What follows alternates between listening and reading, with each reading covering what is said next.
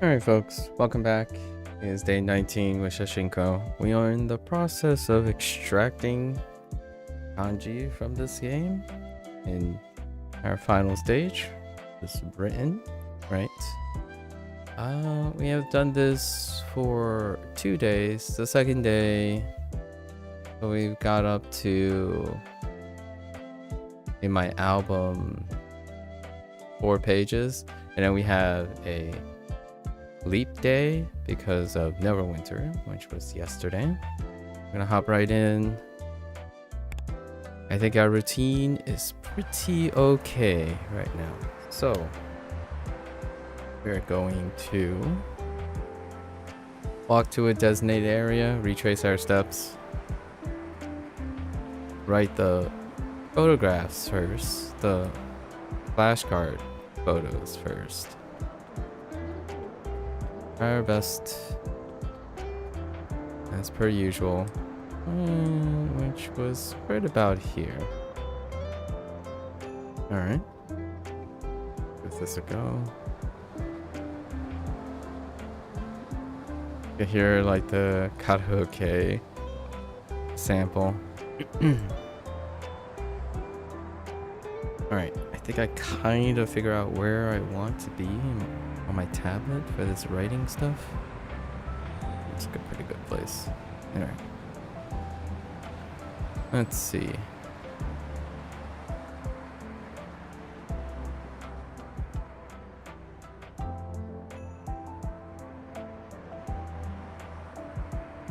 Alright. Doesn't help that that sign has the character on it. Sorry.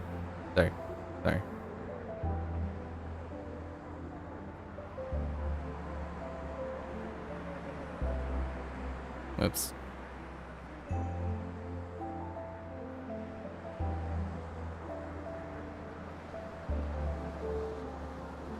Right. Eki.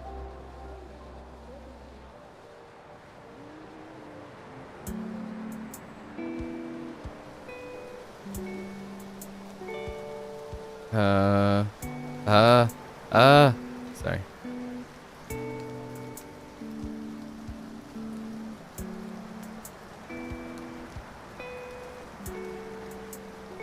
Hokoku.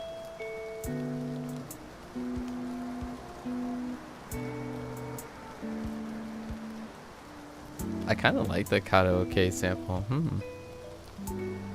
You can hear it on the left side. It's to our left. Let's see. That's it. It's kind of gross looking. That's a little better.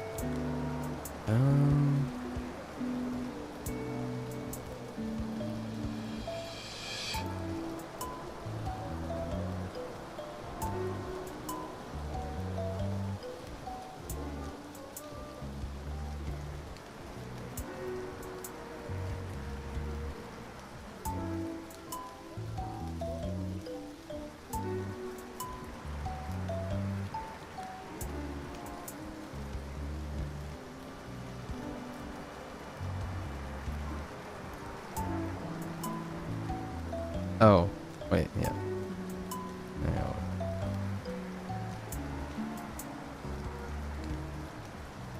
Yes, new glasses, Jamie. So, Eiga Posta.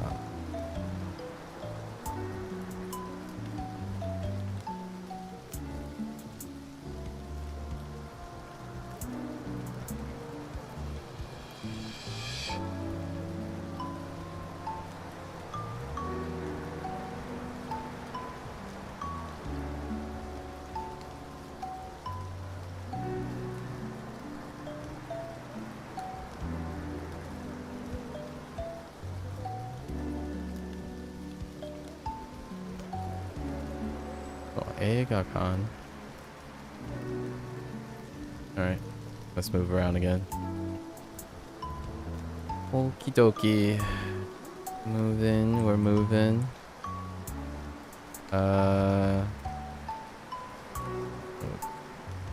Pretty alright place.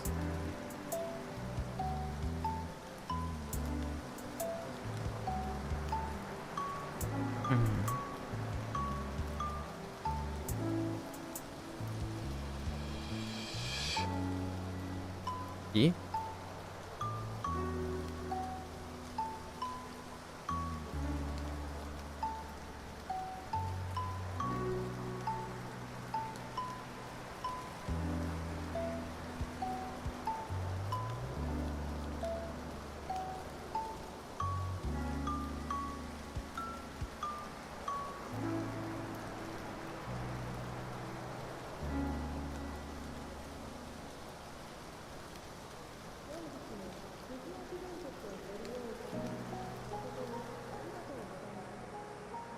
Shingo key.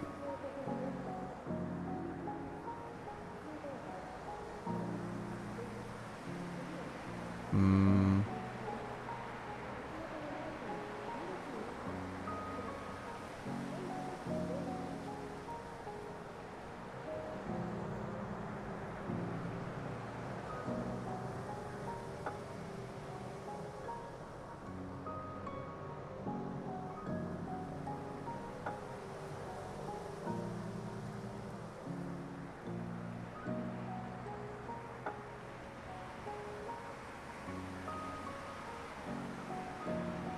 Denkia.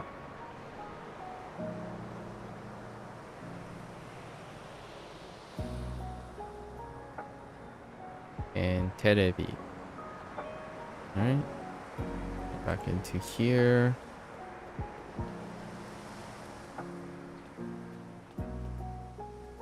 Alright.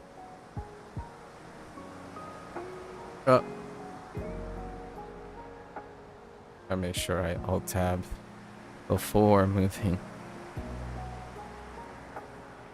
my pen.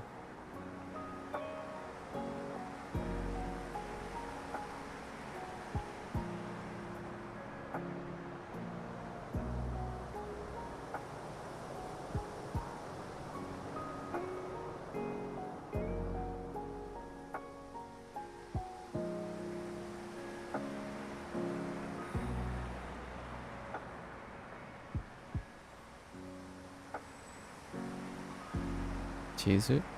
Chizu?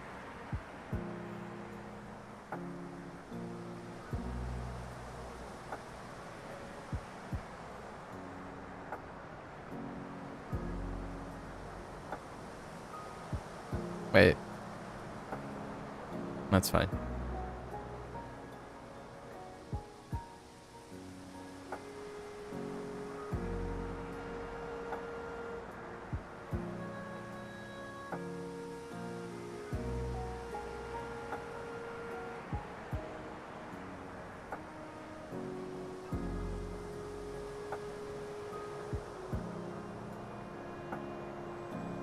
What am I doing?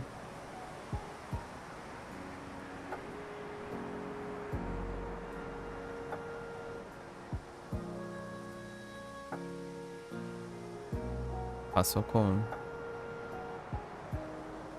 Pasokon. Note. Note. Pasokon.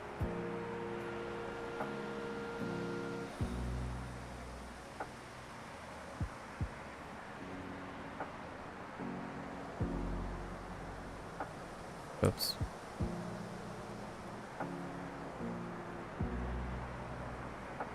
Yeah. Nah, I kind of like it this way.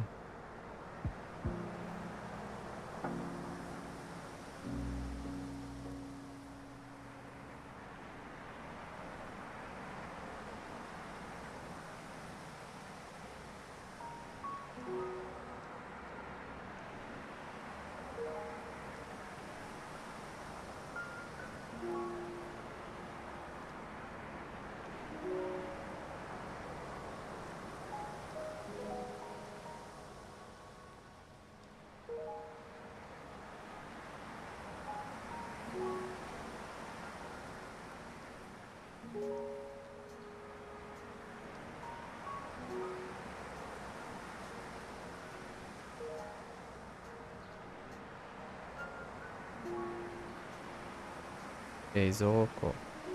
Reizouko.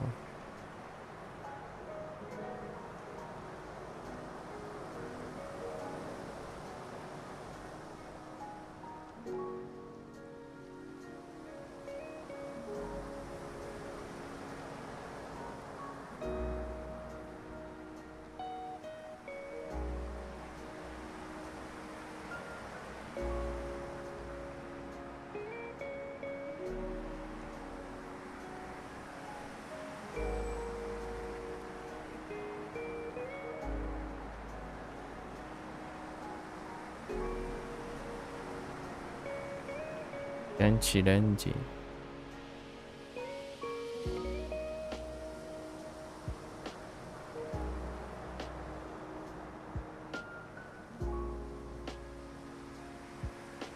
Game.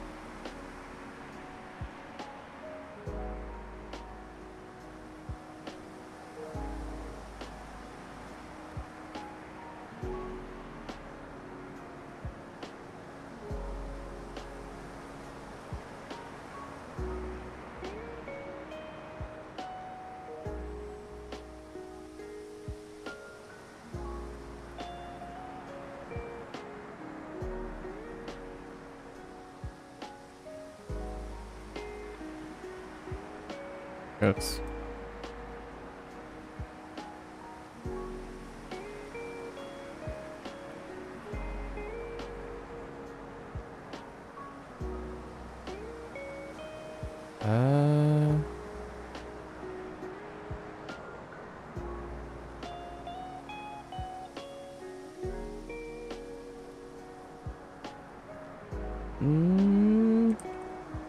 Hold up.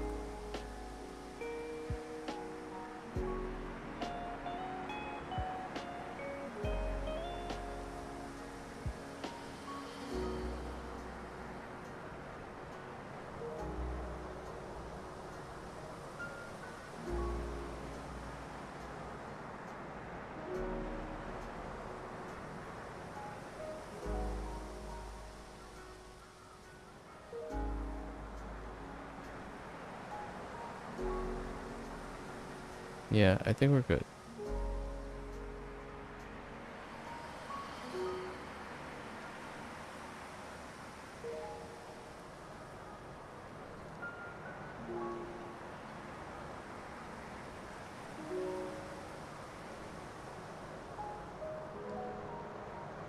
It should be a little bit higher.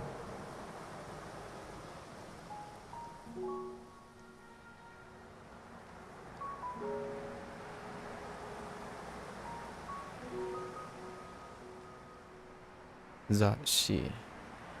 Zashi. Zashi. Oh, right.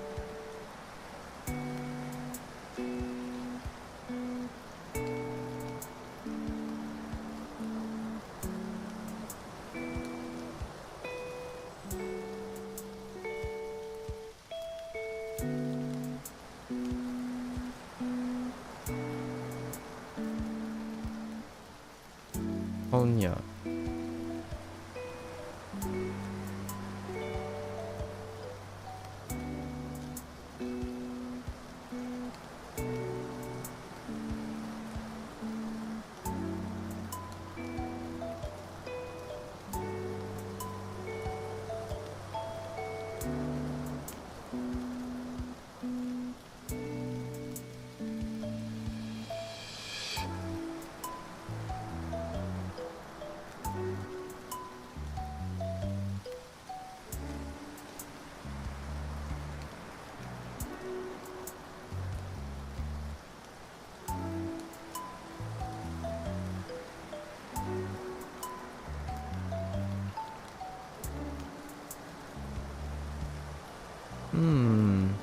Not sure about this one.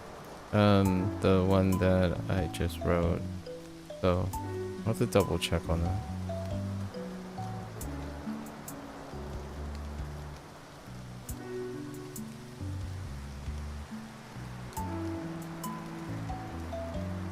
Where call me? So these are our ones we have. Let's check them out. Okay. Right.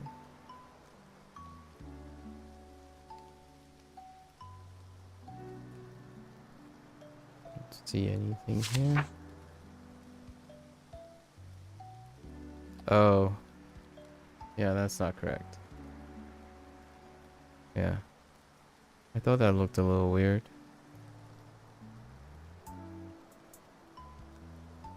Okay. So not paneled. not paneled. So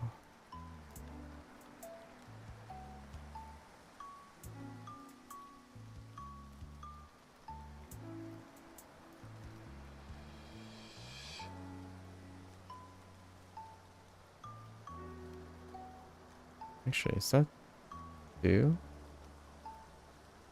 Yes. Oh. I don't think I had the correct number of strokes either in the last couple. Okay. I'll keep that in mind. And then now, let's see how well we go about the backs.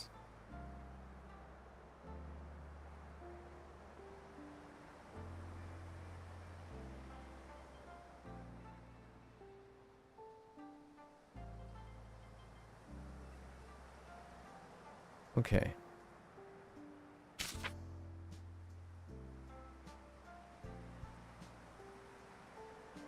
I kind of did this yesterday. But we're gonna go and have it somewhere.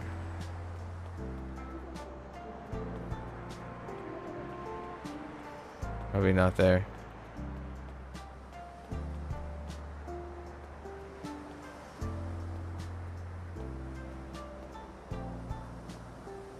It seems like a nice place. Okay. Okay, so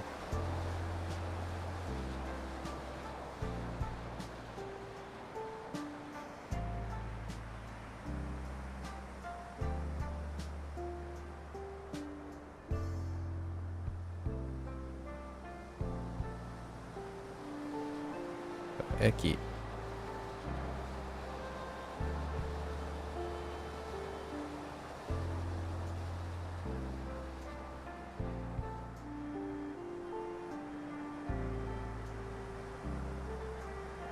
Airu.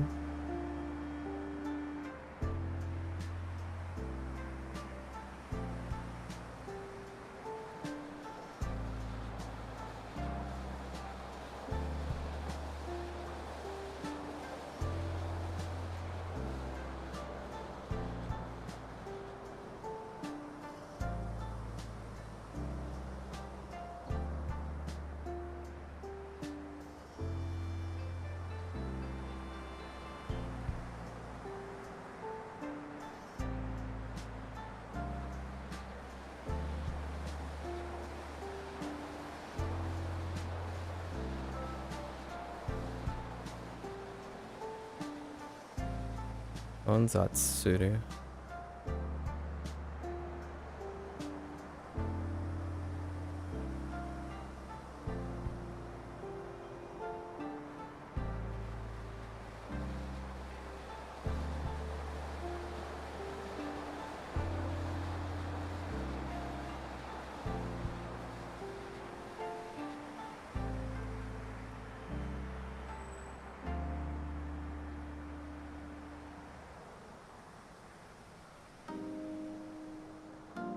Bendy.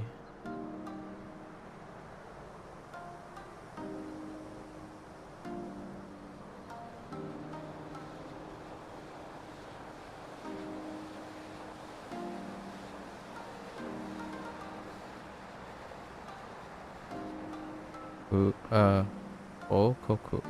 Okoku.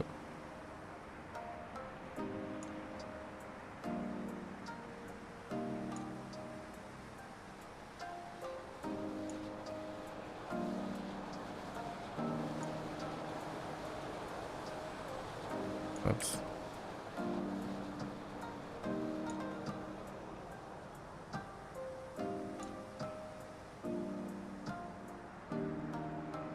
Senden suru.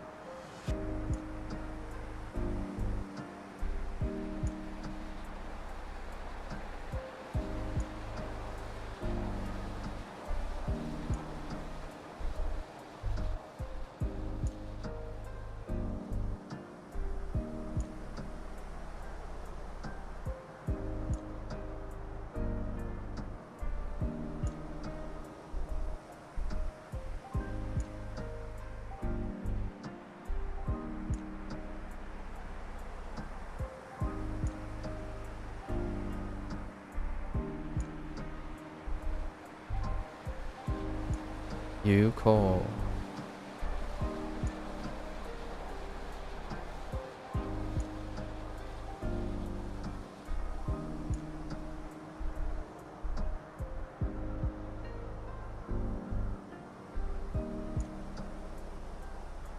No, no, no.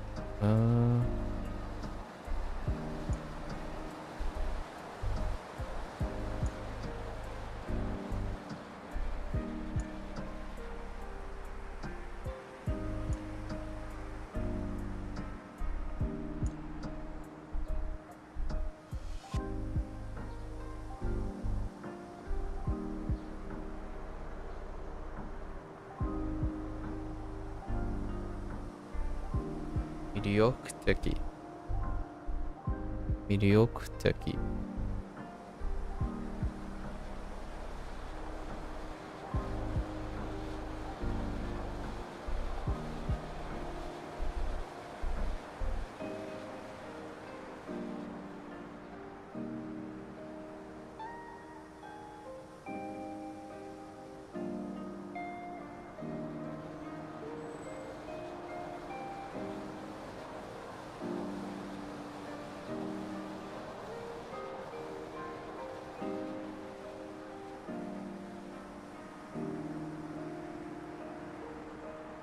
Ega posta.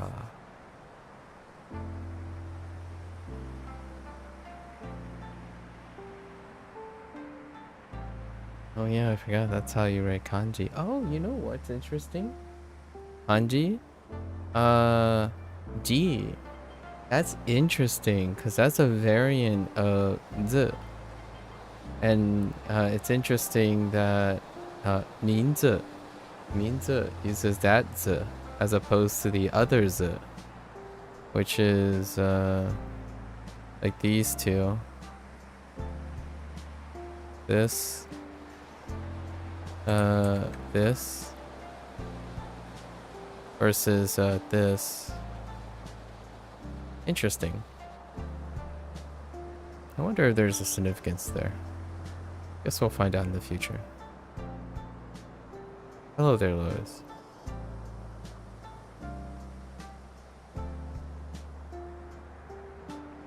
Mada desu, as they say.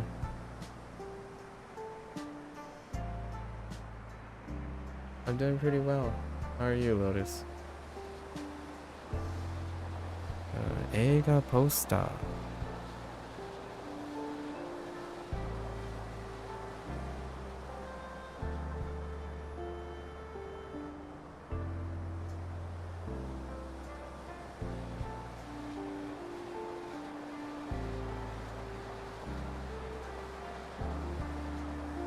Miru. Average Tuesday, so good. Oh, okay. Consistency is king, indeed. Pleasant surprises are always welcome, right? Notice. How often do you have pleasant surprises on your days? Miru. Okay.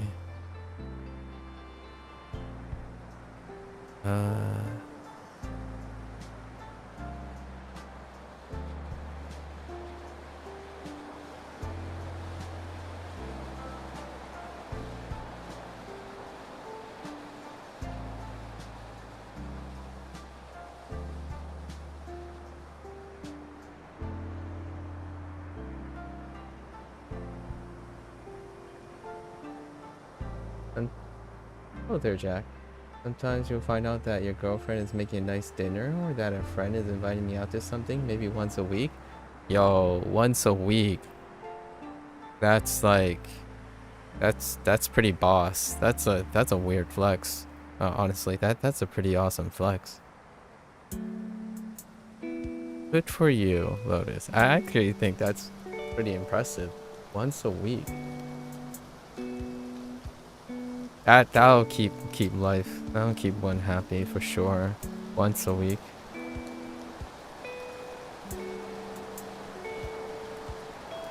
Weird flex, but I'm happy? Question mark? I mean, do you want more than that? Man, once a week sounds amazing, right? You always get something to look forward to every week. Or potentially to look forward to every week. Sounds amazing.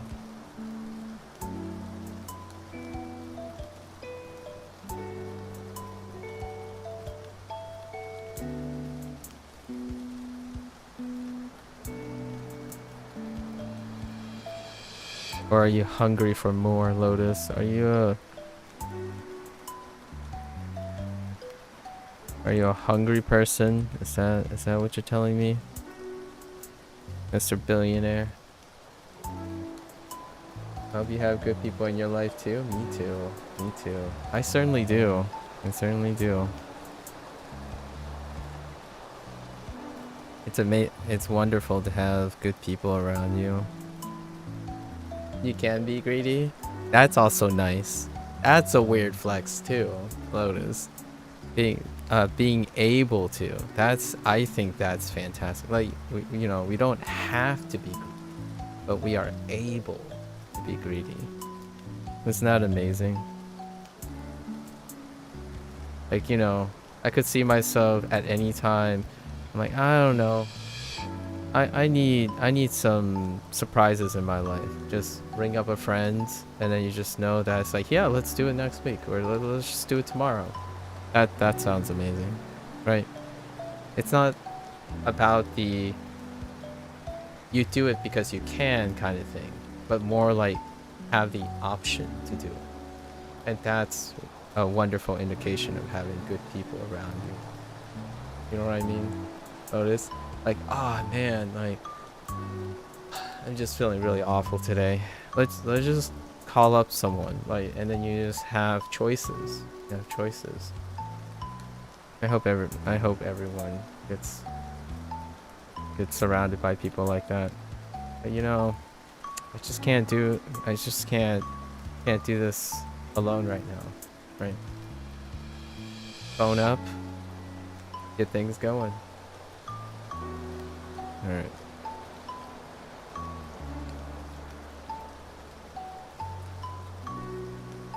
It's not really that you do it, but you can do it. Okay. Enjiru. This is Enjiru. Feel so secure in life, or a lot more secure in life. Enjiru. I have to face life alone. Enjiru. Hando teki. Hando teki.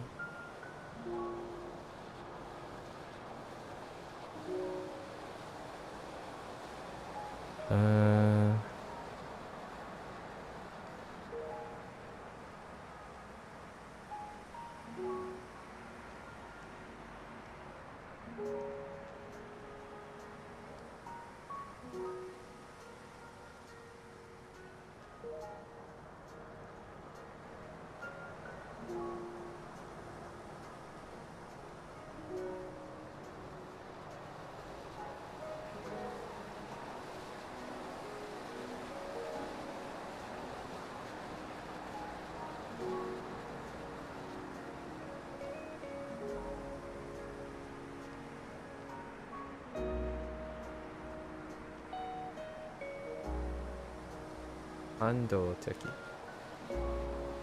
Alright. Go to...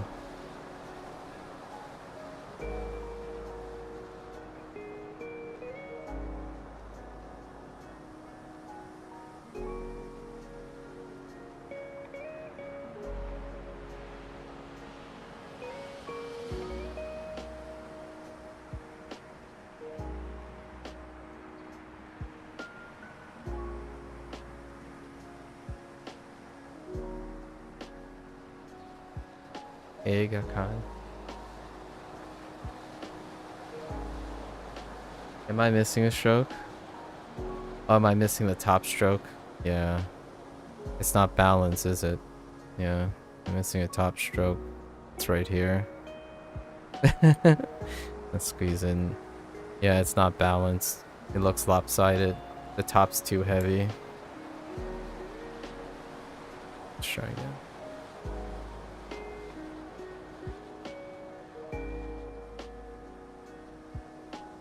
Wait, actually, yeah.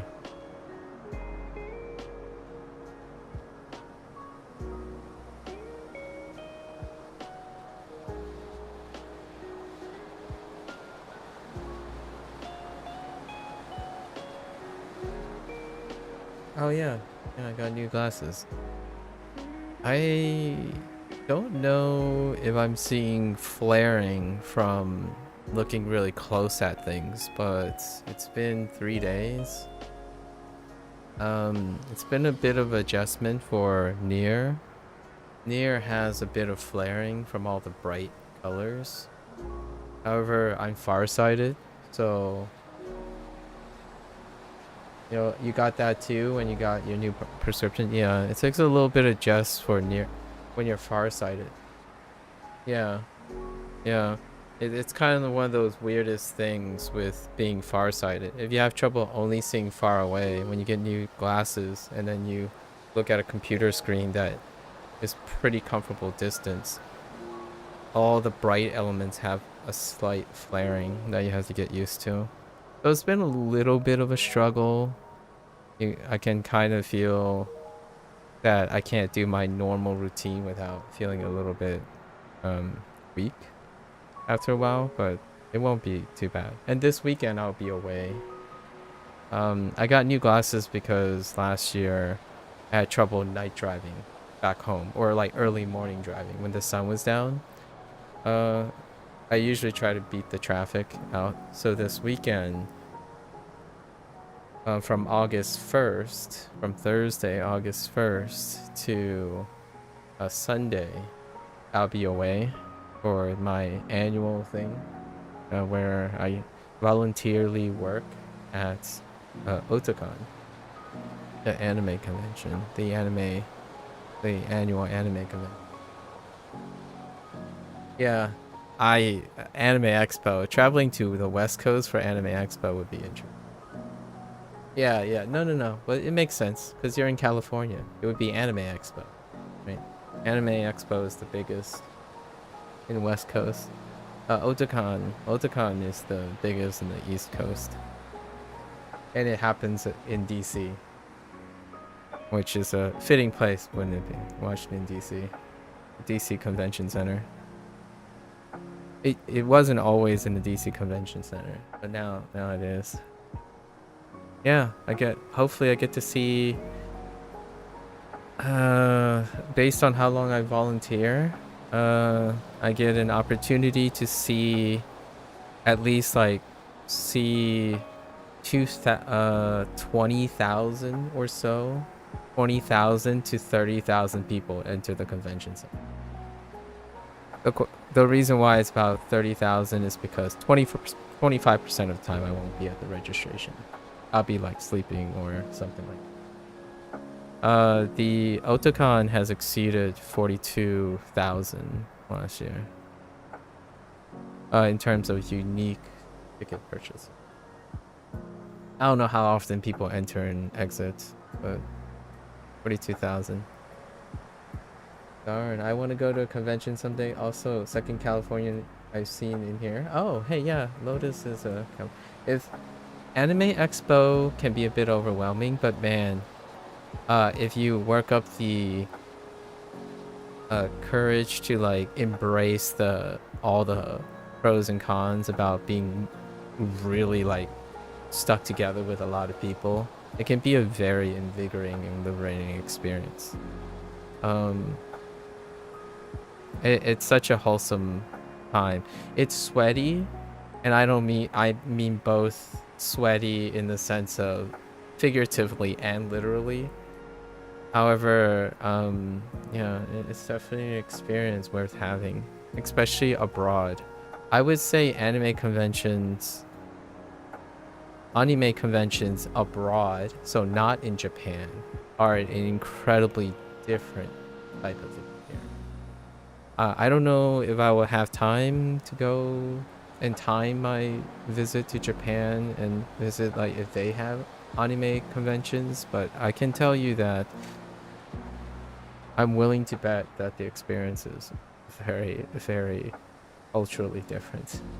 Because there's a different element of celebration when the vast majority of target audience is foreigners, right? So in Otakon started as an anime convention, and it still is. The center core is still anime, but generally it has largely expanded to the celebration of Japanese culture. So you'll have things like sumo culture, like as many things that they can invite. The one time I was very interesting in the Thursday Matsuri, like Omatsuri, right, was sumo wrestling. I actually got to see a sumo wrestler in person. That's pretty wild. I got to see what looked like Nobuo Uematsu once. I'm pretty sure that was him. Like, it was very crowded. So, Nobuo Uematsu, the Final Fantasy composer, visited once. Yeah. It was a retired sumo. You know, when I think, I'm not sure the person's name, but it was one of the retired ones. The ones that eventually they've done so much that they have a status, you know, like that status where they retire from sumo. If I do go to Japan someday, I'm going to a real festival or something rather than an expo, TBH. I would do both. You don't really have to exclusively go, because I think oftentimes you can probably find a way to do both. Festivals, like timing your summer festivals would be great. I would love to time a summer or spring festival with a rock fest. A indie Japanese rock fest. That would be amazing. I actually haven't ever been to a rock festival ever. Like, what I mean is, like, not even an American one. So it'd be something else to experience how Japanese people participate in a rock festival. There's so many like cultural normatives that you would not expect when you're in a different country. So I feel like culture shock, that like fun, warm feeling of culture shock, can be found in places where you have lots of expectations, right? So I have a lot of experience with anime conventions.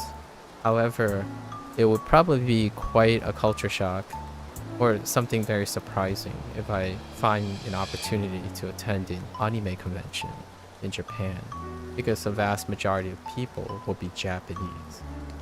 And Japanese people may have a very different impression. So you would get like if you like anime, you can get a different connection with how Japanese people perceive the anime hobby.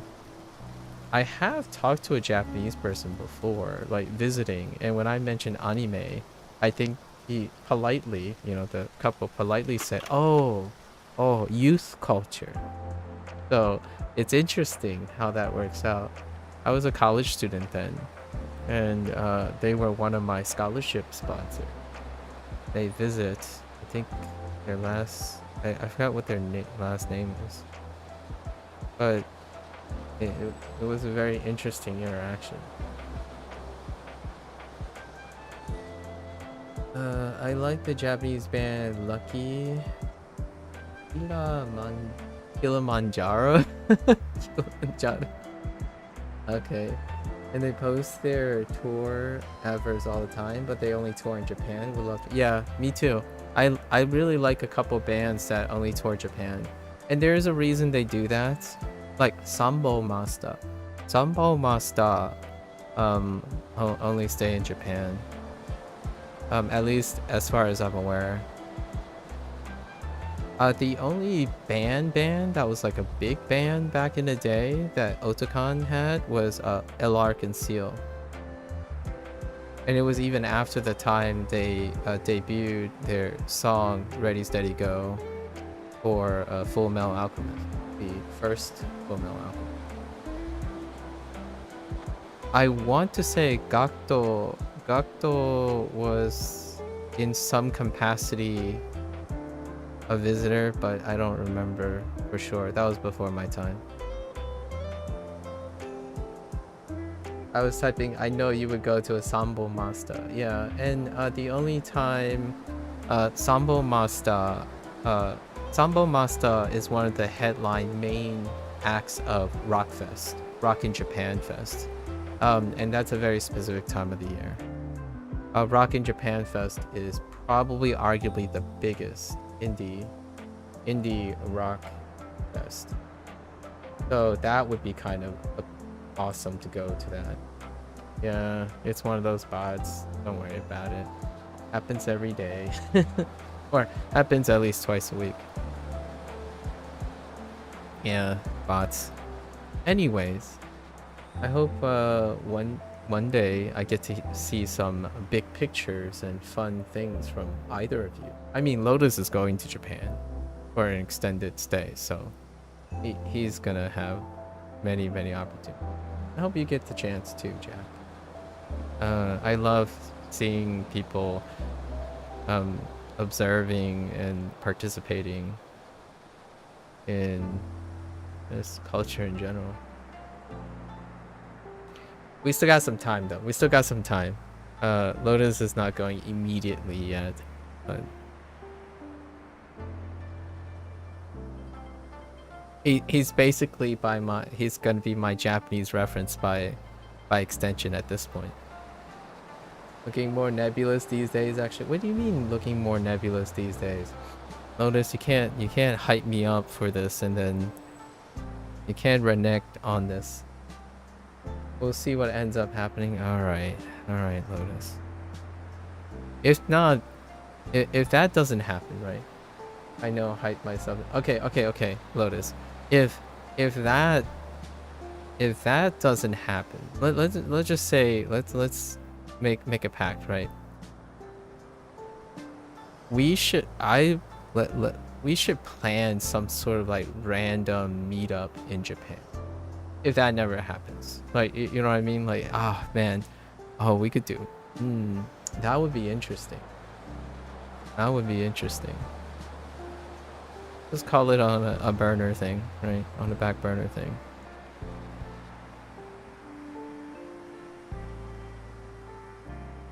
But fingers crossed for you. Fingers crossed for you. Alright. If you don't move, you'll definitely travel again. Yeah. Indeed. So, Eiga-kan. What were my backs of Eiga-kan? Probably Miru again. Or watch Miru.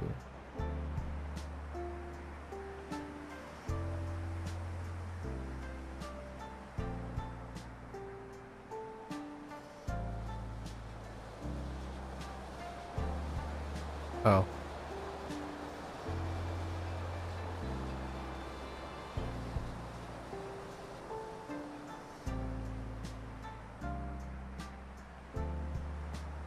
Oops.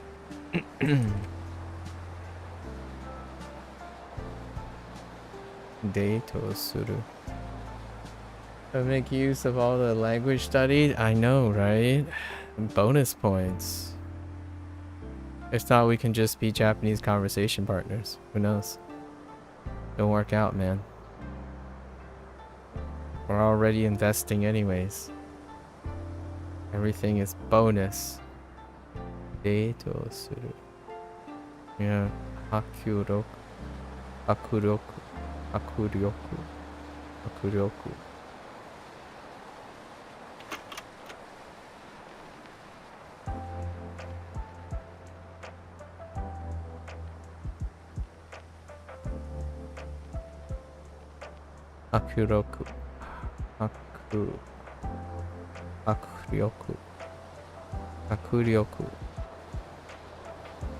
Okay, so that's the first page. We might add one page today, because I don't have that much time. I'm gonna have to cut tomorrow, like as a half day, to get some sleep, some early sleep. I largely don't sleep at all when I'm at the convention. It's actually very difficult. I'm like hardwired. Sometimes I don't even remember to eat. Like, and like weird talk. I'm like so active during the day. I don't even have a bowel movement. Weekends sometimes. And you just get so hyped. Workaholic. Oh, by the way, I didn't know if I mentioned either to either of you. The guest star, the main event, as they call it, this year is the band Flow. Sounds like I get it out, yeah. The main event is the band Flow. This year.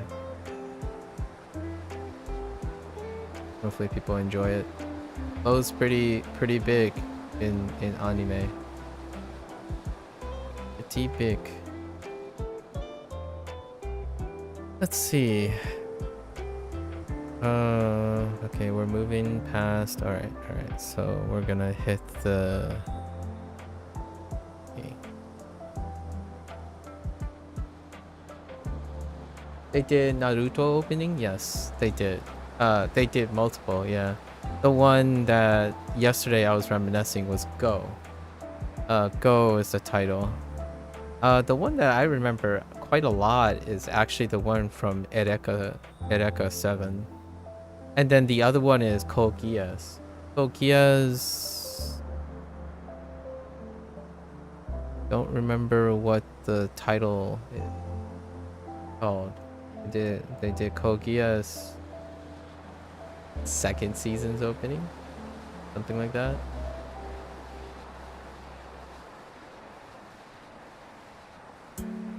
They're like, I'm gonna say they're kind of like Orange Range, which is another one as well. And Sambo Masta also did a Naruto opening. Most of them did Naruto openings.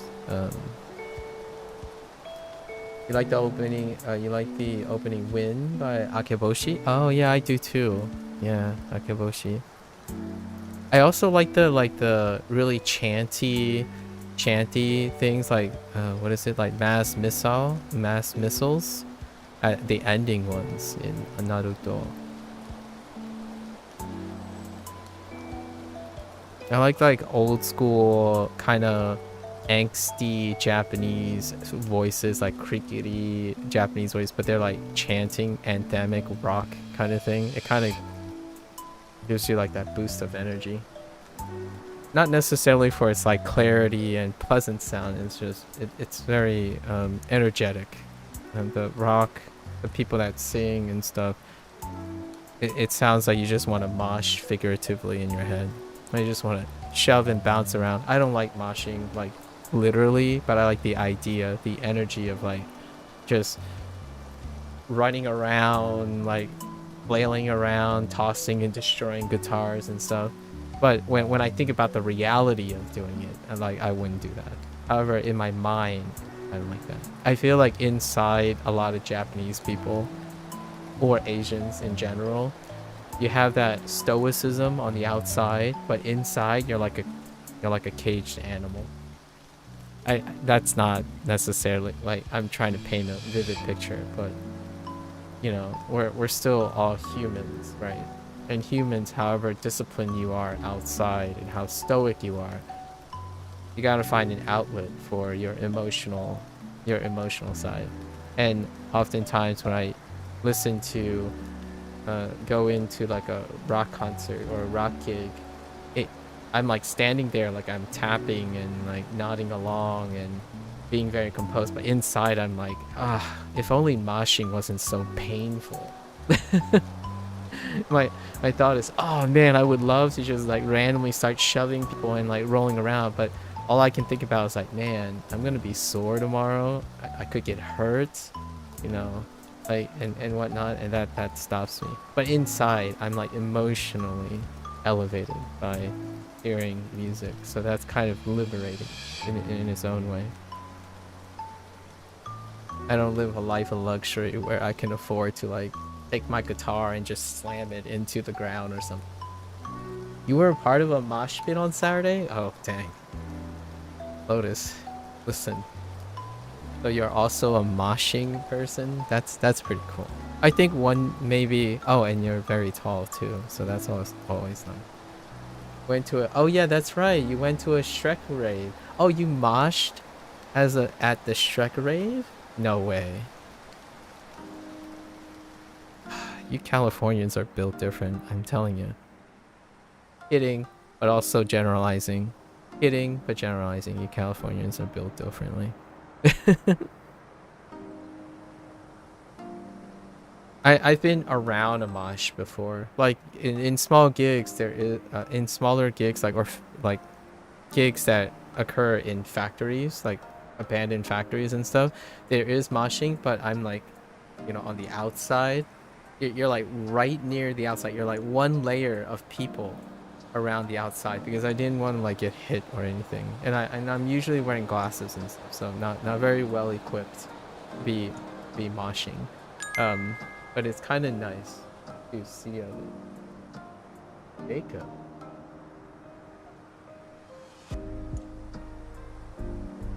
That the Jacob Foster. Are we getting a visit from the Jacob? Okay, so key. Let's go back and not get too wound up. Okay, Hiru. So you moshed at a Shrek rave. How did that go?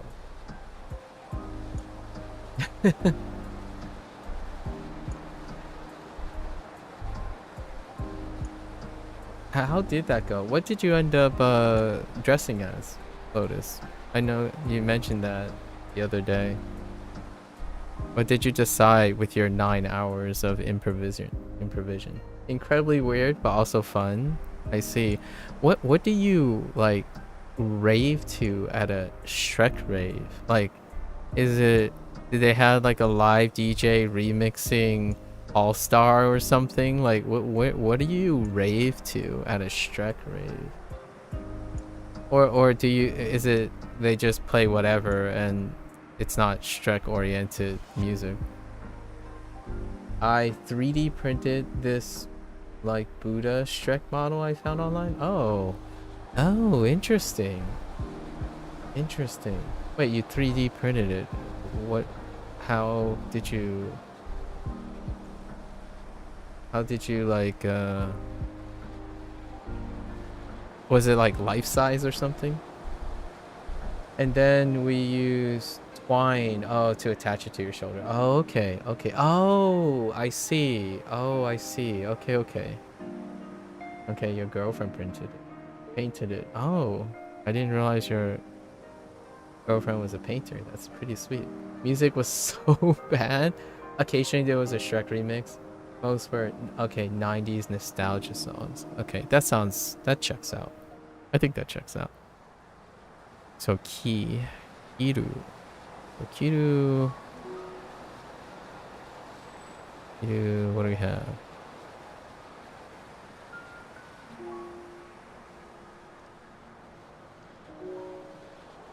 Okay.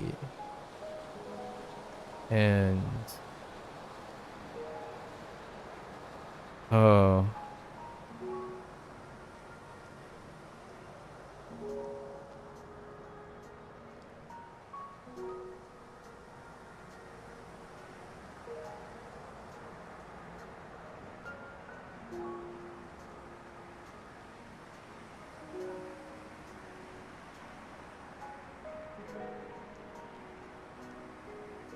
I am going to botch this up pretty terribly. This one is probably the weaker one.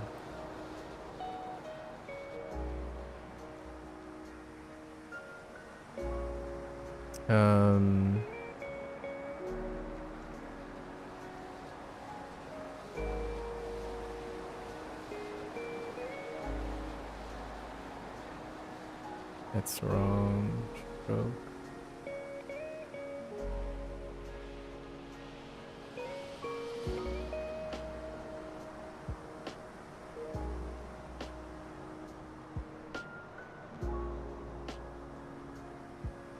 Mokse.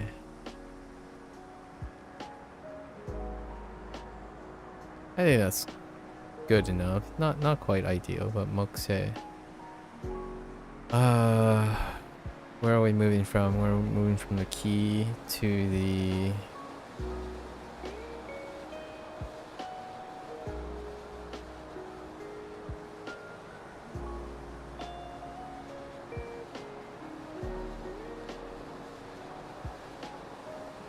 Yes.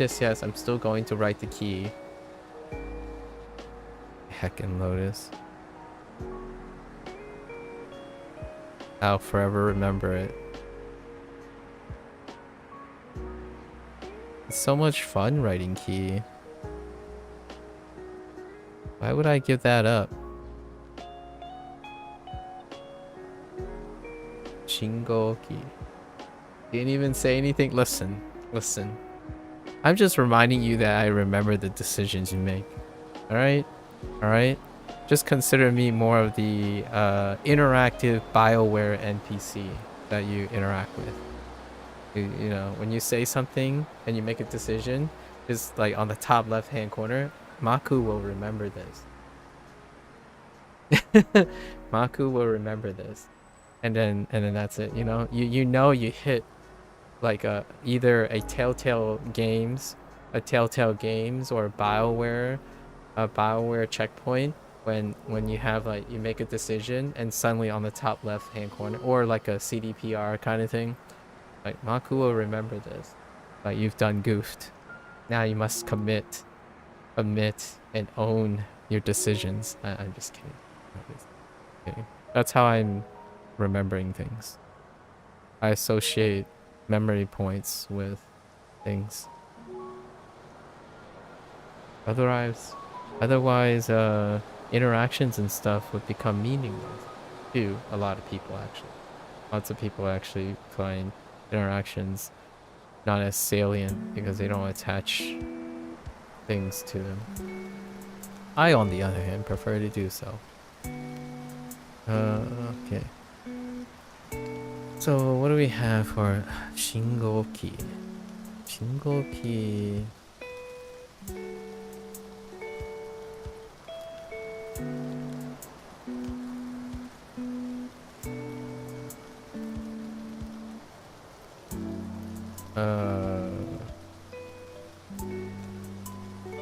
Yeah.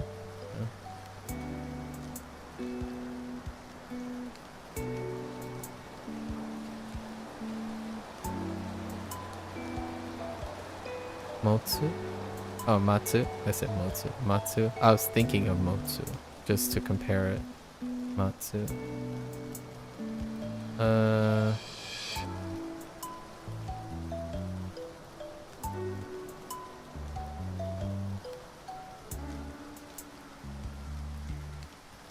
Iku? Wait. Yeah. That's fine. Is it fine though? Yeah, that's fine.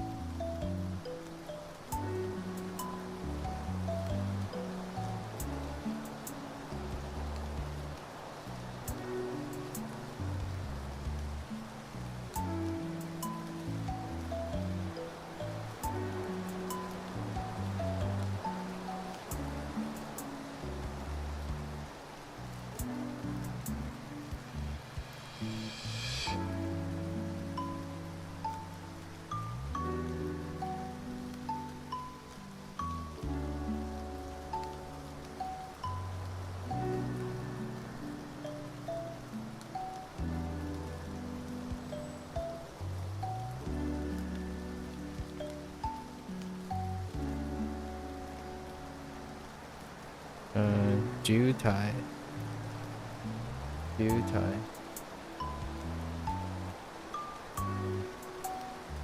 Doesn't have the dot. Oh, you're right. Whoops. I got so used to putting. Yeah, you're right. It doesn't have that dot. Yeah. You're right. You're right.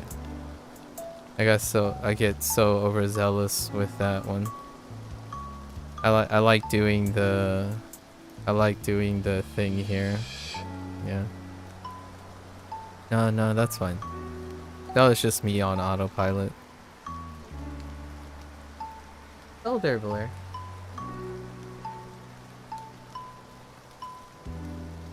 Your cat woke you up. Well, I hope it was a friendly wake up.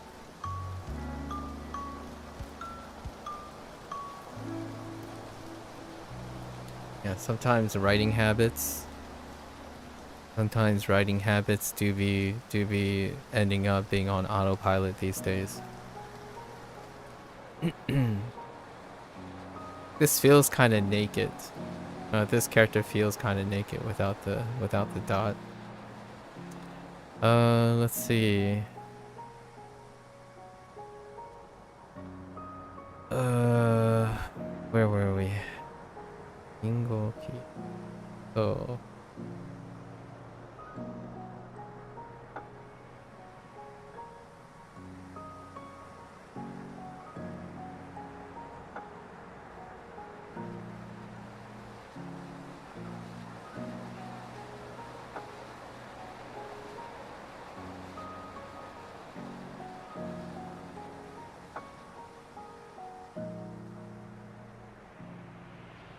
Oh, Denkia.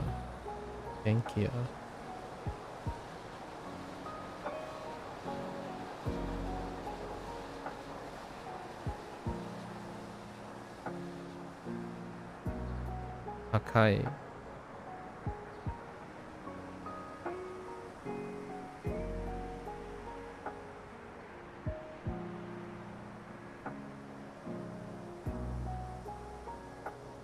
Atarashi.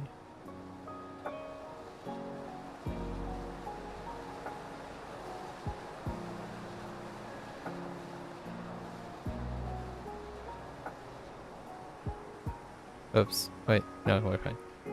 Pika Pika. Chew. Pikachu. Pika Pika. No, I'm done. Alright, let's see. Terebi.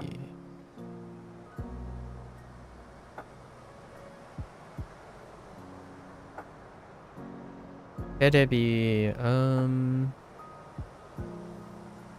think we still have Miru. We're not gonna write Miru again.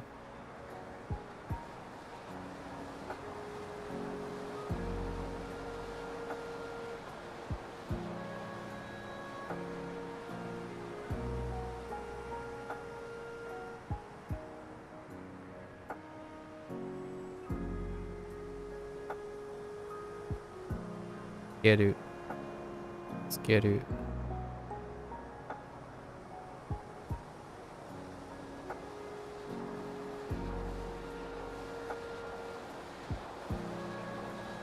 And kiss. Alright. Well, it covers page 2. Okay. What's the plan today, Blair? What's the plan today? How are you feeling today? I imagine you're going to eat something soonish. Or maybe perhaps you have eaten and then you were taking a nap and then your cat was like, I want attention. At me. Kind of thing.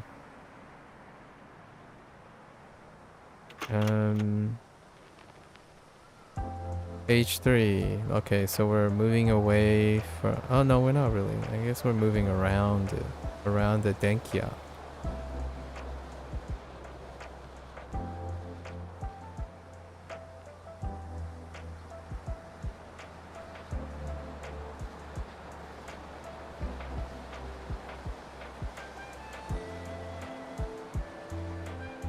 So パソコン。あ、ノート。ノート。パソコン。what do we have?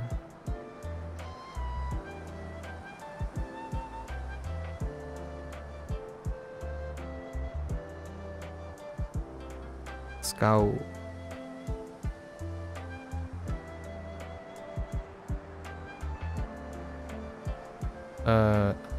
Skeru. It's the other one, but we're not writing Skeru again. For the interest of time and space. My notepad, it's already small enough, so don't wanna take up too much space.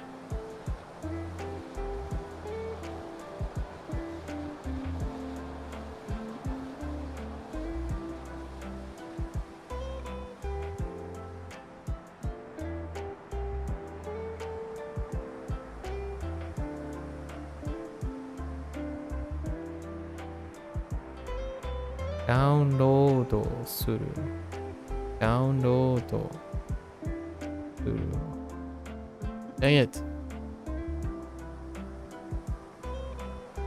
Keep just skipping the Download する Okay. Okay. What's next to right.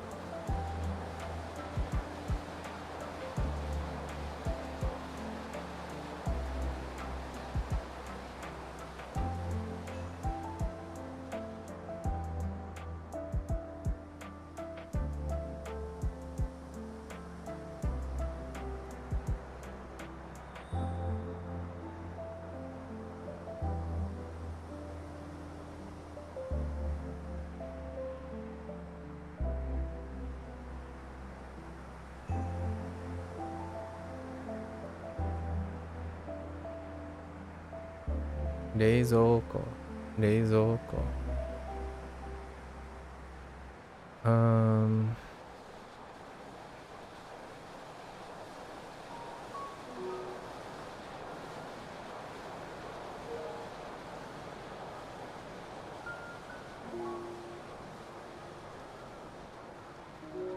Just kidding.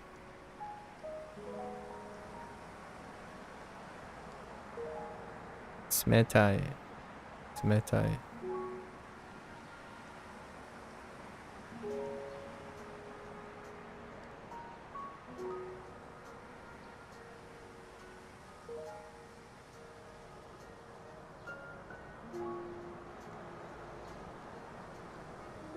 Yes.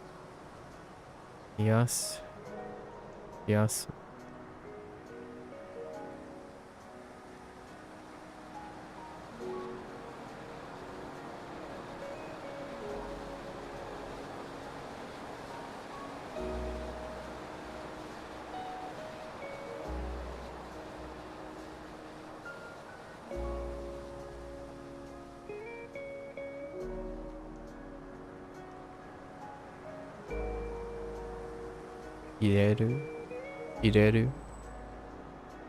Alright. Moving over.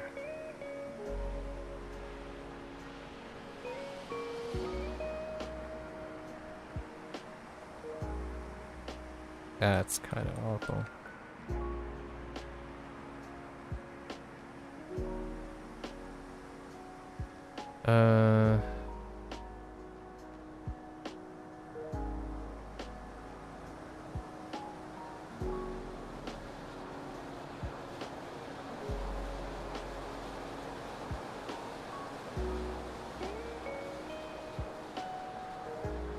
Renji.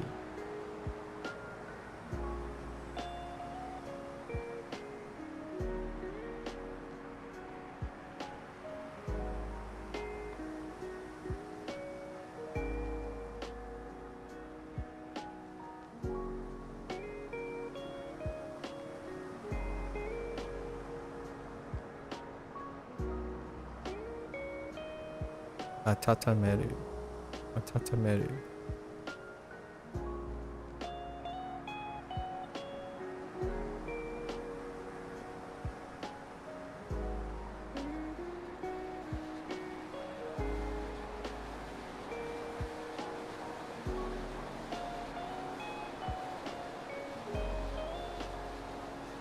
Takeru.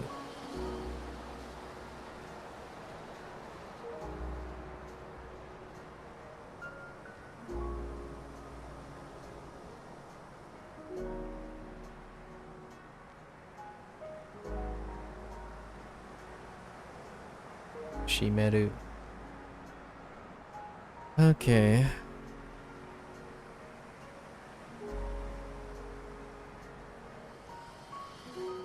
Oh, sorry for bothering you. I want to offer. Oh my goodness, that's whole, a whole. That is a paragraph. Holy heck!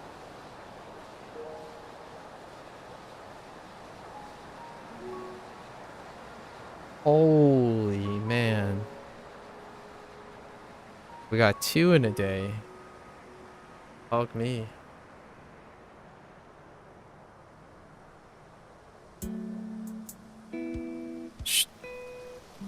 Stream rise. I feel so privileged to be targeted by bots.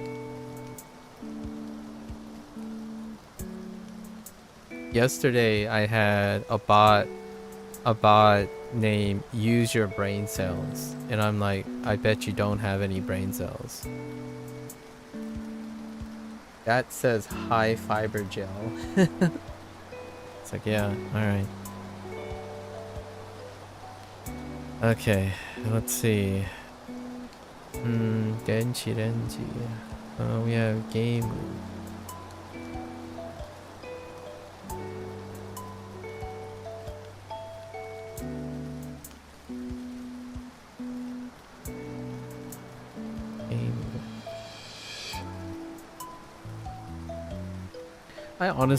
I'm curious about what the efficacy, like how efficacious using bots like that. Do they actually have a turnaround on those things? I mean, it's pretty low effort, but at the same time, curious. Very curious. Game.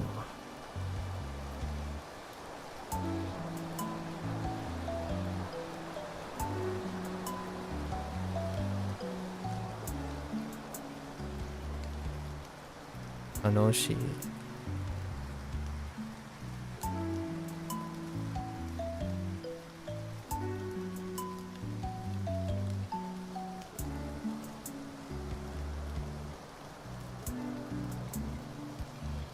This one's a little bit tricky.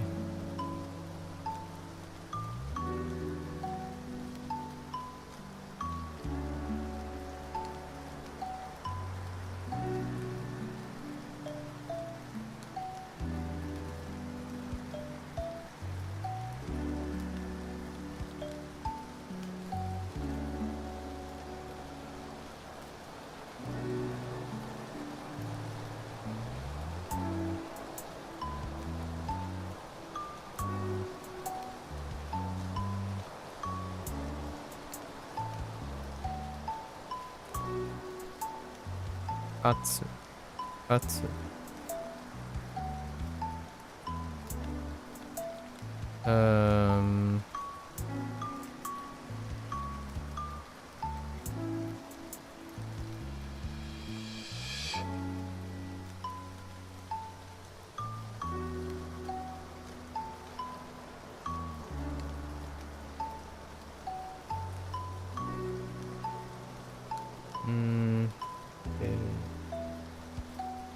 Makeru.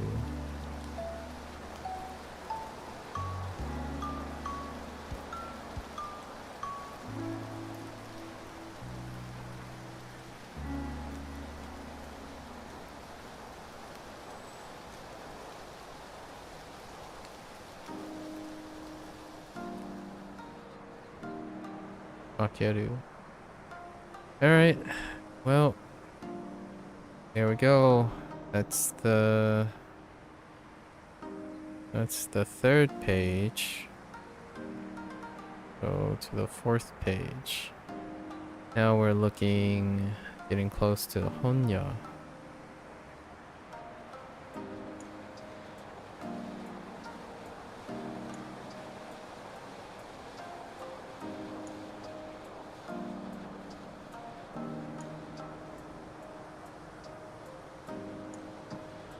That's kind of aggressive. What's over there?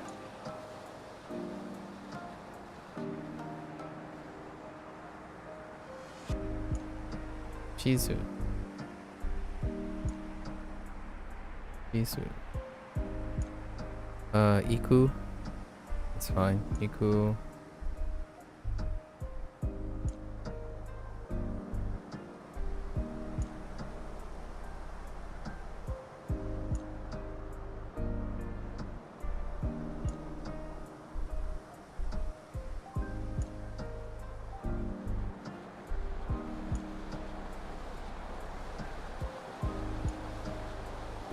Sagasu.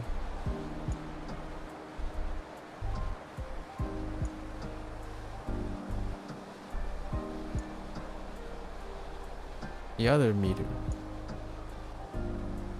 Okay.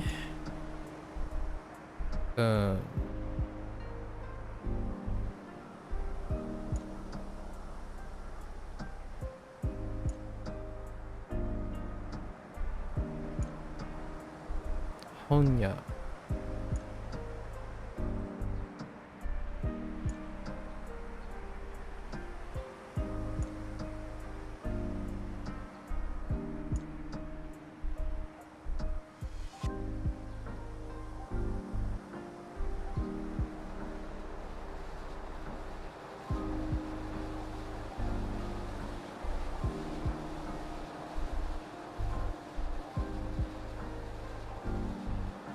Pau.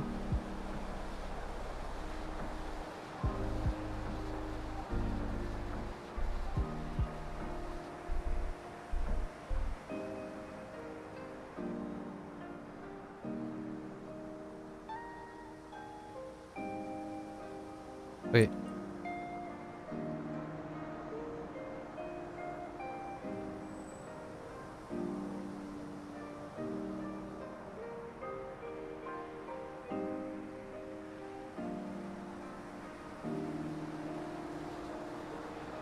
Yomu.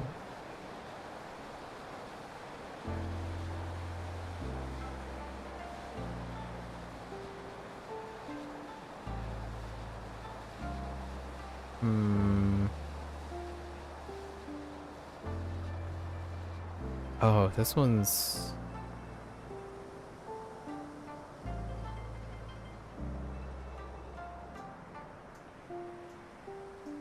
Wait.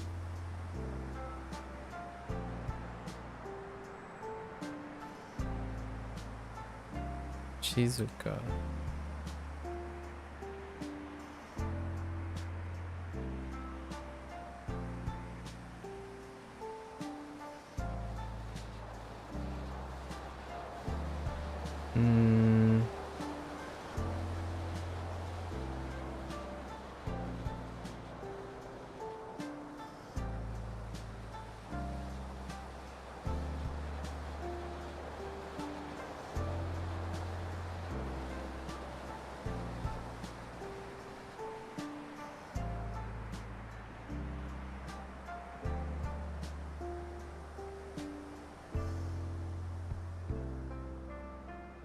Shizuka.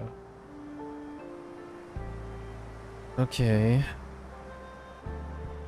I'm going around. Okay.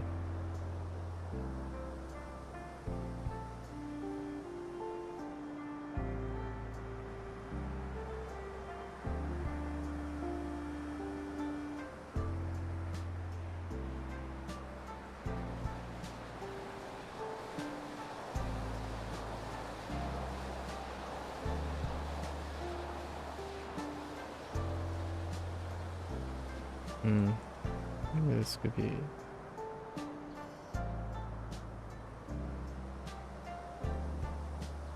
Okay. Zashi. Zashi.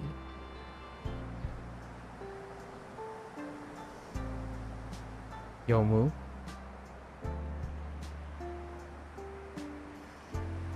Yomu. Tadashi. And...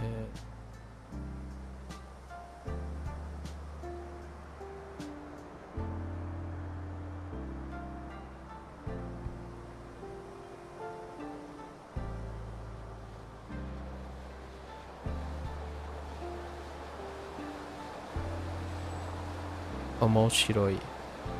Omoshiroi. Okay, we gotta correct this. I made an error the last couple of days. Here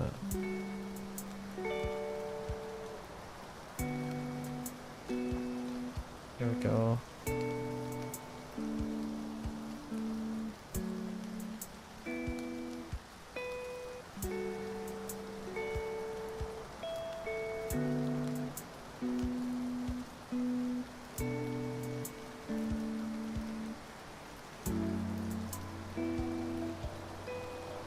Uekomi. Uekomi.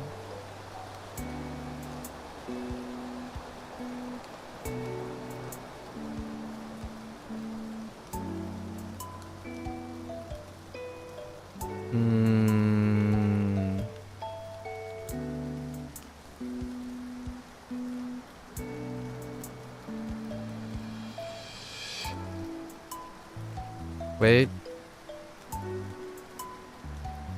Yeah, no.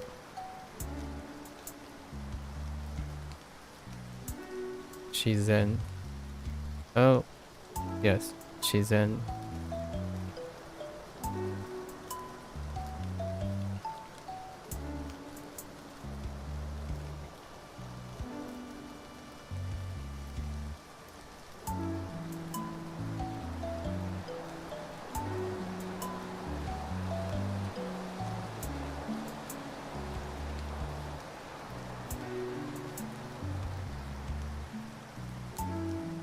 Kakureru.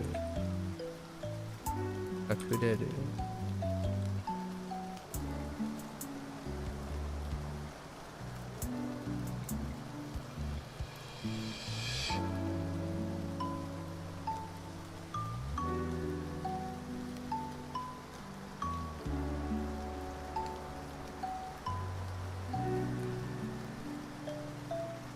Kakureru.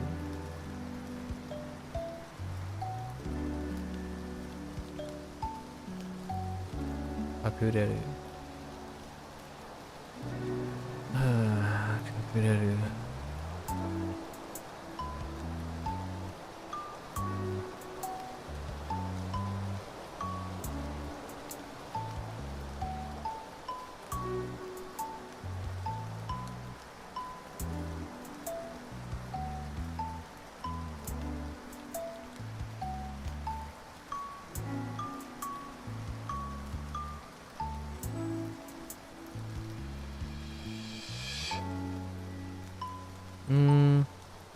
I don't really like that stroke. This stroke.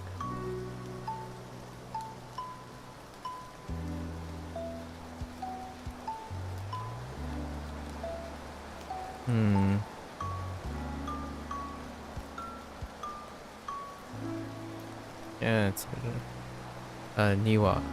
Niwa. Alright. I'll take a better look. This stylization. Okay.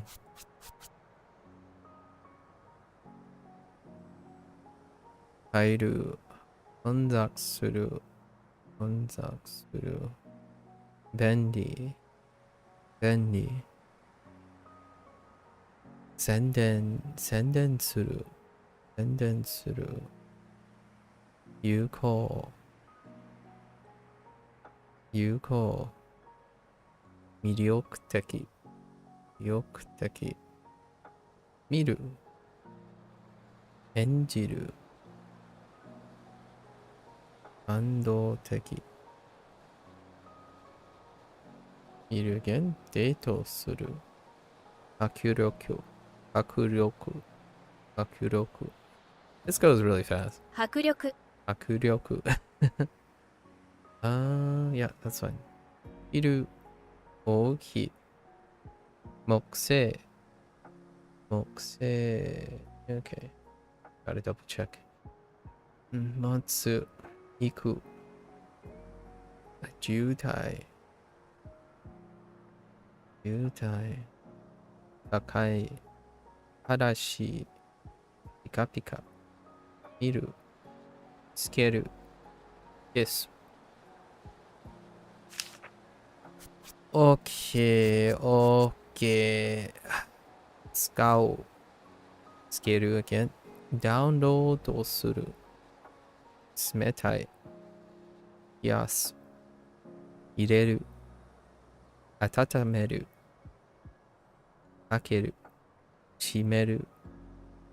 楽しい。立つ。立つ。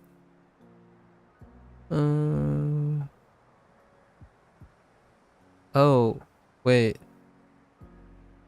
I screwed up on katsu.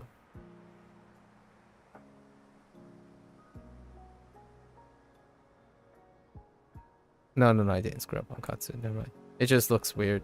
This is too congested there. I didn't screw up on katsu. Makeru was a struggle.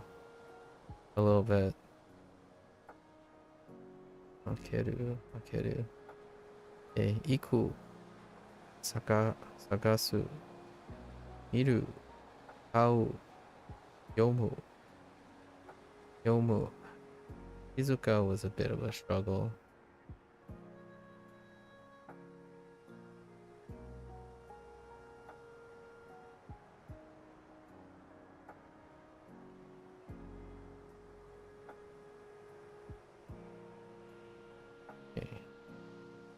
Yomu again. Atadashi.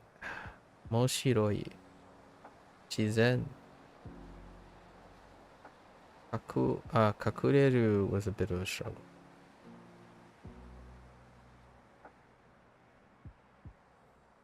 Okay. And I kind of like the way they're doing it here. Oh, wait. I screwed up on Niwa. I reverse the angle. That explains why it looks so awkward. So we gotta correct that too.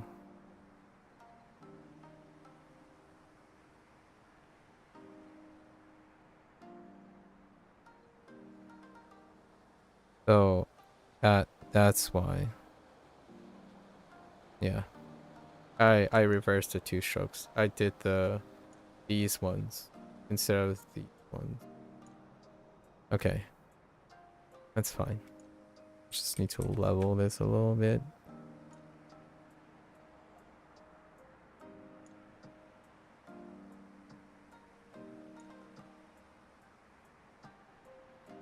Okay. Alright. So there are a few little things here and there. So the left radical, Shizuka. The Kakureru is Kakureru. Niwa.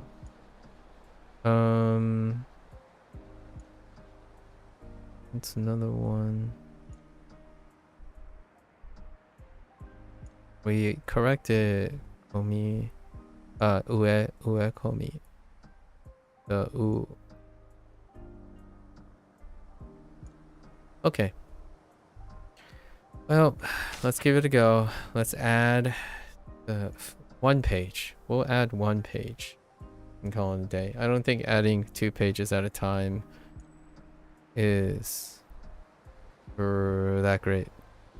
So it's a little too much. Okay, unless we got, oh no, Jido Hanbaiki. Oh, you know what? Do though.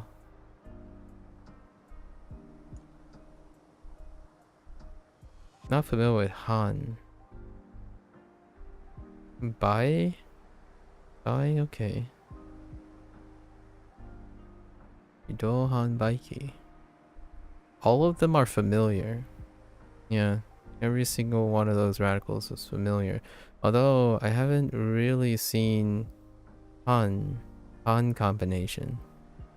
The other ones are fine. Okay. Interesting. Koshu toire. Koshu toire. It's kind of interesting that they use gong as well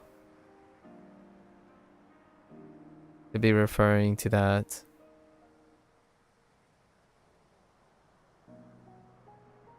Okay. So nomimono is a give. Hana is a give. Jidohan baiki might not be a give. Actually, it's kind of counterintuitive, but the longer and more complicated the kanji phrase is, the more likely that I'll remember it. Because there you have to remember 5 different things. So you remember one, you kind of remember the others. So it's a weird thing. And oftentimes when there's more to remember, it helps with knowing all the things around it. When it's like standalone, you're like, you need more context, or context can really help. And in this case, if there are characters that have their own context, like ki and do, I see do, and ji, you can pick up han. So what I'm doing right now is I'm looking at all the familiar characters, and I'm surrounding the new character with the familiar characters, and then you can kind of fill out the sequence. Something like Kolshu is a little harder, and that looks like I have to look up the stroke order. I'm not too sure about Kolshu. It's my stroke order thing. There's one part of it that might be a little bit. Let's check. Okay.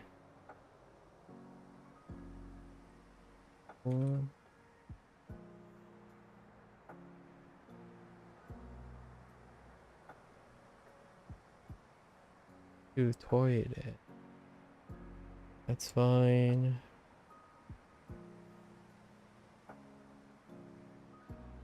Okay. Same things. 6.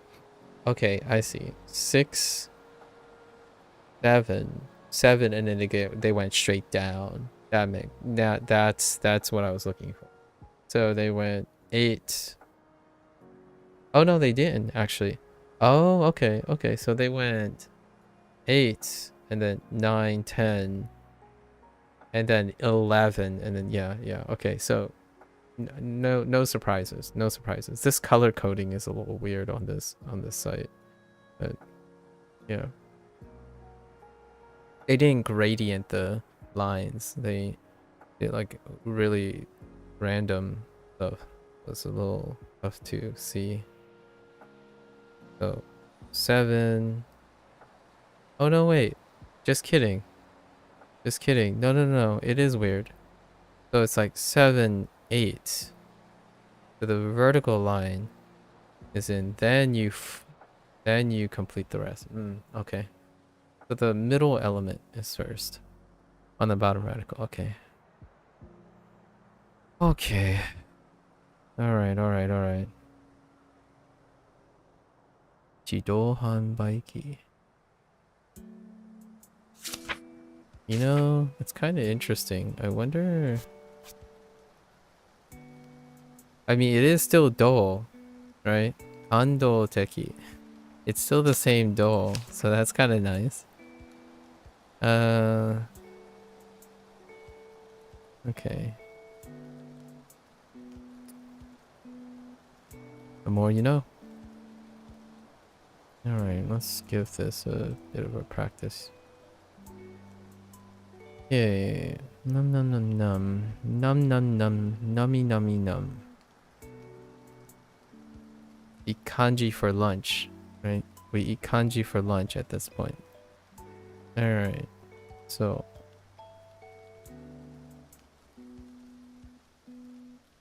I probably forgot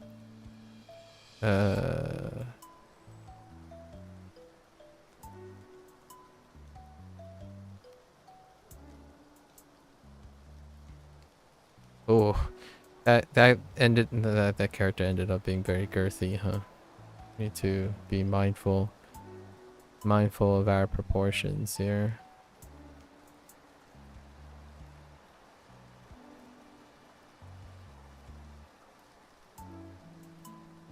So Koshu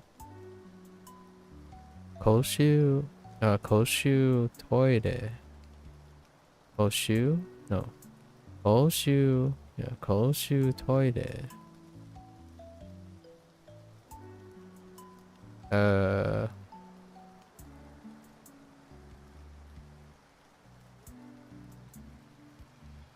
Koshu toire. Toire. Koshu. Yeah, Koshu toire. Hana.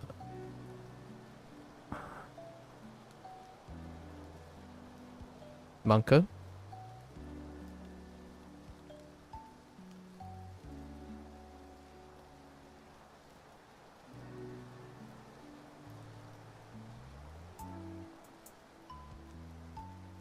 Hana. Okay. Let's give it a go.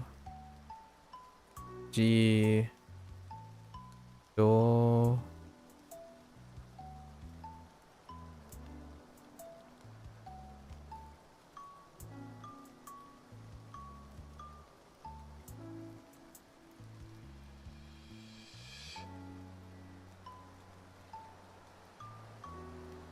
G. Do.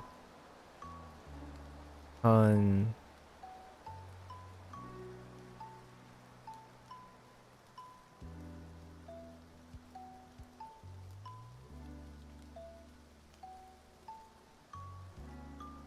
I think that's it.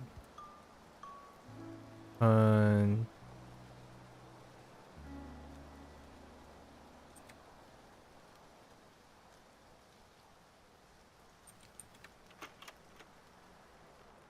Ugh.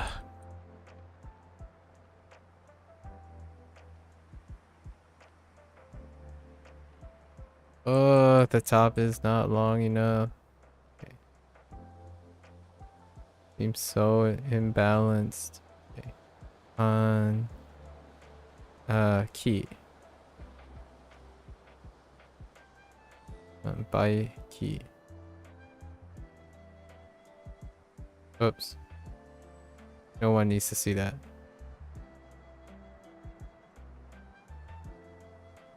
That's really sloppy. Do that again.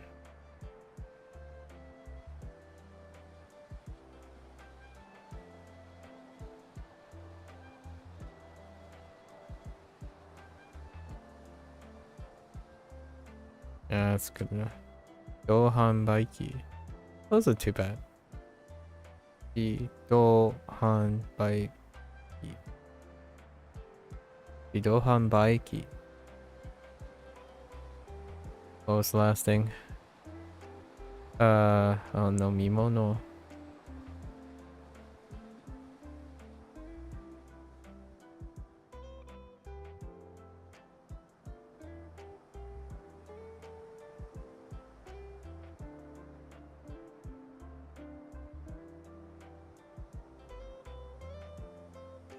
Wait.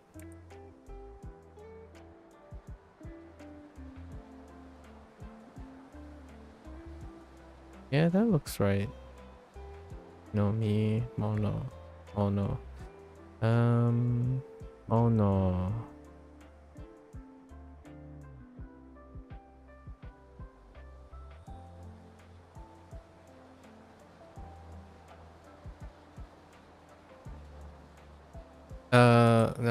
Wait. I don't think mono.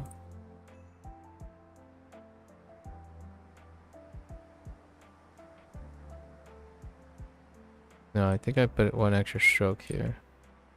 I think mono is also no tail in mono.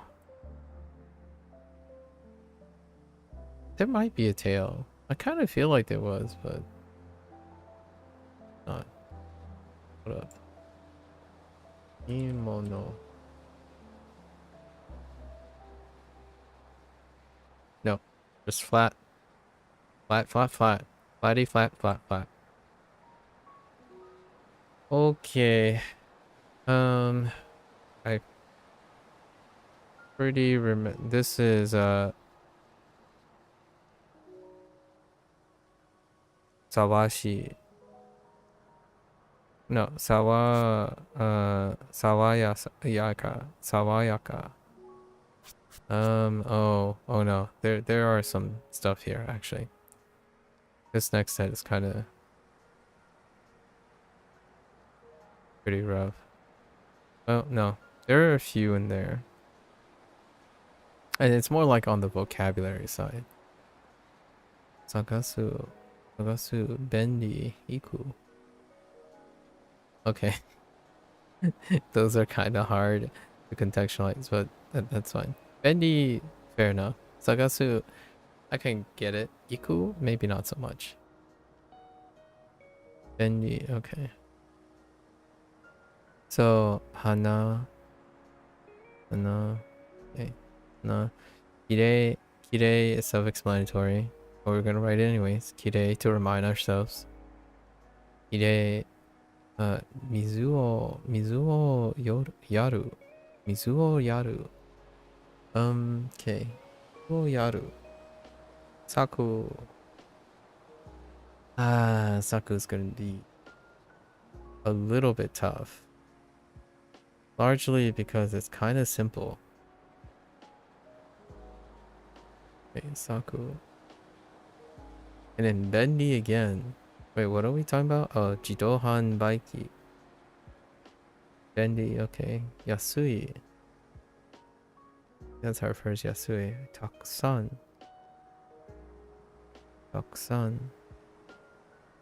Nomu. Or Nomu. Okay, Sawayaka.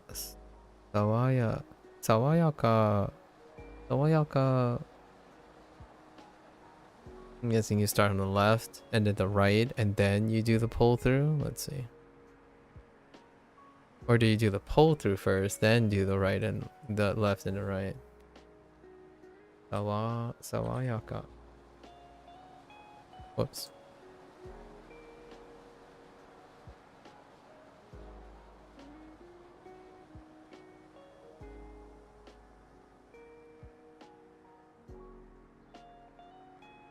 Oh, okay.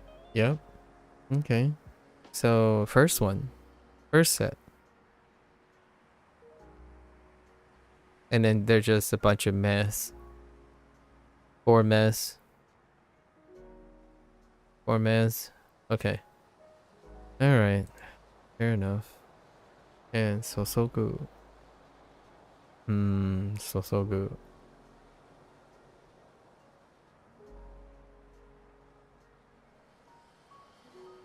Alright.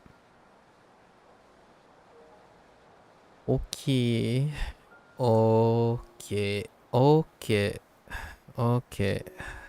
Daijoubu.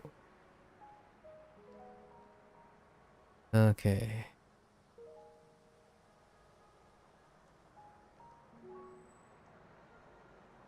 Alright.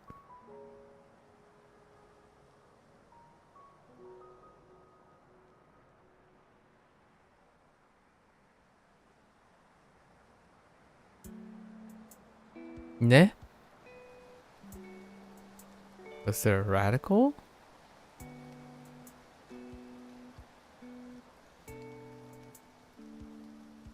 I totally forgot the radical on the left. Oh no, there wasn't one. That's why I forgot it. Okay.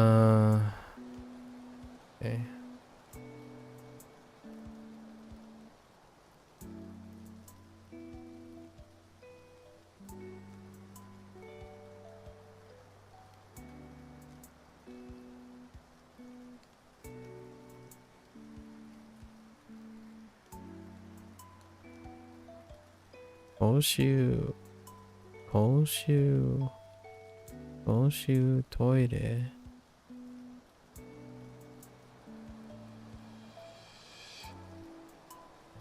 Alright. Practice these.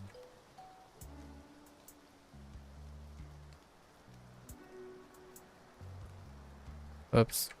Just kidding. Just kidding. Okay. Nagasu.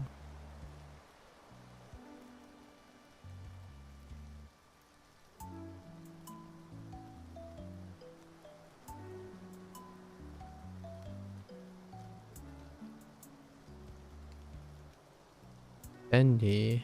Bendy.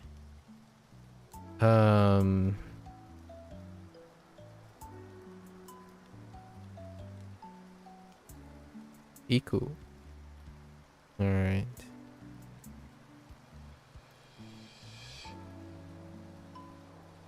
Hana.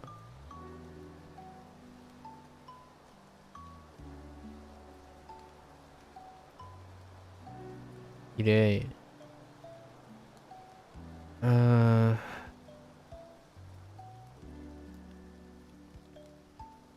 Right.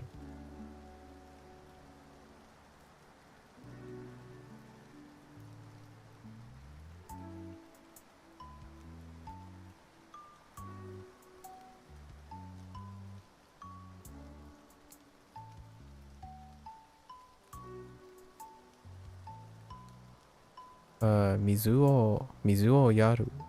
Mizu o yaru.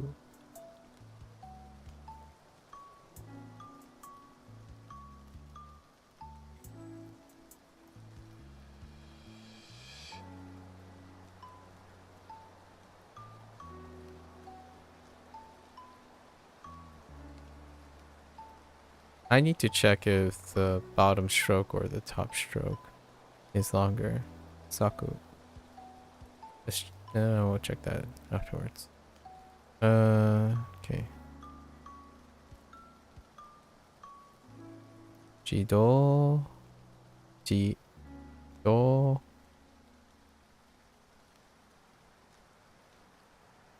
Ne? Oh.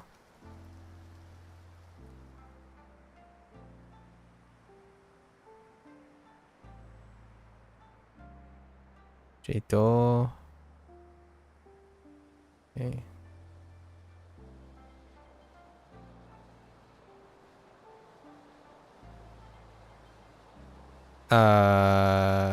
Ne?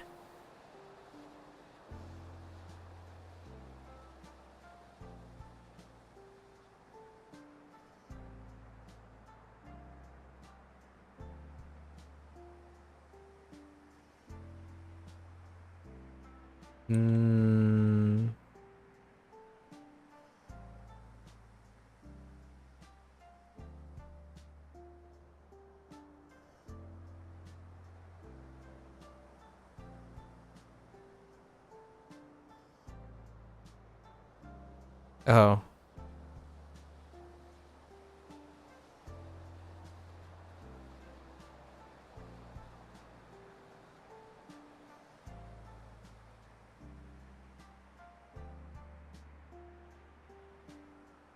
Bye.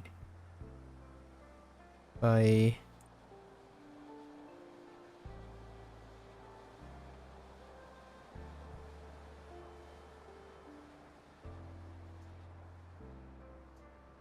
Dohan Baiki. Okay.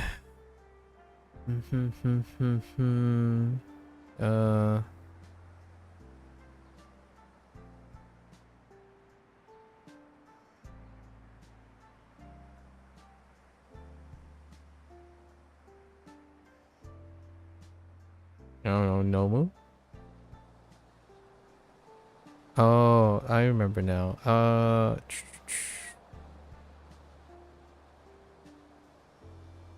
We have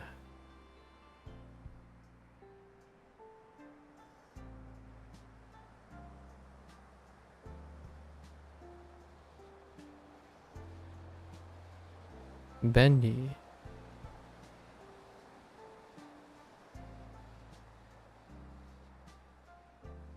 Yasui.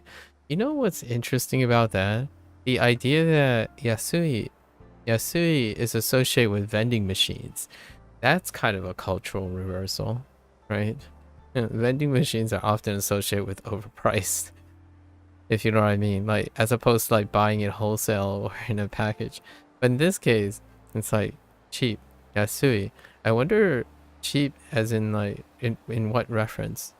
Like buying the individual units or buying them in packages. And that's kind of interesting too. Anyways, yasui, bendy, yasui, um,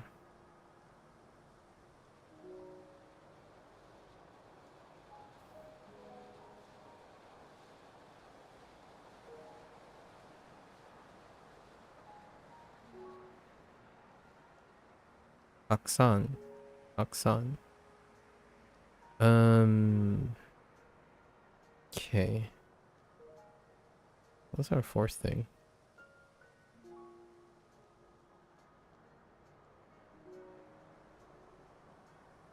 Oh.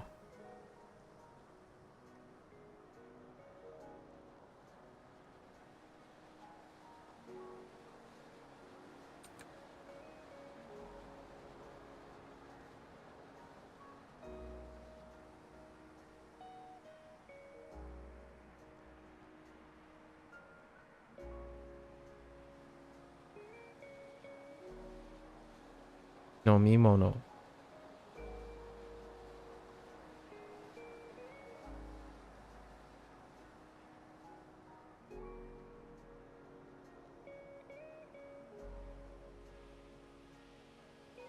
Nomu. Okay, so eat, eat, eat, eat, eat, eat. Oh, this is gonna take a bit. 1, 2. Okay.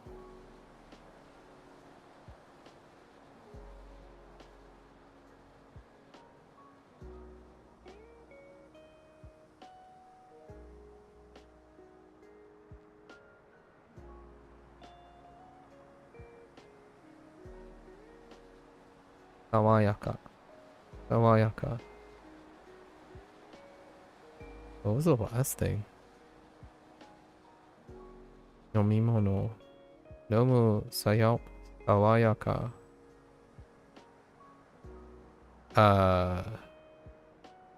Drink.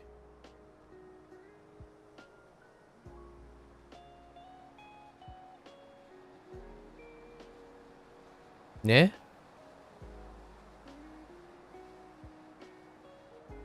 Oh, right. Oh, I don't remember which direction this is pointing. I'll go with this direction. Sosogu.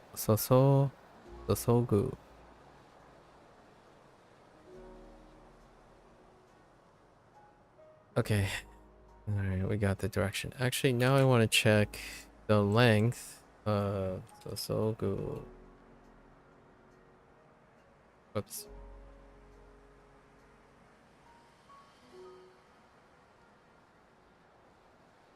Okay, yeah, that's correct. Just by habit, I made the second stroke the shortest. And then what? Saku.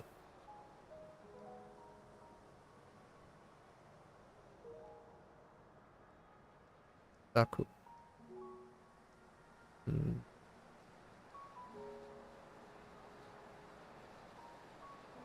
Wait. Did I mess that up? No, Saku. Yeah. Why? Why don't you show up immediately?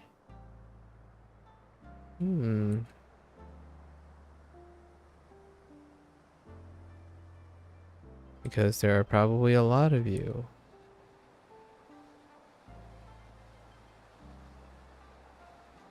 Oh, there it is. Oh, it's the second stroke. Okay, so it's the second stroke. And I think I might have messed that up. Hold up.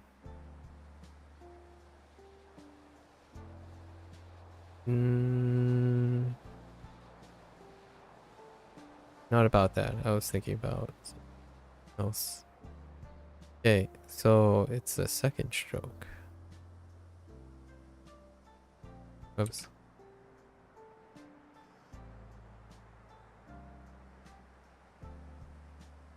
Saku. Okay. So what are we focused on? Saku. Saku. Okay. Saku. Okay. Okay. Sawayaka. Sawayaka. Okay. Mm-hmm. Mm-hmm. Sawayaka.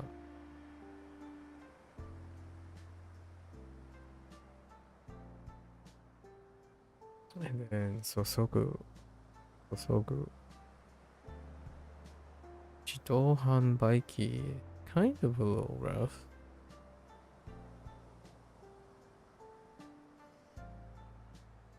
Hoshu. Hoshu. Hoshu toire. Hoshu toire. Hoshu toire. Okay. Okay.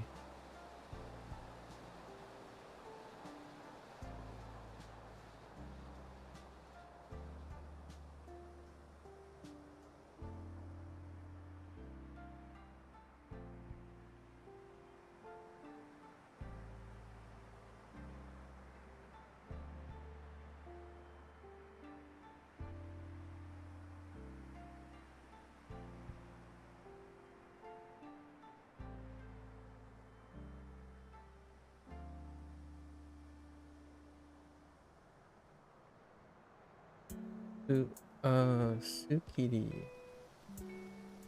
Sukiri. Sawayaka. Sawayaka. Oka. Coca-Cola. Nice. Nice.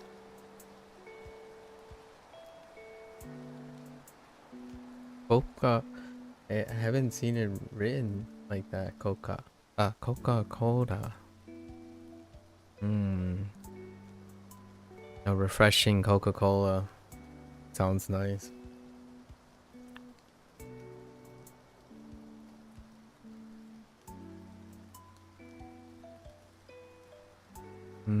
Okay.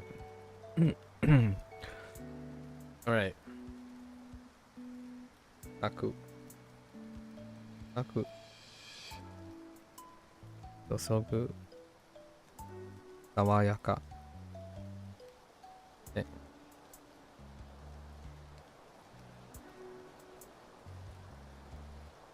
Ohayo. Ohayo gozaimasu.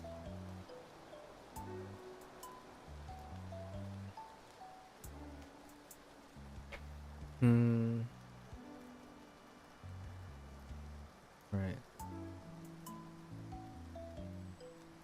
Alright. Alright, let's take it from the top. Alright. Let's try again.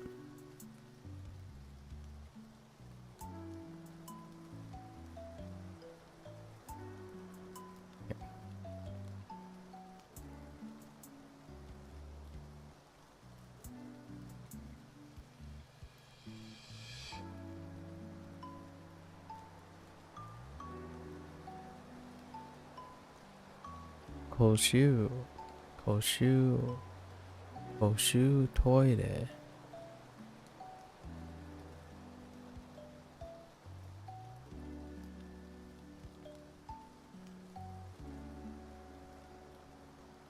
What direction this is? I'll check what direction this is. Double check.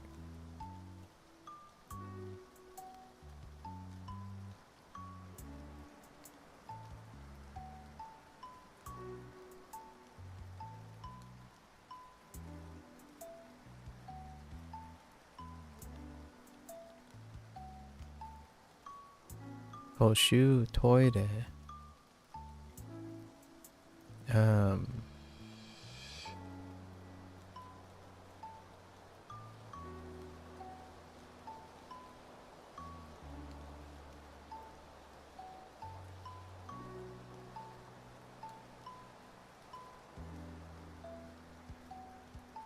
Sagasu.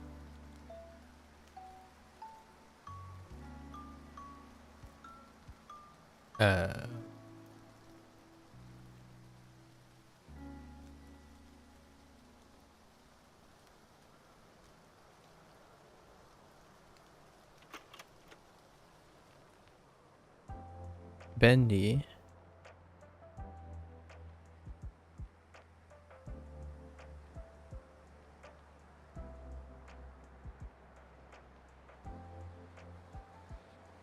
And Iku.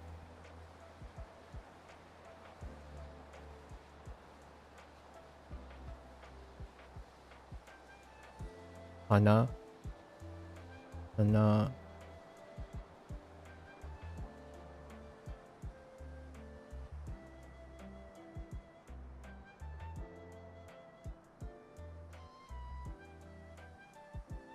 Irei.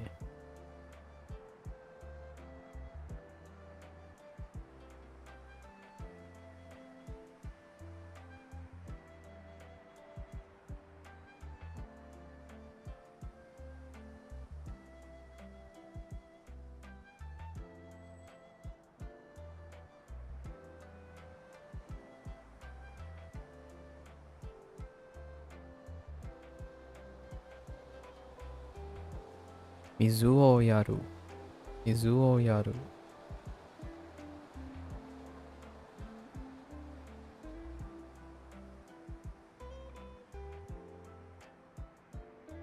Oops.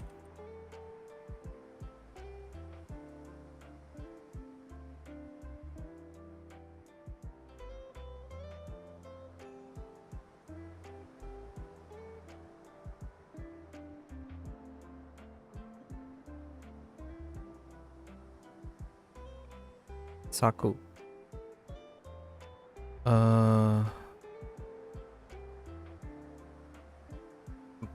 Listen, I don't take students, okay?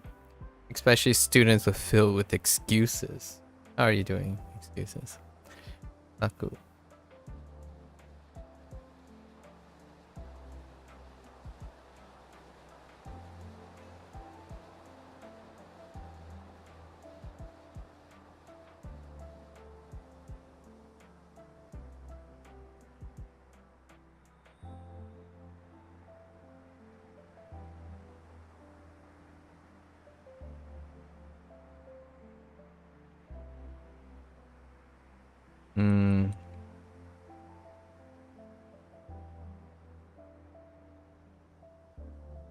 Ugh, that's too scrawny.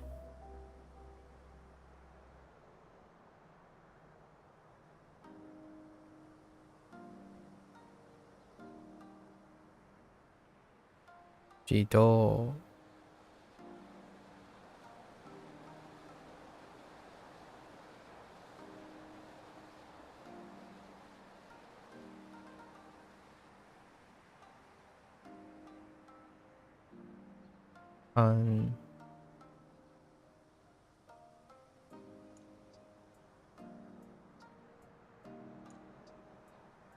Bye.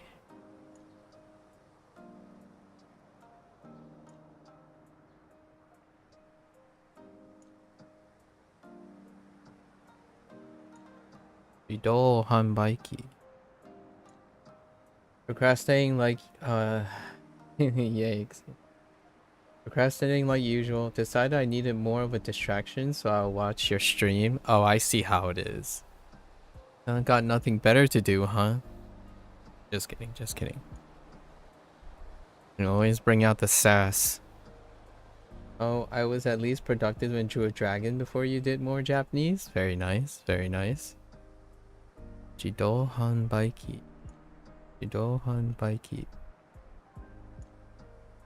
What do we have for Jido hanbaiki?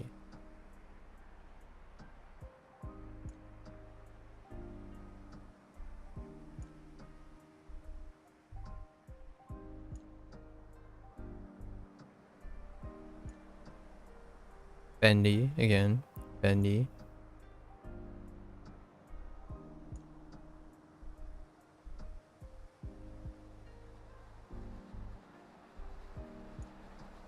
Yasui.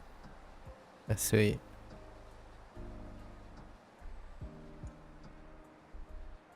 Uh,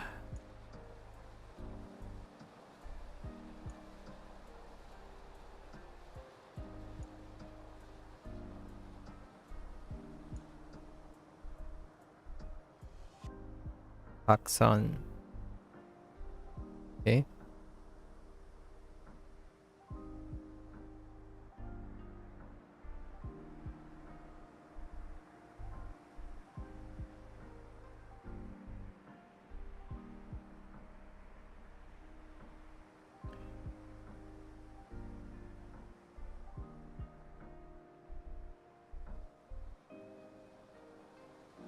No mimono.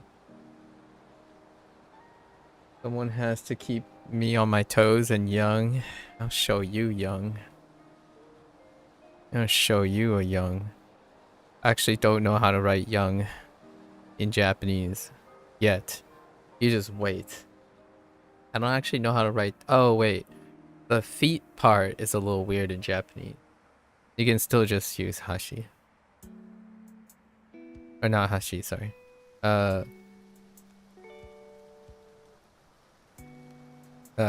For like legs.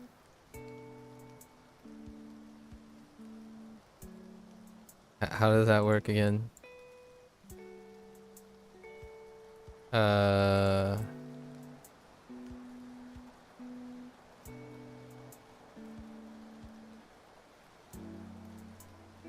Kashi? Not kashi.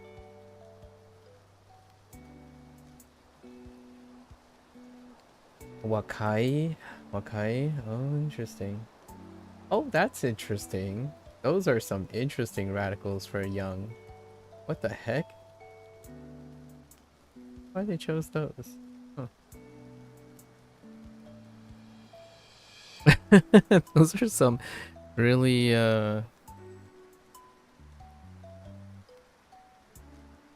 those are some interesting ones. Ashi? Ashi. Right? Yeah, ashi. Yeah. So you use ashi for everything in the lower body. It's kind of weird. Or not the feet part. The feet and the legs. Use ashi. I remember someone, I think Lotus mentioned it. When I got ashi for the first time. Yeah, both the foot. It's a little weird because there's also like this special thing with the feet or arms of an octopus and squid and stuff too. It's a little weird. But legs and foot are together, contiguous. Ashi.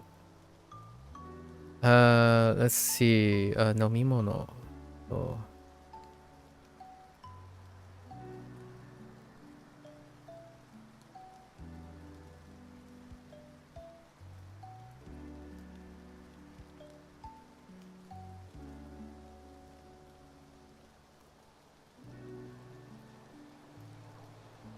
Yeah, Nomu. Nomu.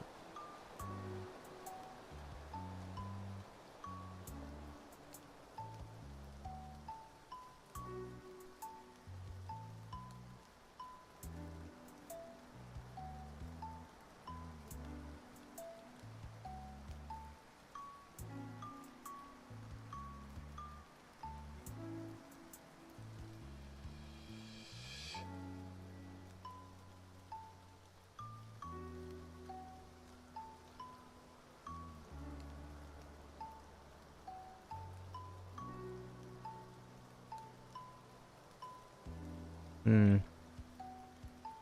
I really need to work on my hiragana ka. Sawayaka. Sawayaka.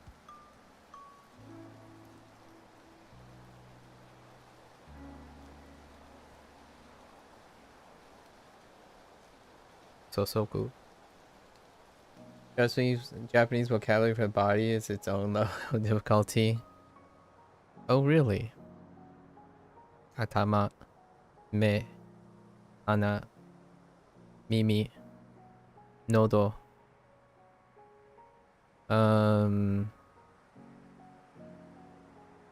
Blank, blank. No, just get hashi and actually I don't know body. Yeah, I don't know body yet. And then kabe, right? Kabe? No, not kabe. That's wall. What is it? Hold up. I got it. I got it. Hang on. Hang on. Hang on. Hang on. It'll come to me. Ude. Ude. And then what the heck is body? I don't have a torso. Ude hashi. I mean ashi. Nope. No torso. Like this part. Oh, we got onaka though. Like the abdomen. Onaka. The stomach. Yeah.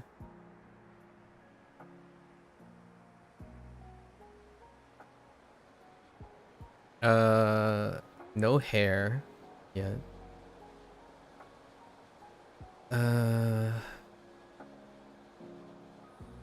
Not sure about like fingers and toes.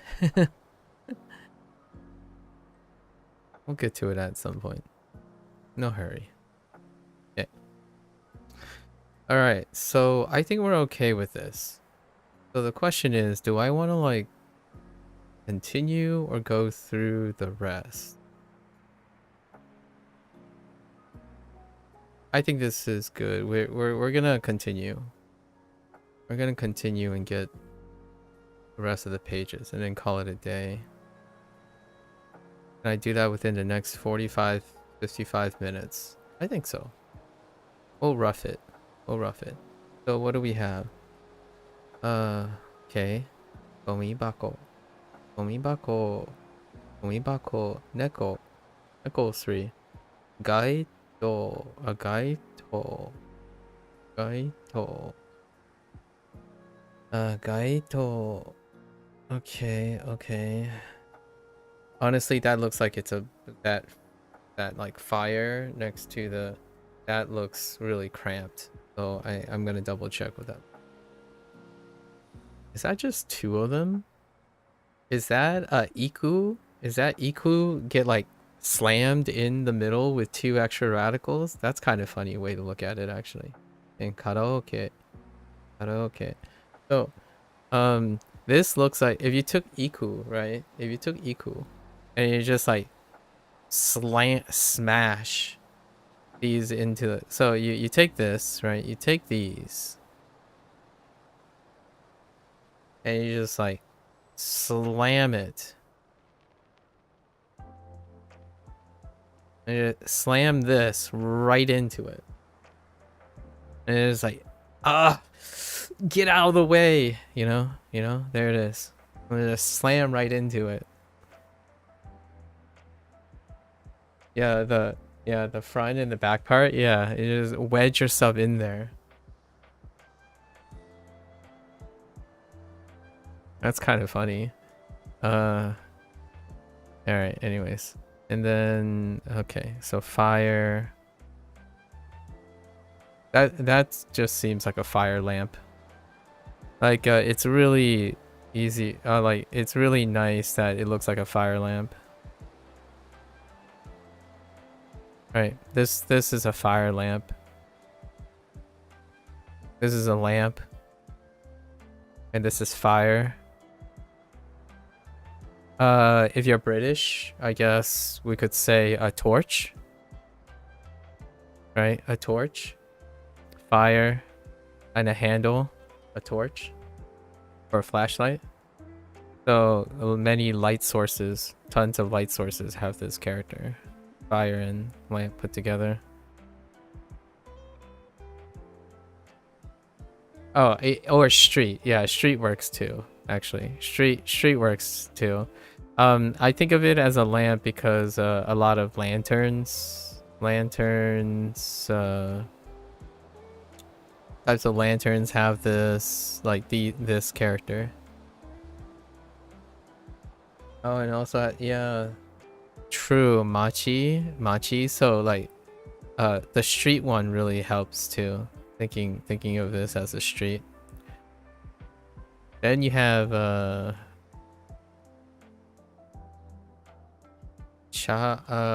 was it?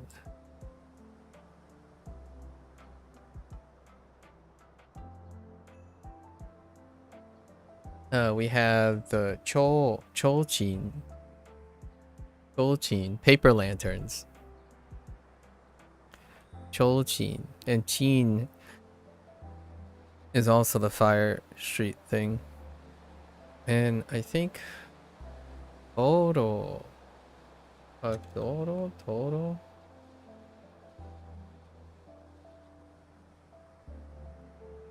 Yeah, Toro. Sorry. Yeah, Toro. Yeah. Toro also has it.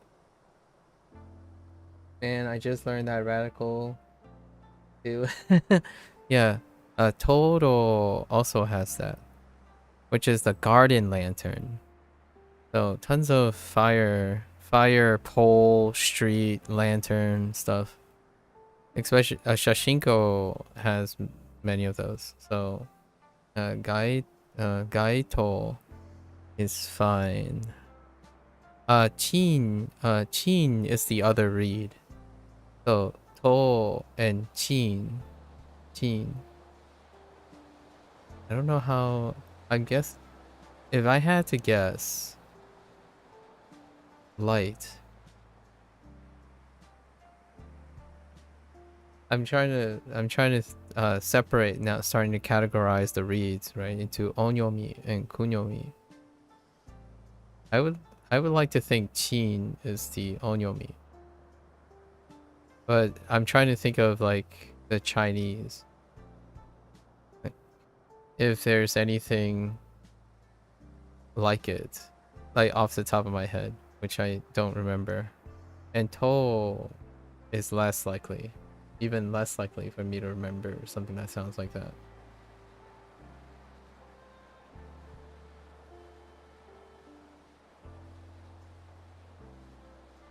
How about fire? No, that's Huo.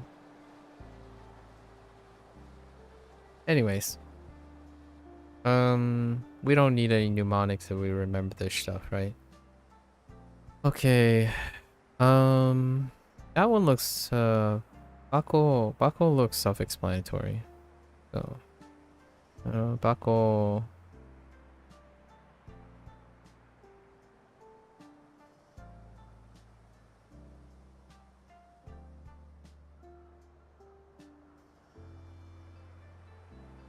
Kind of funny. Bako has those two little like things on the top, and how it reminds me of is like lots of things that deal with ball has those things. Okay, Neko is, I think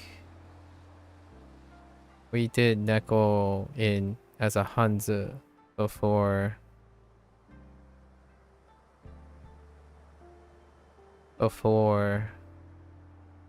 Japanese.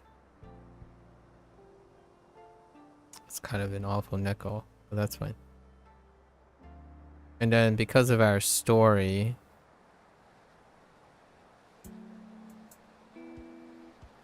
this is pretty self-explanatory. Gaito.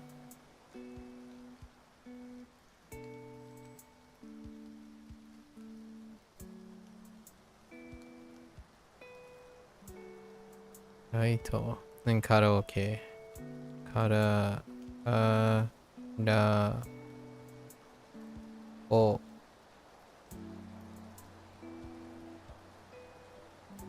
Okay. Okay. We need to practice these. Just gonna look at Gaito. Whoops.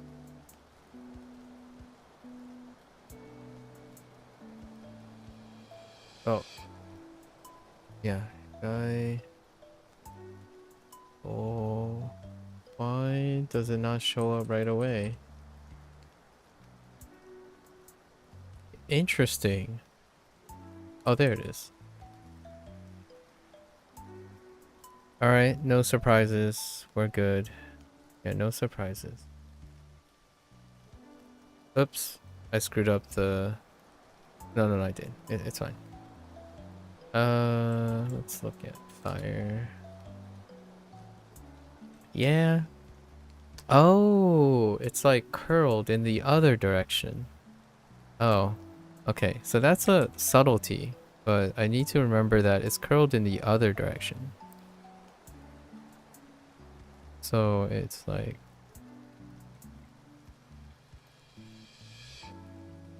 this.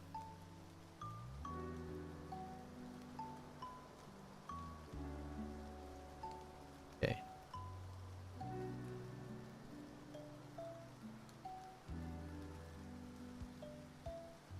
Oh, small and big. Oh, neat.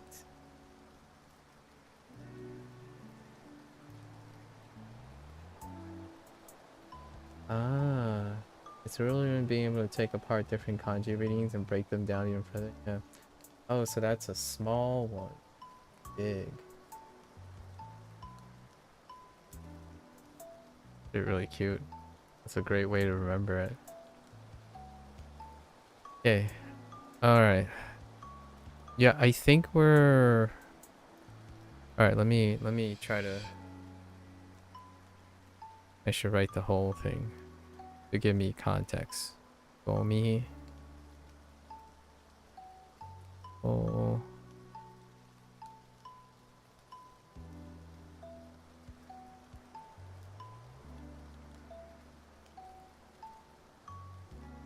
Gomi bako. Gomi bako. Okay. Yeah. Hmm. Mm-hmm. Mm-hmm. Mm-hmm.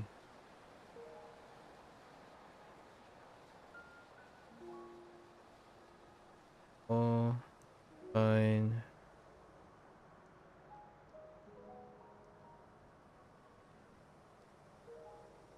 Hmm.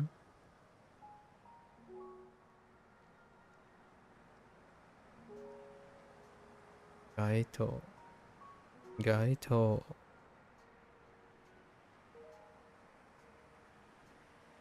What was the last name? Oh, karaoke. All right, karaoke. All right, all right. Let's take a look at the back. So what do we have on the back of these? Hmm. Itanai. Itanai. Ipai. Recycle. Recycle suru. Oh no. Zuru. Zurugashikoi. Zurugashikoi. Kau. Kau. Kawaii. Kawaii. Oh, they're not using. Okay. Oh, no, wait. Oh, they swapped up the middle radical. Right, that's right. Kawaii. Okay. Akarui.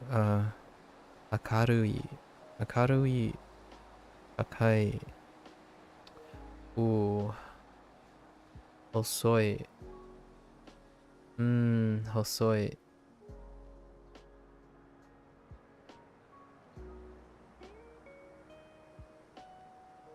I want to double check Hosoi. I think I can see it. Yeah, okay. That's fine. The left radical's okay. Sometimes these stylizations, it makes it look like the bottom stroke of the radical is sticking out. So it kind of looks like this, but you rarely ever find that. Like this. It kind of looks like this, but generally speaking, it's usually this character, this one. And then you complete it.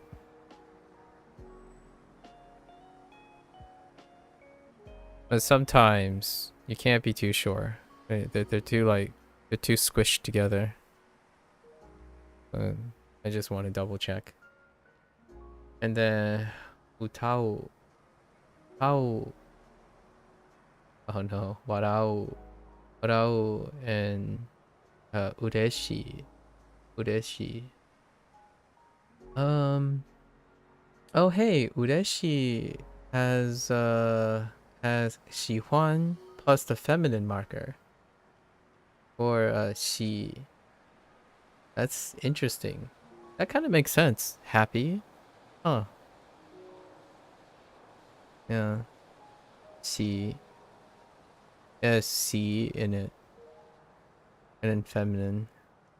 Or not feminine. Sorry. Wait, yeah, that's the feminine marker. Yeah. So like happy, good, and then like in it. Ureshi. Happy. Okay. Warao. Okay, warao. What do I get with warao? Also, Tuyo. Tuyo uses this character a lot. I'm guessing it has something to do with an emoting thing.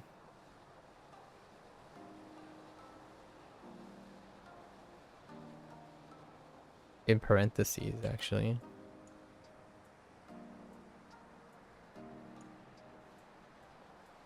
I'm guessing it's like LOL or haha kind of thing. Makes sense because of laugh. So.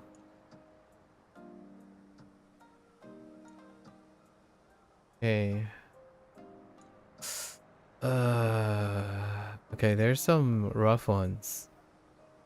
So kitanai, kitanai, kitanai. How?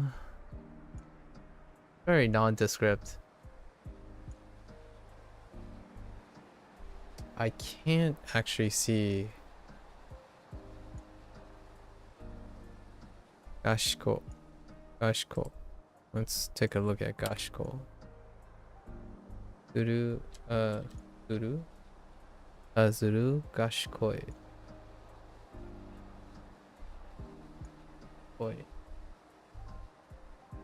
It's too jammed up. Let me see. Oh, it's the bottom left radical. It's the bottom left radical. That I saw that pattern already from Khan in Ando Teki. It's under the bridge. Okay. So that's kind of its own thing, huh? Okay. And then you have that one. Okay. All right. Interesting. So we gotta practice these. These are kind of tough. Yes. Alright. So what was the top one? Top left?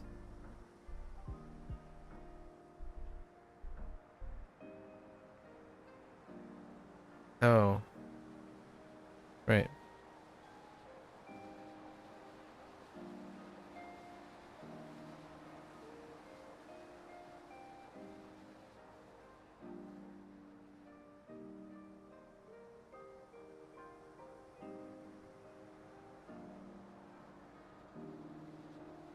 Oh. Gomibako. And then kitanai. Kitanai. Okay.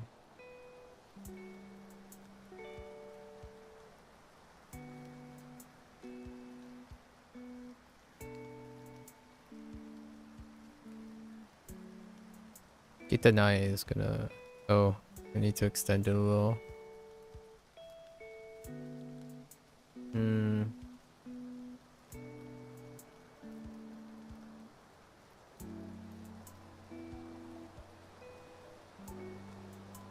That's gonna be tough to remember.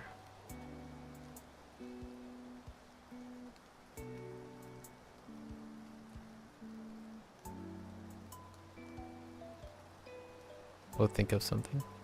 Ippai, self-explanatory. Eat pie.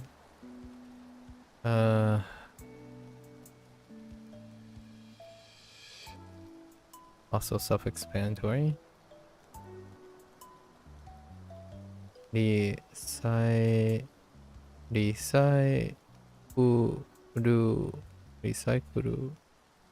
Recycle. Recycle suru.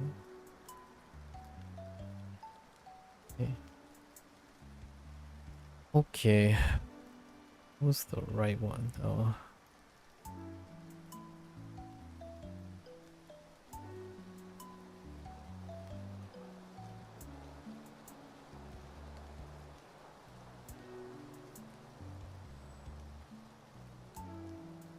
Neko. Okay. Mm-hmm. Mm-hmm. Mm-hmm.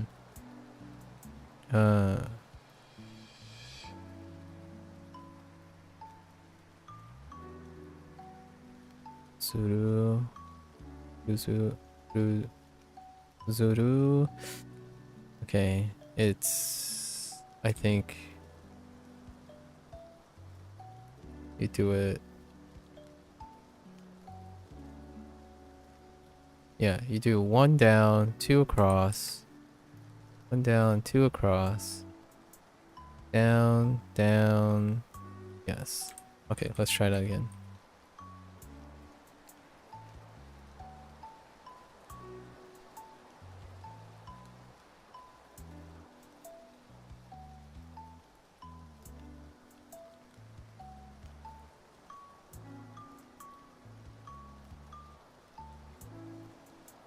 And that's a really busy...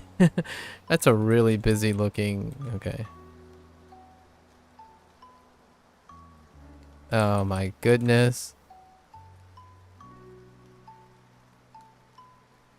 That's a chonker. Chonker of a kanji. Oh, there's Sub-Zero. Why are you... I swear, you and Spoon are probably the same person. Are you masquerading as Spoon? Because whenever Spoon is here, you're not here. And I wanted to introduce you to each other. I met another Norwegian. Zuru gashikoi. It's the same. I think I might have... I think I might have already mentioned him, but he was on the YouTube side. He was the American Sign Language dude.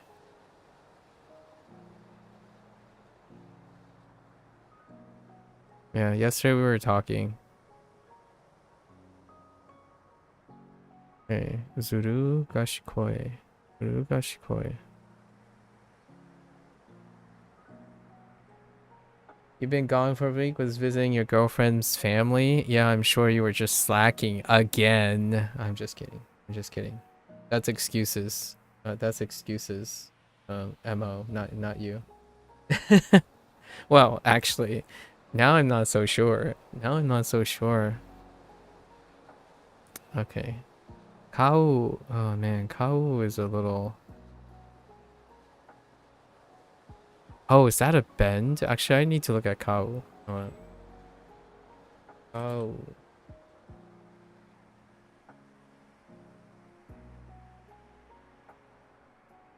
It's a bend. Okay.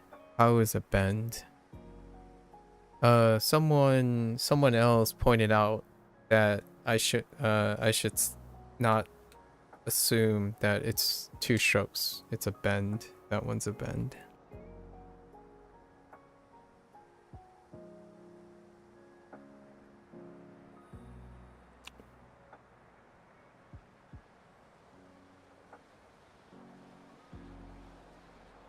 Oh, you have visitors from California. Wait, are you serious? You are attached to California as well? Oh, wait. Did I already know that your girlfriend's from California? Did you mention that? I don't remember. All you hecking Californians. Oh. So they live in California. Okay. Man, you guys in California, man. Hey, you know what would be really cool is if you what are the chances that wait, have you been to California, Sub-Zero? What are the chances that you have actually crossed paths with Lotus before? That would be pretty funny. Oh, dude, it would be really weird if somehow, because of all of this, somehow all of you have crossed paths at some point. Man, what a small world would that be, huh? Oh, you've never been to the US? Okay, okay. So you couldn't have accidentally bumped into Lotus some. You'll go at some point. You should visit the fam. You know? Does I would love to ask this. All right, no excuses. Get out of here. Um, do you notice any familial differences, Sub-Zero, when her family visits? Like seeing that they're, I'm guessing they're still Norwegian, right? They just happen to have moved to California. Have you noticed any like cultural adoptions or assimilations, little like subtle nuances that have differentiated a little bit? I don't know how long her relatives been there. Maybe they're multi-generation and they're not actually Norwegian. I don't know. Kind of curious. Having relatives from different places, that is definitely something that I'm ever reminded of. Okay, so let's do Kau. So Kau, this radical is fine, even though I wrote it like a pep.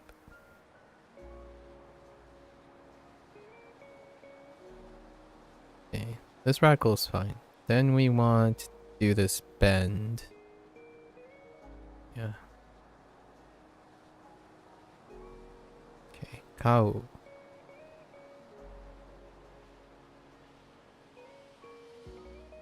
No, they're born in Cali too. Okay, so some of the older generations moved from Vietnam to Norway while others went to Cali. Oh, wow.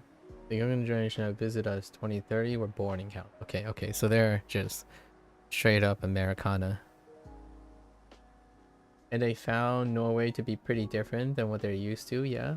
That's kind of nice. I think that's really cute and wholesome. Unless they turned out to be those relatives who like despise all the conveniences that they lost or something. I don't think that's usually like your family sounds quite eclectic already, and your extended family. That's kind of cute. I find that so interesting when people have different family members in different countries or are from different countries. The culture shock and differences. Yeah. My grandparents still reside, used to, like my late grandparents resided in China, so they visited the United States whenever they are able to.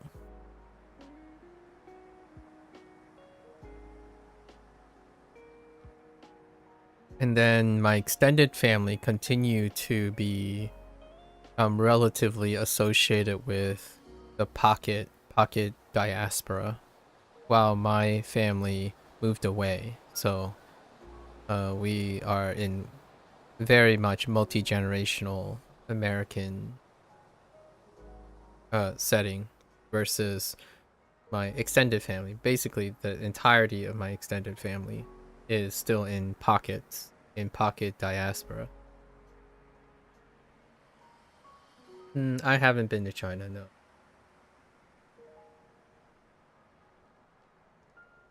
Yeah, the dynamics are handled incredibly different. Even when it's a still second gen. If you like stay within your pocket, wherever it is, it can still be wildly interesting. Like holy heck, when I step into the um to the extended family like gatherings, my ears like explode. Like this is a very, very stereotypical contrast between the like auditory and spoken dynamics of Chinese families versus like here. Like I feel like my parents could create a noise disturbance by speaking in the house. You know, I'd be jogging along, right? Getting close to the front of the house, and occasionally if my mother is speaking, I could hear her through the house. A volume difference is sometimes almost traumatic.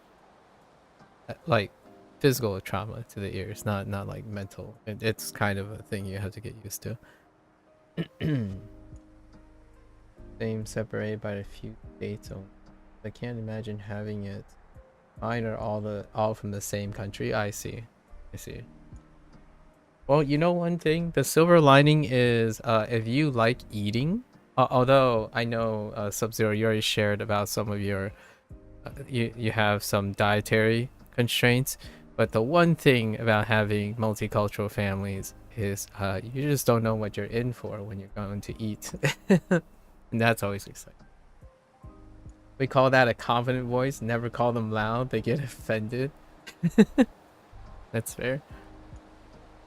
Yeah, but you have some dietary restrictions, Sub-Zero. So, and the one dietary restriction you have is like disownership territory for Asian families. It's kind of hard to get past gluten, if you know what I mean. Calliope Mori is Hololive English. Hololive is good. What? Oh, um, did you tell me this before? Someone else must have told me this before. I don't resonate really well with Hollow. I don't resonate with you VTubing. I'm sure someone else said something, right? Another person mentioned Hololive. I don't like VTubers, or like I don't VTube, like it doesn't resonate with me. I'm young culture. Um yeah, young culture. Incredibly young culture. Not within my generation. What does excuse always say? Oji-san. Oji-san desu. I'm referring to myself in third person. If you're not a Vocaloid, find the door. Sorry, not sorry. Yeah.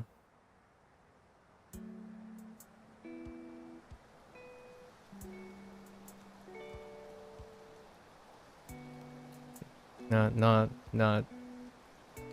If it's like a teacher, yeah, that's true. Luckily, with the main cultural difference with your girlfriend's family and mine are that they have a lot of Vietnamese food. Most of it is usually gluten-free by itself already. Yeah, because it's Vietnamese has a heavy dominance in rice, which is kind of nice, right? Sub-Zero. A lot of their like starch sources, like their classical starch sources, happens to be rice. In Chinese cooking, yeah, in Chinese cooking, gluten is a like you throw gluten into soup to like enjoy the broth. Like legitimately, they look like tofu chunks, and so lots of things, lots of stuff have gluten in it. You should watch Hololive to study. Yeah, I imagine that's why you mentioned Hololive. And there's a bunch of other people, or not actually, just one other person. I do not learn or study very well with something I don't engage in, or like I don't relate to. And Hololive is more distracting and inappropriate for myself than personal use. So how could I say this? Yeah, no Hololive. いいえ、大丈夫です。大丈夫です。あまり、あまり見ません。Watashi wa amari mimasen. Or Hololive by VTuber. I don't know. I don't know how to say VTuber. VTuber o mimasen. Amari mimasen.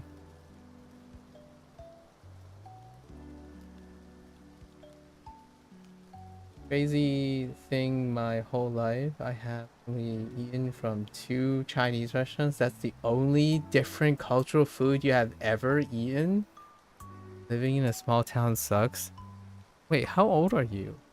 Excuses. Take a heckin' road trip. Excuses. I almost feel like I need to like find where you are, track you down, and drag you somewhere else. That sounds really, really bad. We should. That's a joke, guys. That's a joke. That's a joke. Oh well, you're 22. You're fine. That kind of sounded like an abduction plot. Cause I want to take you. I want to drag you, and I'm gonna feed you. That's weird.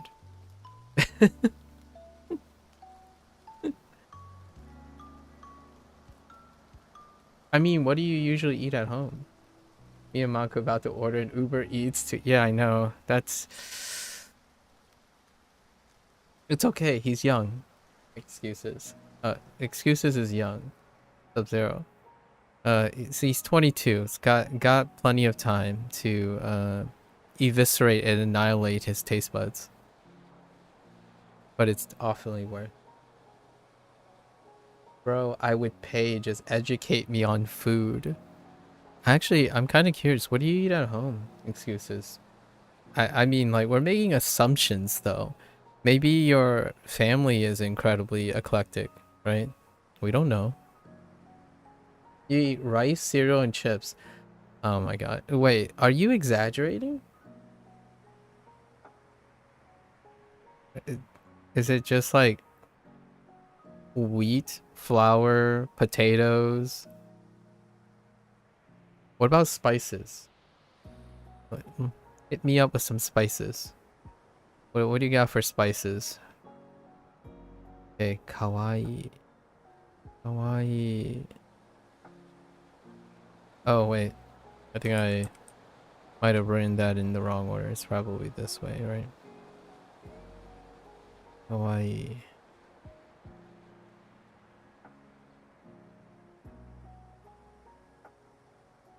Wait, is that one stroke?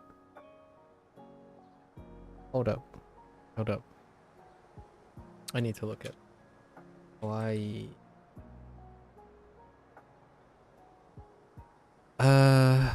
No, that's fine. Oh no, it is that crown. Weird. Interesting.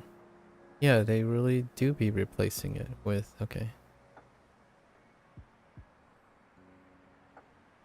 And then we have yo, right? Holy heck, that's so congested.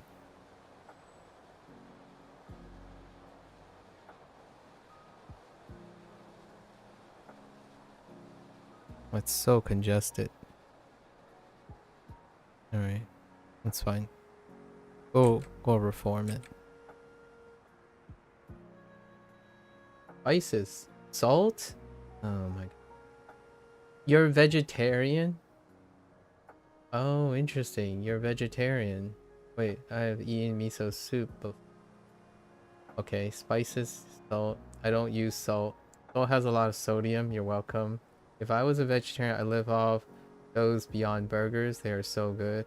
Beyond Burgers is kind of ritzy and pricey though. Sub-Zero. XD. Hello there, XD. Mushrooms. Mushrooms. Mushrooms. You hate the bean one. What about tofu? Vegetarian mapo tofu.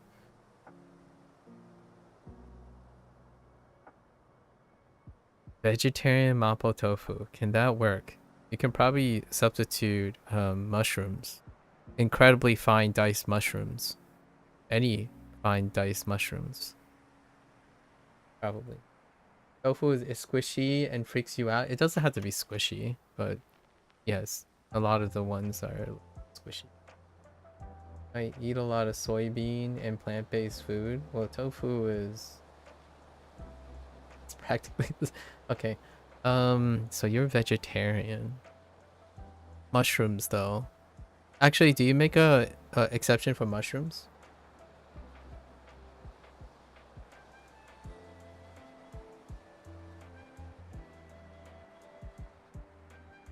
When I eat out, I don't.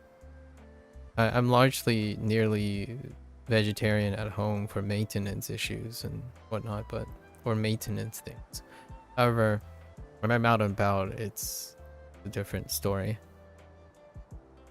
We'll have to talk about it. I'm kind of curious. Cause dude, some enoki mushrooms though. Shiitake diced shiitake to substitute into a mapo tofu might sound fantastic. You're a lacto-ovo. I still consume animal produced products. Oh, okay. Like eggs and dairy. Ooh, that can work. Ooh, Korean, like tofu soup. And I know. You just said tofu is weird and squishy, but not this is a different story though. If you make exceptions to animal products, like byproducts, Korean can go a long way. You can definitely go into Korean cuisine. Just get a classic things like japchae and japchae, tofu soup, classic tofu soup, over rice. Just pair it with rice. Dang, if me and No Excuses combine our diet restrictions together, we wouldn't be able to eat anything. Huh. Are you only copying the kanji or are you following the stroke order? I'm following the stroke order. I don't need to follow stroke order anymore because I kind of already know the stroke order. Or like, I don't need to copy anything. You just write it now. I double check some of the whenever I find a new radical or font constrictions XD. If like the character is too squished and I can't really tell, I double check on a stroke order website. However, most of the time there aren't any new radicals. I've written so many characters between Hanzi and kanji that I don't copy kanji anymore. You just know the stroke order. There aren't any new radicals lately. We did come across one today, I think. Did we come across one today? Not really. No, not really. The stuff that I correct now for kanji is inflection. So like for example, the difference between this and this. So now I'm more thinking about inflections. So I'm like looking for things that I'm picking out the little things that where the inflections are in the wrong place. I'm basically trying to make my characters look a little nicer and more accurate. Tofu do something beans wa something Nippon no asa gohan. Did you have something with tofu and some... Oh, is that like natto?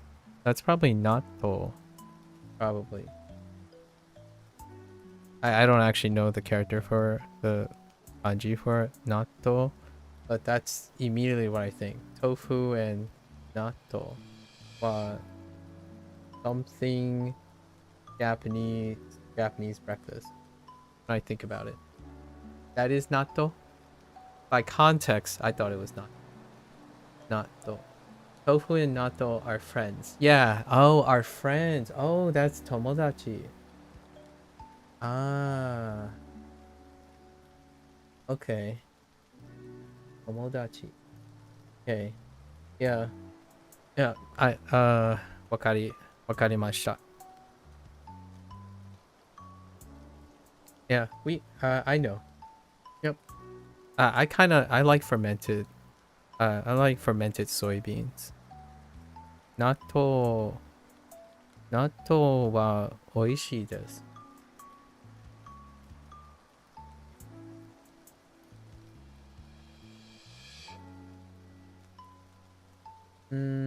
Feel like Maku would be a peanut allergy type dude. Nah, I don't have any allergies.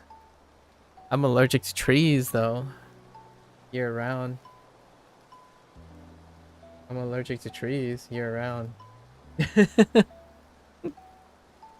I would trade. Okay, real talk. Would I trade? Would I trade my tree allergy for peanut allergy? The answer is no. I would totally just take the tree allergy. I I I wouldn't trade it for a restriction on my diet. Do you name the radicals or only by the shape? I contextualize the radicals, in my with whatever vocabulary I have, XD. So like earlier we were talking about this thing. Uh,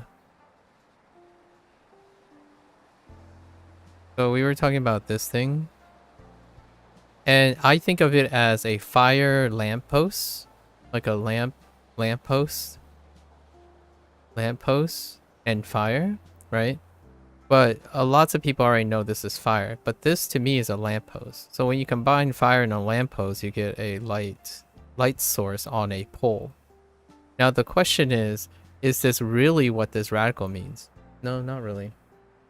I don't know what the radical means. The idea is that I only learn based on what I remember and what my lexicon is. That helps me remember. So yes, I guess I do name the radicals. Not necessarily by their shape, but by every meaning that's attached to it. And that's how I go about it. It is street. That's what excuses said too. It's street. But that doesn't mean that it's always going to be street for me. So that's what I mean by that. So I don't explain things based on what other people say it is. Because street can help you remember this, right? Street can help you remember some things, but it does not help you remember certain other things. It will actually it will actually confuse you with like a different types of lanterns if you remember it as street, or at least if I remember it as street. So yes, I do name the radicals not by their shape but by their meaning, not the meaning of what other people say. So like when someone says like, oh, did you know that this radical, or like this radical means water, right? Well, yeah, well, this is like some water related stuff. It's like, well, not all the time. So I come up with patterns on my own. And people asked me quite a few times already if I'm learning radicals from like a textbook or something. Umanikani, that's tsunami. Yeah. Tsunami. So I like this. I like doing the discovery on my own. So until I encounter something very difficult to remember, I don't necessarily go out of my way to have people tell me what to think about it.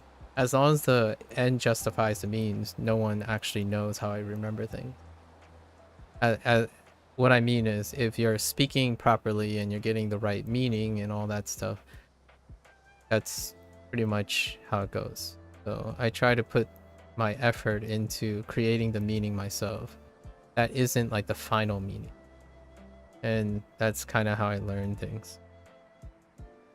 Sometimes the things you create makes it a lot more memorable than the things people tell you to remember. I don't think of like this doesn't look like a street to me. Whoops. That's not it. Like, this doesn't remind me of a street. Right now. Right now, it doesn't remind me of a street.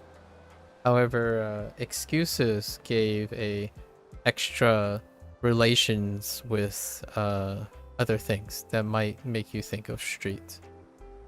Right. So I take it in. It could mean street and other things. The more it means, the probably the easier you'll remember. Peanut butter is like a 410. As in good? You'll take it for 100, Jerry? Wait. What does 410 mean? Excuses. What do you mean by 410? Like this makes no, this won't be as obvious, XD, but the way I remember this, right?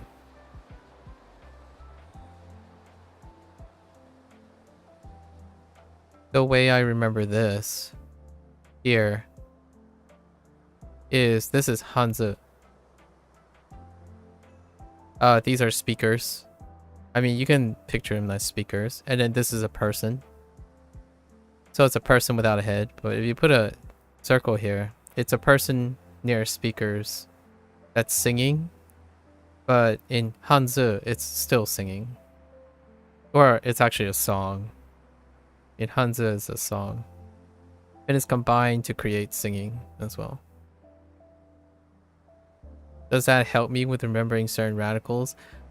It probably will. If these radicals come up again, it reminds me of a speaker. And then the speaker is attached to the meaning of a speaker, not because it looks like whatever the new meaning is. It's kind of weird, but generally speaking, if you make an association, you can think of many things and it will lead you to the same thoughts. Peanut butter is a 4 out of 10, and I would take a peanut allergy over a tree allergy. Peanut butter. I mean, that's fine. It's not the only source of nuts. Have you not eaten a pistachio before? Have you ever... Wait, have you not eaten Nutella before? Hold on. Hold on. Excuses. Hear me out here. Did you not buy Nutella from a convenience store? Listen, you're gonna have to go buy some Nutella. What is Nutella? Boy, I ought to... Excuses. We're gonna need to slap you a little bit. No, I'm just kidding. If you have a convenience store, go buy Nutella. It's not Asian, it's Italian, but or like I think it's Italian, right? Don't quote me on that, but it's European. I think it's Italian, but Nutella has hazelnuts. Yeah. Oh wait, excuses. Did you say you have allergies? Wait, did you have a peanut allergy? I didn't think, why would you go? It has hazelnuts, but it's really good.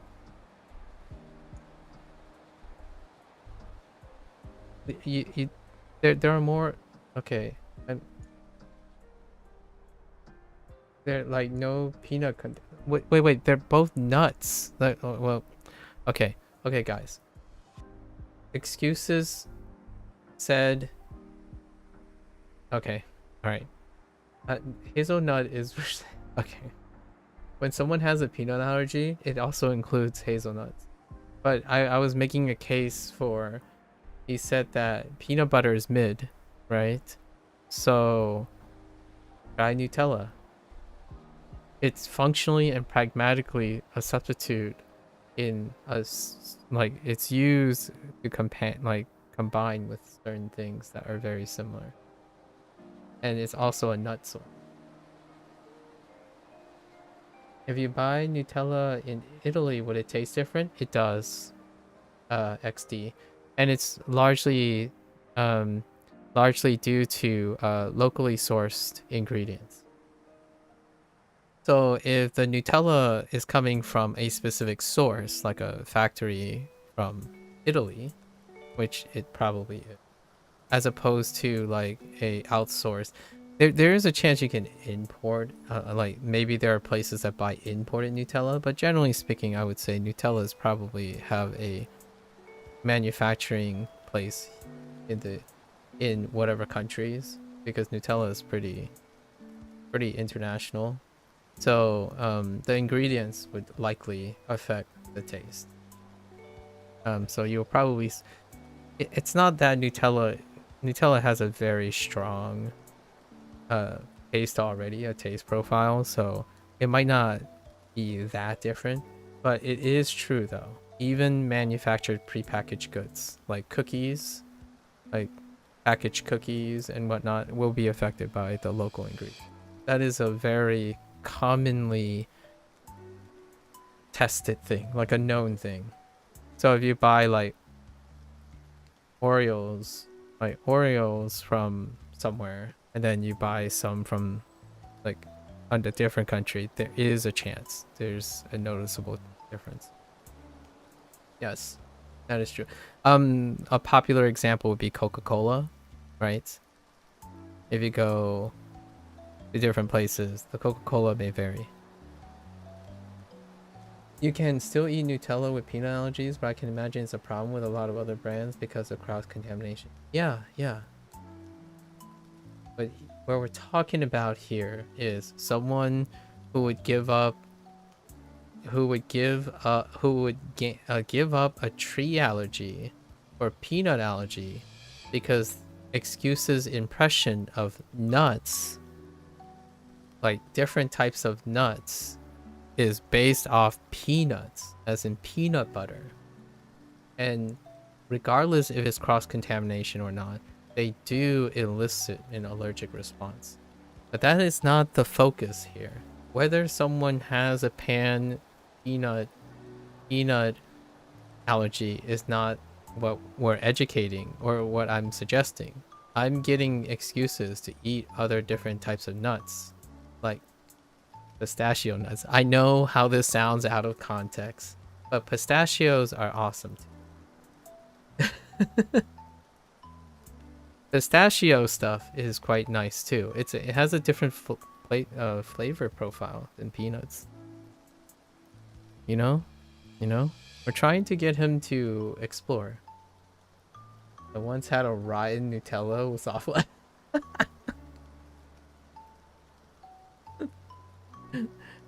All right. What other type of nuts?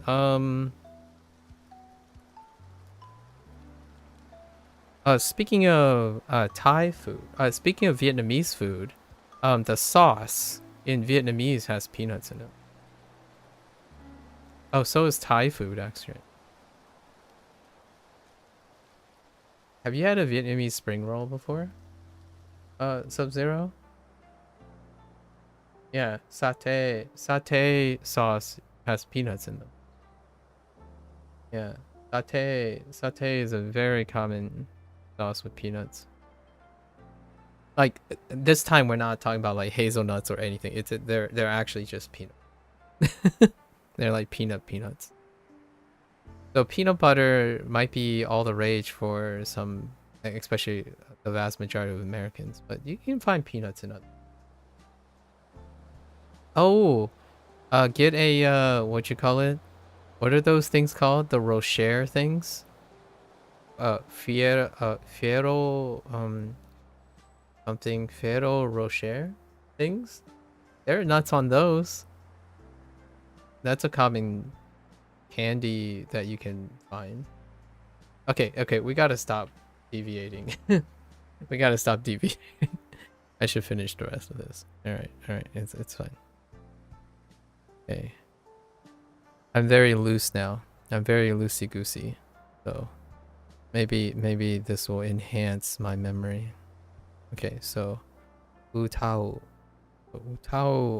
is gonna be self-explanatory because of Chinese. And this is self-explanatory because of our friend here. Uyo Tuyo is pretty much the reason why I'm not going to forget this character. Because it's lol. So I'm pretty sure that's a right to left stroke at the top. Just double check. Yeah. Right to left. Okay. It should be a little bit longer. Oh, yeah. Yeah, Ferro Rocher. Rocher? Is it French? Ferrero Rocher? I don't actually know. I haven't actually pronounced it ever, like out loud. He is on the top. On the top row is pretty common. Oh, I see. Uncle, would you pick up a glue analogy in exchange for gaining a new language? Would I pick up? Wait. Would I pick up? Oh, to exchange for? No, absolutely not. Food is universal.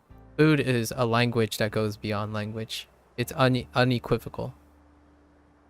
You can communicate so many things through food that language cannot. I wouldn't ever give it up for that. Elements and being restricted in the language of food is you can just learn a new language, but you can't unlearn a gluten allergy.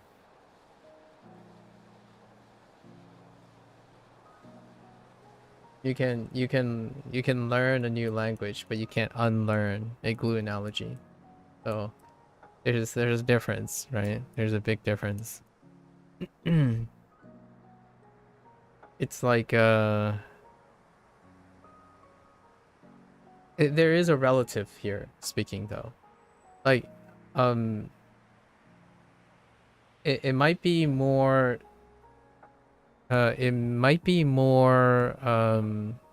reasonable to say, would I give up a gluten allergy if I have trouble pronouncing the letter R or something? If you know what I mean.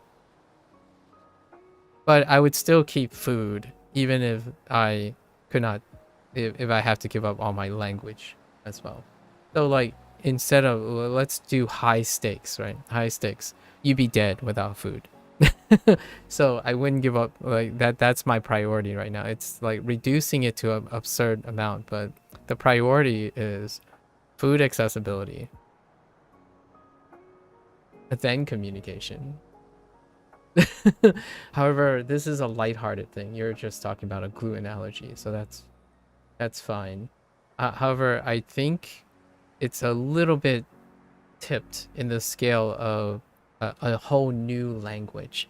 You're not saying how much of the new language, right? You're not specifying how much of the new language. If you're talking about fluency, then there's a value disproportionate. It wouldn't be an argument because gluten allergy is a smaller proportion of food, and gaining all of the knowledge of a new language is disproportionately higher in value.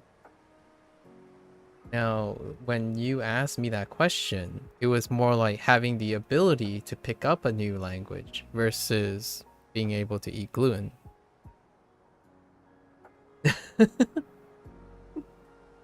So I just wanted to be clear. I just want to clarify so that why the decision was a little bit easier for me, because I was interpreting it that way. You know?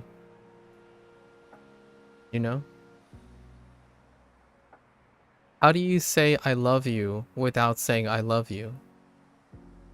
You give them something that they want to eat.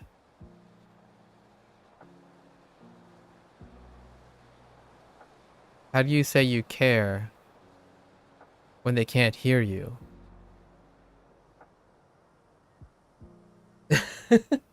If someone cancel, I'll show you a cancel. Alright. Anyways.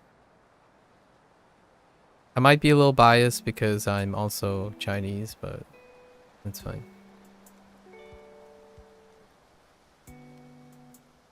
Oh, I don't like this character. Okay. Let's focus on making this character look nice. This character is kind of rough looking in general.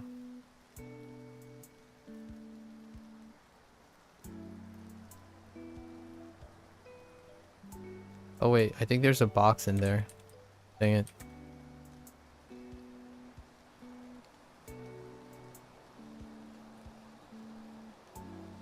Oh, let me double check. On Ureshi. Yeah. Oh, I messed up. I messed up.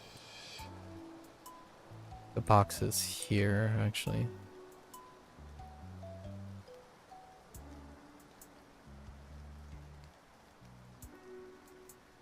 Yeah. I don't really like this character.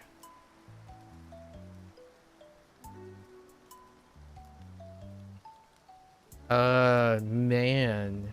I can only imagine if you think that you only do that for someone you love. Like, in that way. You know how... I wonder what kind of friends you have.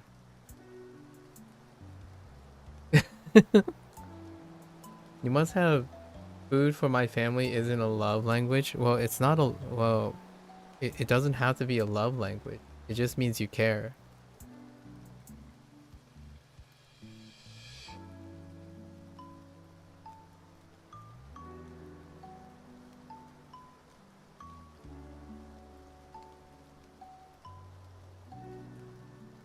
We're not talking about love here. Not in the love that you're talking about. Because, this is a cultural difference. How do you demonstrate to your friends that you're good friends? When you invite them to your home and you decide that you don't communicate through food, that's a cultural dissonance between your guys' culture and my culture. Like, if you come to my house and you don't rest from like eating well and wanting to stay, then you have failed as a host in the whole Chinese sense. So I think that if it's flipped around, like my case, and the scenario was rather I drop a newly learned language in exchange of not being gluten intolerant anymore, I wouldn't do it. I mean, that's fair.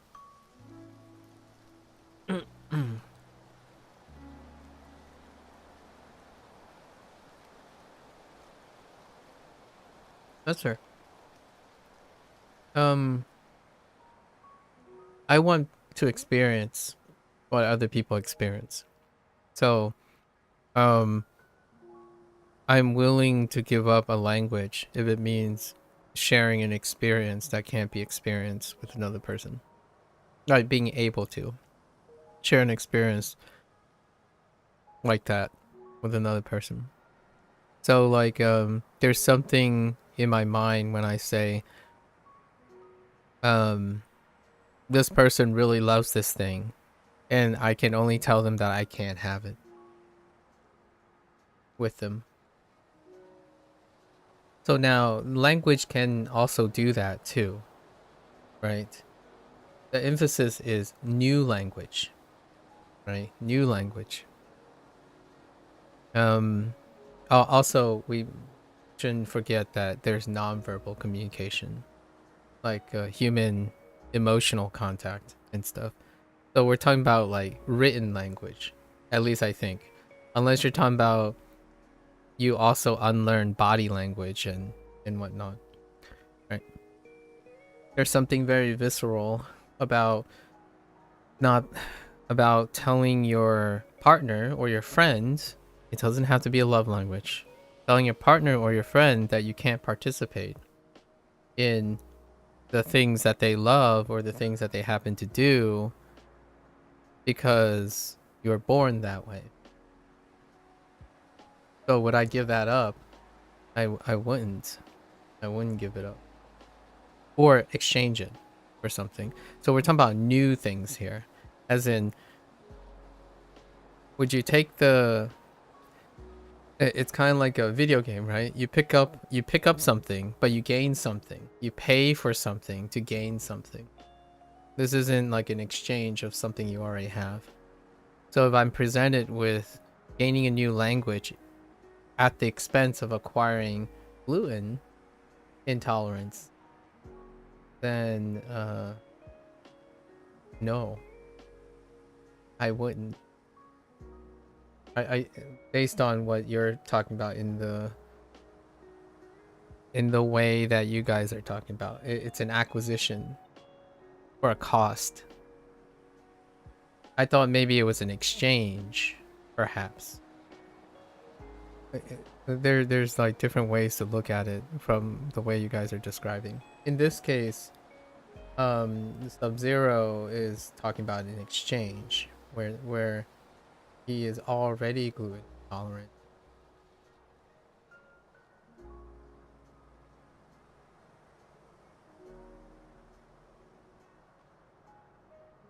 In order to gain removing the gluten to drop a newly learned language. Yeah, I would pay a newly learned language to acquire like maybe like something here's something personal to me, I suppose.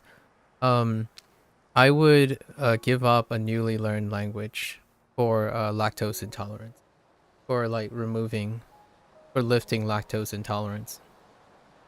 Just so you guys know, lactose intolerant is the dominant feature. It's not a recessive feature, in case you're wondering. If you think about it, that's what we and others do when learning a language. We're gaining experience by learning, and we'll gain other experience in the future. Yep. You are. And you're using, and what more value can you get by gaining an experience for yourself? To share it with others, to connect with others. Literally being told you can't do something is something incredibly sad and bitter in me. So allergy and an intolerance is something immutable. Learning a language is not immutable to you.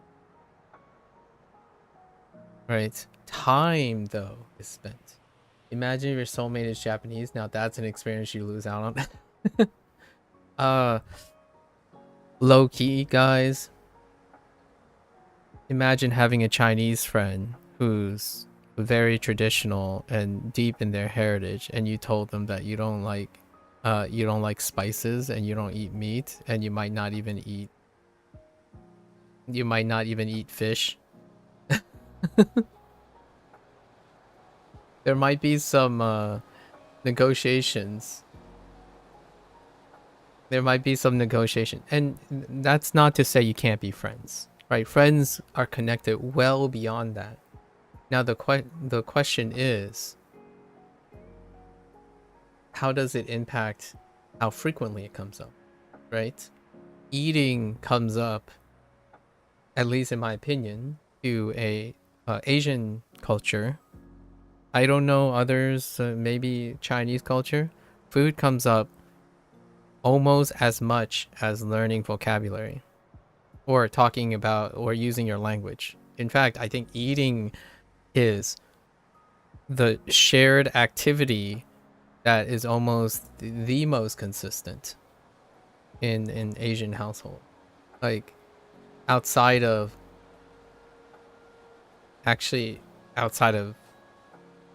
I don't know. I don't know what else is more recurrent than eating. It's definitely restricting. I feel like a burden whenever I'm visiting my girlfriend's fam because they gotta adopt all the time.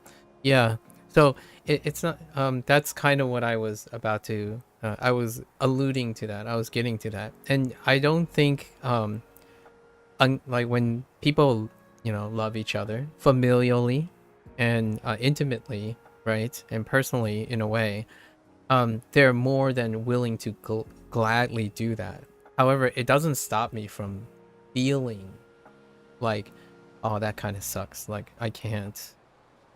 I'm making like Sub-Zero. I'm sorry. If this is like a, I hope this isn't too of a negative topic, right? Like, I'm lactose intolerant. I'm like very noticeably lactose intolerant to some things. So like, I have to make accommodations, but I don't tell people. Like, it gets to the point where sometimes I don't even tell people, and it's kind of rough because I want to be part of that. And food culture is so part of living, right?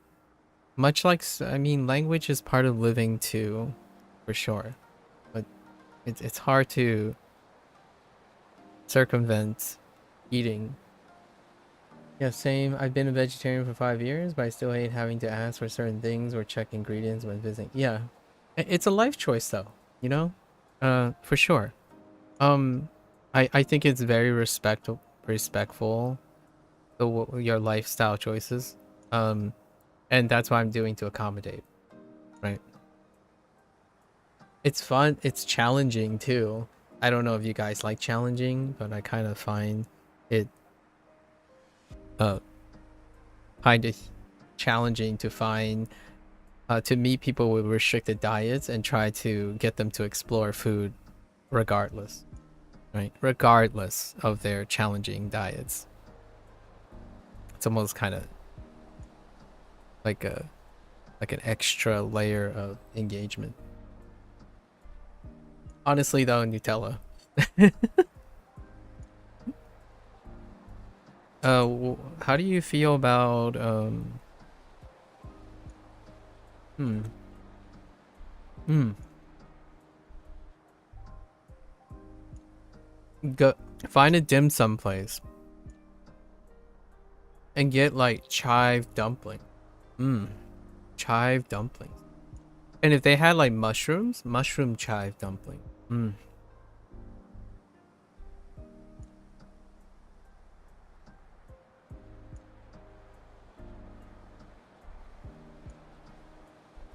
For me, giving up meat was not hard. Growing up, I literally liked fruit and vegetables more. Okay. I'm that sounds reasonable. I don't want to counter argue that. Or I don't want to yeah. It's kind of hard to know because if you like fruit and vegetables more, now I kind of am tempted to ask, was fruit and vegetable more readily available to you, and in what manner did you actually consume other animal products? Because my not so subtle hint here is I feel like there's a confirmation bias here. It's kind of like someone ate Taco Bell and threw up violently, and now they can no longer eat tacos, and they assume that it has something to do with the meat or the tacos or anything related to the tacos. If you know what I mean. It's kind of like learning a language. If you just like if you just like a word more, do you only stick with those words? Some people do. Some people don't. Right. Ooh, that's a big philosophical question. Would you prefer to know a percentage of the language really, really well in exchange for a moderately average understanding of more of the language? Giving up gluten was hard AF when I switched diets, but after a year or two, you just get used to being the new norm. Yeah. Yep. Conditioning. I can't even really remember what it's like sharing a cake at birthday parties. I had balanced meals, a meat, a vegetable, and a starch, and a dessert. If I was well behaved. No, that's not what I mean. Uh, that's not what I'm referring to. I'm referring to your perception of meat and vegetables. What were their sources? And what was their variety? We're not referring to how balanced your diet was. We're talking about the variety and sources. So it's to me, it's more like you like hiragana, and therefore you're going to stick with hiragana instead of learning kanji.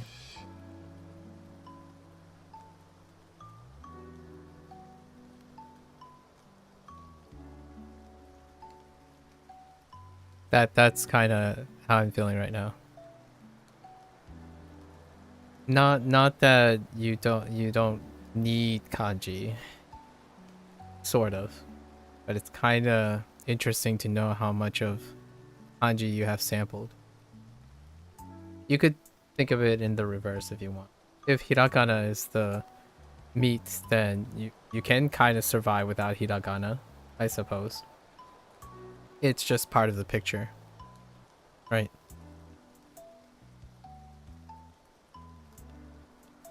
I had so yeah, the worst part is definitely the burden feeling. I hate going to vacays with your girlfriend and feel like I'm ruining her food experience because we can't explore whatever restaurants we do. That's fair. Did you guys ever do the cute little thing where like one of the couple gets what they want and then you get what you want and then you cutely like find a really nice place and then you share the meal together? Sometimes, just like switch it up a bit. I thought that was really cute. People who have like dietary restrictions. Like I have friends who are married to like lots of my friends, at least half the equation is vegetarian. So for whatever reason, and, like for whatever the reason is, they find these like really cute ways to engage in it. Like if the couple had different food preferences and they go out and they come back together, they would share the time to explain and share what they're tasting or how they're feeling about it and whatnot, like why they like this and why they like that. It kind of leads to a different experience that you can't have, that you won't likely have if two people had the same diet. So that's kind of a fun intellectual thing. Varied, you say, sourced from Walmart? I had chicken, pork, and beef, and I'm pretty sure I'm answering this wrong. Yes, you pretty much are. However, your source from Walmart, I mean, that seems reasonable, I suppose. I'm not saying that you don't.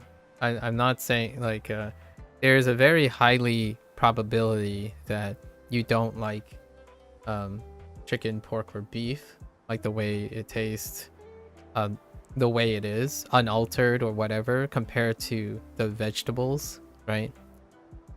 The thing is, since you have decided that, and you explained to me how you have not explored that, it is very difficult to know if you actually like fruits and vegetables more than meat. That's probably what I'm saying, very conservatively, right? Not that you need it to be happy. It would be interesting in the future when you meet someone who is or is not a vegetarian and how your perspective may change. Nice. I haven't heard of that. I would like that, but she's pretty adamant about eating gluten-free too sometimes. Oh, okay. Probably because she doesn't want, yeah, because she loves you. So, I was gonna say, does your partner remind you of that it's okay and stuff? And that's a keeper right there, right? Yeah, I know it doesn't stop you from feeling the burden. I feel that a lot sometimes, and I feel like others think that they're burdening me a lot. It happens a lot. Like I'm an incredibly exploratory eater, so oftentimes I don't choose anything, right? And then all the other people around me tend to be like, "How about we like no?" The answer is no. There's this is not like a negotiation, right? It's not um you do you talk to the most agreeable person first. This is a dietary restriction. If you cannot eat these things, do not defer, in my opinion, personally, do not defer to the person who is most agreeable. You defer to the person who has the most restrictions. Doesn't It's not a big deal because the person, at least this is a way to circumnavigate that burden feeling. You have to understand that the other person loves food just as much as you do, likely, eating the things you do. The difference is that when they're going to explore other things, they get to enjoy those things too. But the most important thing is the company they're sharing it with. The cute little thing that I was describing is to like it's like an intellectual experiment. It's like a nice little added dimension. I There was one time I was in a group. Just a little short story. You mentioned that if you and excuses combine your dietary uh, needs or restrictions, that you wouldn't be able to eat anything.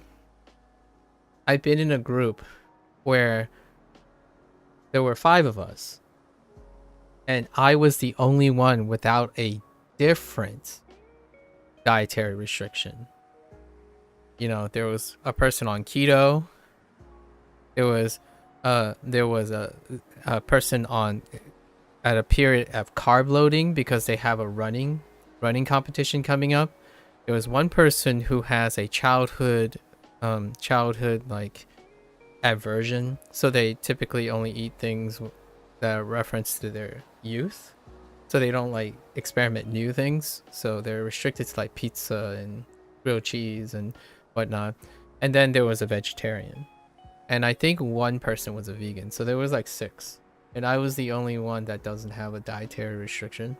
So instead, we all decide to meet up at someone's place, the biggest place, the one to like hang out. And we all ordered different things because we were able to be in the presence of everyone. So all of us went and got our separate food and then came back. And then we talked about those and then had fun and stuff. So this stuff is very adjustable, at least in the environment that I was in. I'm genuinely in the environment of people who have religious reasons, you know, principle reasons, literal biological reasons, and then mental reasons. It goes without saying, I, I'm gonna get a little fire for this. When you are very like hyperactive and high functioning and intellectual, that is often associated with very quirky behavior. And one of the quirky behaviors often has things to do with food. So I'm no stranger to this conversation. I'm definitely no stranger to this conversation. And I think in the long run, if you are happy with your food choices, I'm not there to redefine it. However, the thing that I tend to encourage people most of the time is that don't restrict what life has to offer. Like try not to restrict what life has to offer. And that includes people. So experiences lead to people.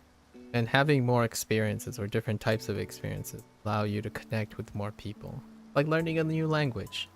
So eating is kind of part of the equation. You know, for sure you're 100% right. Maybe if would have the chance to explore more variations of meat in general, I've become a vegetarian. But now you are a vegetarian. So now you get to explore as much as you can vegetarian wise, and I'm telling you, mushrooms, yo, mushrooms. Actually, how do you feel about tomatoes? Excuses. Dang, I bet you ordered the least diet restricted ever. Pizza with all sorts of meat and milk on the side. I actually, at that particular time, I ordered, what did I order? I might have ordered a pizza. No, I didn't order a pizza. I'm pretty sure I ordered a burger. Like, caramelized onions, cheese, sauteed mushrooms, 2 patties, and then I got a loaded tots. So tater tots with melted mozzarella.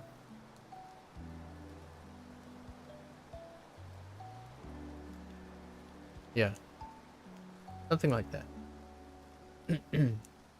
Hard pass on tomatoes. I figured that much. And then you like ketchup. I figured that much. I didn't want to be too presumptuous, but I can also probably gather why you don't like meat when you were younger too. I think you would have given up being a vegetarian and try different foods, maybe. Who knows? Your future partner might be a convincing argument, you know? Sub-Zero clearly has some experience with that. All right. I really need to finish this last page. I probably have forgotten everything. Don't worry about it though. All right, and then I gotta switch gears. This is a great conversation. Food culture is we gotta talk, guys. We gotta talk. Although excuses, spices, man, spices. If we're going out to have a vegetarian outing, the vegetable is gonna be on fire, right? It's gonna be lava. That vegetable is gonna be so hopped up on spices. This is why most languages start with food first.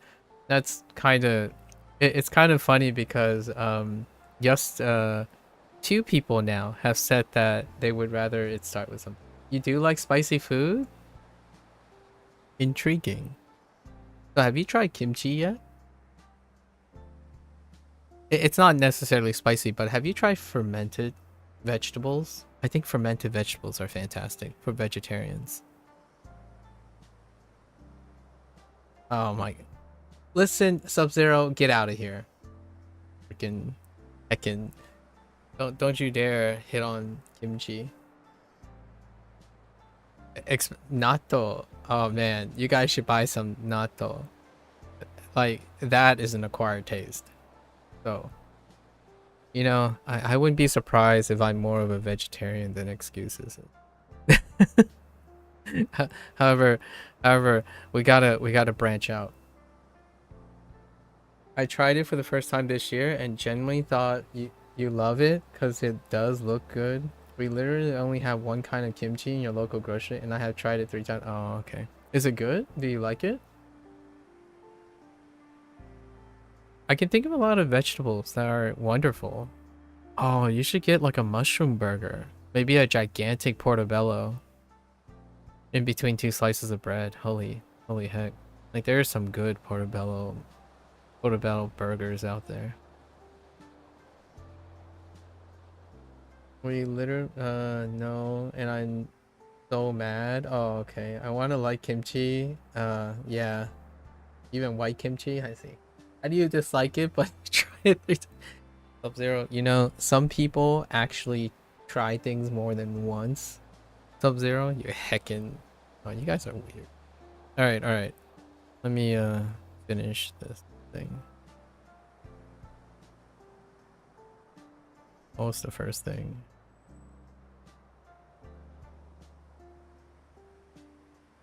I don't remember. Hold up. Oh.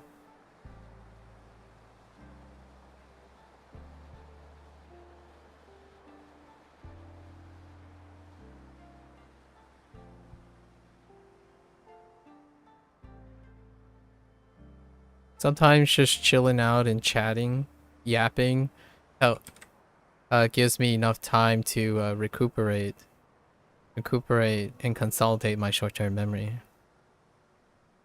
Gomibako. Gomibako. Kitanai. Kitanai is... Yeah. Yeah.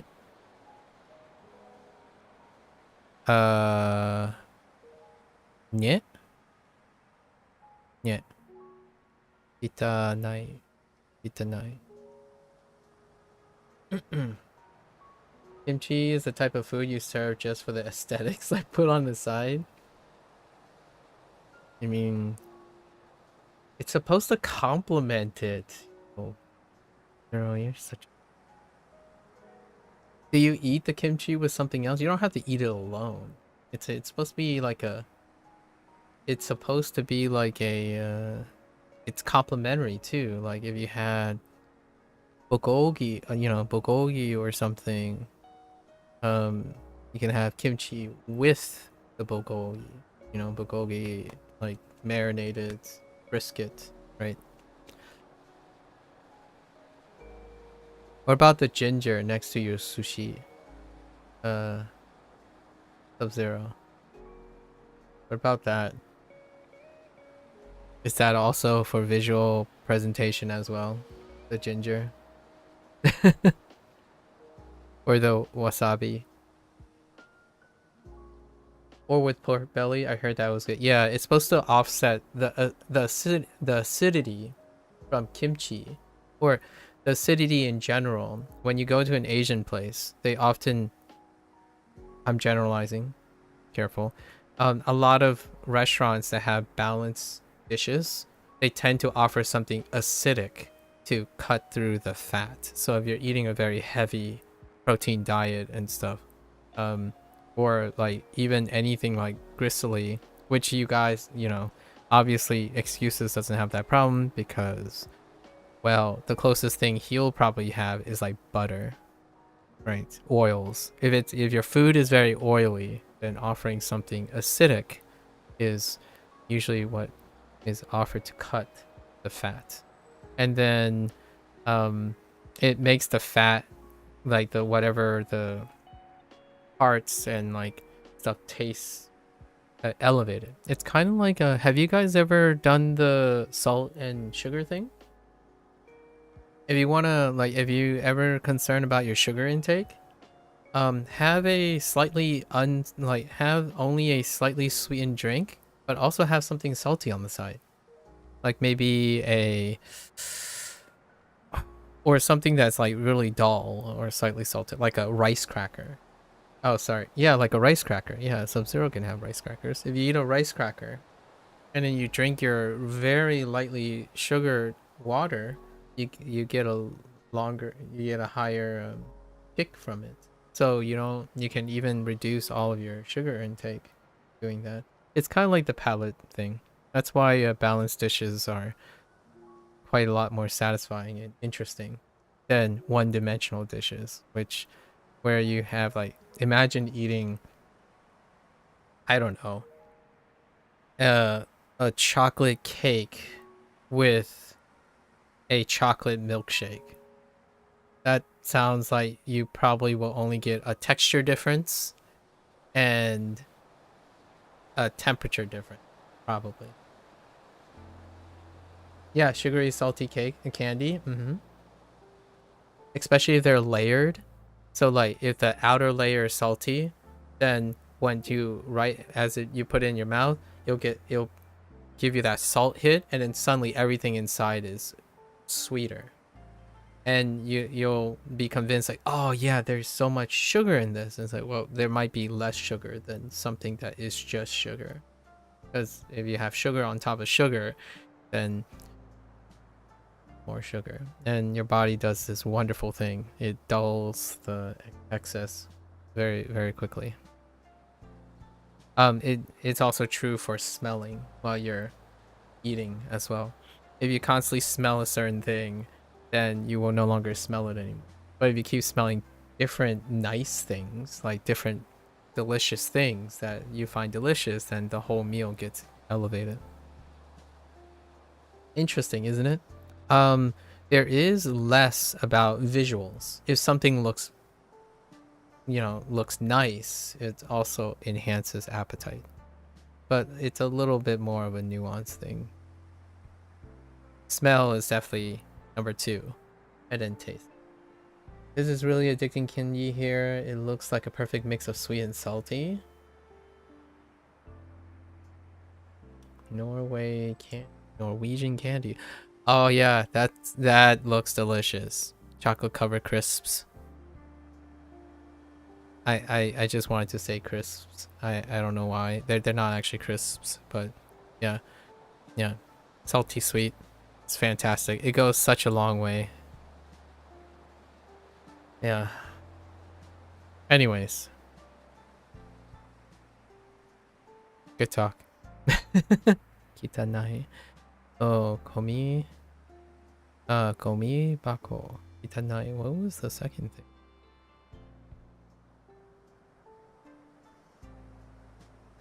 I know one of them is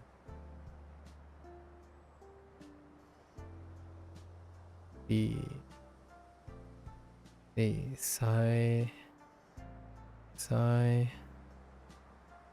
ru recycle ru, and then ipai.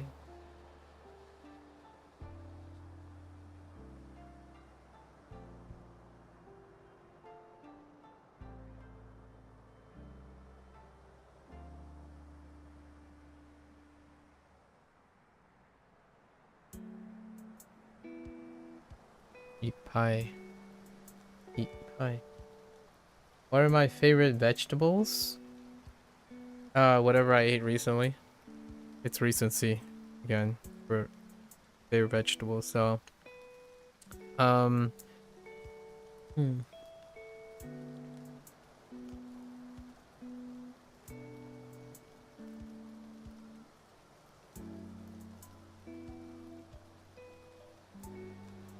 this has vermicelli in it, so probably rice. Yeah, this has vermicelli in it. Oh, rice noodles. Has that really nice bounce to it.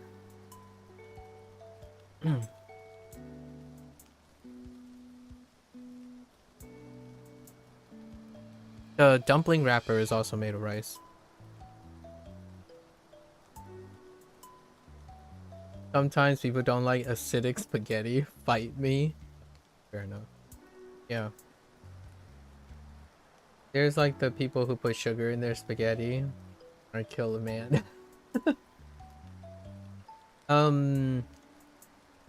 Where do you think the sugar and the tomatoes go? I'm just saying. I found out mine being bok choy. Okay, bok choy. After trying it at a Szechuan place not too long. Bok choy, huh? Bok choy is pretty good. Water spinach is probably my nod. Occasionally I have cravings for water spinach. It's a Chinese veggie, so I don't know what that's how it translates. It's called water spinach. It's harder to find. Bok choy is the Chinese broccoli. That's what they. I don't know if you heard this already, but bok choy is Chinese broccoli. Right, that's often referred to as Chinese broccoli. But water spinach is something you would have to find an Asian mark, and it looks unassuming in some way, but there's something about it. Is it more common to say bok choy or bok choy? It doesn't matter to me. I just say whichever. You spelled it bok choy, so I'm good with that. Asparagus and cucumbers. Ooh, your urine must smell really bad. No, I'm just kidding. Just kidding. But asparagus is nice. Some people have aversions to cucumbers. It's a biological interaction for cucumbers. Pickled beets? Oh, Honestly, I'm gonna be real with you. If we're talking about like not the raw form of vegetables, I'm only thinking of the raw form right now. But uh, if we're talking about like spice and stuff, any vegetable pickled, any vegetable pickled, daikon, daikon is great. Uh, Potatoes, radish, white radish. I said daikon and daikon is a radish, but there are other types of radishes as well. Um, that are used for pickling. Kimchi, kimchi, lots of fermented stuff. So natto is great. Anything fermented is fantastic. Asparagus are pretty good. Onions too. Shallots though. Garlic, garlic. I think if there's anything I have to give it up to, it's probably garlic. Garlic. I will make people run away from me in exchange for garlic. I'm sorry, did you just say pickled potatoes? Yeah, it's a Korean banchan. A common Korean banchan is what I have in my head. Uh, Pickled potatoes.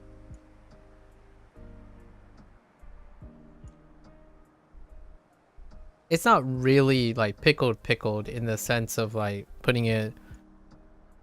It's more like adapting the kimchi thing to the potatoes. Once again, my limited knowledge. I've never had anything pickled, only that kimchi. Okay. Or fermented, I see. A pickled and fermentation are very similar. So, um, you can think of it that way. Your kimchi experience might be expanded to the whole pickled thing.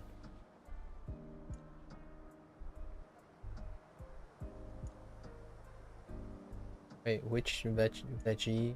Oh, bok choy. Oh yeah, bok choy is very great. It's a very neutral. It's an extremely nice neutral. Its texture is kind of nice. Like, well, they sell it in a oh, probably not. Do you have a Trader Joe's excuses, or a fancier? I don't know what other words. Like a more exotic outlet outside of Walmart. I mean, there is a chance. No, it's very unlikely. A Costco might have bok choy. I don't know about Walmart. Yeah, bok choy is like Asian Mart territory. You would have to go with the Asian Mart. All right. Whoops. All right. I'm gonna focus on this. You guys go and chatter about more about food. I'm just gonna read as a third wheel or a fifth wheel in this case. Neko, neko. Okay. Su, zuru, zuru ga shikoi, shikoi. Oh.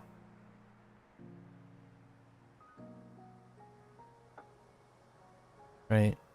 Gashi. Oh, that's the wrong character. I don't think there's a there. Like this.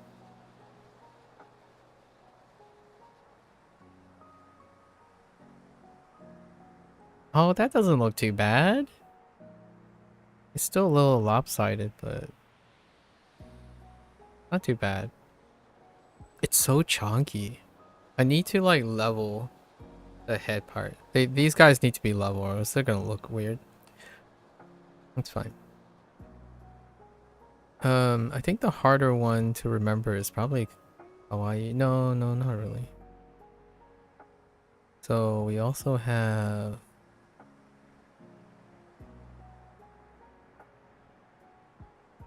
Kau. Kau in Kauai.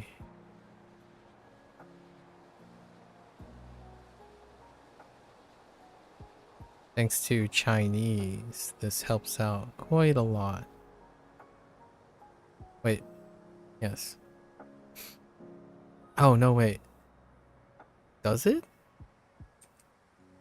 I think it's a crown. Oh, no. I missed the... Okay. Look again. Oh, it is a crown. Yeah, yeah, it is a crown. Okay.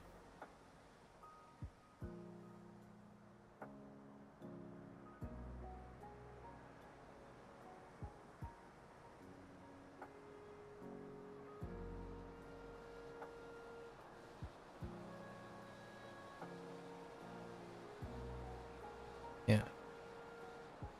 Hawaii. Why did I write it so close to the left character? It's like swishing each other. That's fine. What was the third thing? Neko.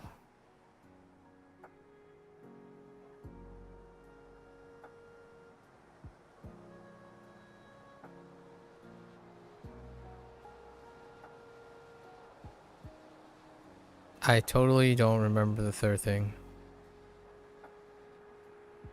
Oh. Gaito. Gaito.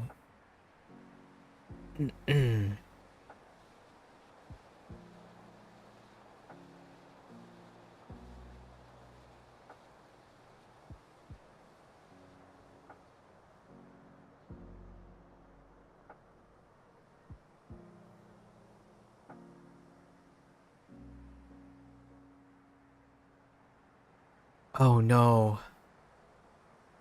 Oh no. I totally forgot the one. Hosoi.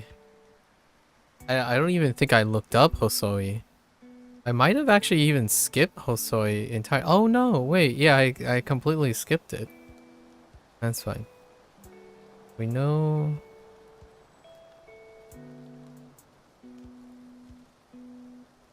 Akaroi.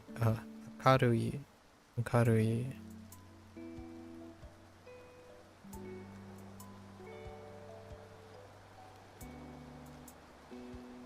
And Akai as in tall.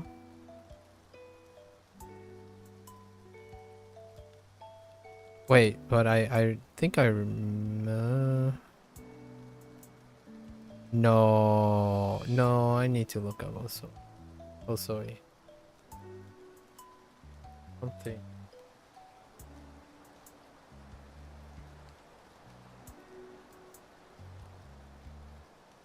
Oh yeah, see? That stylization throws me off. Okay. Okay. So, it's not too bad. Hosoi.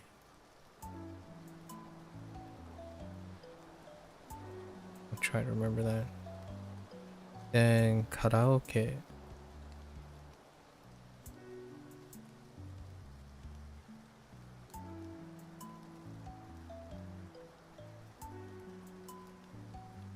Karaoke. We have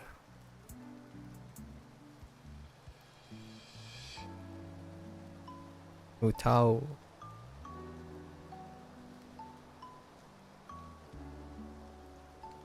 Tao. And then laughing. Warao. Warao. Oops. Wrong direction. Warao. Warao. And then Ureshi. Ureshi is pretty self-explanatory too.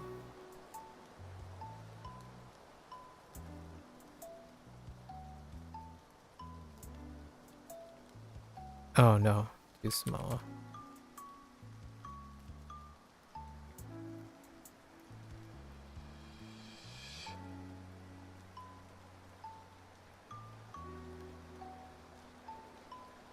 Ureshi. Oh, that wasn't too bad.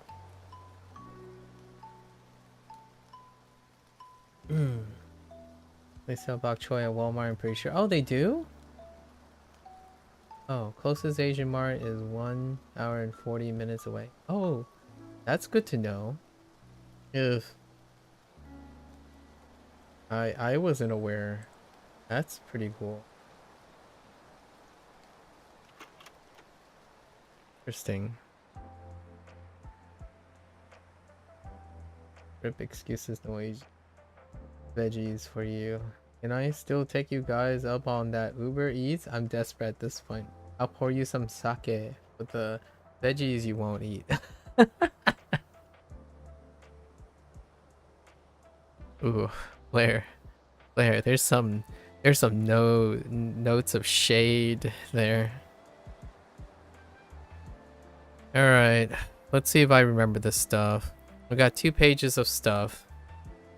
And I fear that I have forgotten many of things. Okay. And then we're gonna switch gears. Okay. So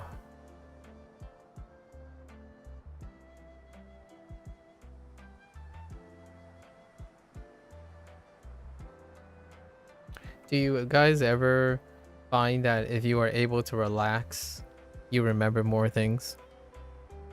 Especially when, I don't know, I think conversations help me relax, and then things get sponged. Meanwhile, I just completely forgot this next character. Oh wait, I remember it. Oh, I told myself I was gonna check this character before I write it again. That's okay.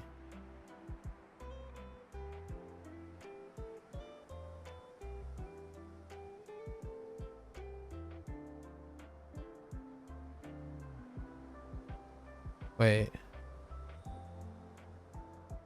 Yeah, that looks good.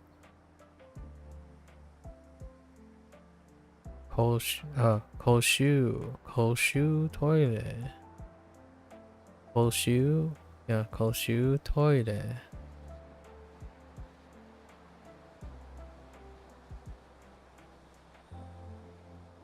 Okay.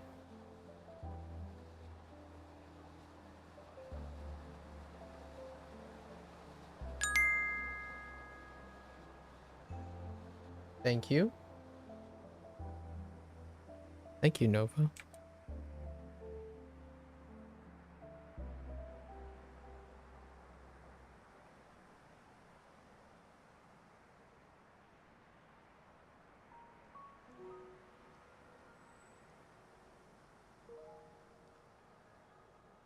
Okay. Takasu. Um.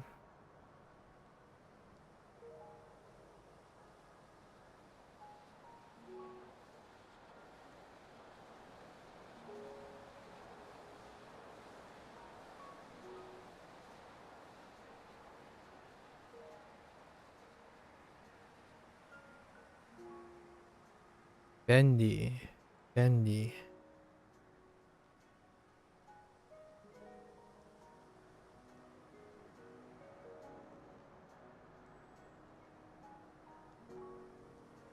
Iku. Iku. What is the next thing?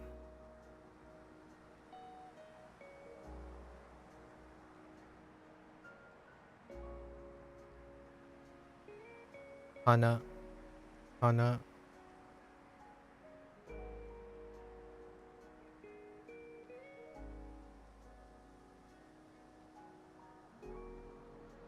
Kirei. Okay.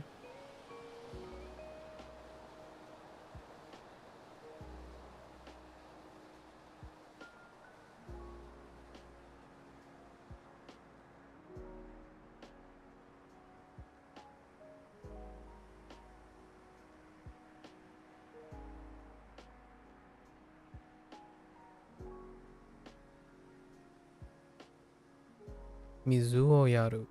水をやる。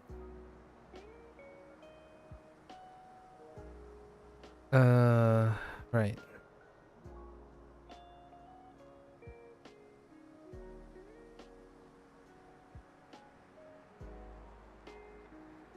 That this thing is too chonky. We need to calm down with the chonk.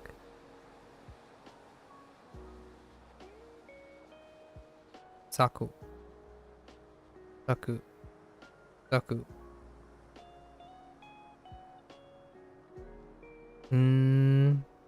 Right.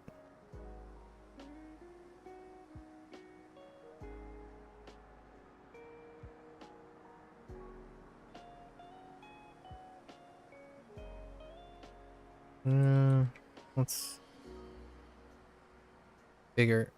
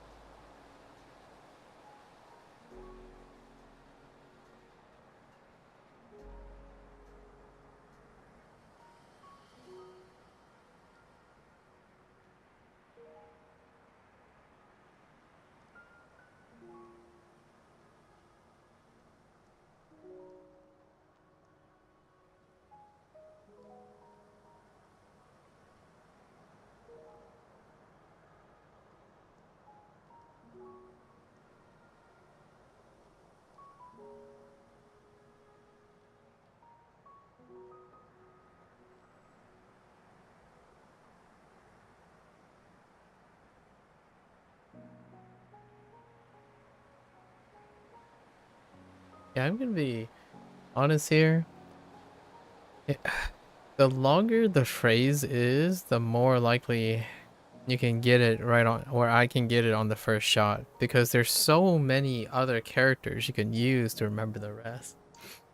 When something stands alone, it's more likely forgotten. Like Jito Han Baiki. Okay. Go.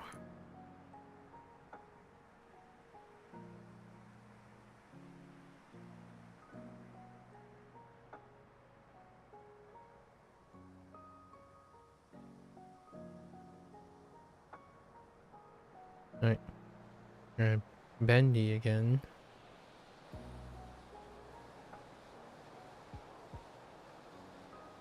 Yasui.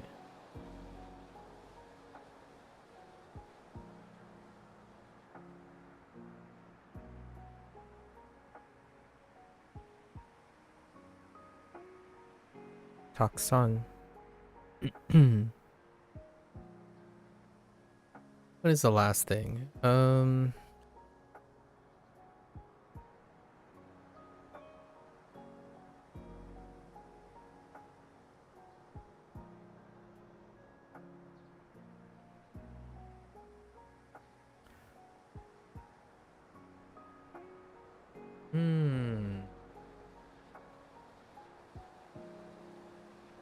Oh, right. What's in the vending machine?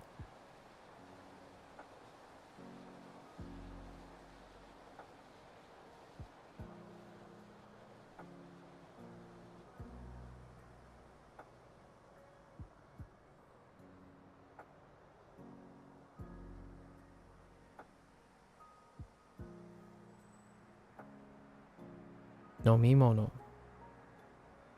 Okay.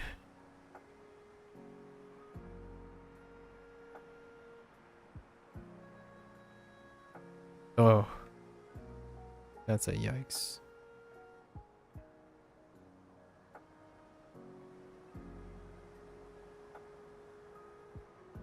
Nomu? Okay.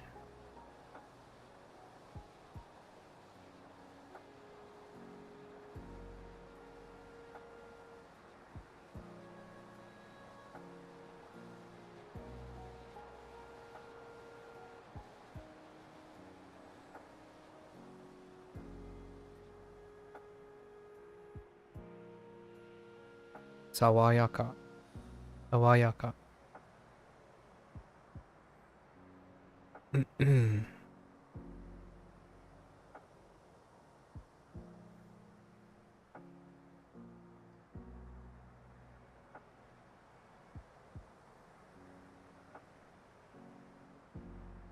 Oh, no, wait.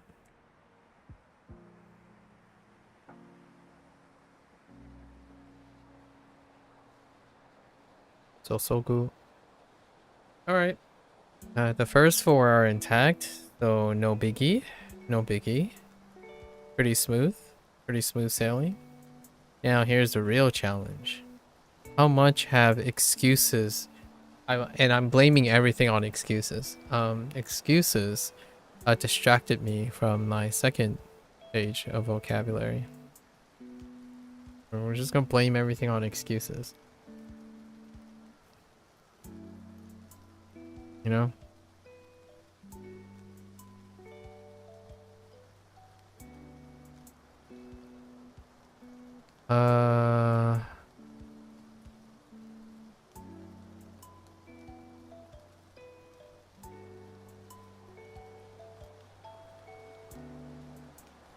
Wait, is this the... Yes, this is the...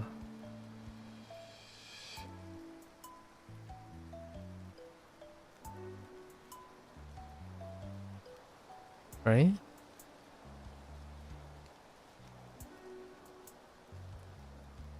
No. No.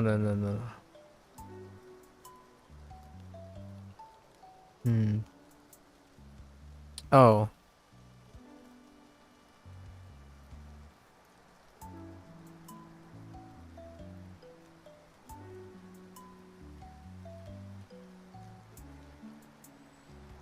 Yeah.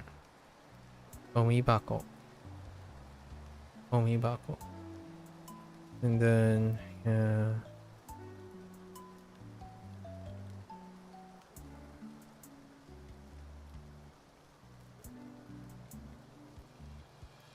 It's a little too far.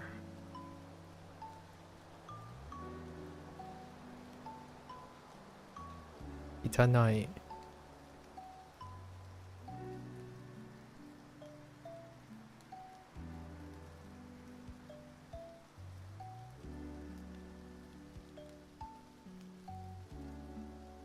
Eat pie.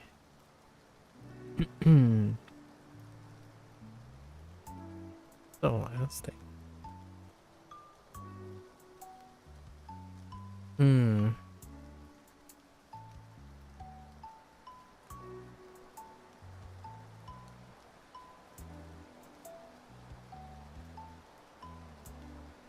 Oops. Recycle suru. Alright.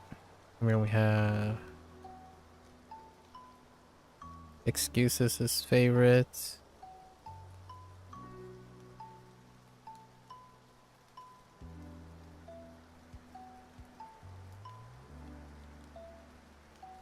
Neko.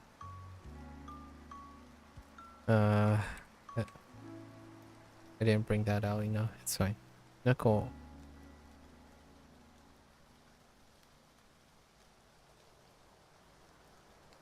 Zuru. Zuru Gashkoi. Gashkoi. Oops.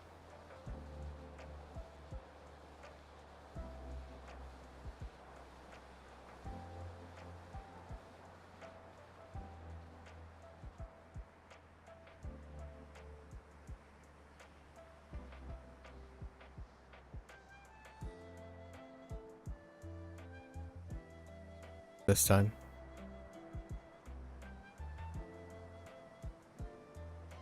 A little bit better. Zuru Gashkoi. Gashkoi.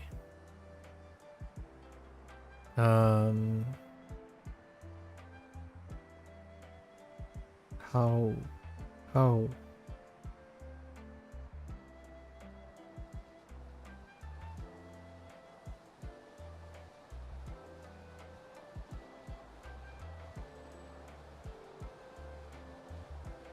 Hawaii.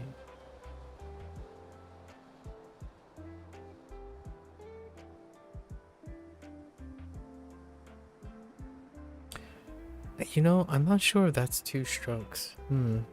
We'll double check later.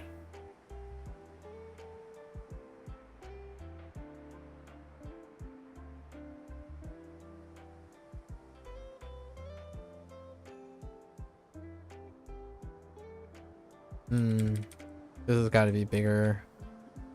Okay.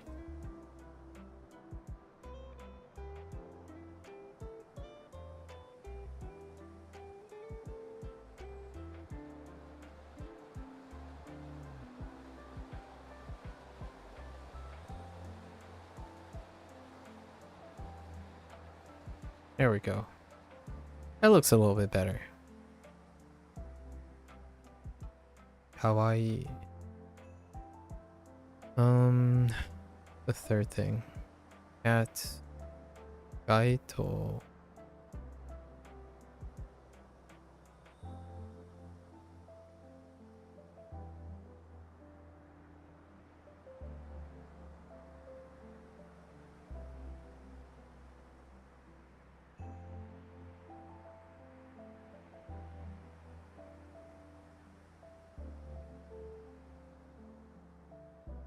Okay.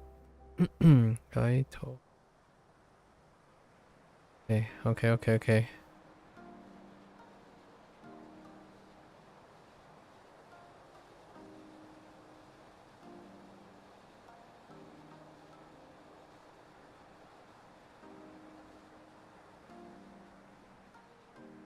Akarui.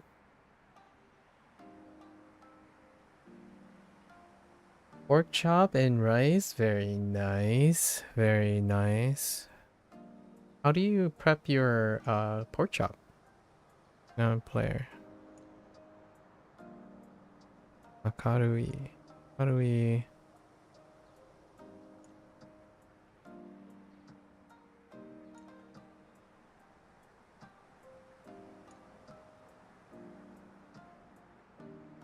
Every time I write this character, it's not that great. It's probably because I'm making the top too fat. Yeah, that looks okay. Akarui. Osoi. Soy.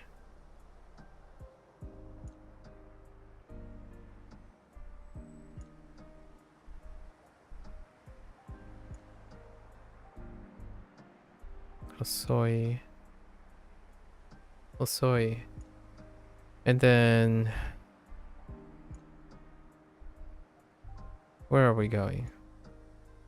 Karaoke.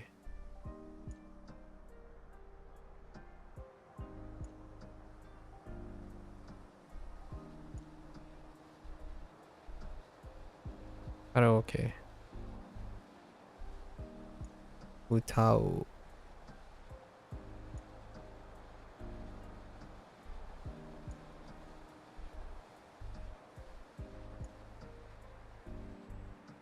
Utao. And then warao. Warao.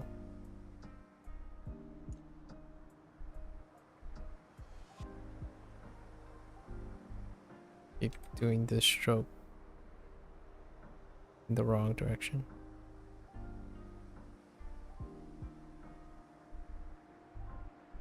That can be bigger. That's fine.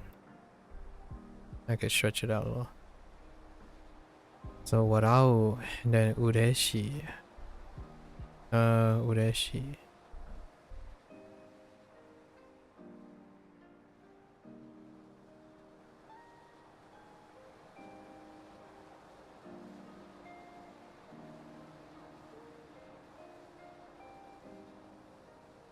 Ugh. Alright, we can do that. We definitely could do that better.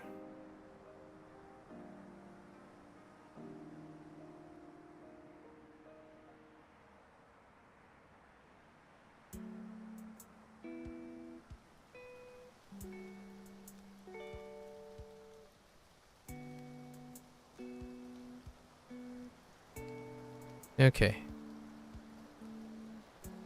It's not too bad. I got a lot of practice on she as well. I wanted to double check something. What was it? The thing that I wanted to double check. Uh,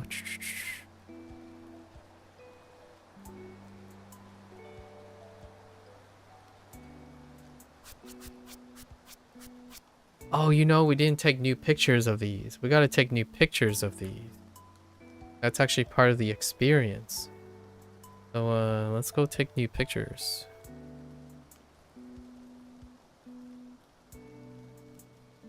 Yeah, I don't remember what I needed to look for. Maybe it'll come to me. Gotta take new pictures. What filter are we gonna use this time? You cooked it tenderloin, but just some seasoning and salt on top. Wasn't feeling super extra today. Oh, okay. Classic, classic.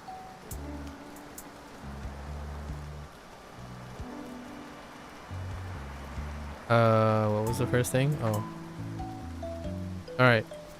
New filter.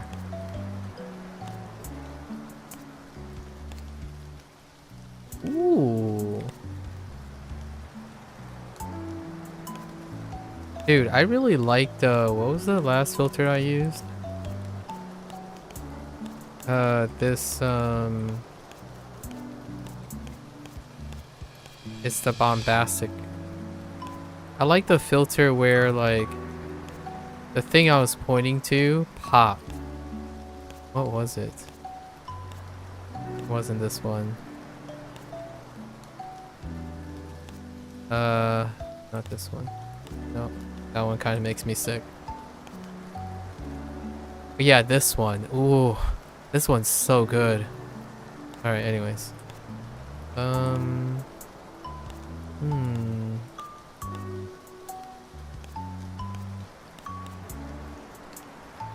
Yeah, let's do a warm one. Okay. This is for all the melatonin out there. 公衆トイレ Ah, 公衆トイレ. Alright.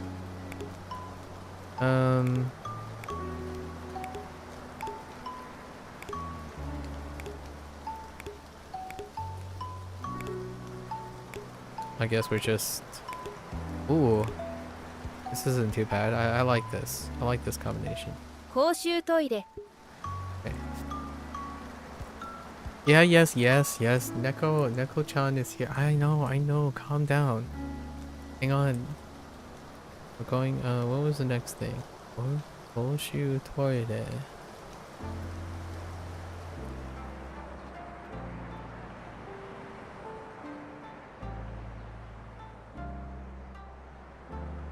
Oh, Hana. Hana.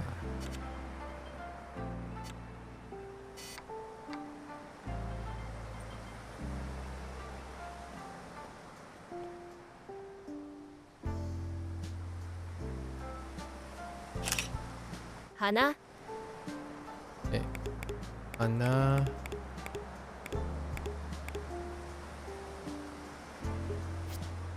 Okay. I'm gonna deliberately avoid the Neko. No, just kidding. Jidohan Baiki. Okay.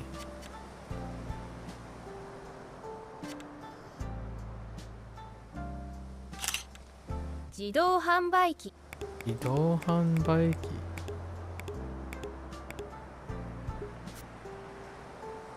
Dude, that's 3 today. What is going on?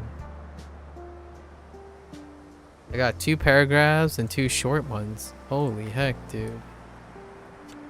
Calm down, my bot folks. It's like Skynet is ready to invade or something. With fake Nomimono. viewers. Okay, nomimono.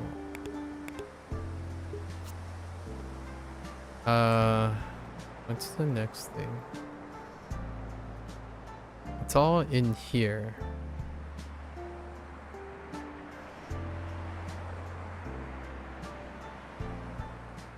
Oh. Amazing. ゴミ箱 Oh, I kind of like those things.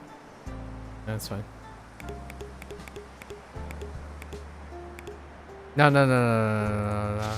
We gotta go take a picture of these things over here.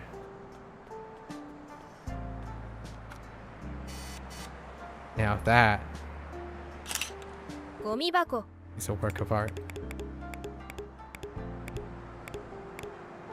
Okay. Okay. Alright, alright. We're gonna take a picture of the kitty cat. This one.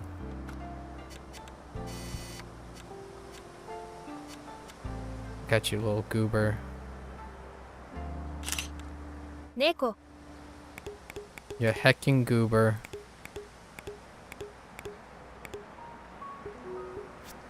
Alright.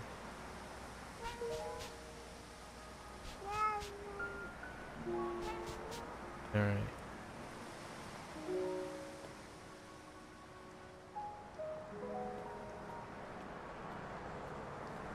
You're welcome.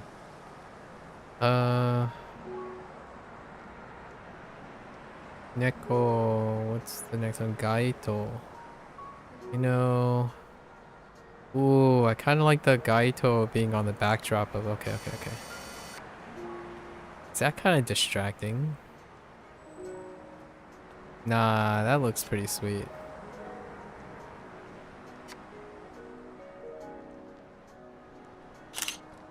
Gaito Gaito. Okay. Gaito. And then the last thing was.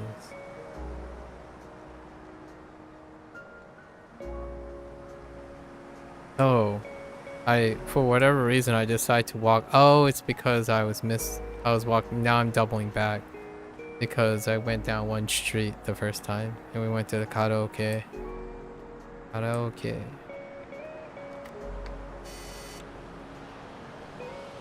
That's not it. I like this angle.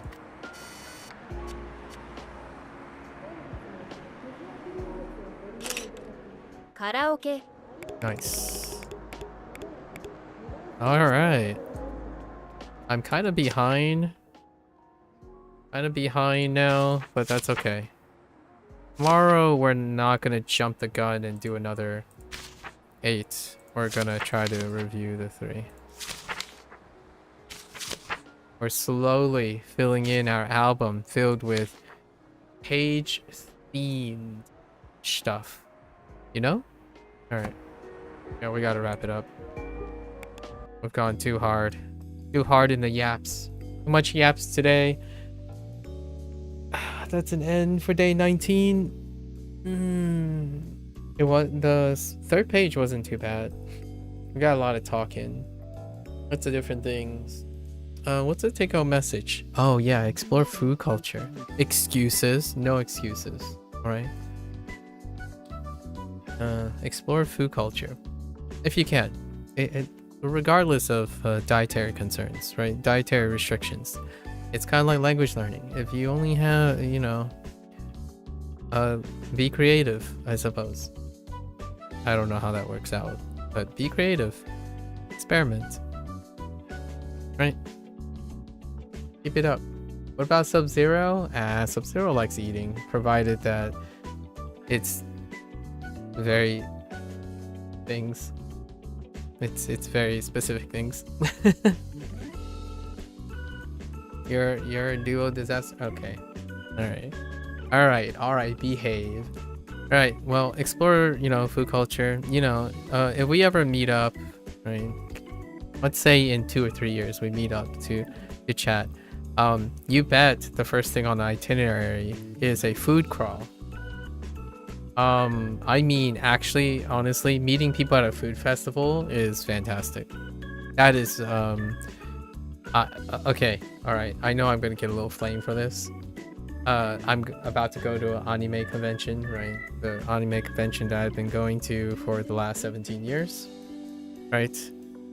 However,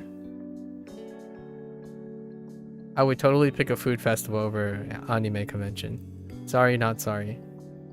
All right, guys. That's how important food culture. In a way, you can probably do a lot of the Japanese culture stuff and Asian culture stuff at a food festival. It could end up being a food fest. I've been to a ramen fest before. Ramen fest. So in New York City, there was just so happens on one of the New York City trips, 20 to 30 Japanese ramen people came to the United States to showcase their ramen. So food is not that great. Let's think about this. All right. You keep saying that. Excuses. You keep saying that. All right, folks. You know, be creative. Enjoy the things, even if you're trying to be restrictive and limiting the things. Creativity goes a long way. Make it your own. Right. All right. Nice. That's a wrap for Shashingo today. I mean, Shashingo did something different, right? Kudos to the dev, right? All right. We're gonna switch gears now.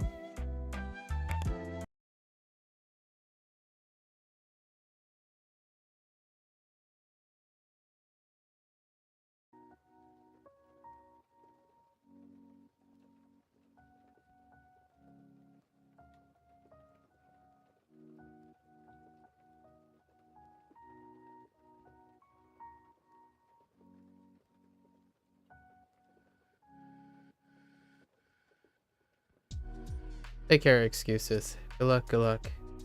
I'll go to bed thinking of food. I will one day try. Alright. Oyasumi nasai.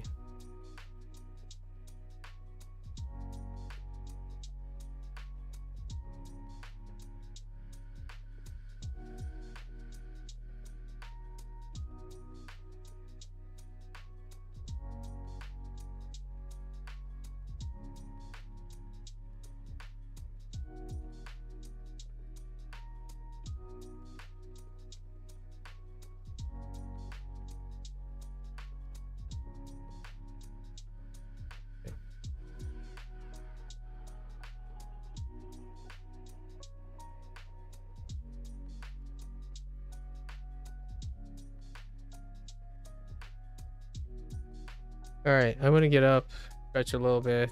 I'll be back.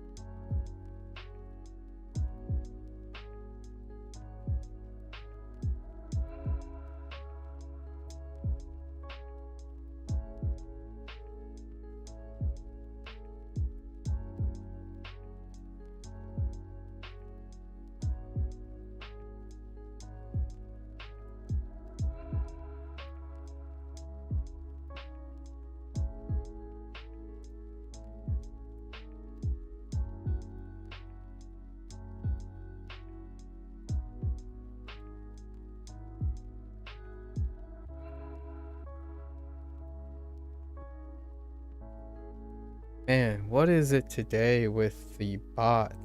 Holy. Alright. Alright, folks. Welcome back. It is day 167. Duolingo Japanese. Once again, Maku desu. Minasan, konnichiwa. Yokoso. So, we concluded Unit 36 yesterday, which was a really weird oddball of a unit. Let's go over the vocabulary in Unit 36 right quick. Focus time. Alright, kanji. Kanji.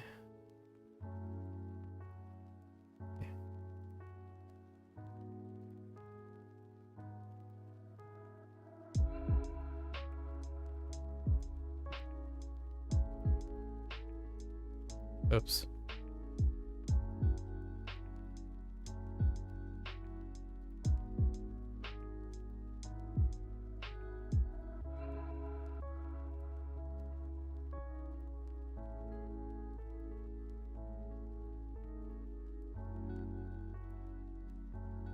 Ego, right? Ego.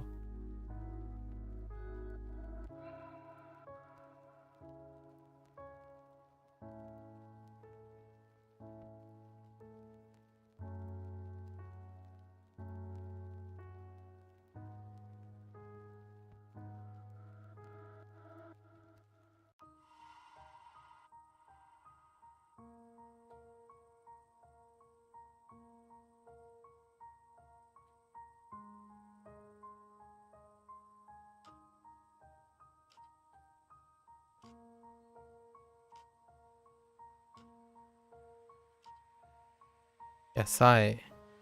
Yasai.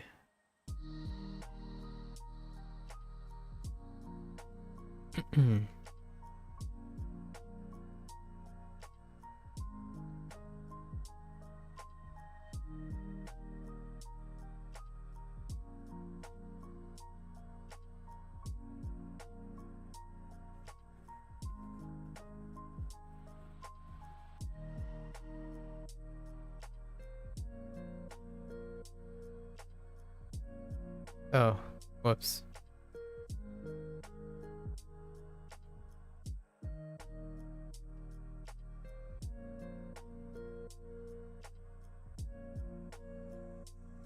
Keep trying to do an undo shortcut.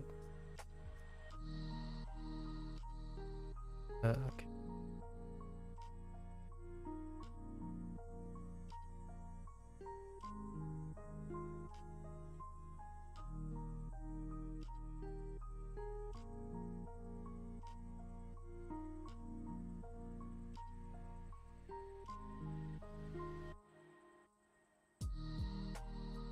I guess this. You knew. You knew.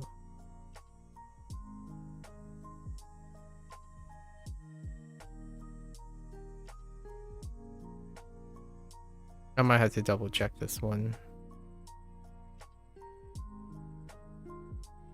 It's like, it's okay. Oh no, wait. Actually, I take it back. It's not okay because the top one is wrong. No. It's the eye crown. Like this.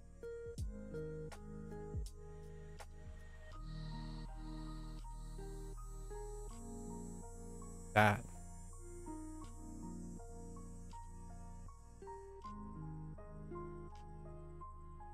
So Gyunyu. What other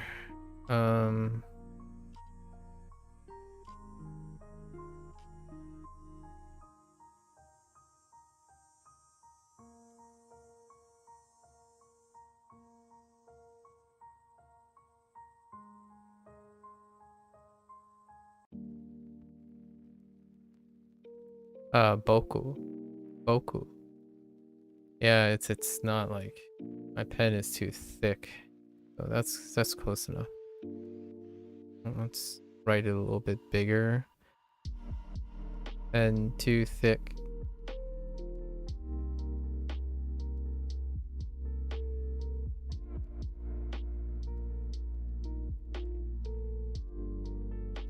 Yeah, boku.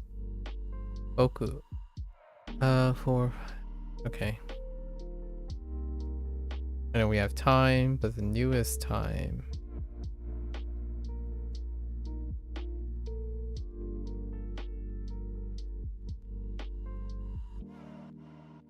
Yonpun. Yonpun. Grammar. Grammar related things.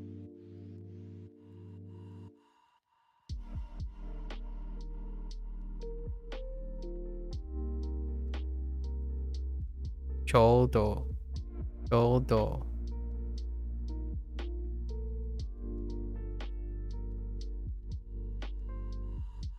Oh, no. Oh, no, wait. Yeah. Dewa. Dewa.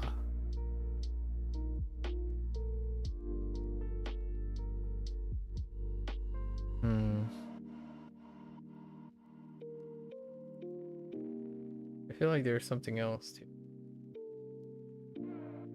Choldo. Dewa. We'll get them on the side. Other kanji that can fit in here. Just gonna go over kanji.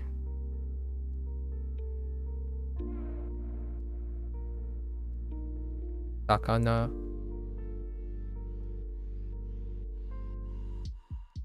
Oops.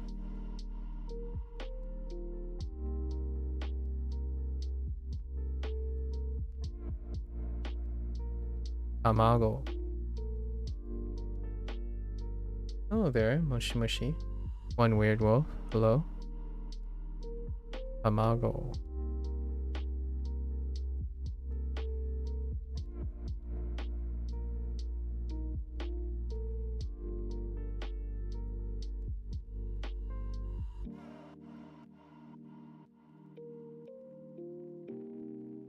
Oh, Gohan. Let's practice all the others. Okay. Asa Gohan.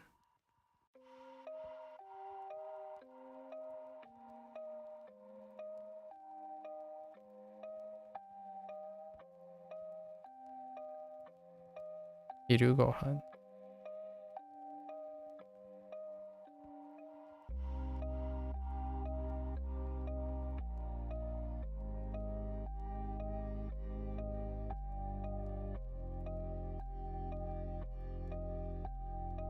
Ban Gohan.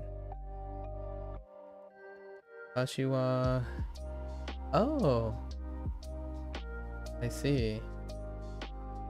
You renamed. Hello.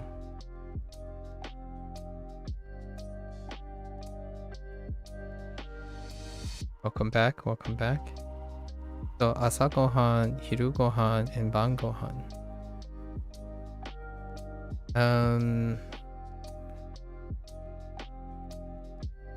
Other kanji. Kanji. What do we have? Some time. Let's do. We're at time. Let's do. Throw in like. Ima. Into. Mainichi.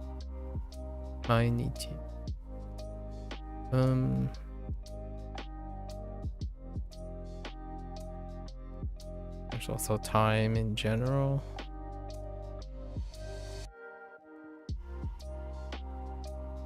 G.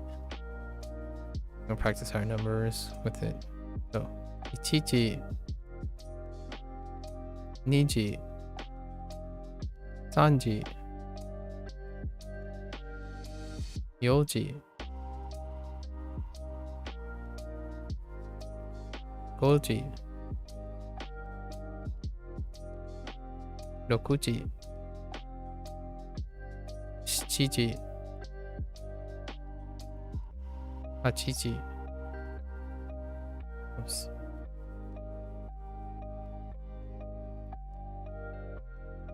Fuji and Juji, Juichiji,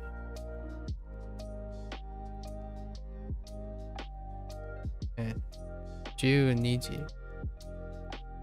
Then we have 1分、2分、3分、4分、5分、6分、7分、8分、9分、and 10分. I'm voice typing since my Japanese keyboard is stuck on TA typing. Oh, I see. So that's how. Oh, okay. Interesting, voice typing.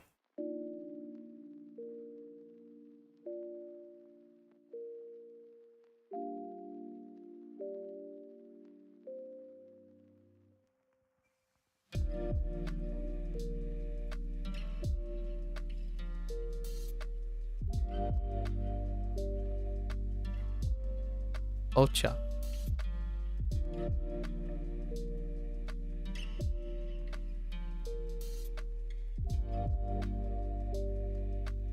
Omizu.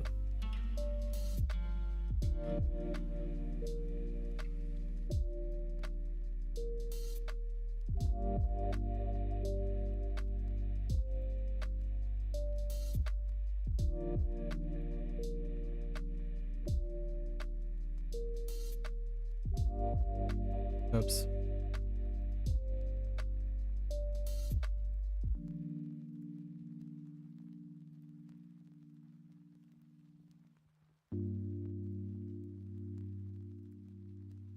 Arigato.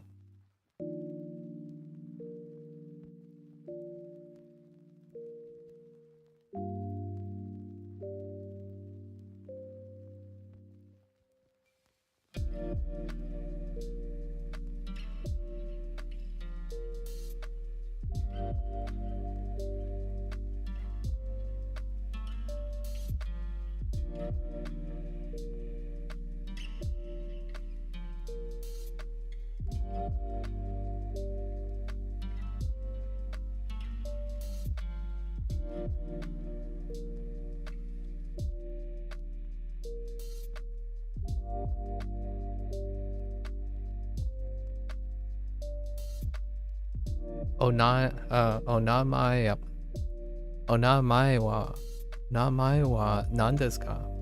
Onamae wa nan desu ka? Onamae wa nan desu ka? Onamae wa namae. Onamae wa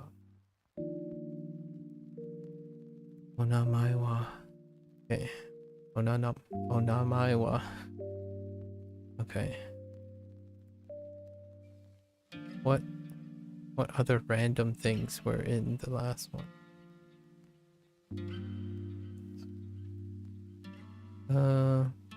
I feel I'm definitely missing a grammar thing. It's not just dewa and choto.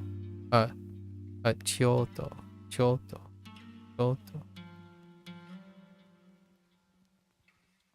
Oh.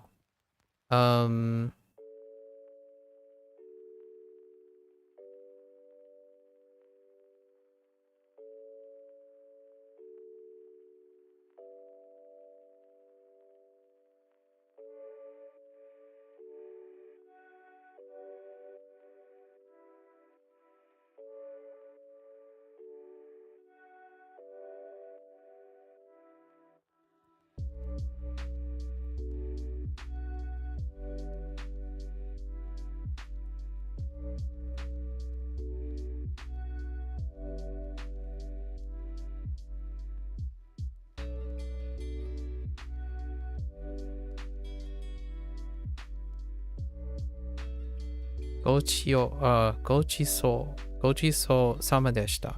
Gochiso sama deshita.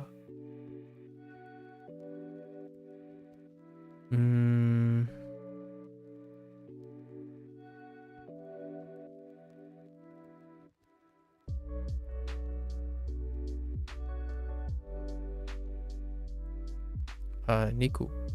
Niku.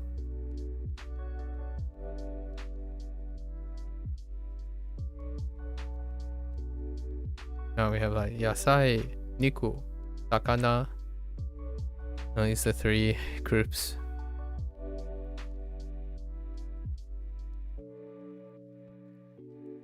Okay, I think that's pretty good. 1, 2.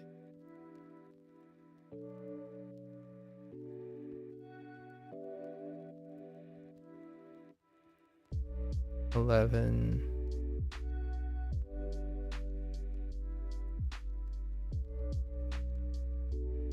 Yeah, that's pretty good.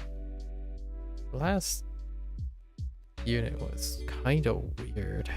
Very weird.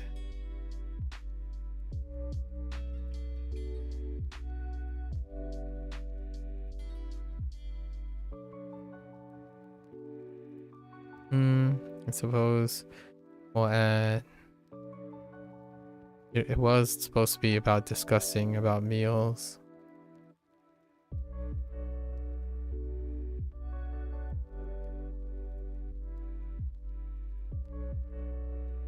Taberu.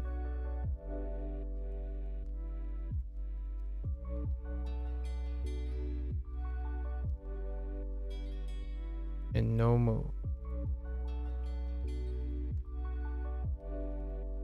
Okay, that's good enough. Last time for unit 35, because we're moving along. Oh, I'm so behind. And maybe I'll take tomorrow. We'll definitely do a half day tomorrow. Rest up. Road trip. 35 was convenience store. Any kanji? Kanji.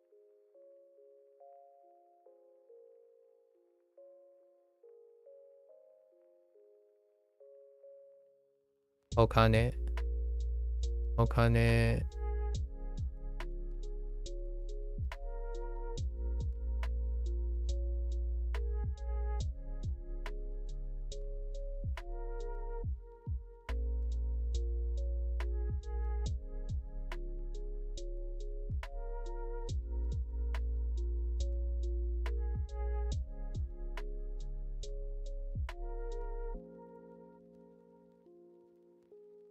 Oops.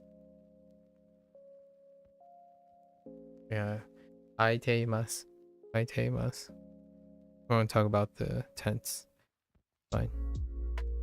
We're just keeping track of the progressive, past progressive tense, or present progressive tense.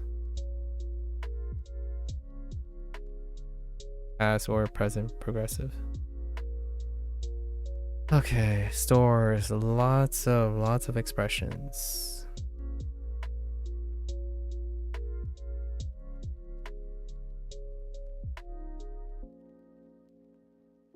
Ooh, my hand jiggled around there a little.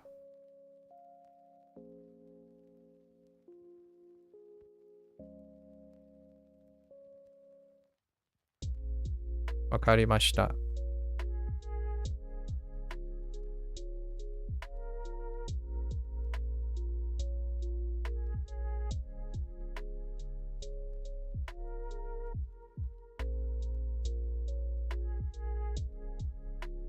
Kochira desu.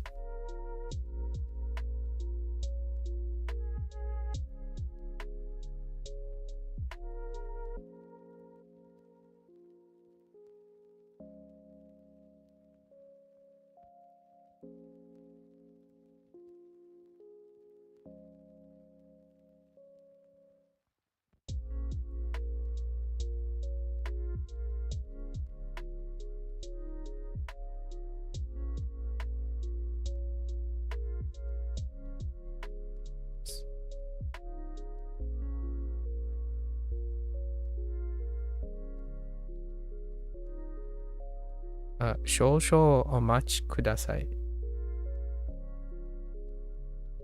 Okay.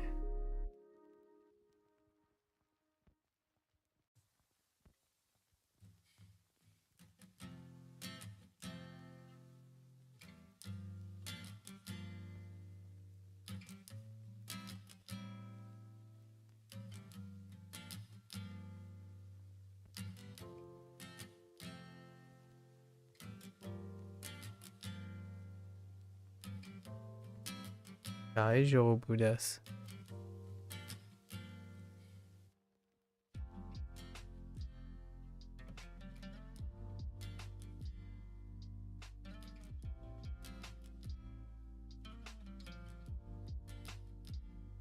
Dozo. Dozo.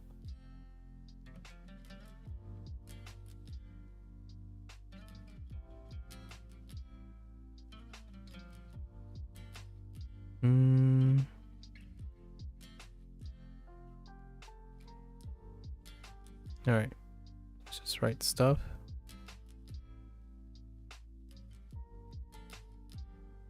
Ohashi.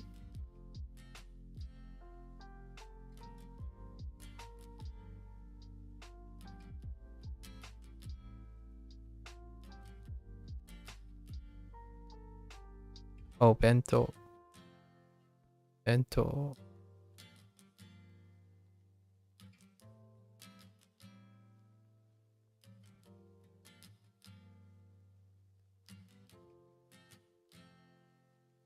Gamu.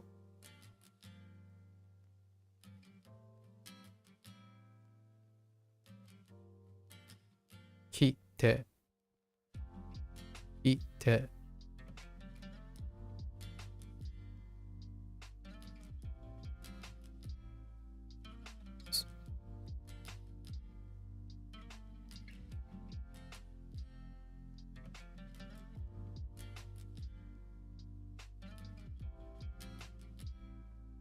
Kapuramen.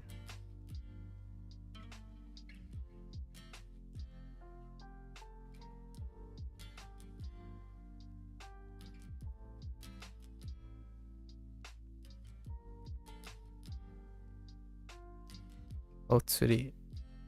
Otsuri.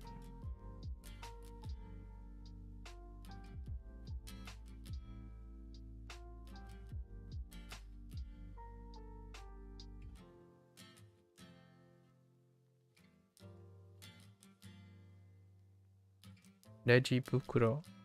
Reji bukuro.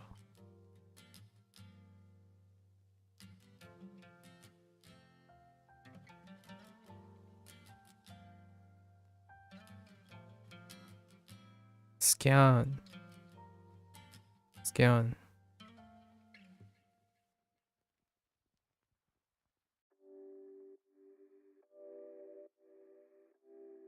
Oops. Oh wait. No, that was fine. Kopiki.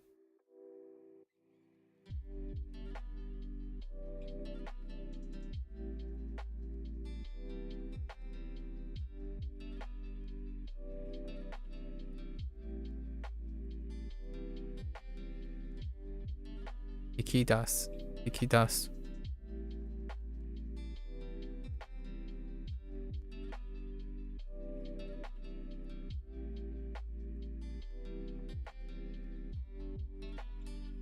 Kopi suru.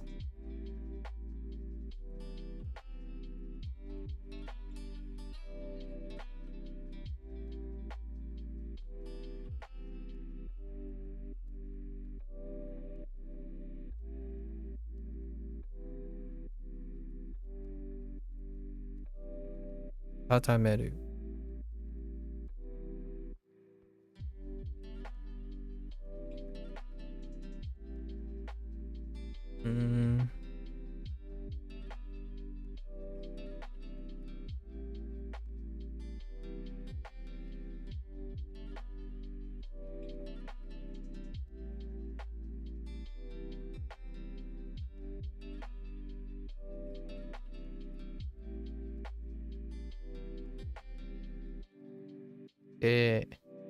Dekiru.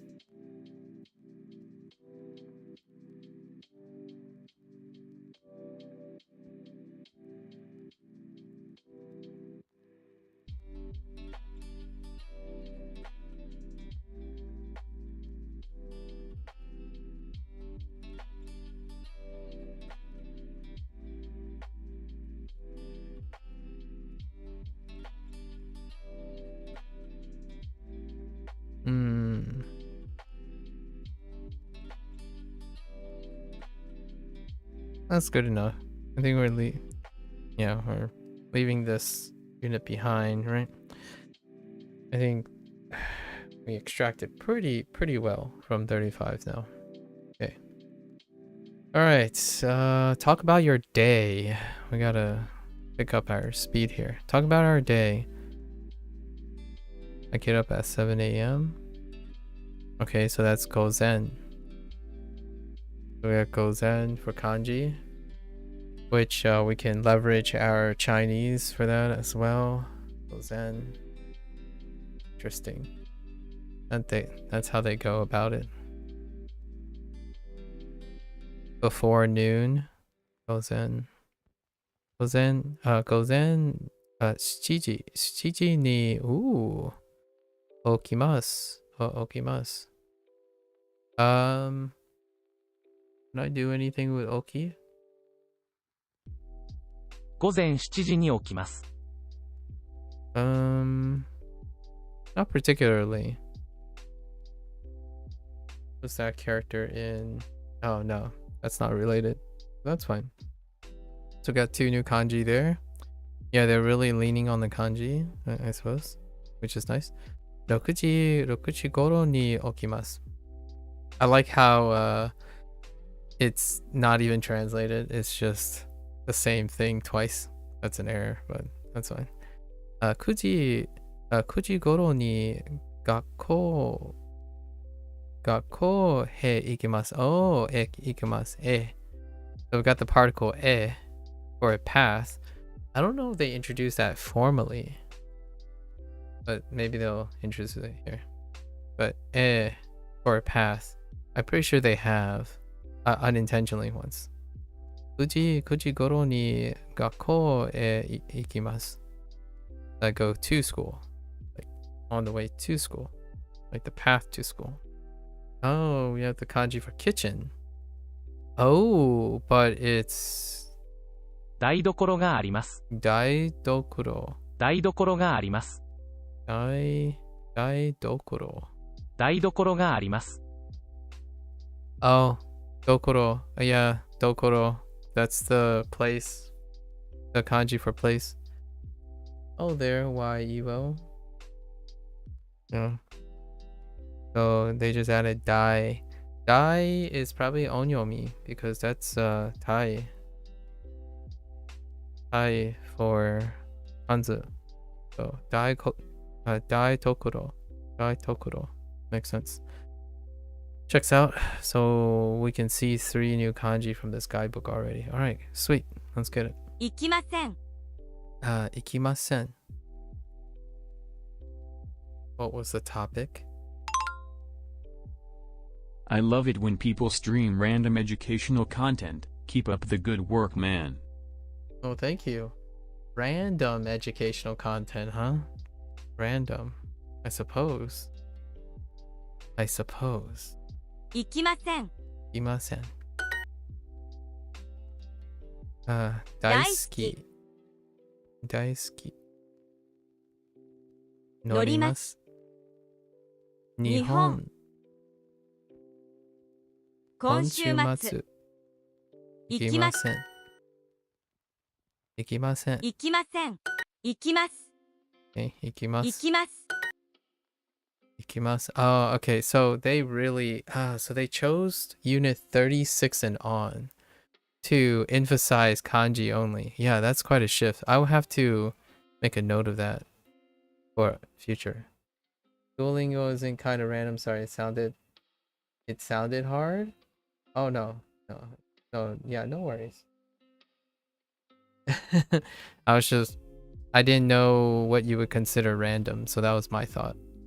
It's like a language learning is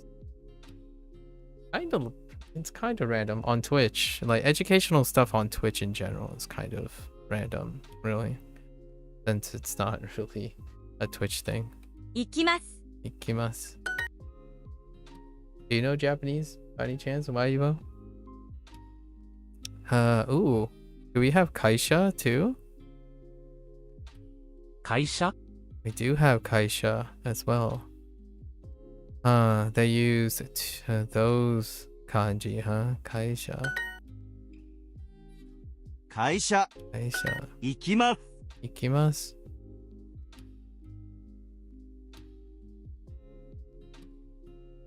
Now I'm learning French with Duo? Oh, okay. Oh, yeah, that's what you mean. Yeah, I figured. No worries. I didn't want to assume that's what you meant by random because Twitch is really not in terms of education. Learning French, huh? Very nice, very nice. How long have you been learning French? And what else do you do? Is it just Duo or do you have other things, ways engaging? How are you engaging with French? Have you ever watched the show Lupin on Netflix?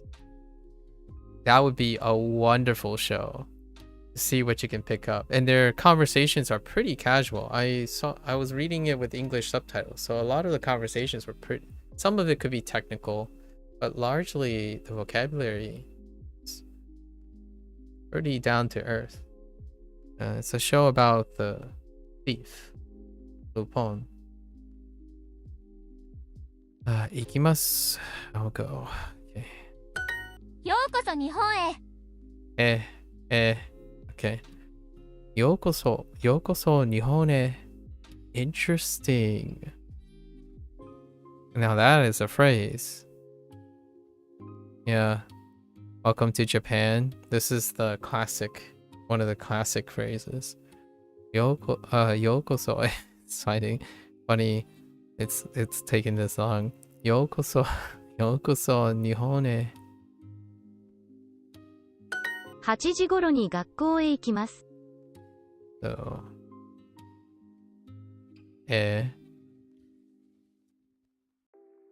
Nah, I don't think we need to remember that. It's fine.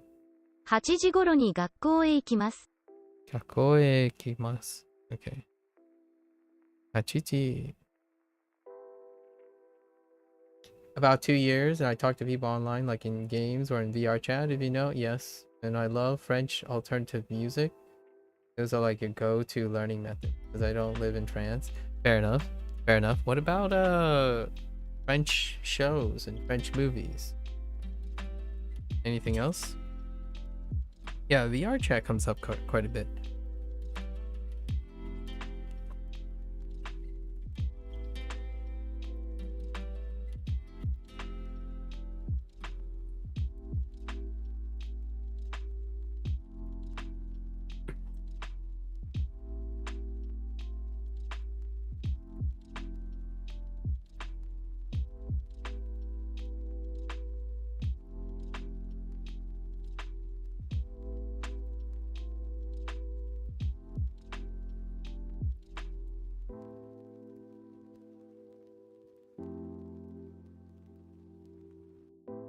That moment when you breathe and you're swallowing something.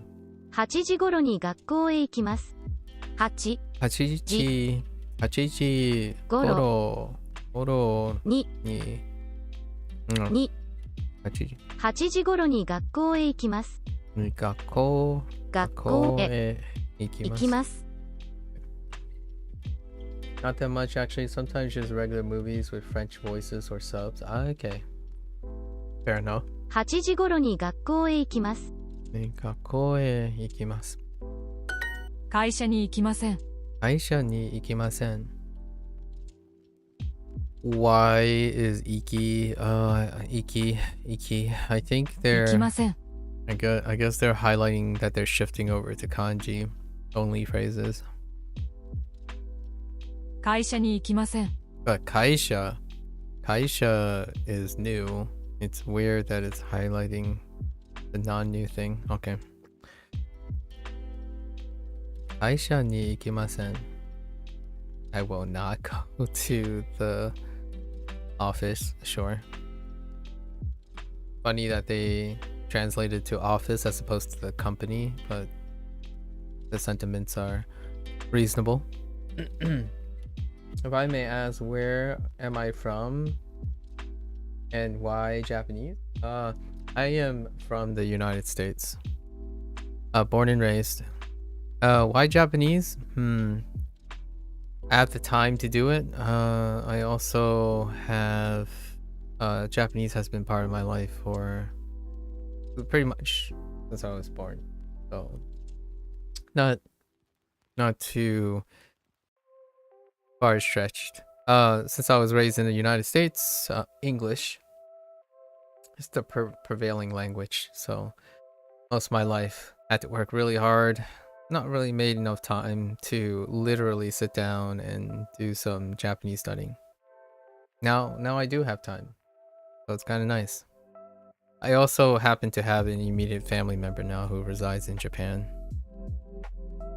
Other than that, Japanese culture in general has been a pretty big part of my life.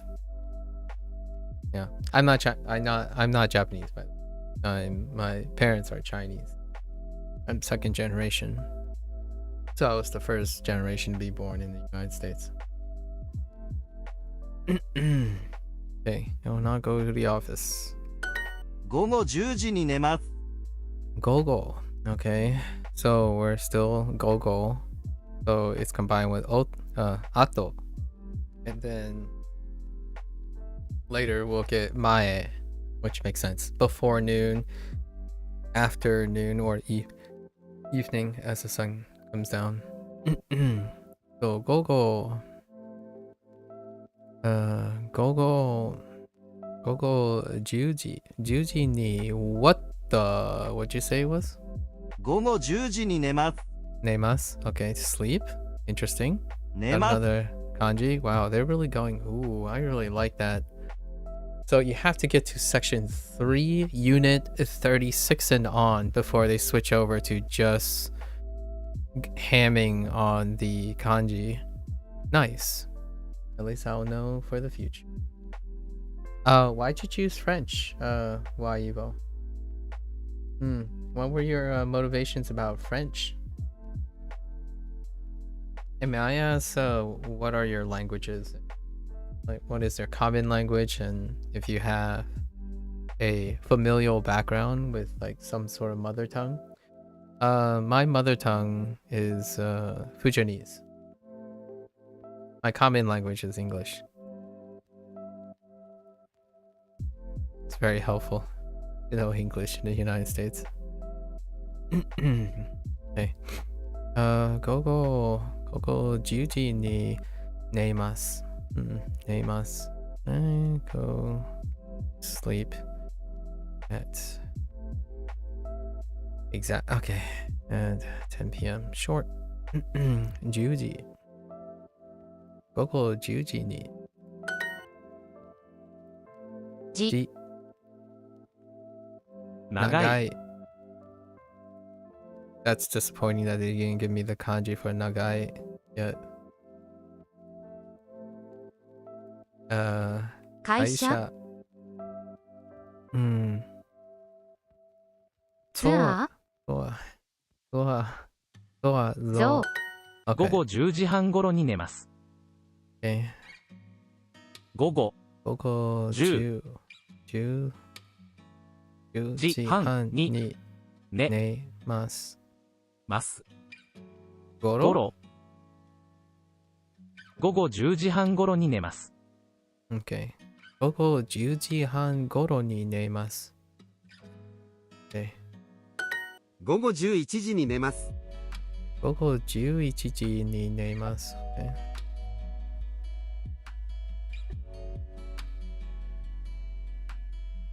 11時。Wait. You started learning in school. Okay, and I just know what I am. I just know that I am out of school. I would be interested in it again, and maybe I'll study in a French-speaking country. I'm Austrian, but I live in Germany. Okay, so German isn't my first. Is my first. I see. English my second, and now French. Ah, another Austrian who happens to live in Germany. I get quite a lot of conversations between in that area actually by coincidence. Yeah.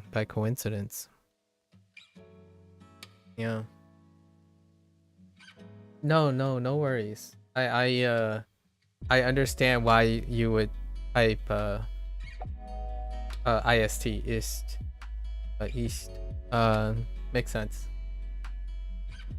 You did say German is your first, and English is your second, and then those things make sense to me. No worries, no worries. We all speak multiple. Well, we all try to know multiple languages here. Perfectly understandable. No worries.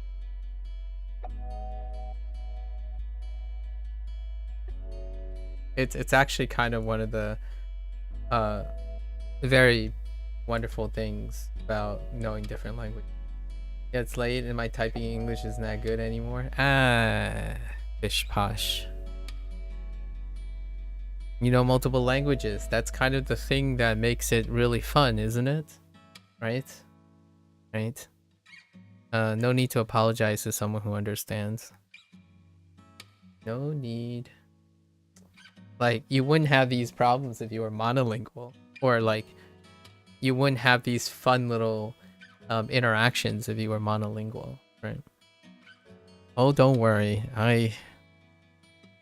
Sometimes I start omitting things in English. I actually, all my errors, like in Duolingo, is when I have to translate Japanese and Chinese.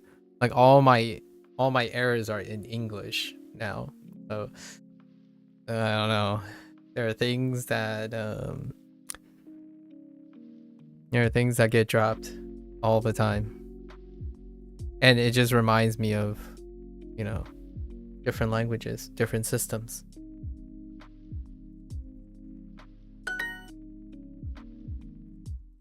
Yeah, okay. How did this? ようこそ。ようこそ日本へ。You feel like that sometimes? Yeah, I mean, like, I talk about this with a lot of people who have learned a different language. Like, sometimes you just want to drop things because English just sometimes English has a lot of things. Although I do have to admit, like, I don't know how you feel about French right now, but I have seen a lot of clips about German stuff as well. So I don't know German or French. However, because of my childhood and my upbringing, I like watching multicultural people. So a lot of times my like YouTube algorithm and stuff is filled with multicultural like couples, and there's a lot of very cute like couples who talk about the like comparing and contrasting using English as a common language, but they're like German, Italian, French, and you get to experience. I like that when people speak different languages or interact with two different cultures, that you have these little fun little moments. They're very wholesome in my opinion. So hopefully I don't give you the impression that you should worry or be overly concerned whenever I can't understand something, or maybe you can't express something. That's pretty much like how you live. That's like the most comforting thing. If you're always like perfect and know exactly what's happening, I can't really relate to that. In fact, talking to me might be a little exhausting if you're a type of person that only thinks one way and whatnot. Most of the time spent is yapping about how things are different between a lot of people and all that. What do you usually do on Twitch, Waivo? I go to school at 8 o'clock. Let's see. 8時 8 8時 8時 at 8 o'clock. Okay. 8時に学校へ行きます。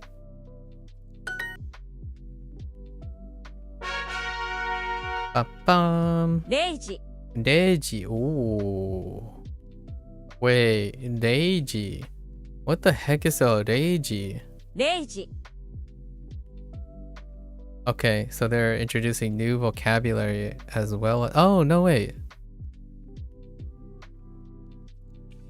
Oh, it's a time.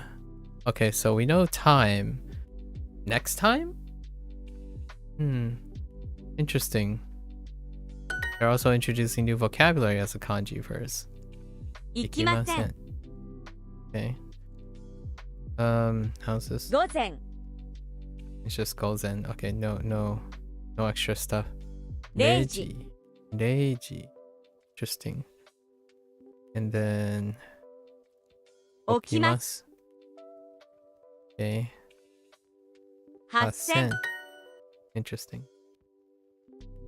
You streamed the last time around 2021. Oh, it's all good. It's about the path of learning and getting better at language. I know, right? I know. It's also, I want to add a little to the it's getting better at a language. It's also sharing experiences, right?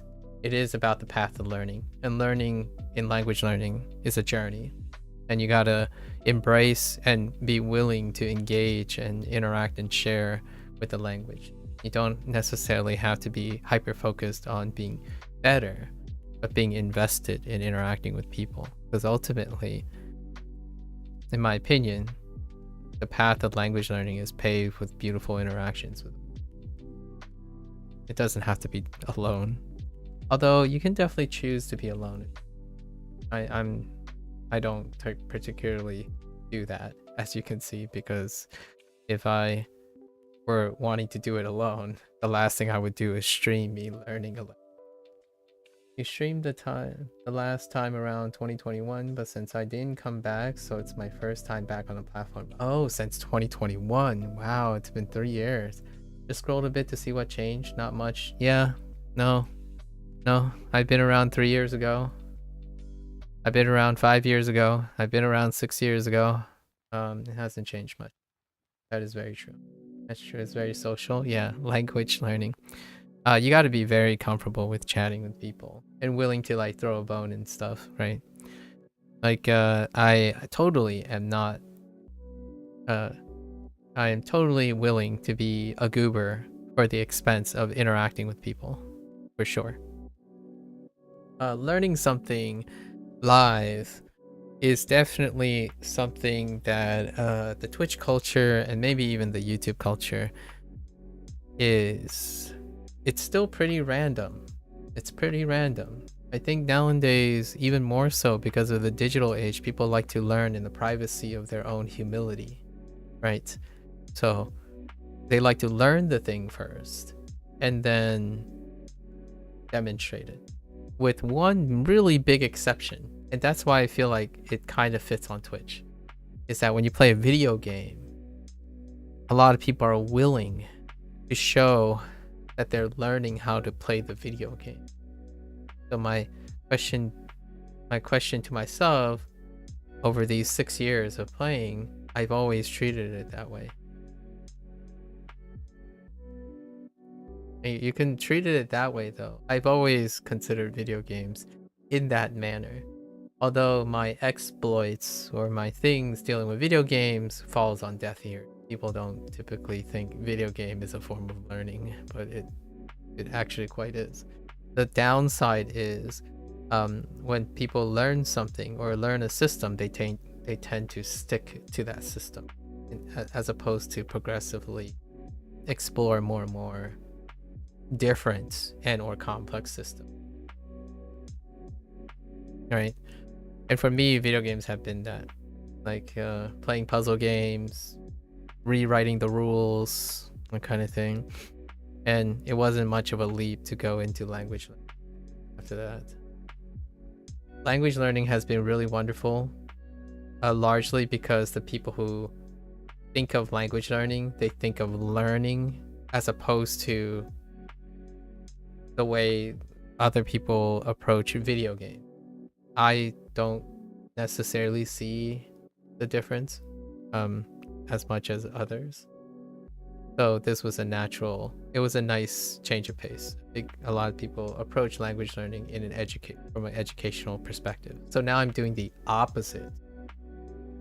This is the irony here. When I was playing video games, I spent the majority of my time demonstrating how critical thinking and problem solving can be used to practice in video games. You can become accelerant and very dynamic with understanding how video game designs and solving problems are. Now, when I'm language learning, I'm doing the opposite because now language learners think it's learning. So they lost the critical thinking to engage themselves and have fun consistently, even when you're doing something as repetitious as Duolingo. It's a really funny world when you have like cognitive dissonance. Video game, people know how to have fun doing almost nearly the exact same thing or permutation of something they learned over and over again, and they're perfectly fine because their perspective is having fun. In language learning, it's perceived as learning. So most of the stuff is hyper focused on learning, which is great because that's what I had a hard time with when I was doing video games. And then now most of those people are concerned about how to have fun and be consistent and engaging. Really, really interesting thing. Obviously for me, they're not you can have fun and learn at the same time for both of you. So now I'm doing the opposite of what I've been doing the first 4.5 years or 5 years of streaming, which is to get people demonstrate how to make learning accessible and fun. But then Duolingo is a good combination or not? It's a game with a learning factor. It's the closest thing that is available to bridge that. However, while I'm using Duolingo, I'm greatly demonstrating that you can have fun beyond what Duolingo has to offer. So I do play other games too now lately. Like there's a game called Shashingo that I'm extracting Japanese from. However, it's not too far of a leap. However, people do treat Duolingo as a learning product before a gamification product, right? So gamification is often dealt this is where that whole video game and learning thing has a conflict of interest. If it's gamified, then it's not serious for learning. So you can see that if I were using a video game and I try to learn and demonstrate that you can learn things from a video game, like learn about learning, like critical think, then no one will take it seriously, which is my experience for 4.5 to 5 years when I try to use puzzle games and use logic stuff to demonstrate that. So then I went to Duolingo, and because Duolingo is also gamified, the people who treat language learning as learning, as a learning thing, then anything gamified is fun. And oftentimes there's this dissonance where most people think that when you're learning something, you have to be serious about it, so you can't possibly have fun with it. So naturally there's this incredible stereotype or some subconscious, maybe conscious, active diminishing of things that are fun or gamified. You can't learn seriously with a gamified thing. So now it's the opposite problem, which has been a really rewarding challenge to talk about. Because for me, neither video games nor a gamified learning app share that much difference when it comes to learning and enjoyment. Have both. So that's kind of what Duolingo tries to do, while drawing the criticism of people who are serious, quote unquote, serious about learning. And if there's anyone, in my opinion, I'm going to say this like very humbly, or try to be humble. I think I know a little thing or two about learning since I spent still more than 2/3 of my life in education. So if I can, I do take this seriously, and it is possible to take this seriously and still have fun. You can still love the thing you're serious about, at least in my opinion. I think that is what makes language learning successful, when someone is able to do that. Otherwise, I mean, I suppose you can always be serious about learning. That's too much for me. You want to be smiling and having fun and engaging with people. I loved my job when I was working. I loved my job, so I found ways to also make it fun and enjoyable to me. The job was very serious. It took up pretty much all of my time. I was married to my job. I still found it very fun and engaging at the same time, among all the stress and everything else involved. And that's how I'm taking language learning. And I'm doing it without telling people. I'm just doing it just to show it, if anyone's interested. And here I am. That's what I have been doing for the last 167 consecutive days. The rest is history. Let's see. Daiji. 0時 Reiji. Whoops. Wrong character. Reiji. So what is it? What is it? Reiji. Oh no. Okay. 午前、 Gozen. We already know Gozen is AM. 午前0時 Yeah, no, I see what you mean. You should have fun while you learn something you really like. I think so too. Excellent. Excellent. Yeah, that is cool. And that's cool that you think so too. I agree. I prefer to show things and then let people decide how they want to use it or not use it or ignore it, as opposed to telling people. I think there's more than enough people on Twitch, maybe less so on Twitch, but on YouTube, maybe TikTok, maybe influencers that will tell you what to do without actually showing it. So I'm more of a shower and then let people decide. Unless someone like directly asks me something, I won't be like motivated to peddle anything, because you can see, you can think, that is what I'm giving you the benefit of doubt. I don't want to underestimate people. I think people should get, the younger generation should get used to making choices of their own. At least at my opinion. They can synthesize, and they can definitely collect information and like listen to information.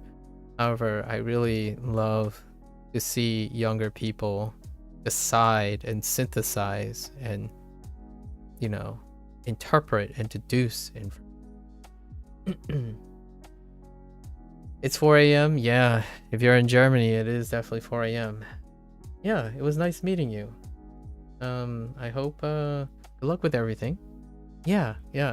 Maybe at an earlier time. We'll have to talk about French sometime. Or what interesting stories you have during your 2-year French journey. Take care, sleep well. Thanks again. Let's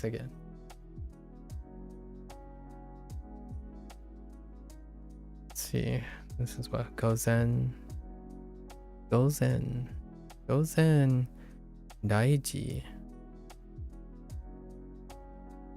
Interesting. Reiji. Gozen Reiji. Oh. We'll be meeting again. Yep. Oh, Reiji is not Juni. So there's no Juni. Ooh. So I couldn't say that. Oh, so they were setting me up. So you don't go with Juni. It's just Reiji. I'm pretty sure Juichiji is a thing still though. Interesting.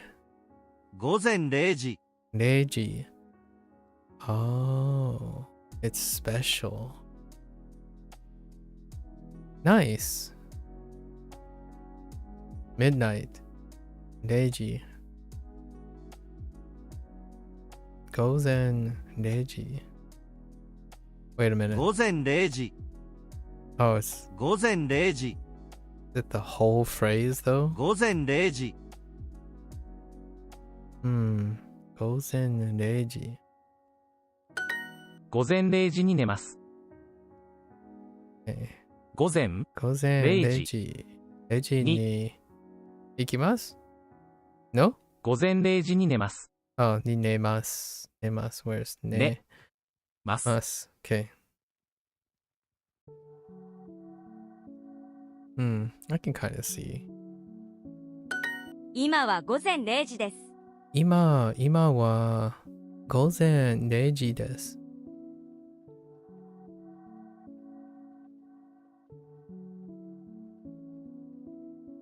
午前0時。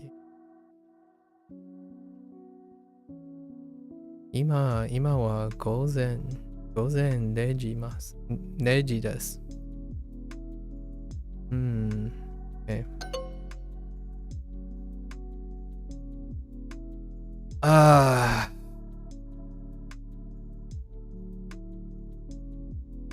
Oh, whoops, around. My bad. 5時に起きます。 I thought there was a goro there.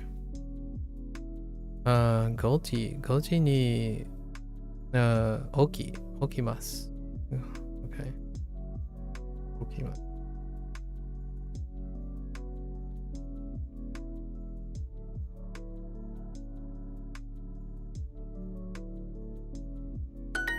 2つありますか？2つありますか？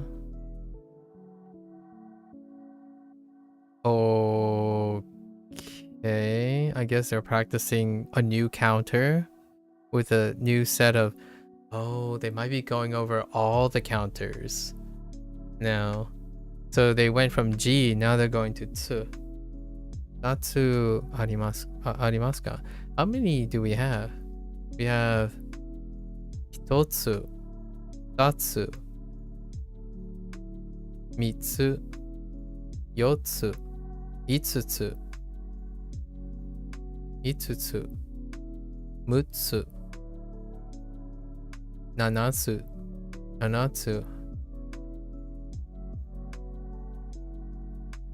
No 8. No 9. Okay, so we only go up to 7 so far. Only nanatsu. Yeah. At least that's all I remember. トイレがあります。トイレがあります。トイレがあります。 Okay. Sure. あそこにあります。あそこにあります。Okay. Sure. あそこにあります。起きません。起きません。起きません。起きません。起きません。起きません。午前。午前。午前。Okay. 起きます。午前。行きません。0 時。6日。Oh, 6日。Oh, whoops. I thought that was Katsu. 6日。毎朝9時に起きます。毎朝9時に起きます。Okay. 毎朝9時に。毎朝。6時頃に起きます。6時頃に起きます。6時頃に起きます。今は午前0時です。今は午前0時です。0時です。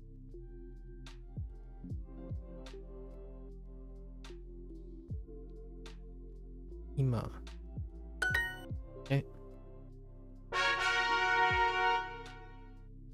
台所。いや、どころ。そう。どころ。台所。Okay. 台所。Okay. 午前。起きます。行きません。Heya. Oh, heya. Interesting. 部屋。they decide to use that. Huh. Okay. 台所. 台所 Okay. Heya. Oh, oh yeah, we knew. 台所. Oh, hey, we also have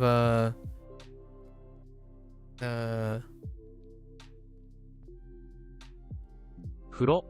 Furo. I only got fu the whole time. It's Furo. like fu something. 寝室。 What? Whoa.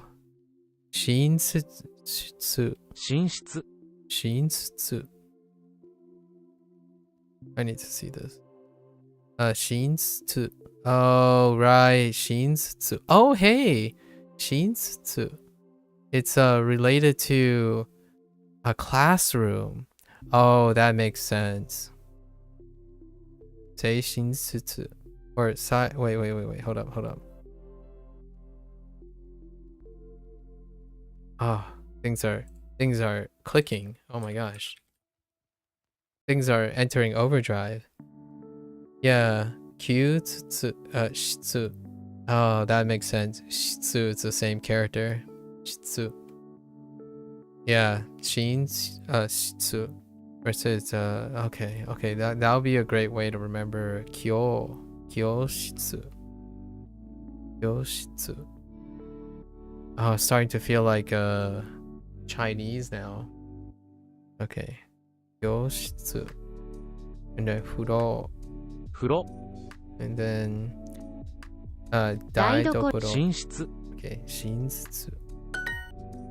Okay, shinsetsu. 寝室寝室です Shinsetsu desu. Shinsetsu.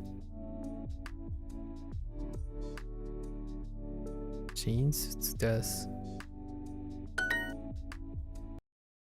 風呂 Furo. 台所 Daidokoro. 台所 Daidokoro. Daidokoro. 部屋です Yeah, this. Oh, we have so many kanji now. Ooh, this is getting a little saucy.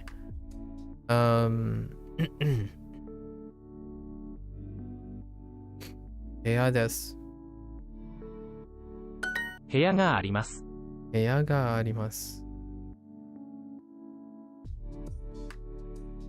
部屋 Yeah, が ga arimasu. あります。 It took so long for them to switch gears. However, now I'm really digging this. It's like a second win all of a sudden. 部屋があります。お風呂です。 Ofuro desu. And you know what? They also reduced the number of lessons too. That's interesting. They reduced the number of lessons, like they reformatted the number of lessons. I wonder if that was the update. Because it's going 4-5 now, as opposed to 6-6. This is the second time it's starting with 4. So, ofuro desu. Ofuro desu. And they're simplifying the sentences again, so that you just read kanji. Ofuro desu. お風呂はありません。 Ofuro wa arimasen. Okay. 風呂 Ofuro. Ofuro wa arimasen. ありません。部屋 Heya. 部屋 Heya. 部屋 Oh, this is so saucy. Daidokoro desu. 寝室寝室 We're gonna put that back. 台所 Daidokoro desu. です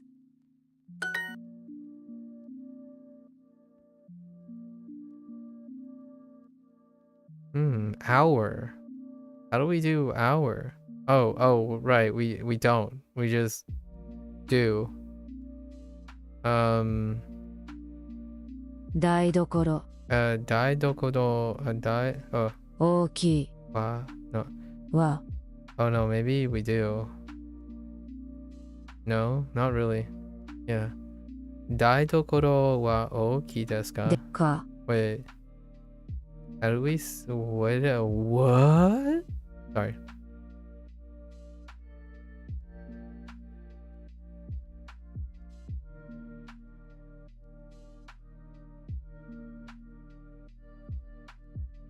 Oh wait. か Just kidding.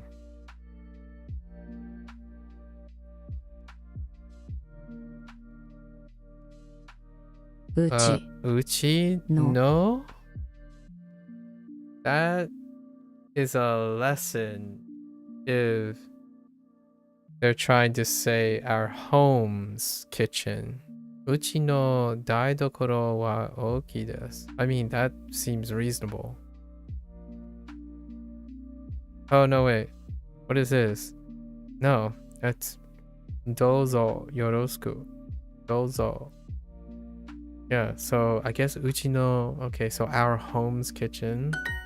Or unless that also express ours. Interesting. Uchi no. I'm gonna have to keep in mind. Actually, let me see. Okay, uchi, inside, chore. Is there any other? Yeah, one's home, one's family, one's household. Yeah, that makes sense. But is there like a alternative use? I mean, all right, fair enough. One's home, our kitchen, our home's kitchen. That checks out. I think I'm cool with that. 今は午前0時です。 Yeah. 今午前は午前0時です。0時で。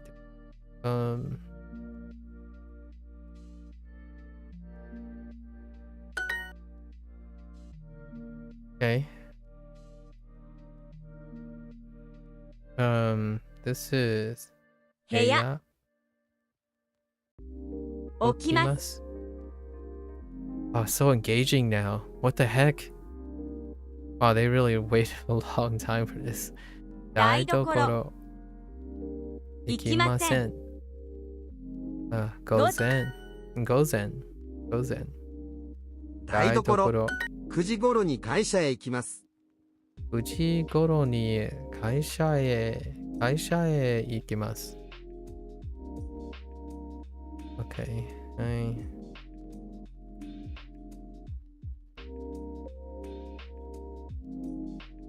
Go to the office at 9時頃に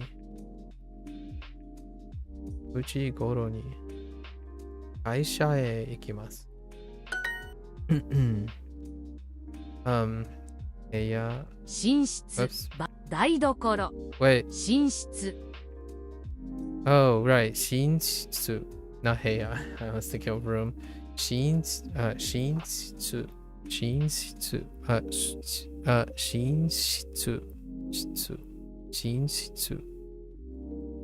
9時頃に学校へ行きます。9時頃に学校へ行きます。Okay.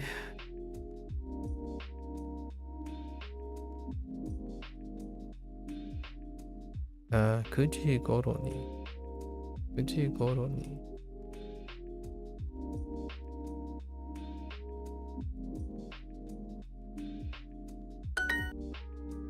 Okay. 会社午後10時半頃に寝ます。午後10時半頃に寝ます。Right.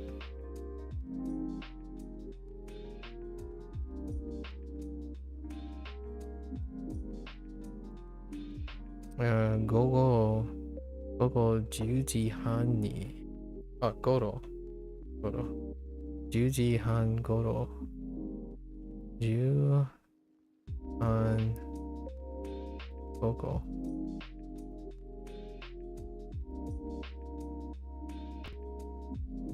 Oh. Fine. I go to sleep at around. That's fair. 2つありますか？ That's 2つ夏ありますか？ありますか？アパートにはエアコンがあります。アアパーパートト、アパートははエアコン。エアコンエアコンなね？アパートにはエアコンがあります。アパートにエアコンははありまありますすか？があります。アパートにはエアコンがあります。アパートにはエアコンがあります。アパートアパーにトにはエアコンがあります。あります。Wait.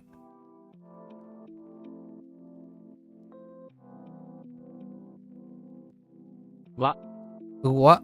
はあアパートにはエアコンがあります。アパートにはエアコンがあります。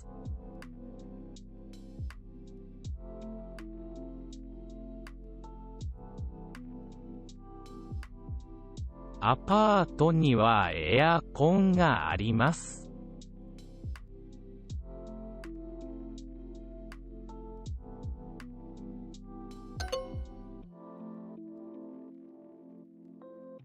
No way. Niwa? No way. That is a new thing too. Wait. アパートには has an air conditioner. What the heck is the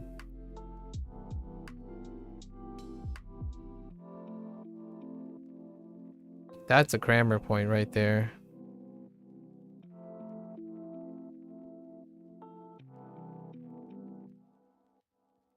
Alright, Niwa. Oh, for the purpose of... Ooh, Niwa.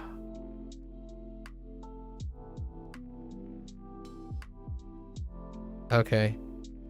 Yeah, because I wasn't sure if I was hearing Niwa.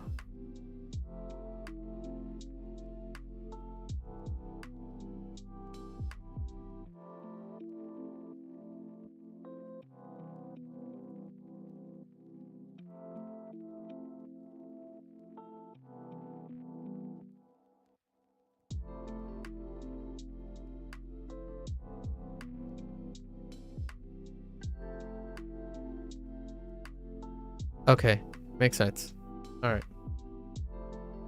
Well, lesson learned. 部屋があります。 That's a grammar point. 部屋があります。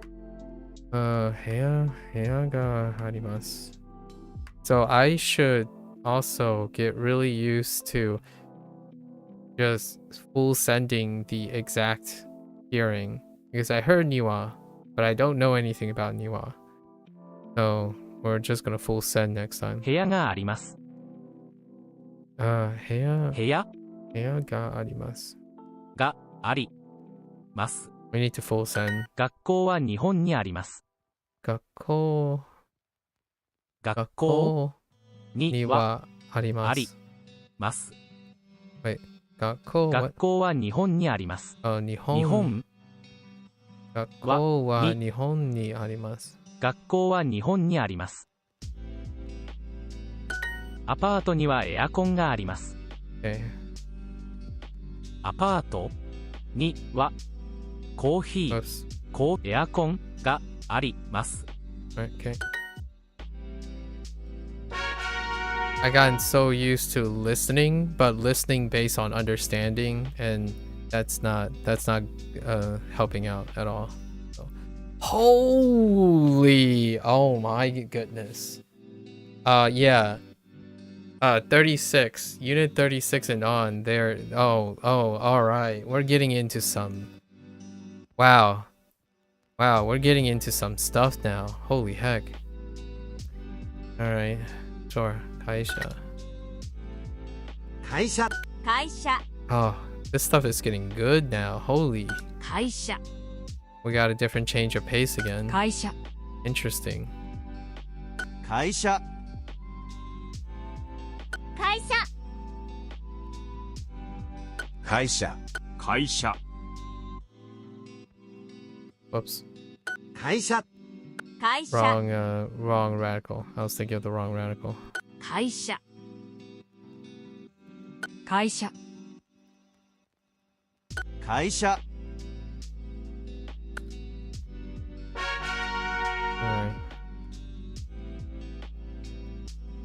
Alright. 12, right?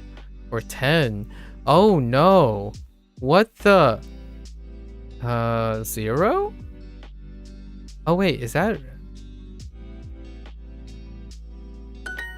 Yeah, that is 0, isn't it?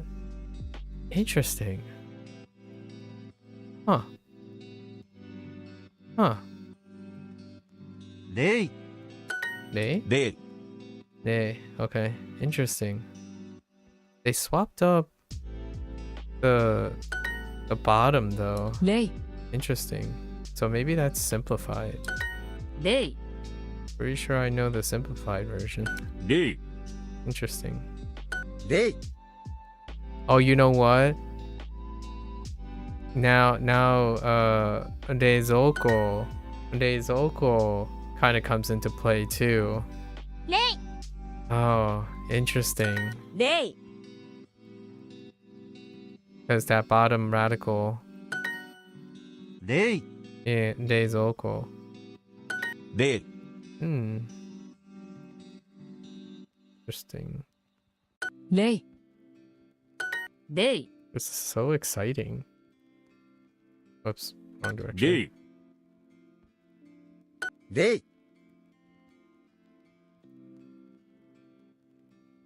0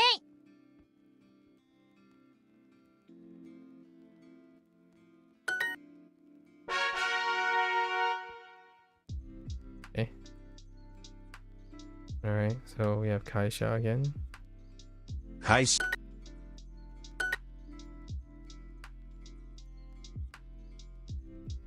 会社会社会社会社会社会社会社会社 So I can Kaisha. officially confirm if people want to head straight into like kanji bootstrapping, section 3, 36 and on, that's when it switched 0 like quite noticeably actually. 0 Whoa, I'm down. 0 0 0 0 0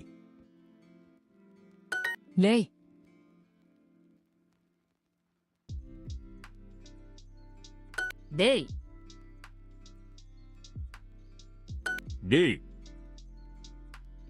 0 0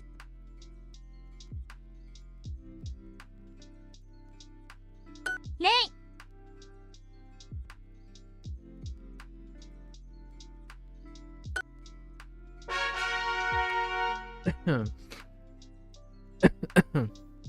Excuse me. 会社 The other character? Oh no, the other characters are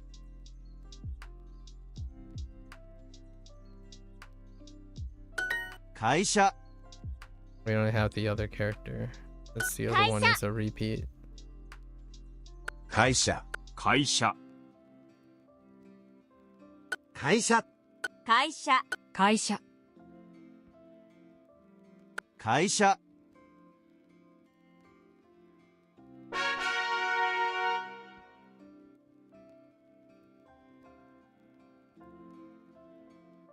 Ooh. IK. Okane. お金 Okay. IK. 会計 IK. 会計 Makes sense. Okane. Osake. Osake? Oh, I totally forgot I could write Osake for the last unit. They didn't use Osake though. Hmm. 3階 お金会計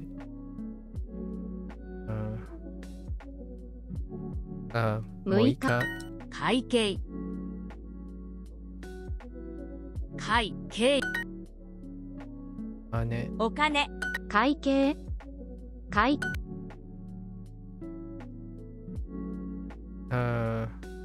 来年お茶お金会計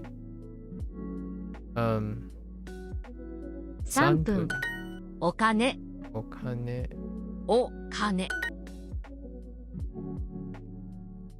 5時。 5時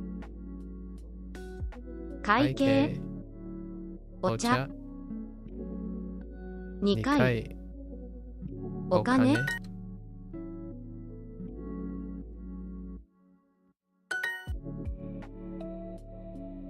会計。お茶お茶。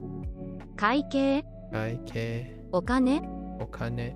毎朝毎朝。 6日6日。毎朝。お金。で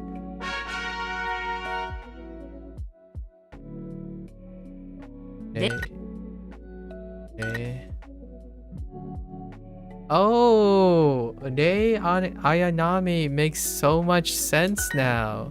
レイ Evangelion, Unit 0. Oh my goodness. Yeah, that can't be a coincidence. レイ。 That can't be a coincidence. レイレイ Oh my gosh. That just came to me. What the heck? レイ。 Now I'm very curious レイ if this is Rei's Rei. name. This is the character they used. レイ。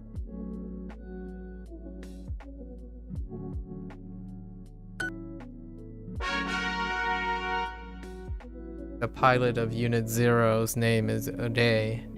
Rei. Okay. Anyways, Kaisha. 会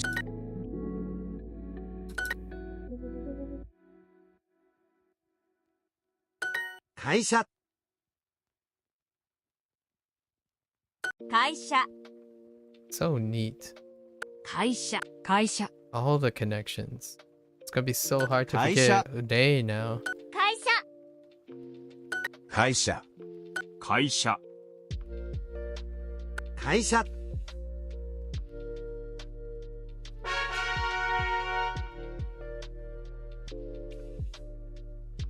レイ。 Rei. レイ Rei. Rei. レイ。レイ。レイレイレイ。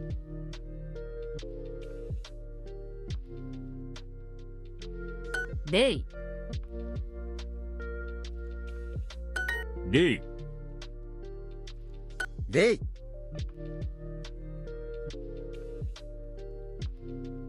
レ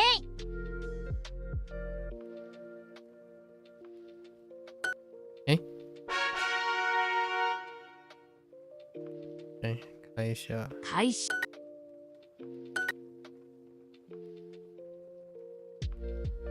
会社会社。 Ah, this is so good now. Now we can use 会社 the. 会社 So now we're gonna do it like we're doing it in the Chinese course. We're gonna use the Kaisha. kanji section 会社。 to contextualize all the vocabulary that we learned from the unit. 会社 So we'll learn everything based around the kanji and try to collect all the kanji into one place. So we're gonna take we're gonna adapt our way we're approaching Duolingo Chinese in the post review. I'm gonna have to figure out how to do that when I come back from anime convention. 午前 Gozen. Kaisha. かい Gozen. Or no, Kaisha. 会社 Gozen.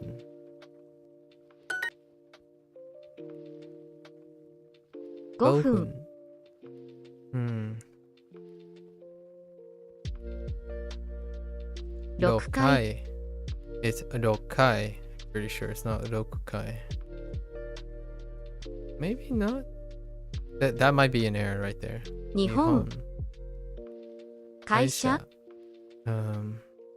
午前 午前会社。会社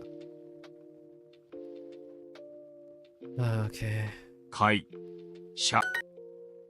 Okay. 午前会社午前会社会社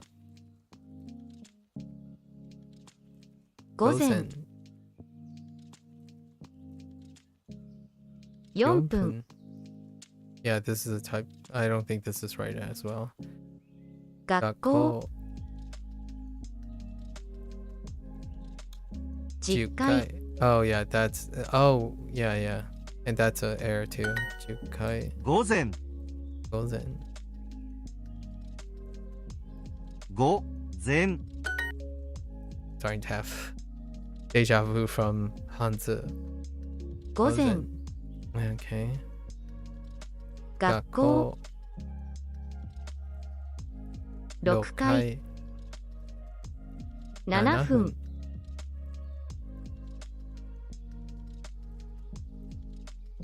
Hey. 脚上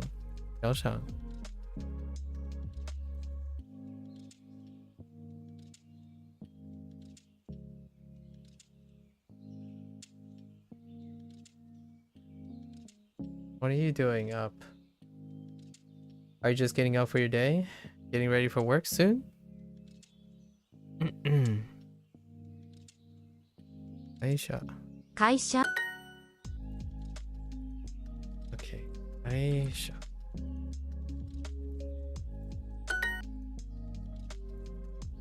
会社 Aisha. 10分 Yupun. Okay, we gotta be careful here. 10回 Jikai. No, Jukai. 午前 Gozen. 会社 Aisha. 6回 Dokai. So there's quite a lot of errors right now with the counters. I'm learning Japanese on Duo 2, 170 days into it, and is already at section 3 in unit 23. Oh, hey, I just got to unit 37 in section 3. It's slow going, but I had to spoil this. I have to spoil this, by the way. When they hit unit 36, the moment you complete 35, section 36 and on, they switch over. So all the sentences get like really, really short again. However, now they tripled the volume of kanji. So like, you still know all your hiragana, but they just swap over to aggressively introducing kanji. So you kind of like have a swap, and it's really cool right now. Like it's so engaging now, actually. It's like you've been doing something for a while, you kind of feel like you're in steady state, and then suddenly in unit 36, it's easy for me because I'm native in Chinese. Oh, okay. Oh, but that is really easy for me because I'm native in Chinese. No, that's fine. I mean, no, like that's not, it has nothing to do with whether it's easy or not. All right, I'll take it. It's really easy. It's also easy for me too. So, and I'm not native in Chinese. That's fine. But like, it's a different change of pace. At least that's what I wanted to say. Okay. I think you kind of misinterpret my intent on saying that. It's like they're doing something different. It changed up. Okay, it goes in. Okay.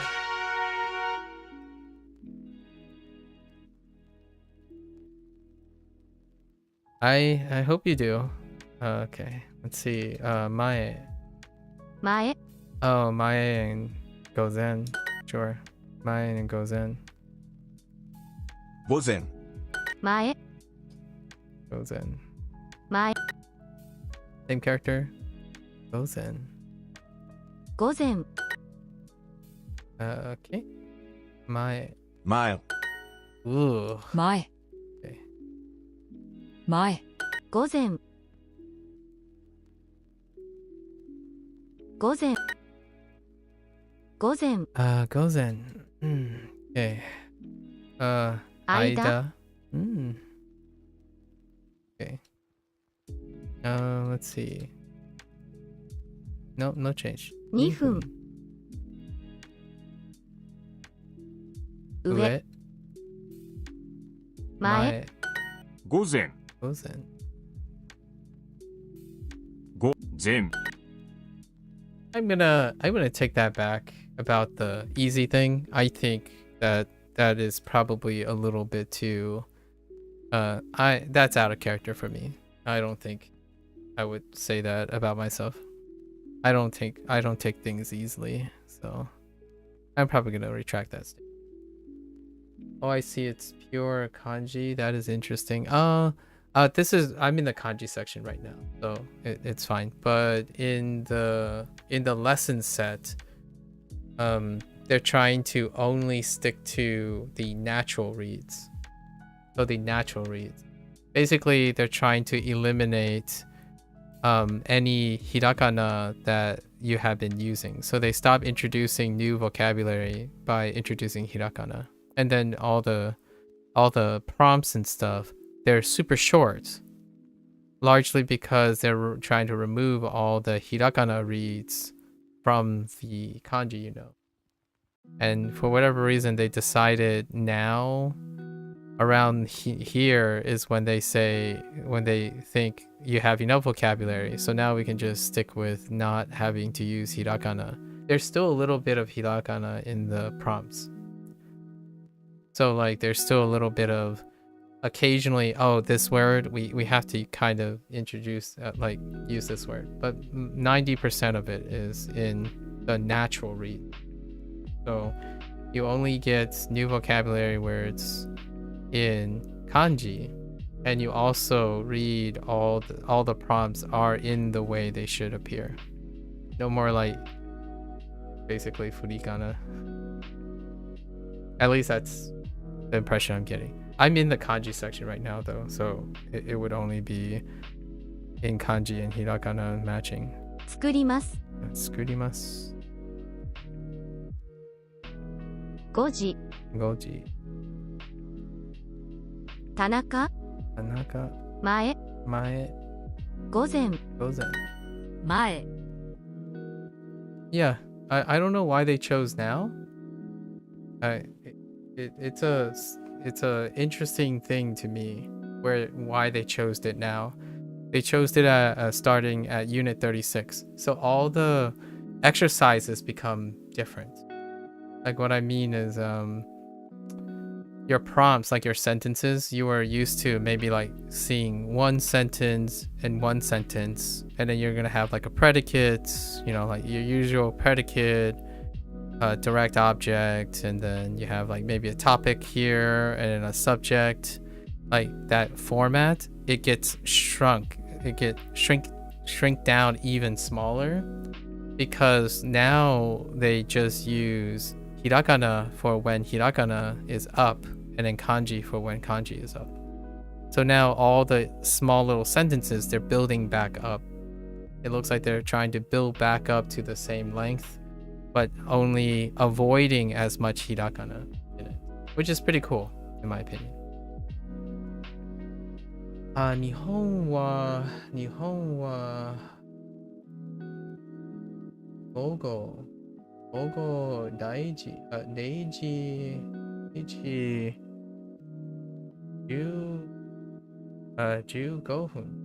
分でこんにちは言うよ。Oh wait. Oh, is it really 12:15? Wow. Oh, that reads really well with the Roman. I mean the Arabic numbers. 12:15 in the morning. Wait, sorry. In the afternoon. Sorry, afternoon.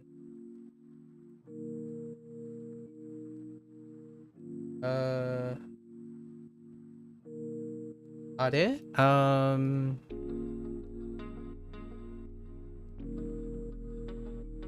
Gogo. Gogo. 11時11時16分です。Yeah, lunchtime. Yeah, it seems like it's lunchtime for you.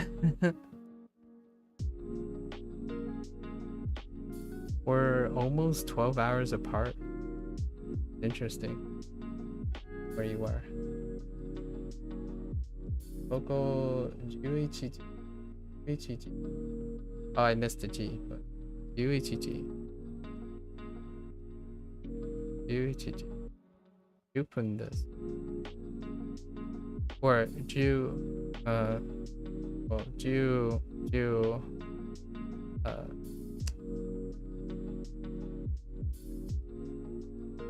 7分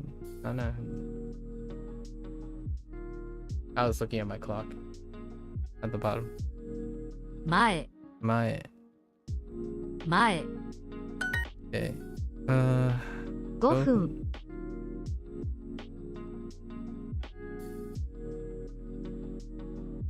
前 Right. Gotta get used to seeing that, huh?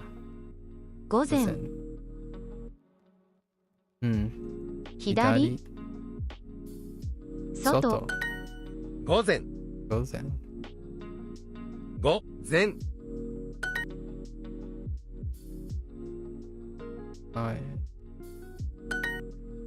Okay. 午前午前前前3つ3つ日本語日本語牛乳牛乳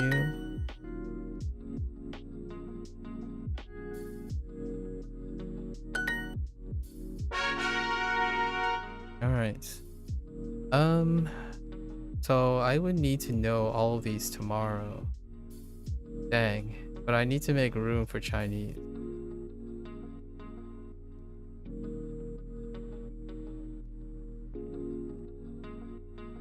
Yeah, we're gonna have to switch up the way we approach Duolingo Japanese now.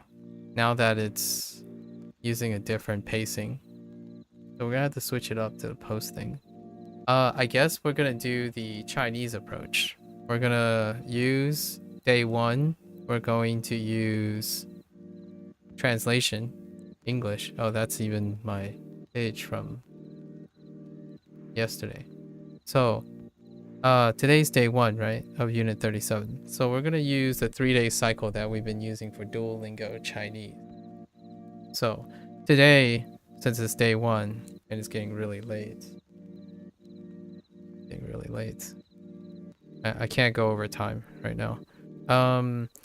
We're gonna use, so day 1 we're switching up our structure. Day 1, the output in writing is going to be in English, and then day 2 we'll grab the kanji. I mean, we're not gonna do hiragana. No more hiragana. We're just gonna do day 2. We'll go straight into kanji if we can, and then day 3 will be kanji again. In the Chinese side of things, it's been pinyin for the second one, and then we have 4 days after, and there's due day 4 to day 6. We'll be reinforcing the kanji. Usually after a week, pretty solid for another week. I could practice the reads in hiragana on the second day. However, we already know the hiragana, so that's kind of nice. So we've already removed the step needed for hiragana, since we know all the reads most of the reads. And there's only one vocabulary word that is actually new. Do we have a new vocabulary word? We do have a new vocabulary word. Is it listed here? Yes, it is listed here. So we do have a new vocabulary word. Yeah. We don't need assistance or like learning a different thing. Hiragana will always be hiragana. Okay, so let's go over the English vocabulary or the translation. Yeah, we're doing the same thing that we're doing on Duolingo Chinese. That's so nice. So this is kaisha.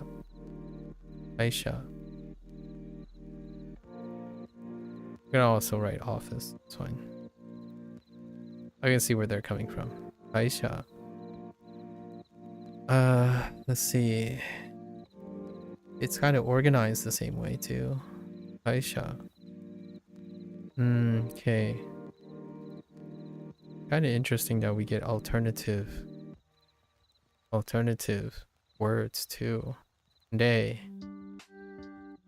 And then we have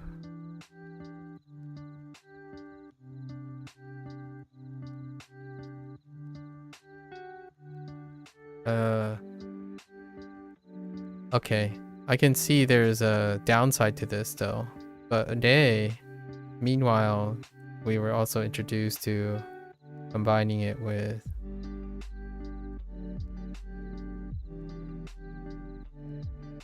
Deiji. Combining with Deiji and so Gozen into no, sorry, that's the wrong thing.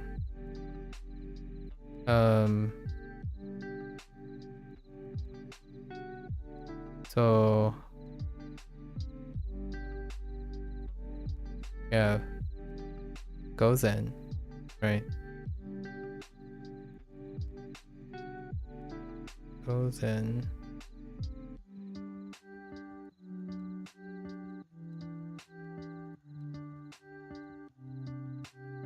Plus this into Deji or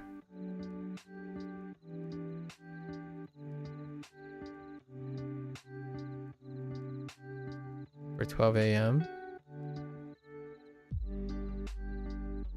and then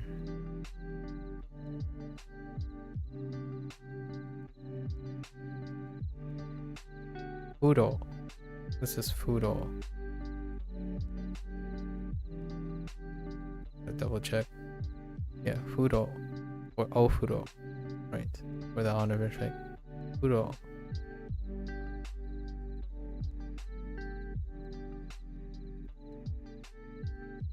Actually, I'm kind of I'm curious. Okay, Fudo, and then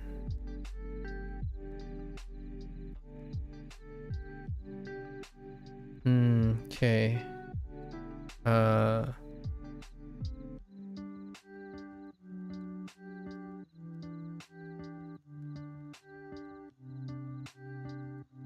this is Neru.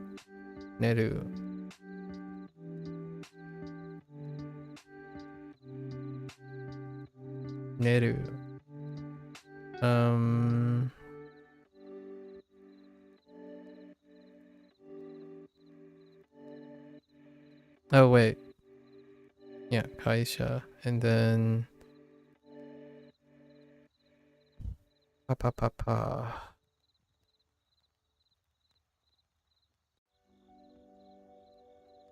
It says Heya.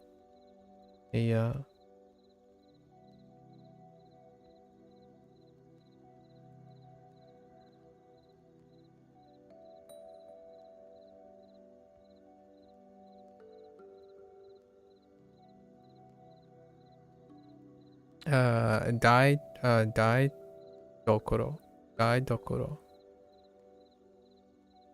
For kitchen. Dai dokoro. And this the Shin. Yeah, Shin. With Shin Setsu. Oh.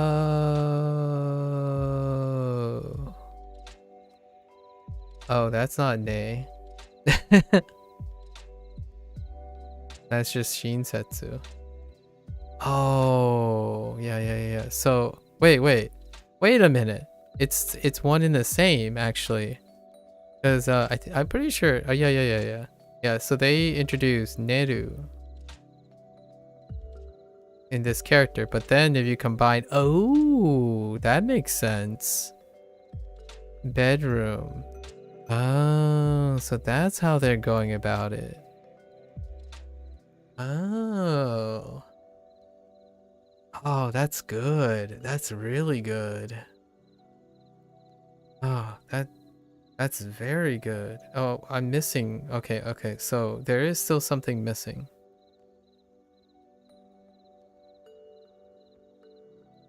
I'm missing one character.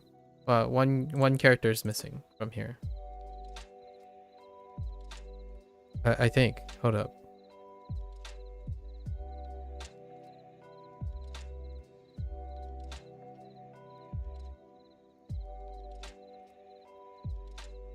Unless it overlaps with something.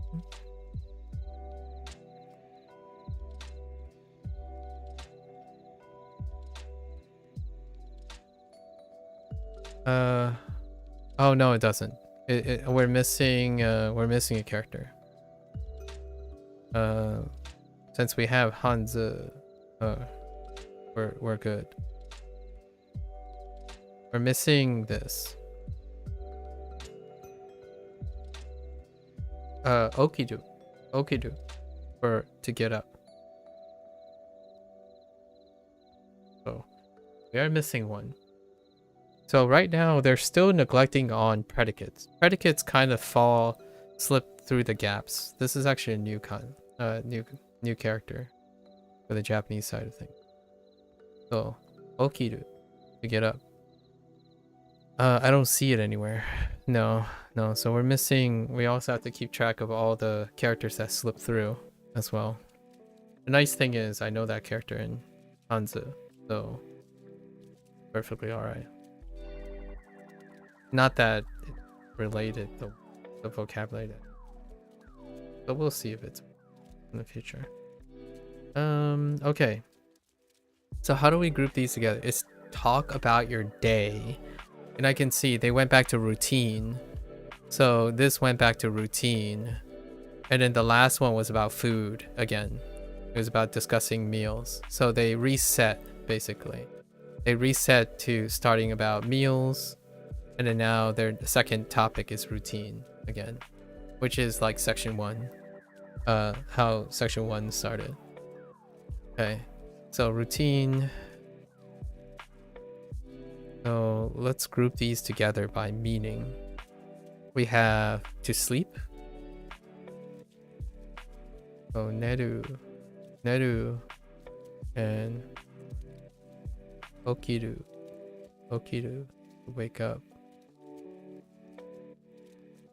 Okiru. It's gonna take some time to get used to gathering all these characters. Although it's nice now because now the Japanese course suddenly turned into the Chinese course. And now we're going to use all the strategies that we've been using in the Chinese course to remember all of the stuff, all the new characters. Because I've already gotten used to doing twice this volume from the Chinese course. Let's see. Although that also means I need to be faster. Okay. So okiru. These are grouped up together. Then we have heya, and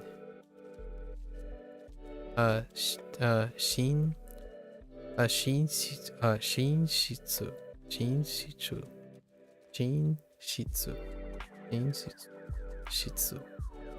That's kind of hard to say. Shinshitsu. shitsu. And it's also tough before with kyoshitsu. Shitsu. Shitsu. I'll have to practice that a couple times. Like for the next couple days. Shitsu. Shitsu. Shitsu. Shitsu. What else can we group? Office. We can group it based on triggering other associations. So we have, right, kaisha. Kaisha can be grouped with kaikei of all things. Kaikei and kaisha.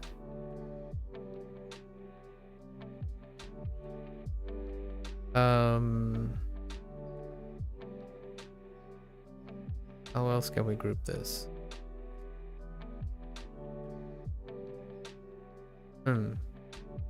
Kitchen is gonna go with room and bedroom. So daidokoro gonna go with kitchen. I mean, it's gonna go with the house. And then we have time, AM. Okay, I guess those are grouped as well as we can be.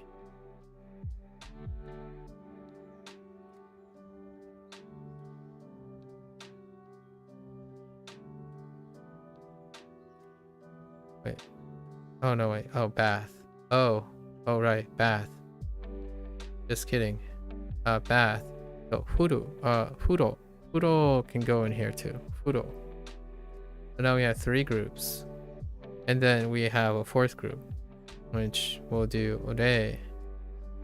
Oops. Re. With reiji.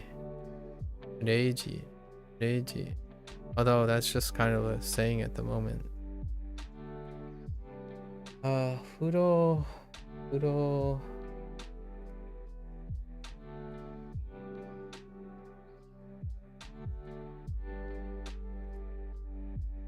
And then heya. Furo plus heya.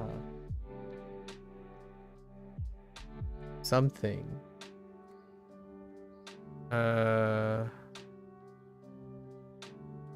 Something to deal with shitsu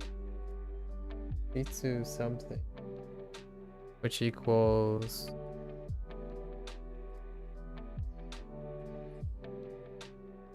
something dealing with sleeping and shitsu. Interesting. Oh, so it's the addition.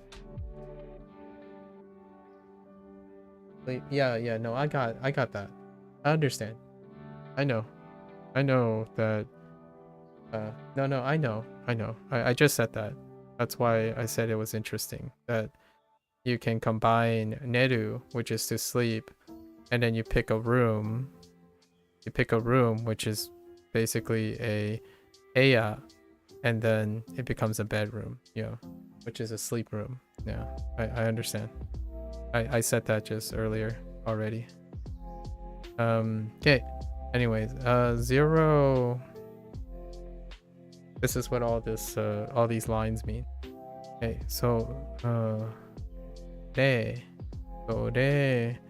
But this is a very specific phrase. So I'm gonna keep it as the very specific phrase. Just 12 a.m. or midnight. Just in case.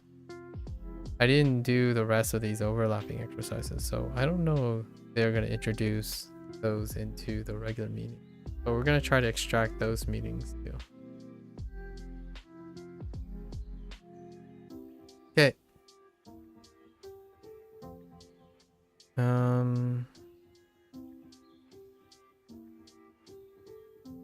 Did they introduce anything in the unit outside of these? What did they introduce in the unit? No, I think that's about it. They didn't introduce like new, like no katakana phrases, right? No katakana. Lots of old.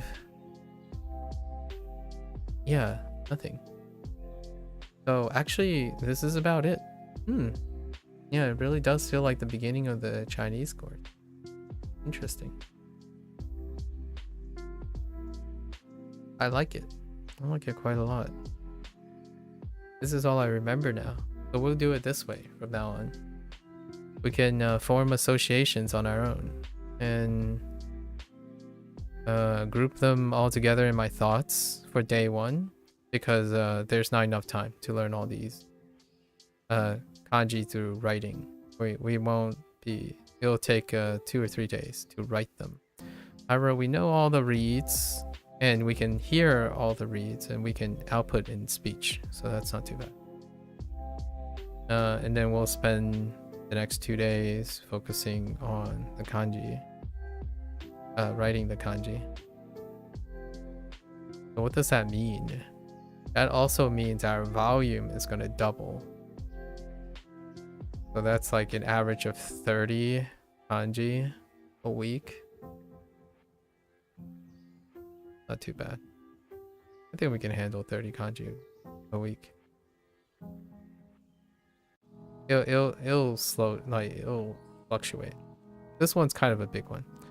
All right, that's a wrap for Japanese for today. Nice. So this is a big change of pace. How far are we into? 4 days. 13 days in. I think we're gonna have to extend the review until day 170. Day 200. Doing a review at 175. All right. Wow. It's I really like it. The weirdness of how all this is planned out from Chinese. Now we can apply what I have done with Chinese to Japanese. Interesting. Life really works out in fantastical ways when you're always prepared, or when you try to be prepared. All right, that's a wrap. Thanks for hanging out. For all the Japanese learners, right? I'm going to be changing gears. Yeah. See, things work out. You improve, you adapt, you constantly do new things, and it's always exciting when things obviously change it up. And that's great. And this confirms it. Last 3 days, Unit 36 was kind of weird, and I had a suspicion. So, and 37 confirms that. They're switching gears now. It's kanji focused as opposed to hiragana. So we do have a lot of vocabulary work. I think in addition to everything outside and in Duolingo, I think my Japanese vocabulary is somewhere around 2,800 words. So it's kind of nice that if they're gonna go this route, we're going to at least revisit. I think what they have was somewhere close to like 1,500 or 1,600. I don't know if they added more. But now we get to go over all of it again. Only now we get kanji on top of hiragana, so we don't even have to get used to doing the reads anymore. All right. Until next time. For the Japanese learners, if you're gonna watch this later, arigatou gozaimasu. All right, mata ne. And I'm gonna get up and walk around and stretch, and we'll be ready for our Chinese session. Yeah. All right, I'll be back. See you in a little bit.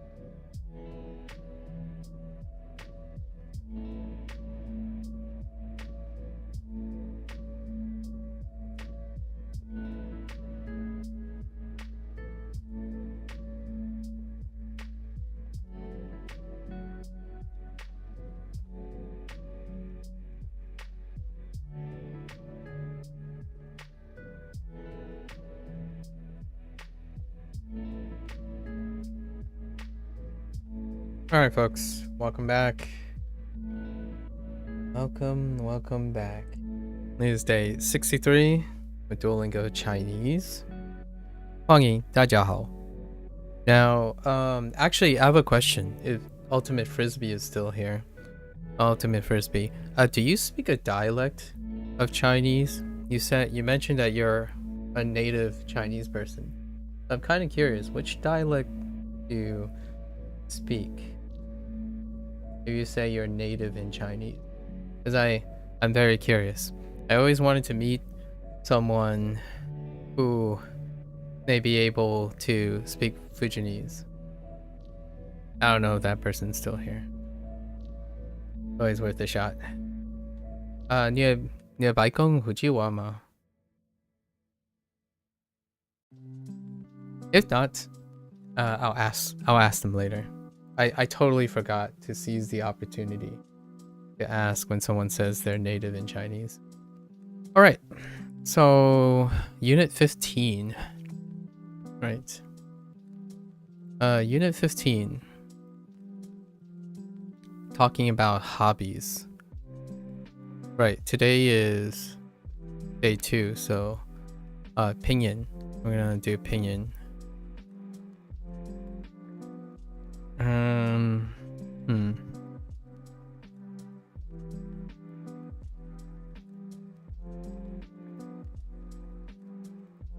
Oh, nope. Wrong tone to start off with. Chang. Yeah, Changge. Changge.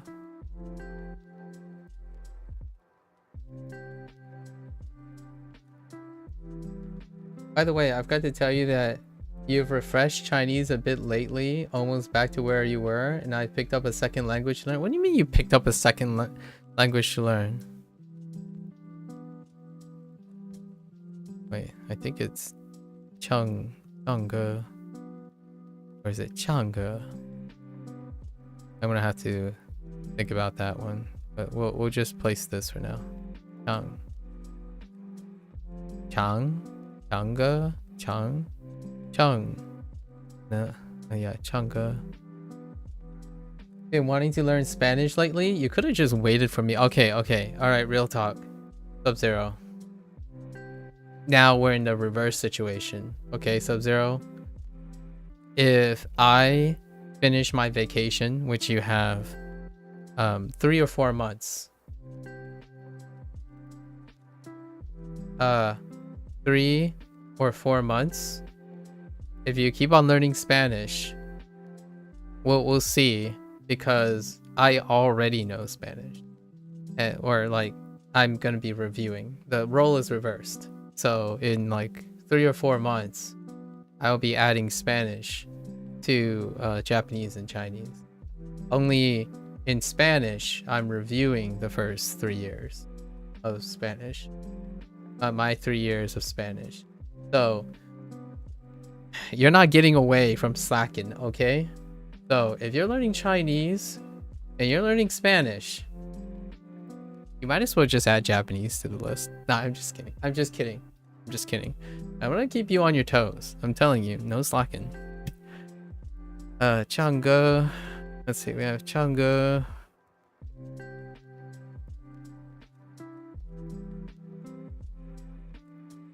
Tiao Wu.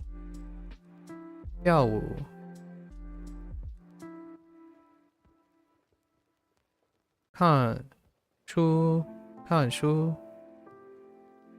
We'll see if I actually commit to it or if it's just momentary motivation. Spanish is a beautiful language. I can't wait to have conversations back and forth between those two languages. Chinese has kind of always been there. I see. Because I haven't really been interested till recently. What, may I ask, was there a reason behind it? It's obviously not your girlfriend, right? Oh wait, actually, now that I think about it, if they're from California, that is an OP place to splice English and Spanish, honestly. Count me in when you guys need help with Spanish. Nice. Yeah, I can't wait to engage in like shenanigans with like different languages. We're setting it up. Like, you know, we're just give it a year or two. Well, our conversation, we won't even have to learn language. Like, you know, we won't even be doing this anymore. We'll just be like, hey, I learned a new word today. It's like, oh yeah, let's talk about it in the target language. Imagine that. 2 years from now or something.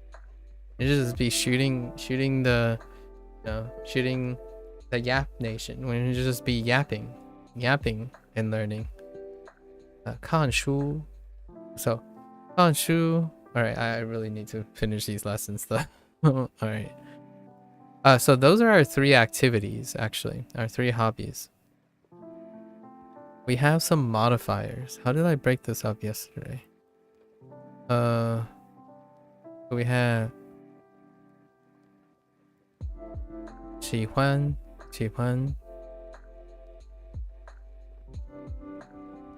and I, and then we have adverbial 最 so 最喜欢最爱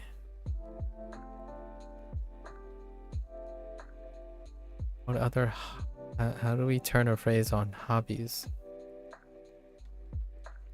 I added 英语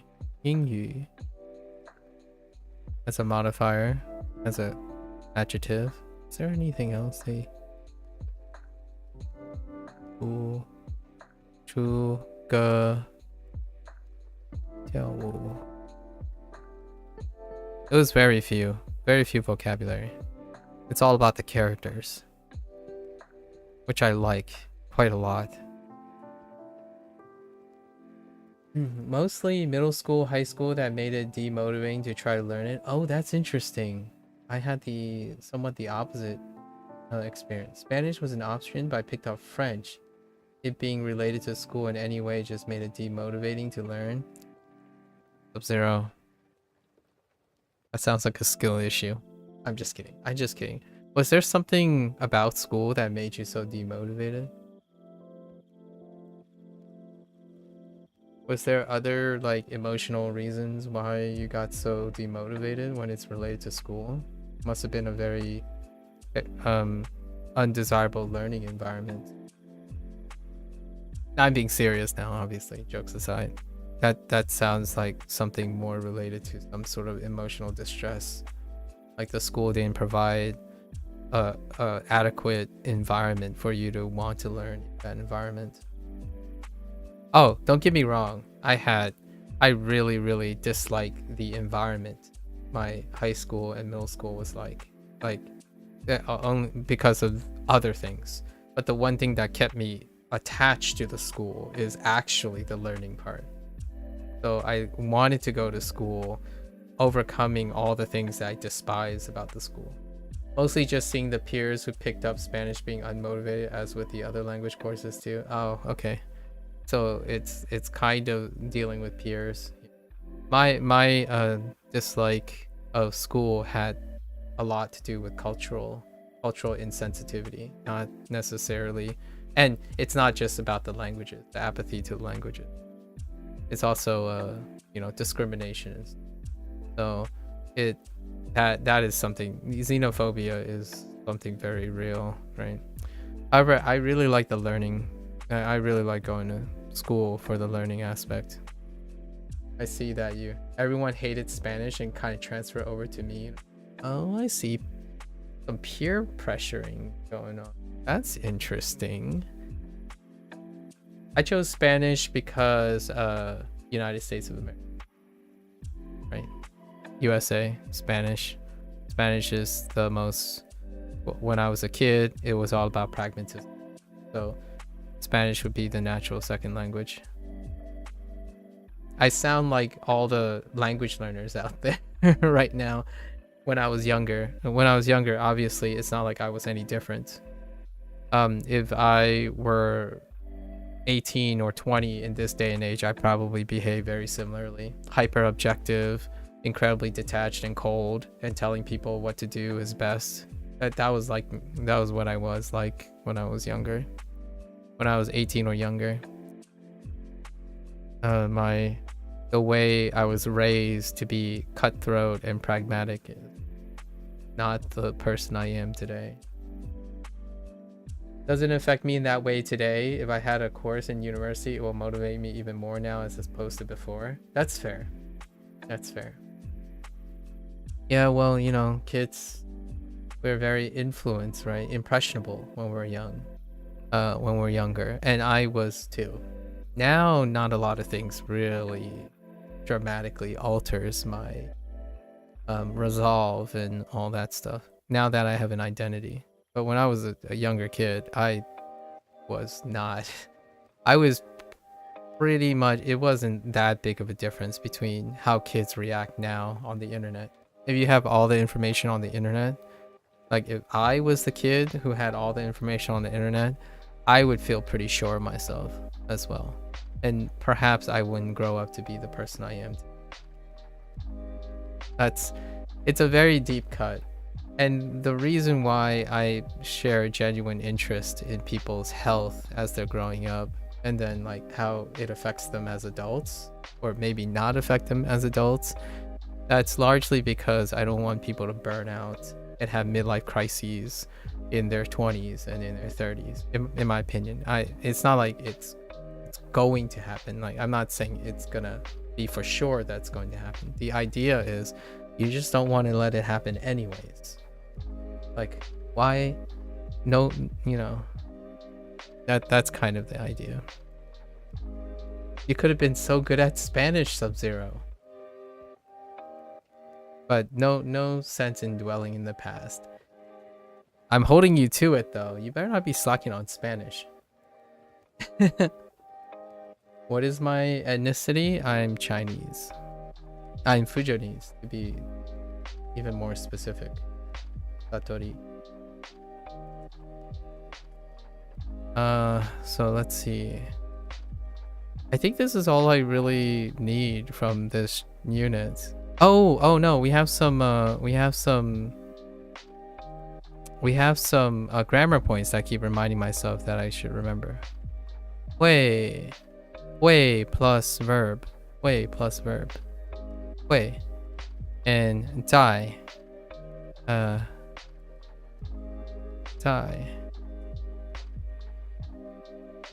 Die plus verb. What else was there? Did they add some like random vocabulary other than Yingyu? Ooh. Maybe boo? Like, I boo. I boo I. I boo I. I know, right? On the other hand, if I actually did pick it up, I would probably not be as motivated today, perhaps. Exactly. Sub-Zero. Exactly. I don't know if you always have thought about it this way, but that's exactly that's precisely how I want individuals to think about when they think about like reflecting and retrospection and whatnot, and then focusing on the present. Because where there's an action, there will be a consequence, right? So at the same time, with all that said, it's great that you're finding the motivation again to you know, explore Spanish as a possibility. And also, if you slack off on Mandarin, I'm going to find you, and I'm gonna virtual slap your computer. I'm just saying. Just saying. You better be keeping up with it. Because I'm not motivated to learn French, which is why I had for 4 years. Okay. Wow, 4 years of French? I guess there's a bright side to it. There's a learning side to it. It's always bright. Or it can always be bright. Yeah, something about starting fresh is fun anyway. Like you said, it's not a race. Not a race at all. And you don't even need to see the finish line. Sometimes you can stop at any time. And you can start at any time. And if you can get to that point, I think whatever you do will become rewarding enough. At least in my opinion. Right. no sense in thinking that you wasted 4 years of French, right? Right. That side of you does not deserve that much attention. The fresh, fun side and the positive and seeking side. Give all that energy to that. Channel your spirit energy. What is my reason for choosing to learn Mandarin? I have time to learn Mandarin now. I spent over ever since the last 5 years. I worked professionally, or I seeked a career that pretty much consumed my life. So it left no room for me to educate myself in a secondary language or a tertiary language. And I wanted it to be about video games and education. I have always been an educator in sound, mind, and body, and an educator that's focused on mental health and sustainability. However, I kind of burned out pretty hard like 5 years ago. I started this thing, and then now I'm in a very comfortable spot. So I wanted to become literate in Mandarin and speak Mandarin, obviously. So it's now, rather now than later. And I'm also learning Japanese on the side because both of those languages have been part of my life for a very long time. Like, I've listened to a lot of Japanese and Mandarin and Cantonese. I actually speak Fujianese. So, Wagang Fujiwa. My mommy by Babao Fujiunang. So, I talk to them with Fujianese as opposed to Mandarin. And they speak Mandarin. However, I don't usually speak back in Mandarin. So now is a perfect time to pick it up. Hello there, Nojo. Thanks for the encouragement again. Nojo, always appreciate it. It's been quite a journey comparing and contrasting Fujianese, English with Japanese and Chinese. It's been quite some time. And I've yet to go back to Spanish, which while Sub-Zero picked up French, I picked up Spanish. And I've yet to come back to it. I still have like colloquial conversational Spanish here and there because of video games, but largely I have yet to really truly go back to Spanish. Been a wonderful journey so far. Let's see. No. I said like you. Instead, I picked up Spanish. Sorry, in the periods. So like high school. Like, don't get too excited. I didn't pick up French. No. Oh, and here's a funny thing, Sub-Zero. Low key, I think I didn't pick French for the same reasons. You feel me, Sub-Zero? Like, I know how you felt about Spanish. No, but Sub-Zero, real talk. That conversation you had about like it was a stigma or like some sort of peer pressure, like stereotype about like kids and their language preferences. French was the language. Because remember that United States. Let's just like try to unpack this a slight deep cut, but French is usually like nah, Spanish. You see, or German. Those were the three languages that were offered, but generally it was Spanish. So the vast majority of people took Spanish and avoided French, right? And this is a different time too. I know I'm much older than you. However, that type of thing hasn't faded. We were kids. Peer pressure. It's about fitting in, right? And sometimes you also get impressed upon that, right? And often when it comes to kids, you want to be around the influence outside and around you are the things that will largely guide you. So I avoided French completely. And that was largely not necessarily just pragmatic reasons. But the pragmatic reasons is one and the same. Most people spoke Spanish, like outside of English, like the next most likelihood, and everyone illustrated an interest in Spanish.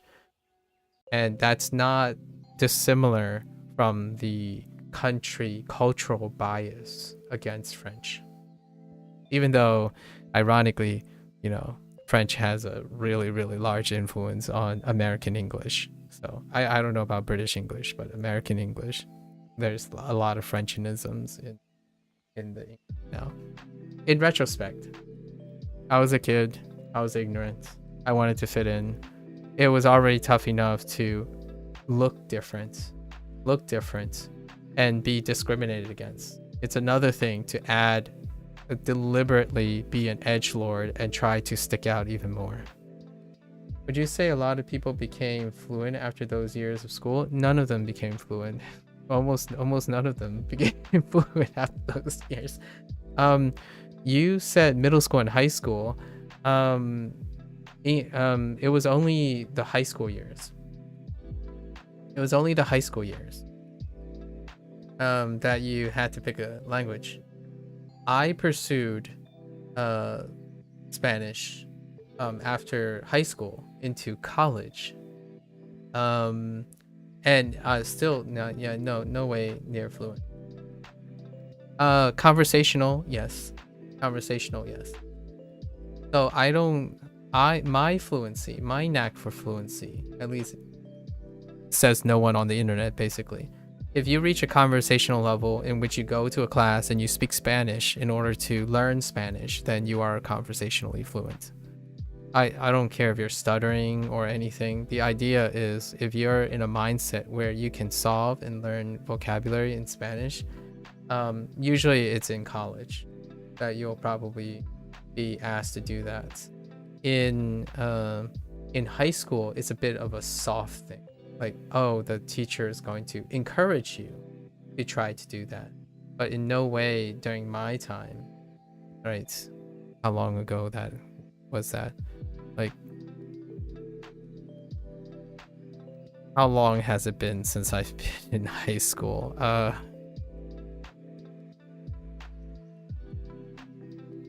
Spanish started 17 years ago.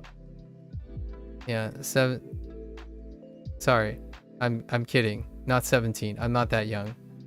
Spanish started 20 years ago. Yeah, 20 years ago. So that is a distant past. Over my half-life. I'm over the half-life of a high school student. Yeah, same. When I did it, you could pick German, French, or Spanish. Only some of those who picked German became fluent in it, none in French and Spanish, yeah. Apathy is a big thing. In fact, the vast majority of the kids don't like school. Even in my generation, right? They are motivated by other things to do well in school. Not the act of learning or being in school. And then anything like extracurricular is stigmatized. If you think about it nowadays, kids are even more focused on only their interest. They are less and less diverse and multidisciplinary. They became more and more specialized. The whole idea of liberal arts education stuff is not very pragmatic. It's not very pragmatic. And in the day of the digital age, most things are incredibly pragmatic or hyper objective. Does that lead to a very happy and successful life? We'll find out. I became less and less pragmatic focused, and my life became more and more happier and balanced. So if you constantly treat yourself as some machine and you're constantly optimizing your life in a pragmatic sense as opposed to a sentimental sense, pay attention to your emotional state and whatnot, being emotionally cognizant, then you might try to reflect on cultures like Korea, China, and Japan for some potential eye-opening consequences of being an incredibly hyper-objective person. I just happened to find out a little bit earlier, I suppose, if that life's for me. Don't get me wrong. There are very extraordinary people who can sustain that for a very long time. They also retire early, by the way. Lots of sustainable people who could be doing something, they ultimately find sustainable ways to retire or like down gear, shift the gear down. And then there are super extraordinary people who can do that for a lifetime. I'm just not one of them, right? Yep, I feel like a motivated self-learner can pick up the pace of those 3 or 4 years in no time. Indeed. Yeah, indeed. Anyways, yeah, such a wonderful deep cut. I'm glad we're having two languages in common in the future. If so, your motivation permits. Sub-Zero. Okay, so I think this is pretty good. Let's do unit 14 very quickly. It's already past midnight, so we gotta put our pep in our step. A little pep in our step. I would say you have good taste in languages. They're still very pragmatic choices in the end. Like they're still, you know, they're a weight of sentimentalism and pragmatism. You know, I've been listening to Japanese since I was 5, right? Mandarin since I was born, right? And I'm going to learn Cantonese. I'm not actually saying that I'm like, Cantonese is not a separable thing for me. So I'm gonna do whatever they have on Cantonese too. And then maybe try to find some origin and Fujianese on the side. But Spanish is very incredibly pragmatic in the United States. Like Spanish is wonderful.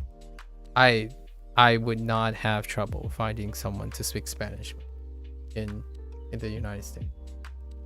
In fact, I actually might have a few people who already know how to speak Spanish, but they just don't find opportunities to use it. That's kind of nice, right? And I kind of want to talk to my parents some more before, you know, we get too old. I might have asked this before, but since you can comprehend what your parents are saying in Chinese, can you also watch and comprehend some media? I can watch and comprehend most media in a specialized way. So like if it's sci-fi or cop drama and whatnot, I know what they're saying because it's a vocabulary that I've heard time and time over again. And specific types of news programs I can understand. I can't produce it though, so there's no way I can produce it, and that's the whole goal of this now. Like I'm looking forward to every time I get the opportunity to get closer and closer to producing the sounds. It has changed the way I consume media now though. It has changed so much. Now it's like every word they say has a character, and every word they say have a feeling in my throat. So what I mean is, when I hear, you know, 多少钱, right? 多少钱, I can feel it in my throat. Like I can imagine how to produce the sound. And I can imagine the characters, and I hope one day I can imagine me writing it while I'm hearing it. That's how I kind of visualize language and ideas. Right now though, it's more like, oh yeah, that's exactly what they're saying. Like if I'm playing Neverwinter or something, I would have a Chinese program on the side. It would be no different than having an English program on the side, and I'm just like doing something and I'm hearing the sounds are going through, and I'm like, all right, I know what's happening. Like, and then occasionally I look over, there's an action scene or something. I still do those things. So I want it to be clear that it's like that's what happens when you immerse in something, but you don't combine it with active learning. I think it's something that's very difficult to describe to someone who may be acquiring their second language and they believe immersion is the gold standard. So they consistently immerse in something that they would naturally pick up the language.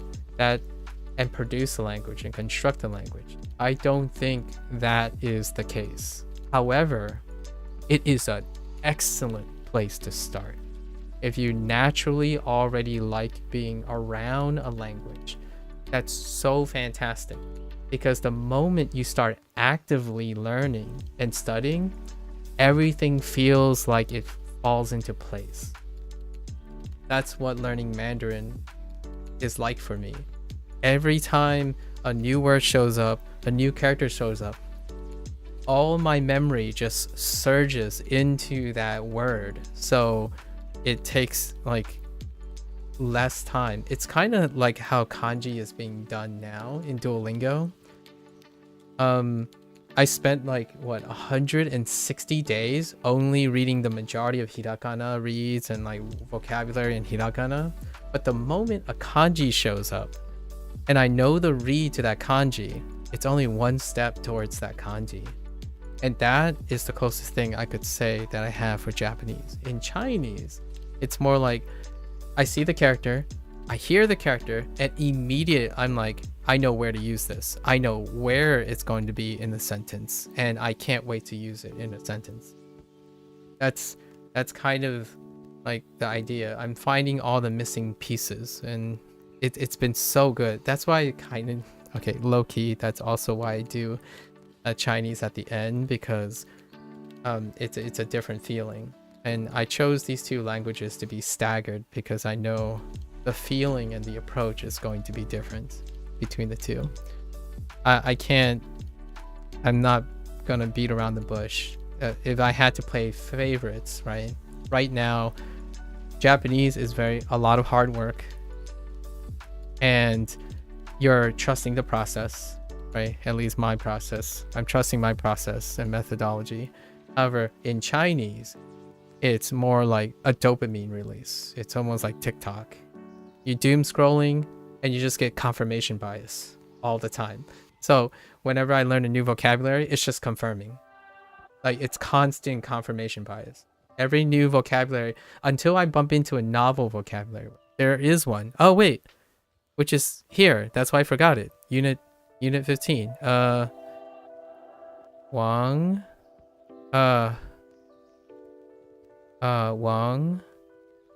Wang. 电脑. It's not 电脑 though. 电脑. 电脑. It's this one. Yoshi. Yeah, Yoshi. Yoshi is new. Yoshi, I've never heard that before. So now that's even extra interesting. Yoshi is so interesting because now it's a new vocabulary that I haven't heard very often, and it's like extra. So every time a new vocabulary hits, it's like now all I have to do is use that new vocabulary. I know the rest, or I feel the rest, and it's like a candy shop. You're basically having someone explain to you for all your life, like, okay, these are the words, these are the pinyin. That's why even pinyin is so interesting. Like now, pinyin is the combination of a language that I've been using all my life that I can read, combined with all the puzzle solving that's fitting in with everything I learned in Mandarin. It's like I stop in the day because I'm too exhausted. Like my voice is too exhausted. But if it was just my brain, and I'm not streaming, by the way, if I wasn't doing this as a streaming thing, I would do a silent stream, and I could probably plow through the Duolingo Chinese course, not fast, just very happily, but obviously moderation. I don't want to burn myself out. There's always a cap on these things. I could wreck my voice. I could ruin a lot of things. So that's kind of why I'm taking it with some discipline. You could say my girlfriend has immersed herself by having parents that talk to her in Vietnamese. Yeah, exactly. But she has said she can't always understand anything when other people speak to her. She's so accustomed to only hearing her parents. Exactly. So to me, there's a caveat to what I say about Fujianese, because there aren't Fujianese people around. And I already mentioned that there was one time that I bumped into another Fujianese second gen, or 1.5 gen. And we had a hard time understanding each other Fujianese accents because we have Familex of our Fujianese dialect. We are not surrounded by Fujianese. So you won't even know if the Fujianese is sufficient to have conversations anymore. And you can't possibly know because there's only like 3 or 4 influencers and they're not like very popular and don't have like Fujianese is not a thing, right? You can still find some resources. However, it would take someone that has a lot of resources, like money, to back a project that allows Fujianese to be outside of China. You described it a lot like you with hearing certain words in a context and putting them together. Yeah, like it's interpretive.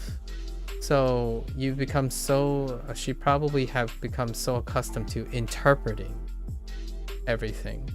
And even if I have bumped into other Fujianese people, you can still interpret the gist. So you're not translating the meaning, you're interpreting it. And now I can finally start to translate things and it feels so good. I think your girlfriend should be encouraged to try Vietnamese. I think it's so enthrallingly exciting to finally be able to translate it and marry your languages together. In my opinion, I already said that people frowned in marrying languages together. But for me, much like Japanese is kind of similar in a way. Because I've been listening to anime and like cinema and stuff for so long. It's so nice to have like characters and writing and me being able to pronounce things, even if it's not the correct pitch accent, even being able to engage in it for so long that it's so like today. My favorite thing here, let me give you a little tidbit for rewind from today. Today,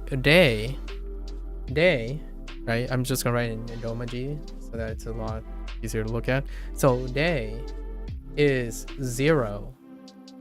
And I just realized that a character, Ayanami in Evangelion is the pilot of Unit 0. And there's no way that is a coincidence. I heckin' sure that there's no way. Even if it is a coincidence, it's pretty cool. So it's things like that.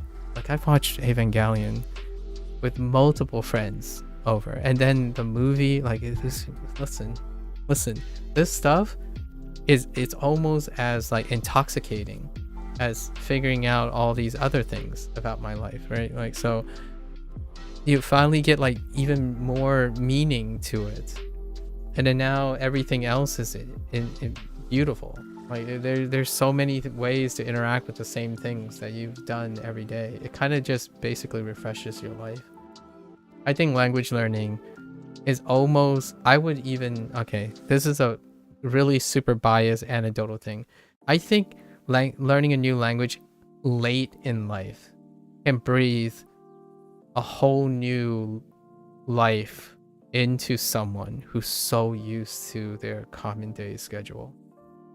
The problem I can see is making it accessible and time efficient, because time is the one that really kills the motivation. I like how you say for real, as in like the pun, for real. I like it. I've been trying to motivate her. Are you doing that subconsciously, or are you doing that consciously, or are you doing that subconsciously? We're saying for real. As in pho. All right. I'm done. All right. We're gonna stop plugging language learning, because I hope people get the impression that I actually really do like language learning. Although I'm going to go on a limb, there is far more in play, and I try to emphasize that. my relationship with language learning is not one that is probably going to be typical for most people. In fact, it's really, really disappointing when someone thinks in fact, it's so stereotypical that it's pretty easy to get in the habit of seeing someone like me on Duolingo and then assume those things. And I don't blame them for assuming those things, but my relationship with language is astronomically very, very small percentage. We're talking about, if you try to cluster, collect all the Asian group in the United States, it still makes up probably less than 10% of the population. And then you have to encounter that I am Fujianese, which tanks it down to even less than 10%. I'm gonna say even 5%. And my parents' group is one of the bigger groups. So then I have a PhD. So now you're talking about even less than like 3%. And then we have to take into account for the population of the world. So I don't blame anyone for thinking that, but at the same time, it's so...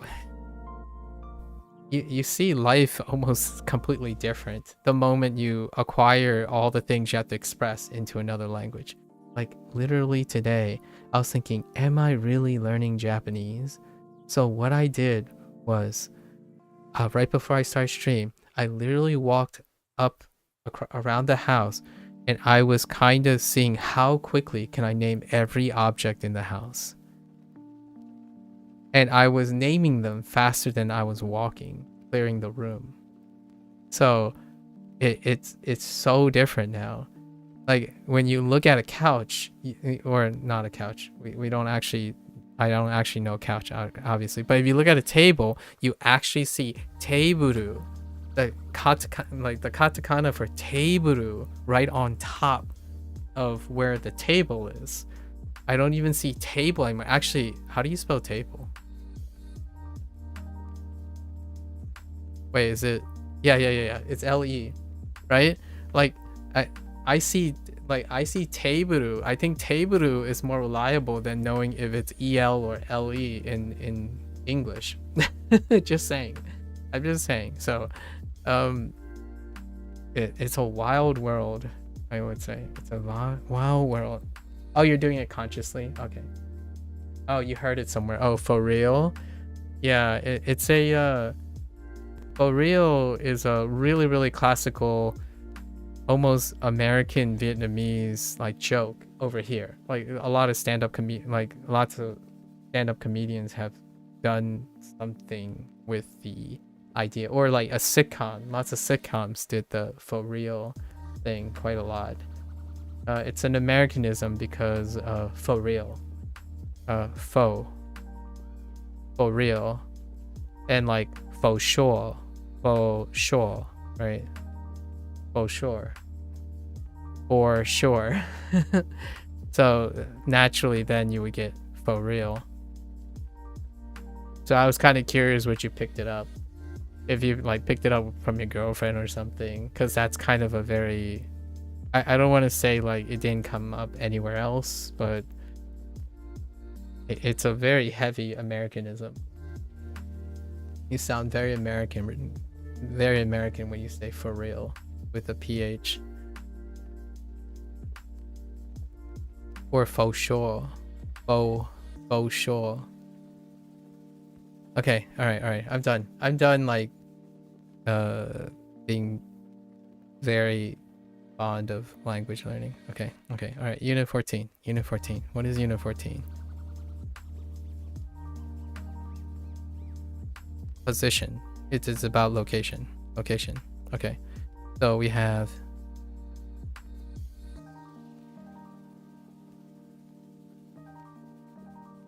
bien and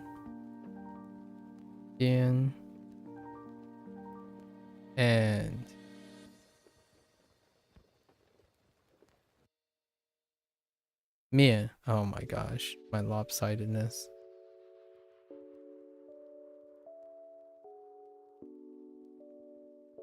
面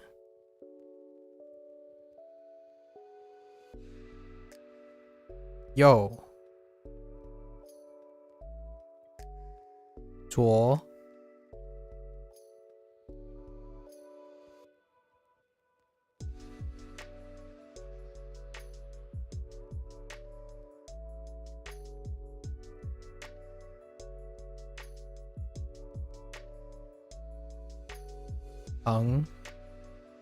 So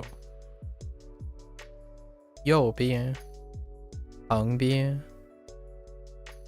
旁边左边 right and 面 crazy how you start seeing everything in your day-to-day life different when you really invest in something that you've learned. Yes, and actively associate. Sub-Zero, actively associate. Actively, you got to actively associate.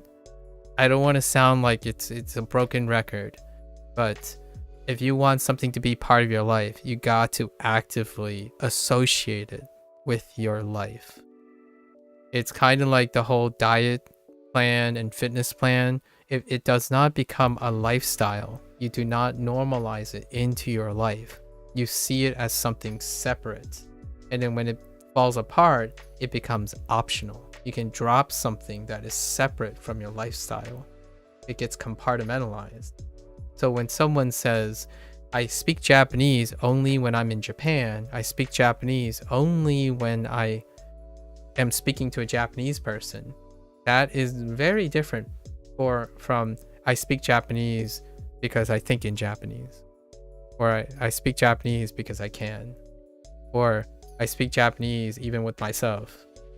I speak Japanese with my English. That's totally different from someone who thinks that you should separate the two things. At least in my opinion. I sound like a broken record, but oftentimes I've become, with humility, I like learning things. I'm not very good at mastering things. However, I'm quite great at learning things. Maybe to 80%, like 80-20 rule. I'm pretty great at getting the 80-20 rule. And what I can earnestly say is, if you want to retain all the things, or try to retain as much value of all the skills you collectively make, you have to integrate all of them, or attempt to integrate all of them into your lifestyle. So you tackle problems, tackle things and learning things with as many of your old experiences, all your skills, so you retain those skills. How does language learning reinforce my science? Well, a lot of the things regarding scientific methodology, how to create output, input, how to measure it for its fidelity, that came from my science background, right? Like, the more you put of all your skills, the more likely they don't rust. How do I use Duolingo? Well, I play video games. There's elements of how I approach playing video games in here somewhere. I'll let you figure out where it is. Sometimes I kind of highlight it, but no one asked. And no one asked, like, oh, where did the inspiration come from? Like, why are you doing this thing? Like, why would you do this thing? So it's not like I'm gonna explain everything to anyone. If no one's interested, then I won't explain it. But I can honestly tell you, I leave very little things off the table. Every time I speak, it's based on a story of something, or someone else's story, or my own story. I don't speak empty words. I try not to speak empty words. There's not enough time in my life to use empty words. Like, if someone asks me something and I respond with something, you bet that's based on experiences. They're not empty words. Like, oh, I don't believe this. It's based on experience. Like, it's not belief. It's often experience. Experience. So anything that's negative becomes something useful too. All my mistakes are useful. I don't forget my mistakes. I actually try not to forget my mistakes. All my embarrassments, all the things that a lot of people want to forget, that's understandable. Trauma is very real. If I had trauma, I wouldn't know yet how I would overcome it. In the sense of like how I approach it, I ideally would attack the trauma head on. I would convert the trauma into something that motivates me and changes me to actively use that trauma as a value to someone else. That might sound like someone exploiting their sob story for profit or something. That can very well be a possibility. However, I don't need resources. So that trauma can only be used positively, right? That's kind of the idea. Happened to me after, okay, whatever it's language, science, or whatever happened to me after learning more about electronics too. Nice. And I think I heard for real in a TikTok. Oh, that kind of mixed. Or someone talking about someone eating Vietnamese food. Oh, also, does it happen to be a sitcom with a gag reel in the back? So there are a lot of sitcoms with gag reels that make the for real thing, and it's usually a white guy. Now there are multiple sitcoms that did this, but I think TikTok probably got the inspiration from that, and it's probably like some person who's discovering pho for the first time, and then they made a joke about for real. So I don't know. It's a natural pun. You know, it's a natural pun. Anyways, these are really great commentary. I love the commentary. Oh man. Oh man. 情面. No. 界面. Forgot. 界. Not that. 界面. 见. Hold.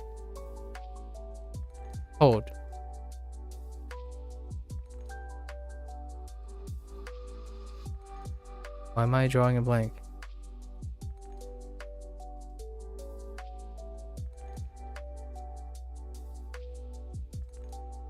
Oh, wait.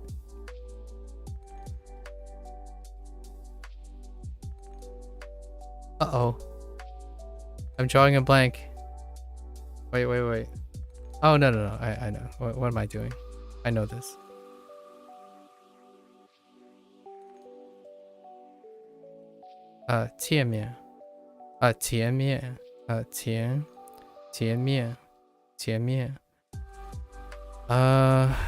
Location.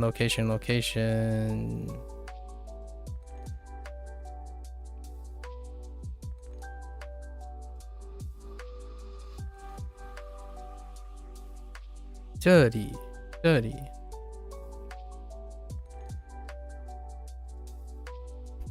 I almost wrote nah. Like nah, the katakana, the hirakana na.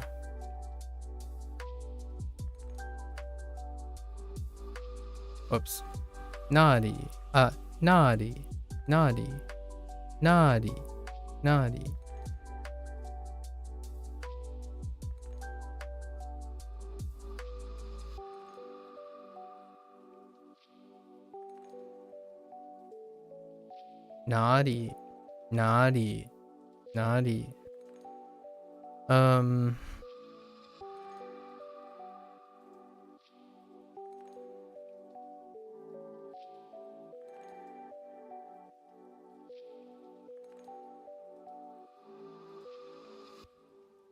Lou.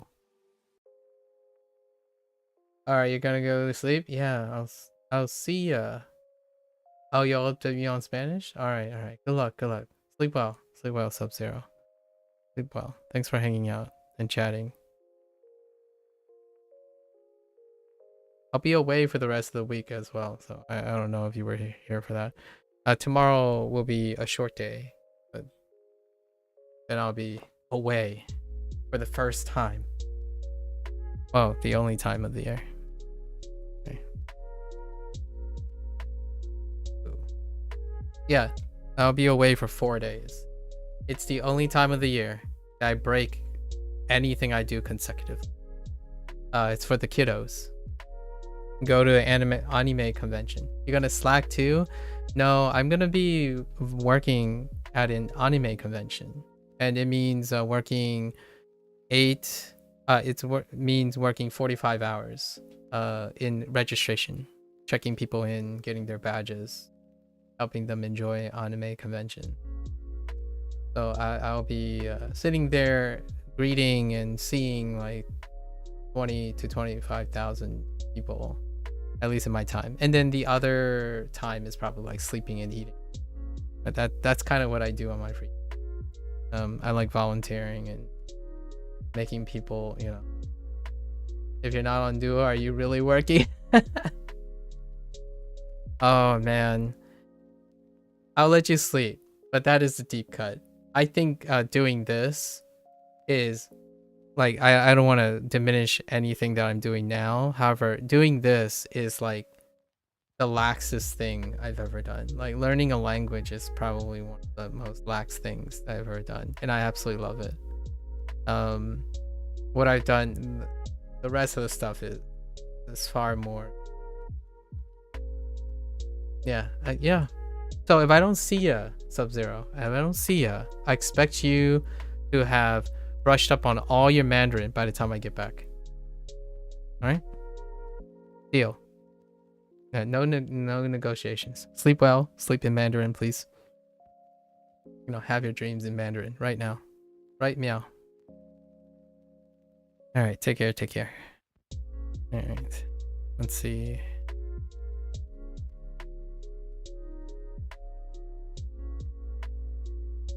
Deal. Peace. Yes.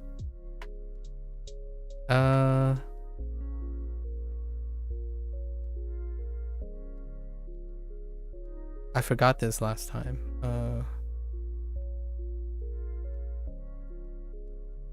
Yeah. So that's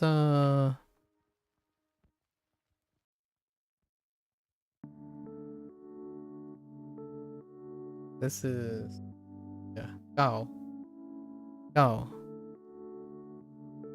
We forgot Wang last time. Wang.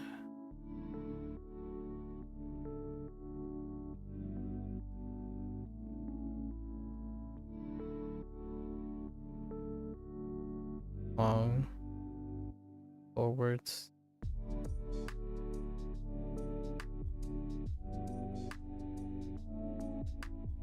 Oh, that's off.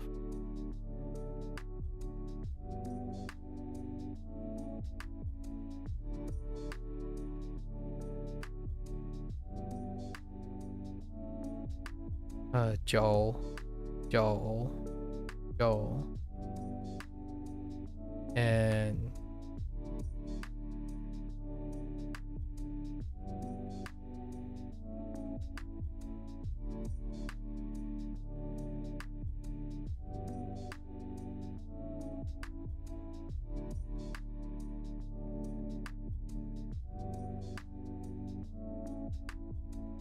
ugh. Okay. Hold on.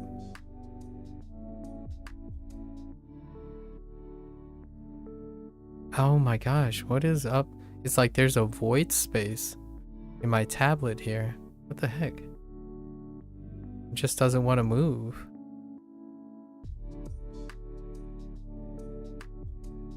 Alright, that's fine. 学校. I think that's it. We're good. We cover everything. Alright, let's see what we forgot though. In the current unit. Okay. Overlap. Okay, so. Yo. 边左前边横校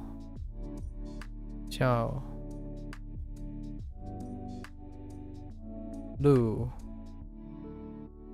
高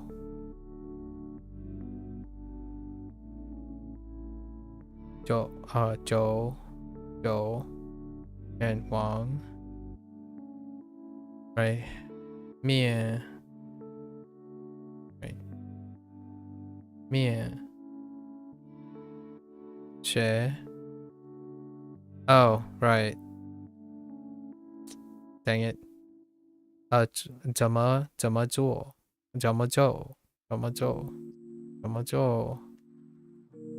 yeah oh oops 后面 oh 他们 alright 他们 and 我们的 okay that's fine that's not too bad 那里 and 这里 and 哪里 alright I kind of skipped a few it's okay we're kind of getting past that now we have a new unit soonish and we need to know these characters we need to know how to write these characters what did we forget so 电脑王电脑 and then 游戏 so 电脑游戏听 oh I forgot 听 for listen 听 like 听歌唱歌 fine 看书英语爱最 is missing 最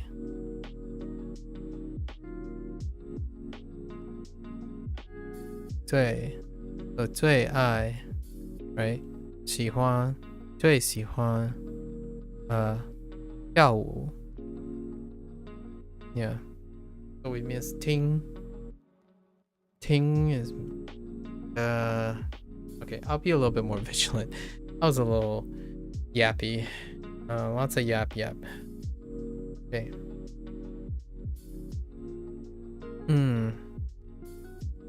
我们问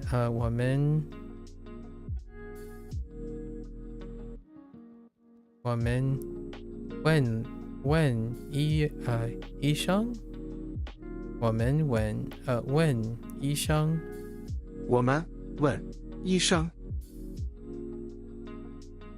I mean that sounds fine 我们问医生我一会儿见他我一会儿见他 OK 他一会儿见他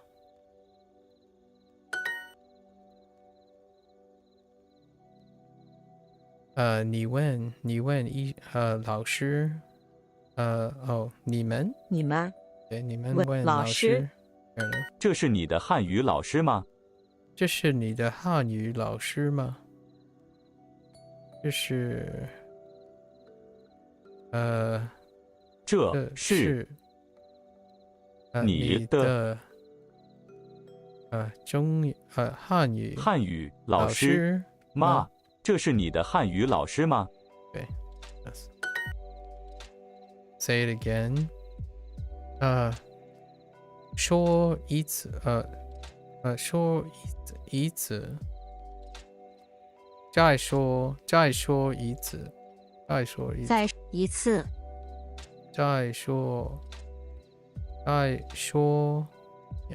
再说一次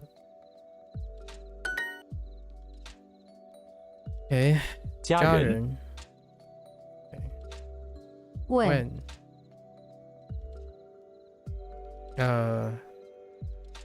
知道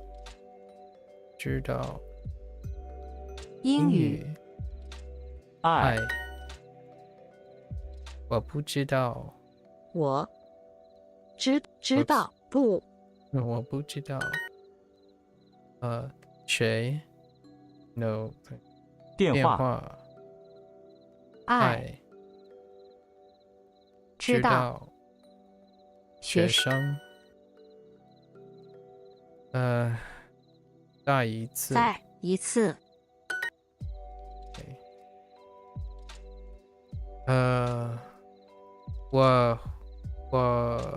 我一会儿见我的医生。我我一会儿见我的的医生。医生怎么样 ？No? Yes? 怎么样？怎么样？ No. 最近怎么样 ？Yeah, that's yeah. 最近怎么样？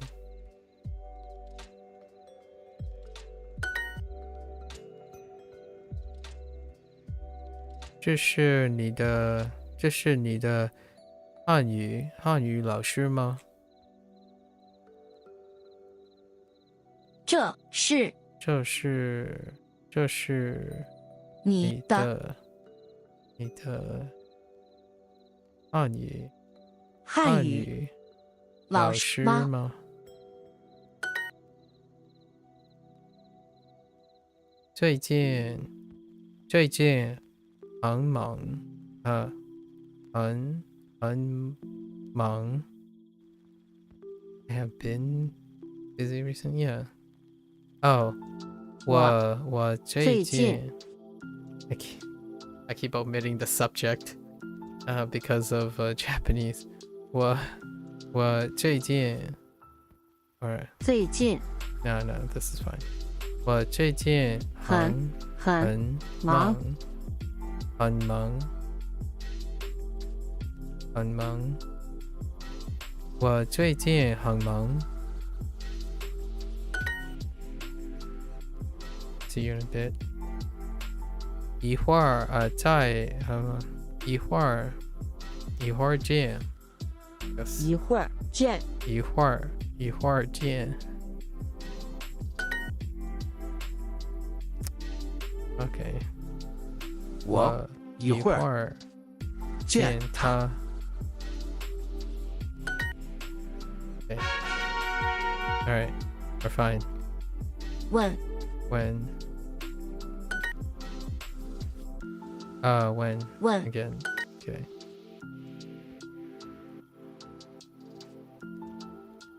帮助电话家人谁咖啡啡帮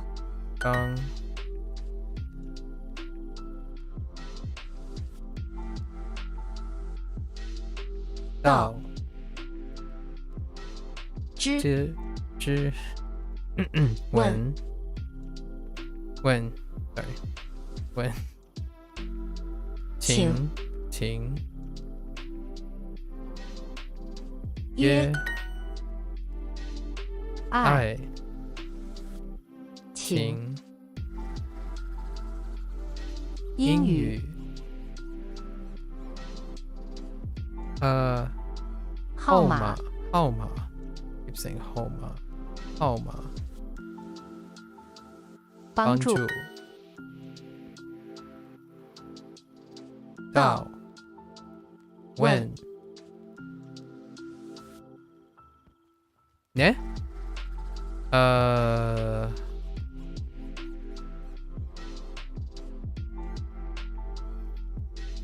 住一次帮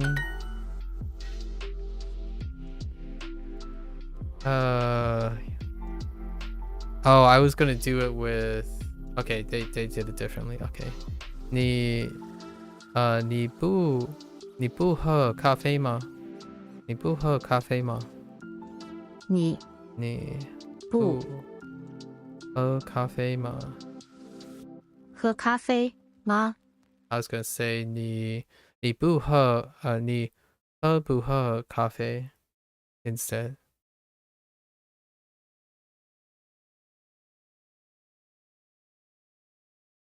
I don't even know. Yeah, that would be fine. 美国人也说英语。美国人也说英语英语 yeah 英语。美国人美国人也说英语。英语。美国人也说英语。We have not been bad recently. 不错 maybe 不错。So 我们最近不错。我们不错。 Oops. 最近不错。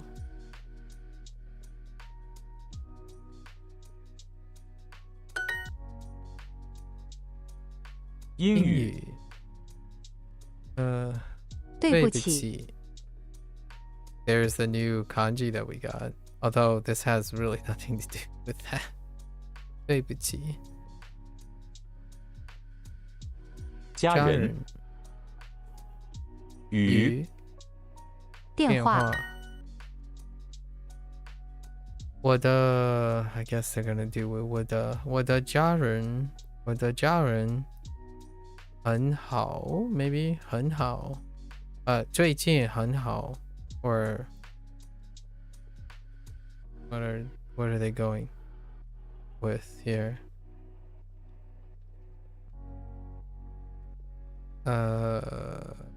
我的家人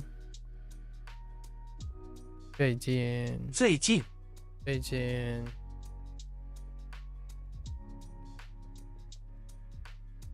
哦不错 OK fine 不错 OK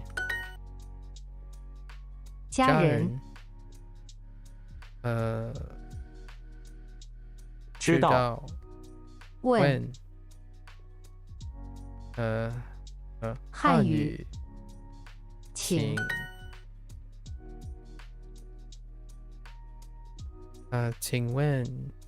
请问帮助我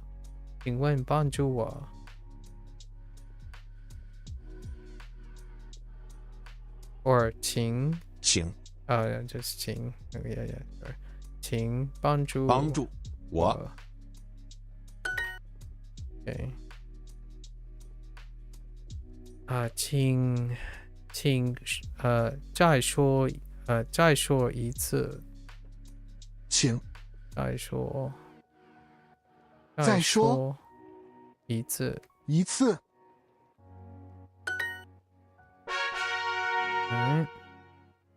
OK 请OK 住一次到帮oops 问 OK 进最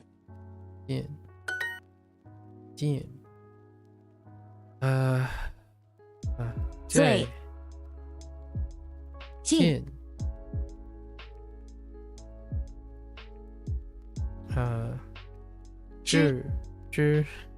智慧安错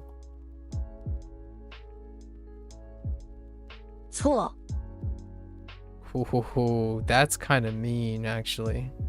That's kind of mean. And I don't even know what these characters are yet. Actually.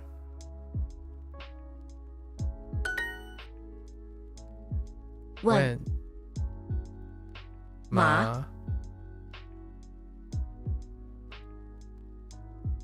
知道请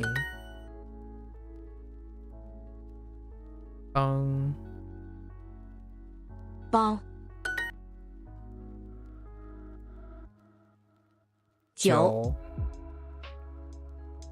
到帮问错请帮助我。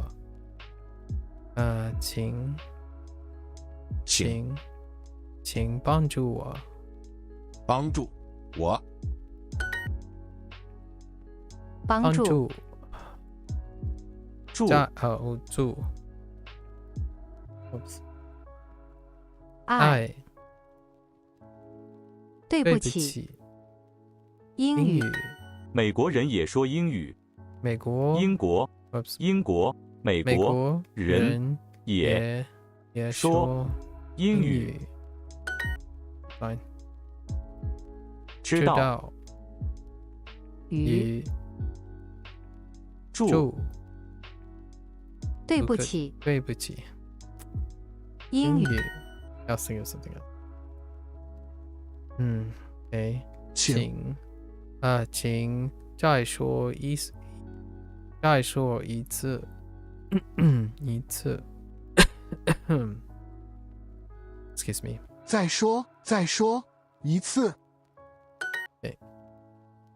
Voice 鱼与学生生家人请请谁？Okay. All right, back to our units. Let's see some stuff. 他在看书他在看书。Yeah, so we have the 在 plus 看书。He is reading a book.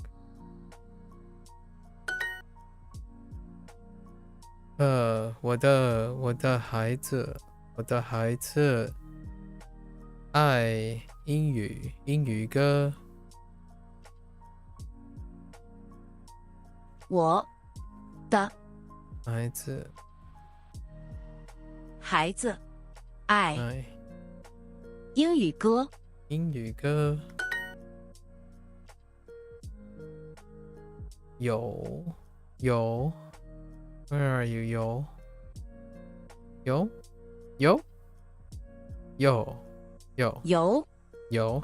Sorry, I just missed.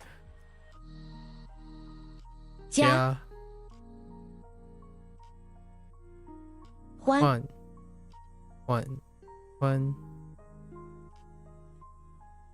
丈丈夫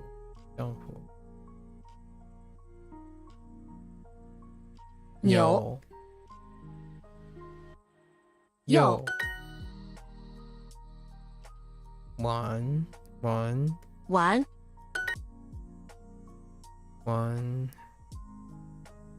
戏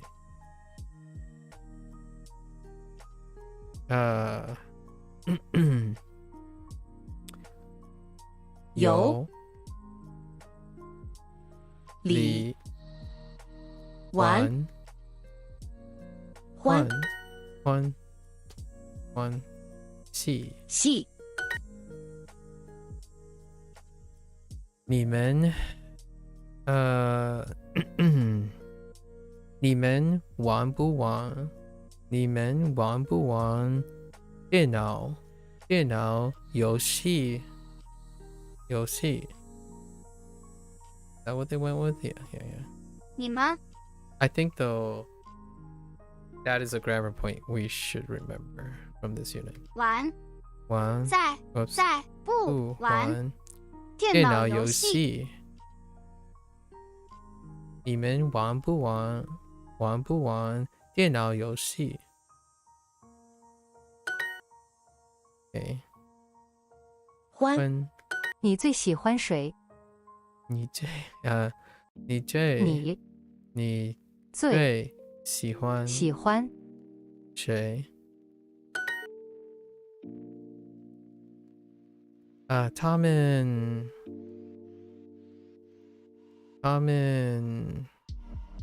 enjoy， 他们会喜欢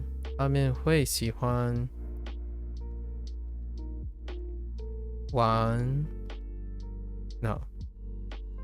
Do they? Yeah. 他们会 wait, no, enjoy. So, 他们喜欢不喜欢玩游戏吗？玩游戏 Sorry, I don't need. We're just sticking with 喜欢不喜欢。他们喜欢不喜欢玩游戏？他们喜欢不喜欢玩游戏？游戏。他们的哥哥每天下午玩电脑游戏。Okay, short. 他们的哥哥每天下午玩电脑游戏。他们的哥哥每天下午玩电脑游戏。他们的哥哥每天下午玩电脑游戏。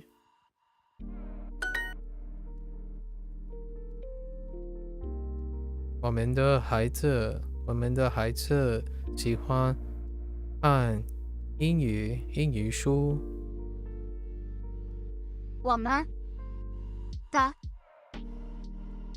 孩子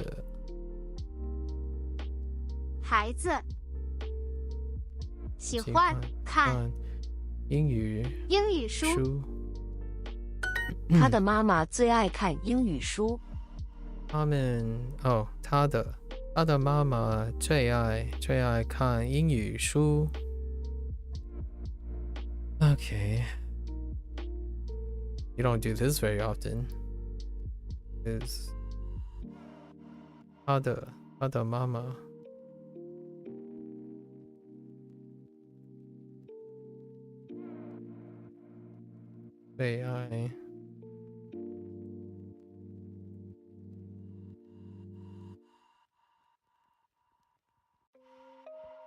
最爱turn into what? Okay, that's fine.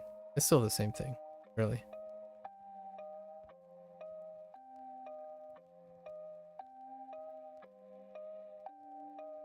Still the same thing. He's reading a book. 他在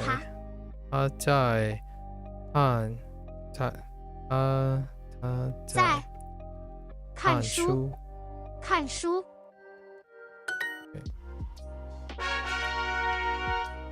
We're fine. 你爱不爱跳舞？你爱不爱跳舞？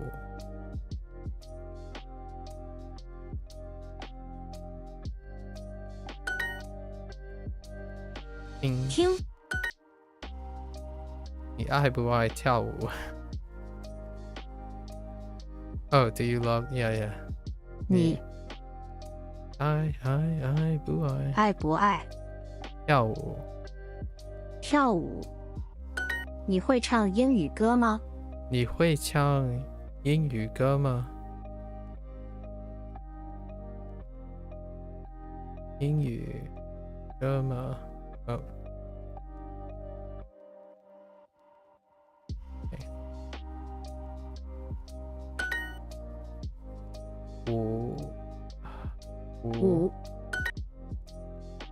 五。Okay. 玩。听。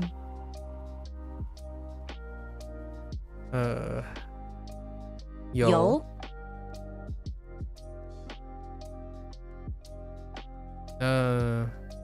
跳。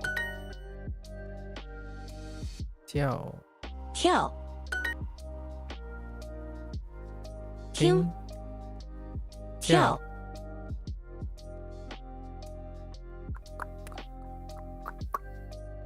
戏。五。玩。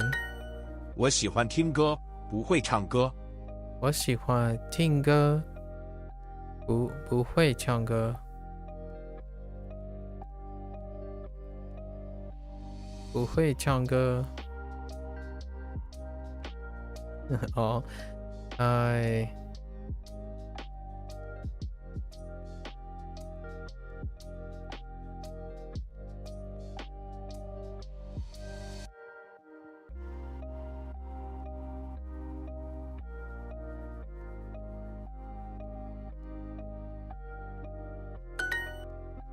Okay.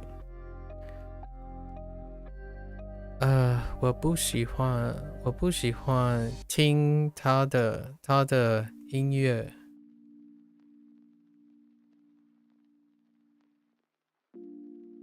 我不喜欢他听他的音乐。他最喜欢听什么音乐？他最喜欢最喜欢什么？听什么音乐？他最喜欢听什么音乐？我不喜欢听他的音乐。我不喜欢听他的音乐。Yeah, right.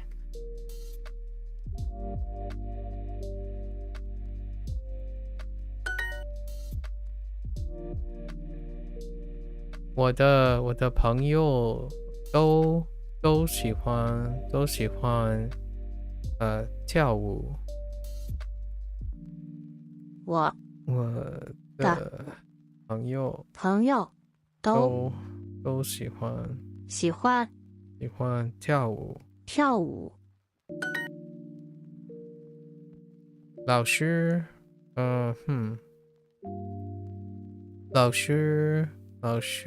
会唱会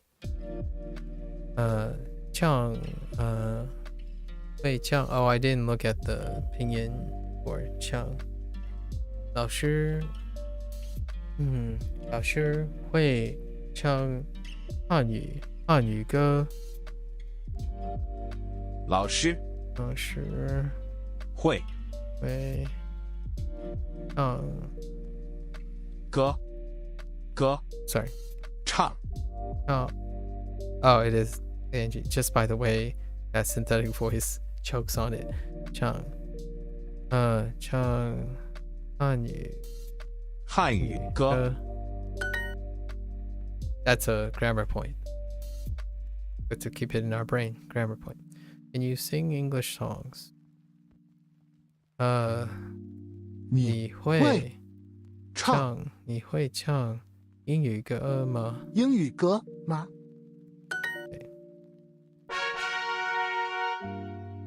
？Oh, we got some bonus XP, so let's do this quickly before we do our trophy.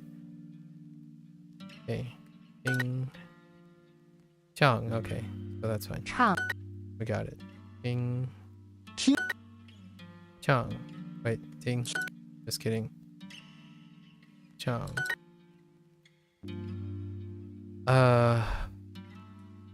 Oh, we screwed up on this yesterday. 到往见唱听唱听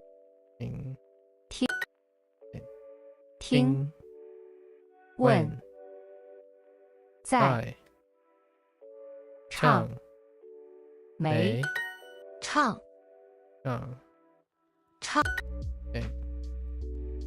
请住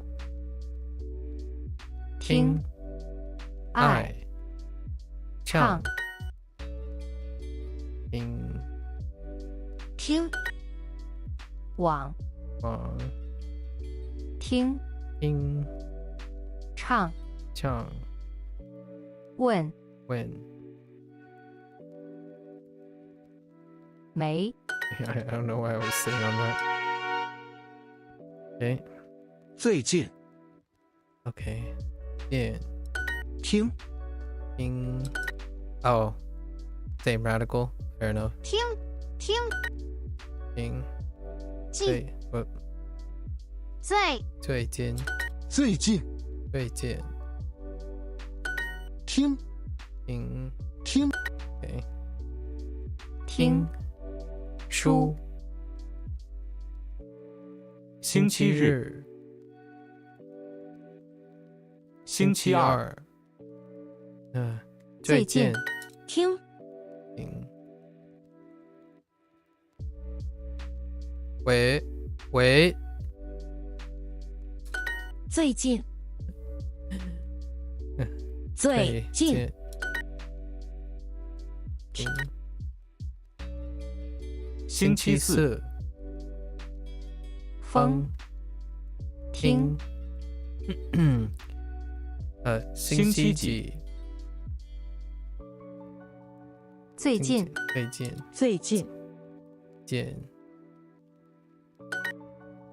最近最近星期几、星期几冰冰听听星期六最近最近听听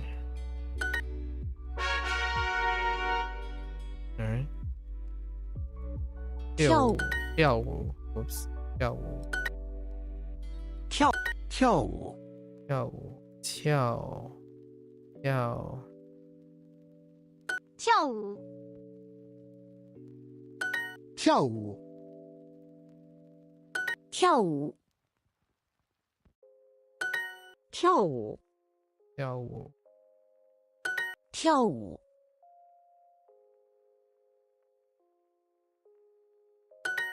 跳舞跳舞跳舞 OK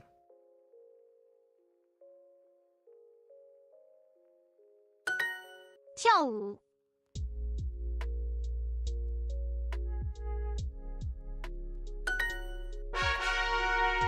Still kind of fun with your eyes closed. It's probably really messy, but it's still fun and engaging. Hey, 跳舞跳舞跳舞 Okay.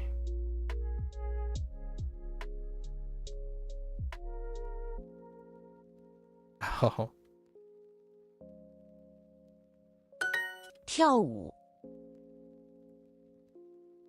跳舞 I don't think that was close. 跳舞跳舞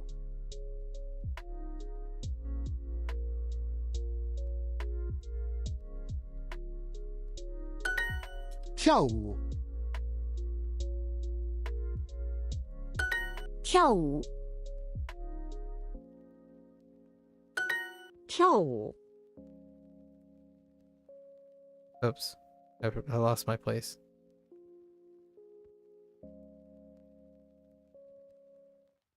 Oh yeah, this one's tough. This one's really tough. 跳舞 Get the spacing. Eyes closed. Okay.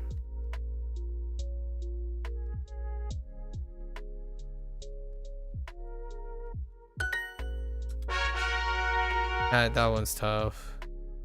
Oh, hey, meaningful components. In Chinese characters, some components can often indicate aspects of the meaning of the characters. Yeah. Yeah, so they're introducing a different component now. The component 好 can mean 好 can mean mouth and is often found in characters that are related to the mouth. Okay. I like Chang. Yeah. Chang and 吃. Some radicals can stand alone characters like the 考 and 女 radical, but others will change shapes when it's combined. Like the 水 and oh yeah. That's a simplified. That's why we did it. Okay. 口口吃饭吃饭唱歌唱歌 Dude, what is up with the bots today? I'm gonna have to put a filter on the bots. Like these advertisement bots. Holy heck. I'm gonna have to moderate them. Auto filter them. Sure, fine. 唱歌歌吃饭吃饭唱歌吃饭吃饭唱歌唱口哦吃饭吃唱歌唱歌米饭吃饭吃饭 whoops 唱歌口 Okay, I got it.唱歌歌唱歌歌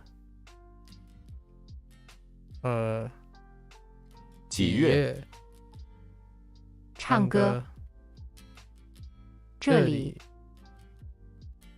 月歌歌歌唱歌唱歌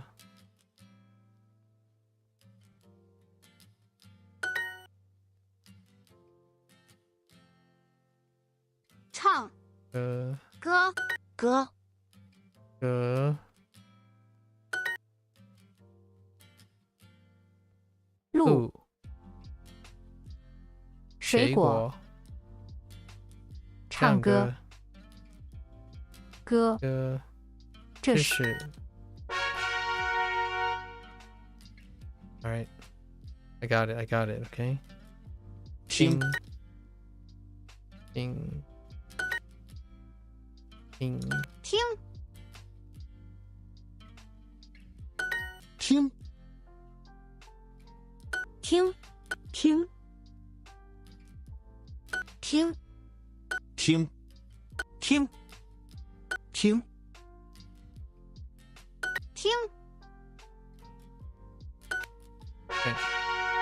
Get more. Yes. Get more with Super Duolingo. I got it. 跳舞跳舞跳跳舞跳舞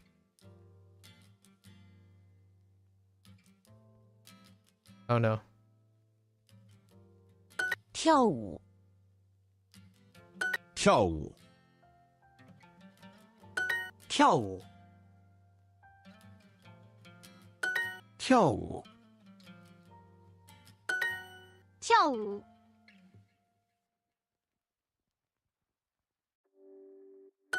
跳舞跳舞跳舞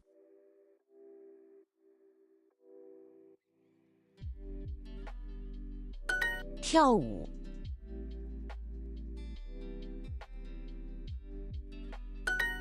Okay. Get more with Duolingo Super, yeah. 跳舞跳舞跳舞 Oh, this one's tough. Oh no, screwed up.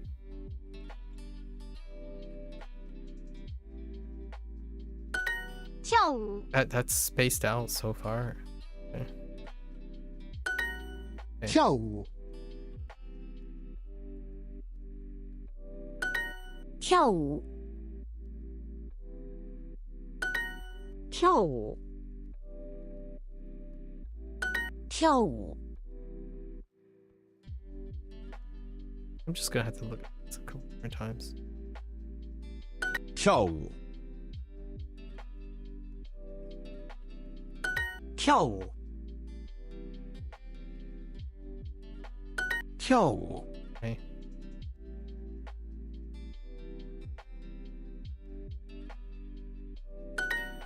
I'm not so sure about that one. Okay.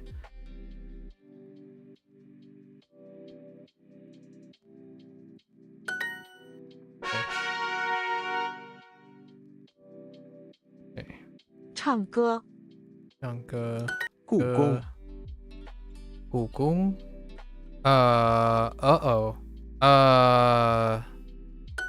yes. Interesting. 故故宫共 How is this relate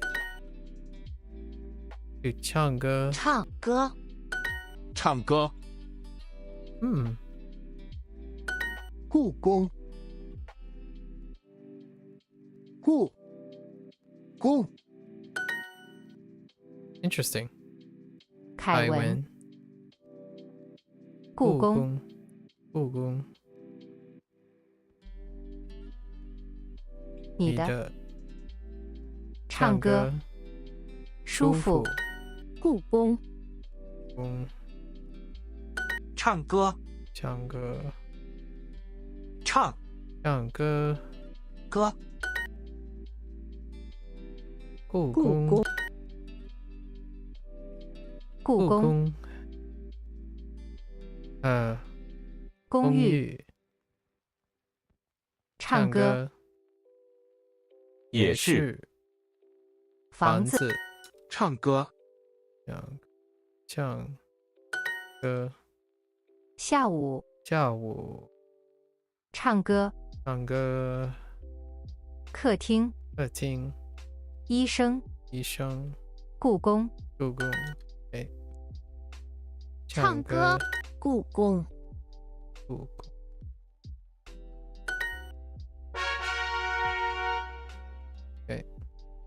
听听听听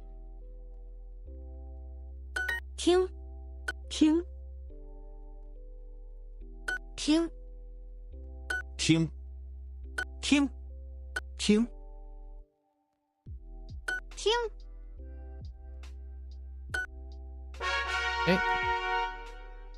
，All right，唱歌唱歌哥哥，哥哥，Okay, that's fair, actually. Oh, the second one is a lot longer, actually. 哥哥 I could use that to make it look a little nicer. 唱歌唱歌。哥哥哥，哥哥，哥哥，绿色绿色，绿色。I don't know what I dropped. 唱歌故宫哥哥再见哥哥唱歌。唱歌。哥哥绿茶做饭哥哥绿色唱歌唱歌，你好你好唱歌唱歌故宫故宫哥哥哥哥绿色唱哥哥 My eyes are like my right eye is kind of like okay. We got to 15. Let's do the 你在做什么？你在做什么？你在什么？ Oops. 做什么？你在做什么？你爱不爱跳舞你爱不爱跳舞？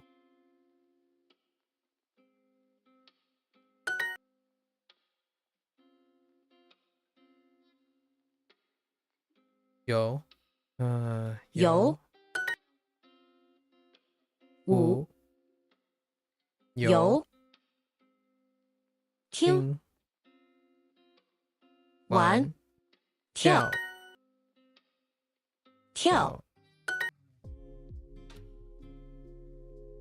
欢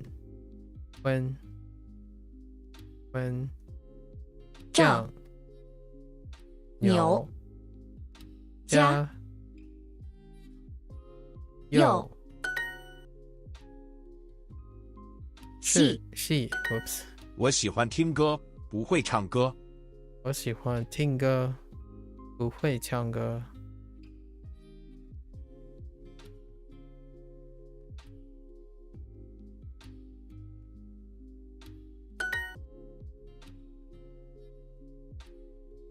游戏狗玩猫矮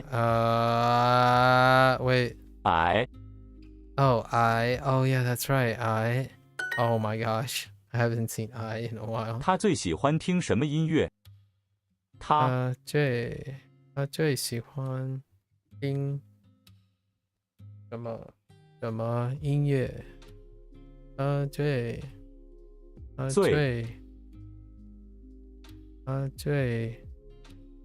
爱会 what 喜欢他最喜欢听什么音乐？唱电脑儿子矮女儿 OK 女儿谁的电脑这是谁的电脑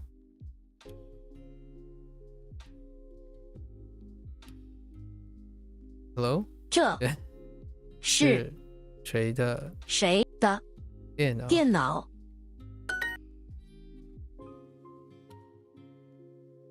学校游戏书喜欢电脑 Would you like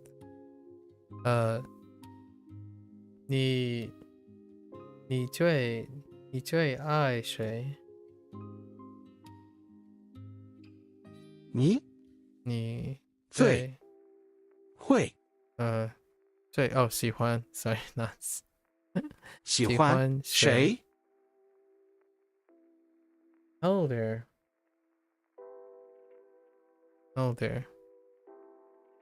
JV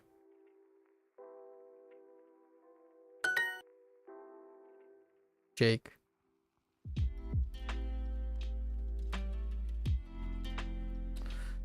What books do you like to read? 你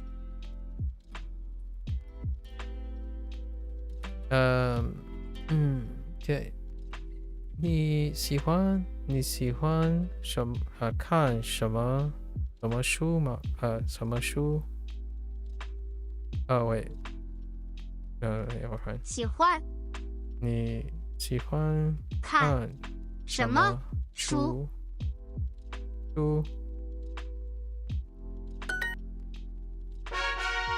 Get more with Super Duolingo. Yes. Get more with Super Duolingo. Okay, so we'll complete these and then we gotta write some vocabulary out. We gotta get these down. I think I'm gonna have some trouble with remembering Yoshi. Probably Yo. Yo is the跳舞 I'm really tired. We're going to 跳舞 too far. I try to sleep early and wake up early. 跳舞 Recently, so I can make the drive. 跳舞 I wasn't planning on going this late, so that I can move my 跳舞 sleep schedule a little bit earlier again. 跳舞跳舞 Oh.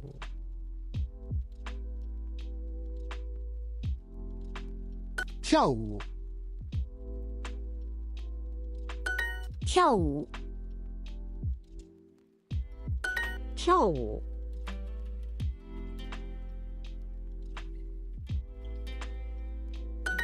跳舞 Okay.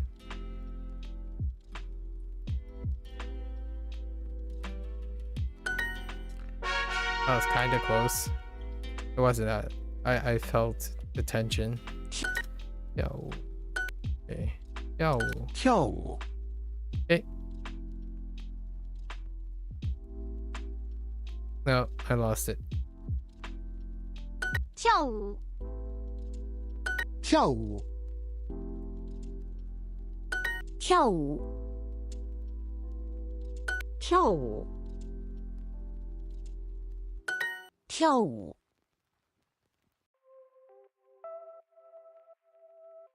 跳舞，跳舞，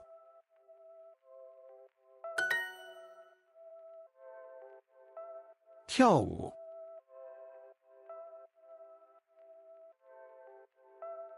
跳舞。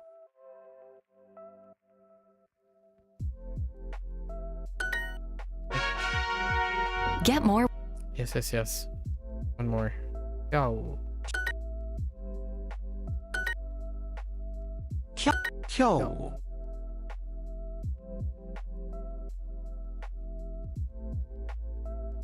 跳舞。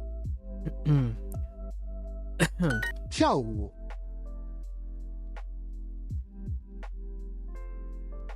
跳舞，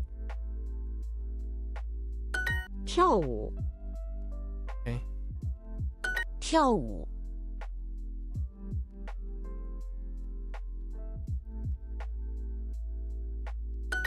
跳舞，跳舞，跳舞，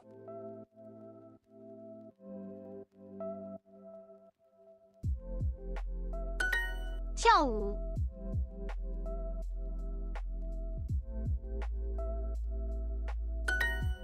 Okay.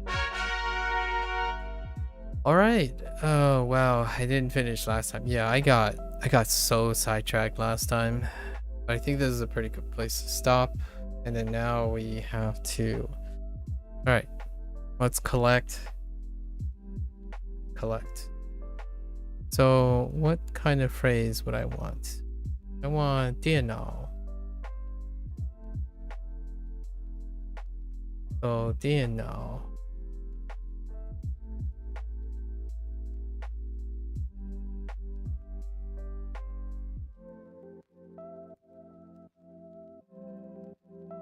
Wait, was that actually?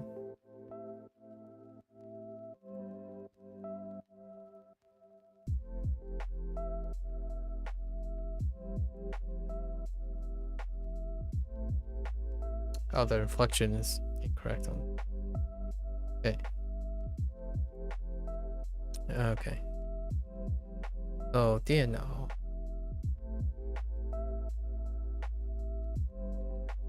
And then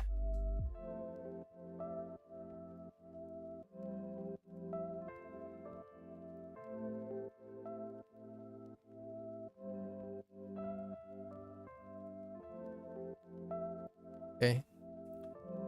And then 游戏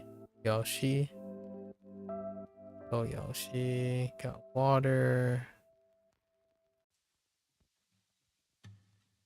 Toxic character. And this? No.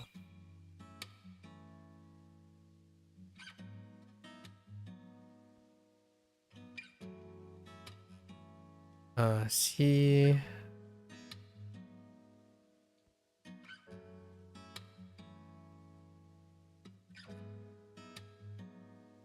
Okay. 电脑游戏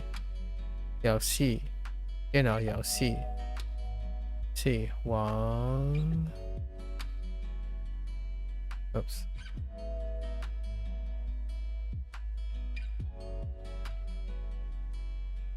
Wang. Oh, Wang 电脑游戏 and Ting.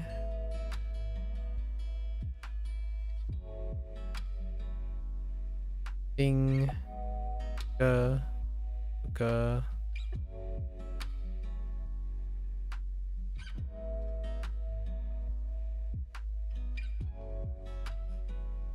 Ge. Finger. And Tiao. Tiao has this. Tiao. Tiao. Wu.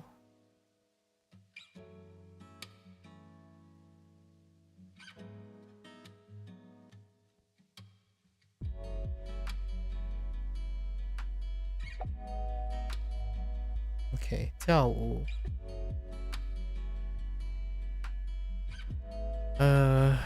喜欢。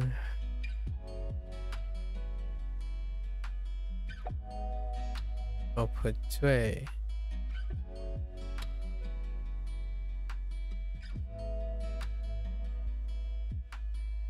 对。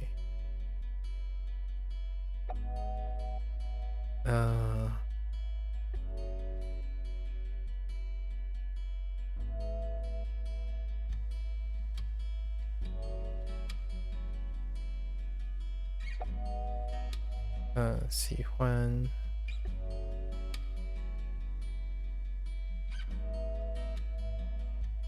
最喜欢。or I。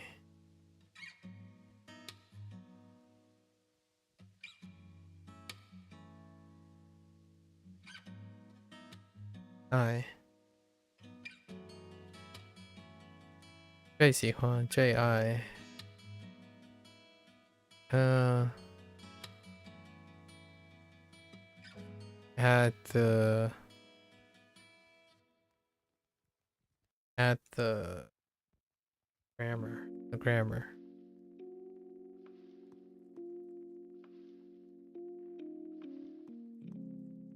我会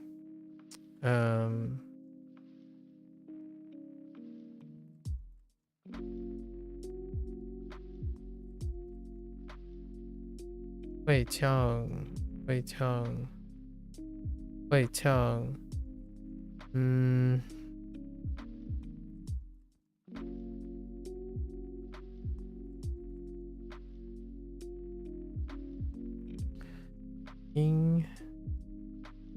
英语歌。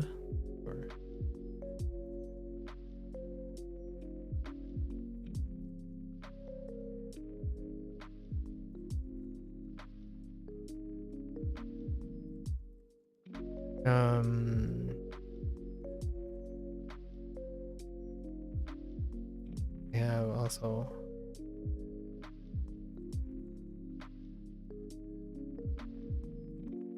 No, that's not it.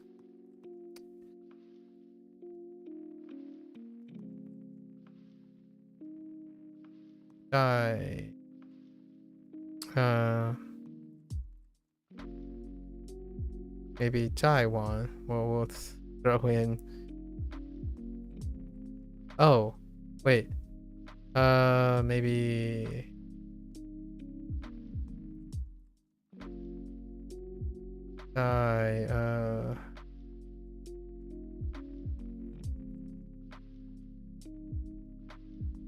Daikon. How does this work? Yeah, like.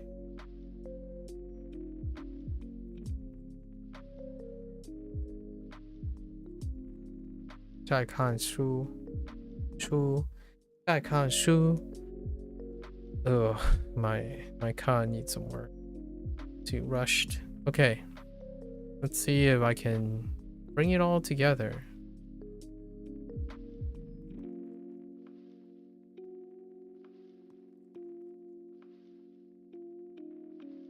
Try again.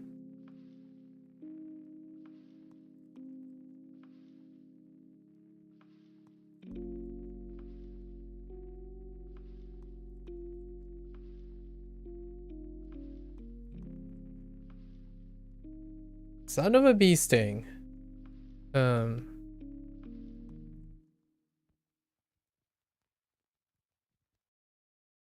Wow. I really didn't pick that up, did I?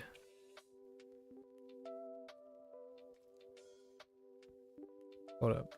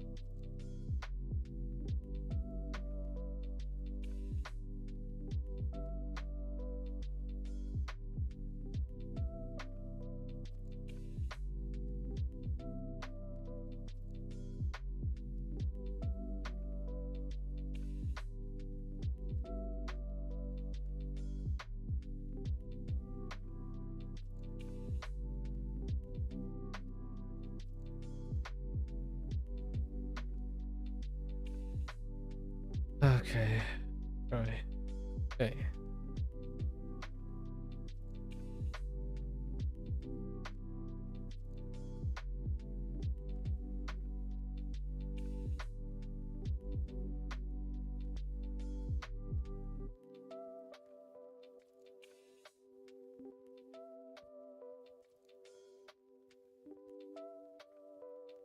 Oh my goodness. That's...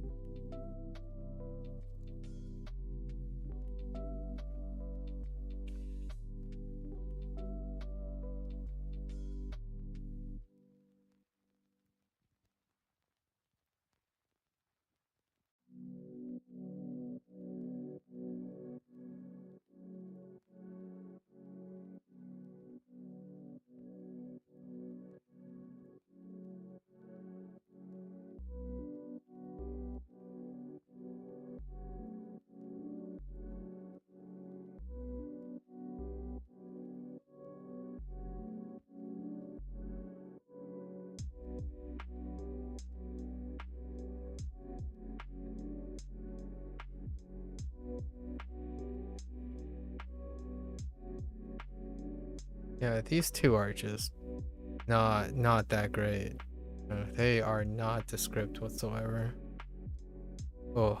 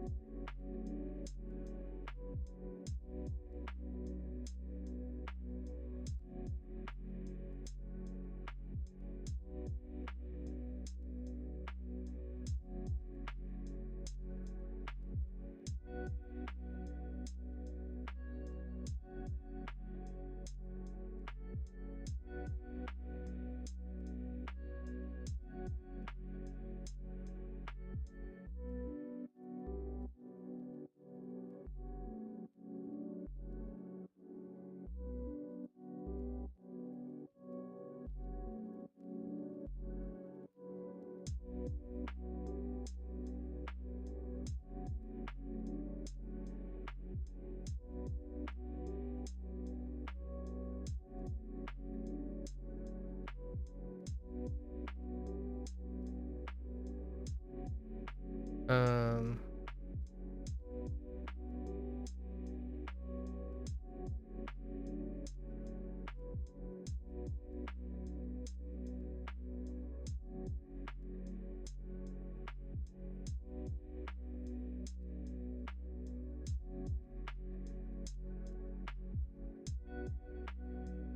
Um.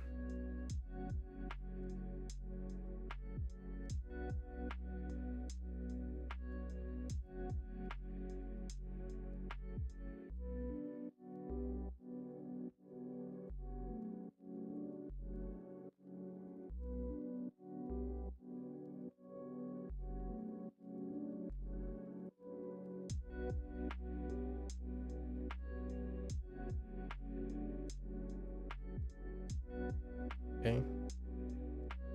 Ding, ding, ding. 英语歌。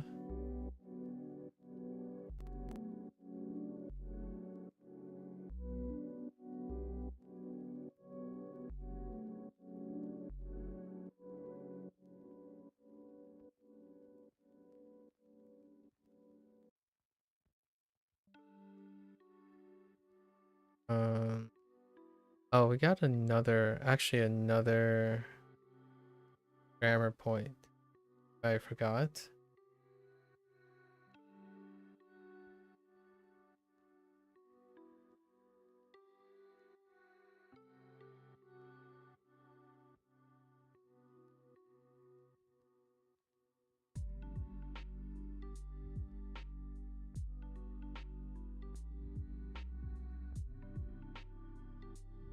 Ai boo ai. Ai boo ai. Ai boo ai. Ai boo ai. Um.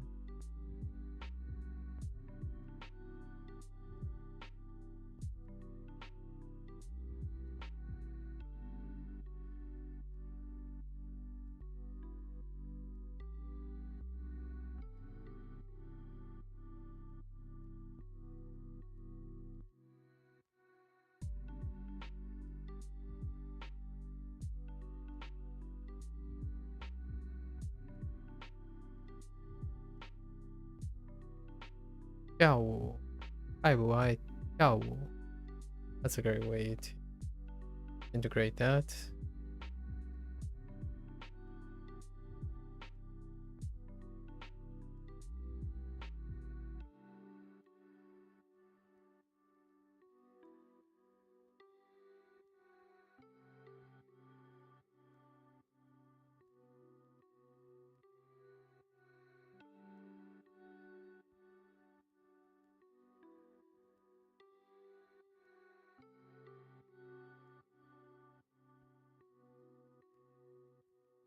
Then 最喜欢 that's a good. This top thing is too long, too tall.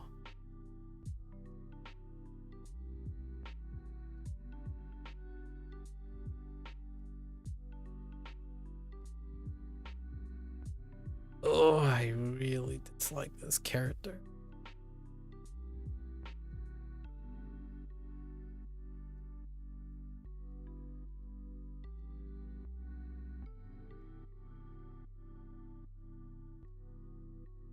What else we got? 唱书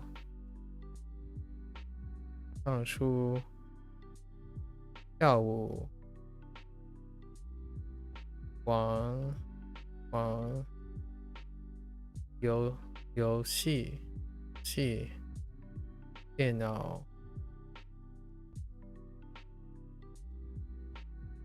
在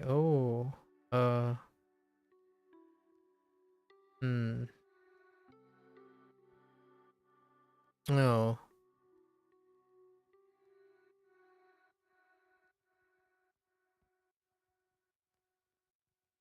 The grammar point for away.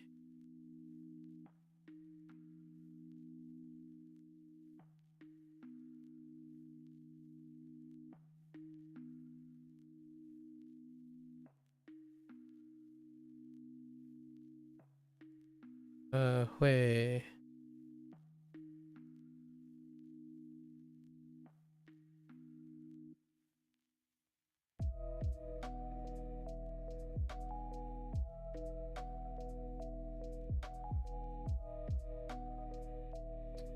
Need something to talk Hui with. I think that's all of them though. Yes. Oh no, wait. No, I haven't. You can put Hui Qiang. That's pretty good. Qiang. I think that's good enough. I'll probably remember most. Check.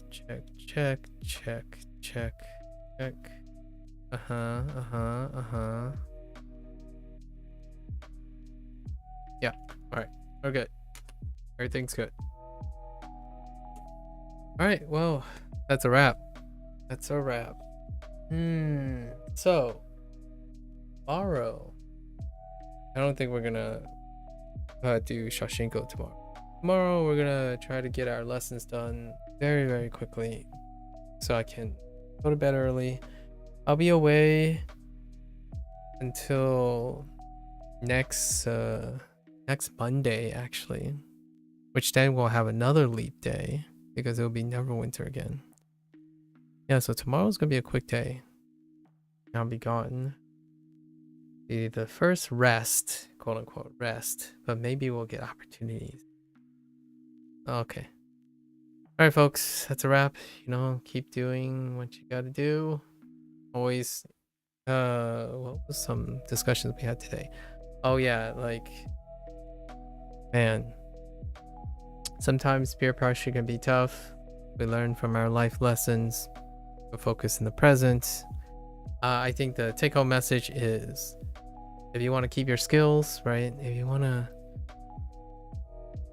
really try to hold on to all your skills, all your learning experiences and whatnot, and you really enhance and overlap all of your skills to like maximize the value of all your experience, I would say definitely stay creative, engage in evoke as many life experiences as possible.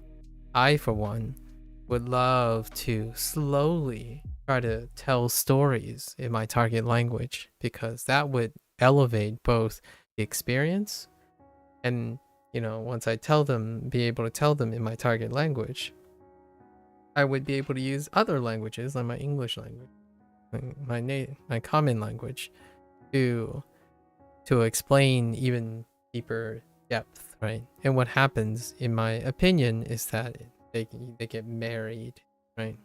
It's kind of like how if one imagined how neuronal connections are being made. If you overlay and associate your memories together, they reinforce each other. So whenever you have let's say a specific word, it elicits a specific memory, which that specific memory can be used to tell a story or something like that. I think that's ultimately what ends up being my methodical approach to things. It underlies pretty much most, like, how do you not run out of ideas or something like that? Well, I mean, if you lived so long, there's got to be sufficient experience to continue, propagating, right? I mean, language learning starts self-study. This self-study started with 30 plus years of experience. So there's got to be something worth enough to keep me occupied for at least a year or 2 years. So still, the story is still coming. Like, not a day has gone by that I not have elicited a different type of experience or story. And I'll continue to try to. And meanwhile, while I'm talking about my old experiences and integrating my old experiences, I'm also acquiring new experience. And those new experiences are being laid on top of it. So yeah, certainly you will forget certain things. You can't hold them all perfectly or elegantly. But one thing that's so fantastical about the way our brain works is that if you're somehow able to creatively associate all those things, you can really retain quite a lot of things in a very short amount of time, in my opinion. I don't think it's about how, in my opinion, a little bit of a hot take, I suppose, my 2 cents, however elegant the objective theory and logical approaches behind like pragmatic approaches, like, oh yeah, space out to this, they're largely still based on output, right? So, like, for example, your very popular SRS stuff, how the SRS dynamically eventually adapts to returning how, like, weak words and strong words. That is an output that it's reading that's being adjusted. That's great. It takes out the work of needing to keep track of that stuff. However, that doesn't necessarily mean your output is more or less efficient. It's largely in my opinion, you spend less time thinking about it. And that, in my opinion, is part of any methodology. However, yeah, the key is activating your knowledge. Yeah. Like, layering prior knowledge is excellent. So while yes, it's great to take out the legwork, like, oh, planning is, I honestly think planning, that's fine. Like, if you don't like to plan, that's great. If you don't like to track things, that's fantastic. Or like, that's acceptable. It's not fantastic, but that's acceptable. However, if planning is something you like to do, planning is something you do a lot of part of your life, right? Like, hear me out. If you have a job, for example, that requires that you micromanage, plan, and whatnot, if somehow you can create and adapt a skill that you constantly use anyways into engaging in your target language, then you have something extraordinarily work around. So yes, it might be cool if a tool does that organizing, if the person doesn't have the skills to organize things. And they may never learn. I mean, like, it's okay. You don't have to be a great organizer to learn a language. However, if you're a person who's asking yourself, I can do this myself, Or I can take a tool that I don't do very often and it's going to engage me in that way. And then all the skills that I have, if you can create something and wrap it around the skills and knowledge you have, they become tethered to each other. Like, it's so difficult for me to break away from the things I do because I inevitably tackle every facet of my skills. And those skills are acquired, they acquire a lot of memory. And in that way, every time I go to like plan this, like this drawing thing, this writing thing, and this circling and pointing thing, all of that is engaging something that is very set in stone. Like, I'm elevating all the things. So it gets to the point where if I forget something, right, and I just go through the ropes, I'm like, I forgot this, but what if I just write something? It'll come back to me, and the knowledge, the connections you can cross over. Basically, doing something, a lot of engagement of your skills and whatnot can trigger a memory, even when you're in the least expected ways, in my opinion. Sometimes, like, I would write, I don't know, like just write a triangle, and then all of a sudden I would have several memories that I can go towards, largely because I'm trying to collectively associate all of them. When something is very loose, that's when I say, oh, I might have a hard time remembering this, because I need to create more formations. Like, I need to activate more of my collective knowledge to interact with each other. So every time I know where I can focus, all the other things, not so much. And yes, I would say in SRS, that keeps track of your weak words and your strong words would help you focus indirectly on them. Like, it's not explaining to you, or the SRS is not going to enable you to figure out why these words are weak, why these words are strong. It's up to the user to figure out, wait a minute, I just noticed that in my SRS I have 6 weak words, and there's something maybe relating all of them, or maybe not. But if you can relate the weak words, then all the weak words reinforce each other. So there are many ways to form connections. And oftentimes what I would do is I would group them. I would group them based on other words. So that's kind of like sentence construction, only I'm not doing it with the knowledge of sentence construction. Like, I'm not someone isn't telling me, hey, I should be associated with this, and they give me like an example, like something that I wouldn't think of at first. So I chose 跳舞 because I really am terrible at dancing. So whenever I think about 爱不爱, when you're questioning something, out of all these things, I'm okay with 玩, like 玩 游戏, right? 游戏 玩游戏.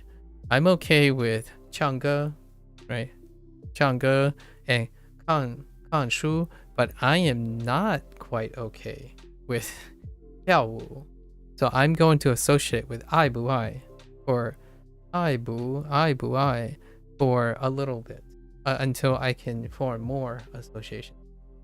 So I didn't like, these aren't arbitrary choices. I didn't arbitrarily choose these things. Like 会唱, right? 会唱. I often ask people if they're able to sing when it comes to language learning. It has something visceral to deal with. Like, think of singing, and there's like process of elimination thrown in somewhere. Like, oh yeah, I need a verb that I would say that is natural for me to say. So he's reading a book, or I'm reading a book. So 在看书, right? It's the most minimalistic you can get. And if that doesn't work, embellishment. You continue to embellish it until you can retroactively recall it with the least amount of context. So you start with the least, you keep growing until it's okay, and then you stop there, right? Because you do want to keep the resource limited. So right now, I didn't include any subjects because I know how to complete the subject of the sentence. 我在看书, right? 我在看书. And then like 你会唱英语歌, right? So I'm basically shorthanding to the minimum amount of things that will help me remember it immediately, or like as close as I can for the next time. And if they still fail, I continue to stack on top of it. And the ones I don't necessarily need to, because in the future, if I learn more vocabulary, more things, I can stack it onto the ones that I already have. And in a way, that's what Duolingo is trying to do by doing this staggered format. So I'm playing along with Duolingo, basically, as opposed to trying to bend the tool to you.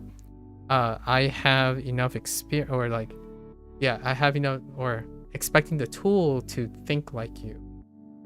Have enough experience to cleverly like leverage a way to use, and that's kind of what I'm doing now. That's why I keep drawing these lines between used words and new words.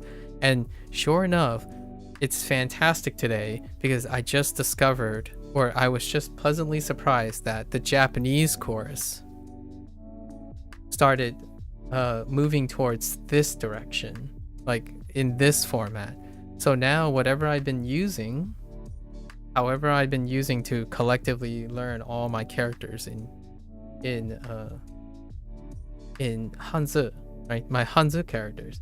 Now I can apply them to kanji. And now I have one better in kanji. I actually know all the reads and the vocabulary even before the kanji comes up. And occasionally they would introduce a new word. So they slow down introducing new words and more like updating all the kanji. So now I have like a modified version, or I'm gonna work on a modified version for Japanese. And all of this, it's probably still the same if you just pulled out a textbook and then figure out a clever way, coming up with a clever way of remembering all your textbook information. I used to do this when I was a kid because, well, the content itself wasn't, you could still use rote memory. When you're a kid, you're like really good at rote memory. So I've already memorized most of the stuff. And I've talked to a university student during my stream before about how the person was disappointed that the quality, like the content of their class wasn't up to their standards. Like they were already ahead of the thing. Well, then if the class content, the content is going to stay static. Try coming up with a clever way to go beyond that content. And also, interact with your professor, because your professor might be restricted to teaching a specific curriculum. That doesn't stop you from trying to practice new ways of like viewing the stuff, right? In fact, you could stand out and people will know, and your professors might learn something and you might learn something from the interaction. So that's kind of what I used to do when I was a kid, when I was trying to develop, personalize my own methods that work. So nowadays, fast forward, 18 plus years of education, these are, I would say, I am only applying because Duolingo is a little bit restrictive. So I would need to implement more things in, or do a stream with another tool or something, right? So slowly but surely, in another 2 or 3 months, it won't look like this, or it will look like this on the surface or whatnot. But I'll be juggling much more things because this will become very efficient, and then we'll try something else and something else. And it just comes down to, in the end of the day, if you are able to constantly just keep it fresh but familiar, right? You're cycling. So I'm cycling through ways. So when something gets a little complacent, I get so used to it, I swap it up. But it's something that I know how to do. I already know how to do it. And then I keep cycling. So every once in a while, you know, you've been doing push-ups for a month straight. You can switch it up. There's other ways to engage your chest other than push-ups, right? So then you return to push-ups at some time. I think the take-home message before, it was from a previous stream, is at some point, you will have tried enough, hopefully, you will have tried enough things that work, that maybe in your 30s or your 40s, like myself, you would come up with enough things that covers the vast majority of obstacles you'll approach, to the point that it doesn't feel like you're constantly doing the same thing, right? You have enough options, and you can still remain open-minded. Like, I'm still learning little things that I have a lot of ideas about, and I'm still implementing them, right? I can't wait to start tackling LLMs, like large language models. I can't wait for that. That is something that I have zero experience with. Now, there's a lot of related skills that I'm gonna bring to using LLM, but that's the idea. It's just constantly matriculating and moving forward. And honestly, I think that is the not so easy, and not so slap a dollar in it, slap a price on it kind of approach, right? I think things like this, and I do not expect, if your approach ends up looking identical to mine, then it is very uncannily rare, or I feel I would encourage you to try to make it your own, because it is very, very uncommon for someone to reach a specific time in their learning ability. I'm in the 18 to 20, whichever one. It's very rare to find an identical approach with this type of mindset. And the idea behind it is then you are surrounded by other people who also do these things, and then you bank off each other, right? That's what idea sharing is. It's not an echo chamber constantly providing the same advice that this one person, like the source of this inspiration comes from one person and it's identical. It's kind of like saying, hey, you know how to get good at language learning? Buy this $150 course. It's like, if it works for you, that's fantastic. I hope that when you buy the $150 course, you are also extracting the knowledge from it. Not the content itself, but the knowledge structure and what makes it work for you, right? Because that's also part of the learning process. If you pay for something, I would want to learn how to replicate it myself, right? If you pay for something, I would want to learn how to do it myself in some capacity, or use it to guide my future self. I don't want to become dependent on something. And yes, that also includes Duolingo.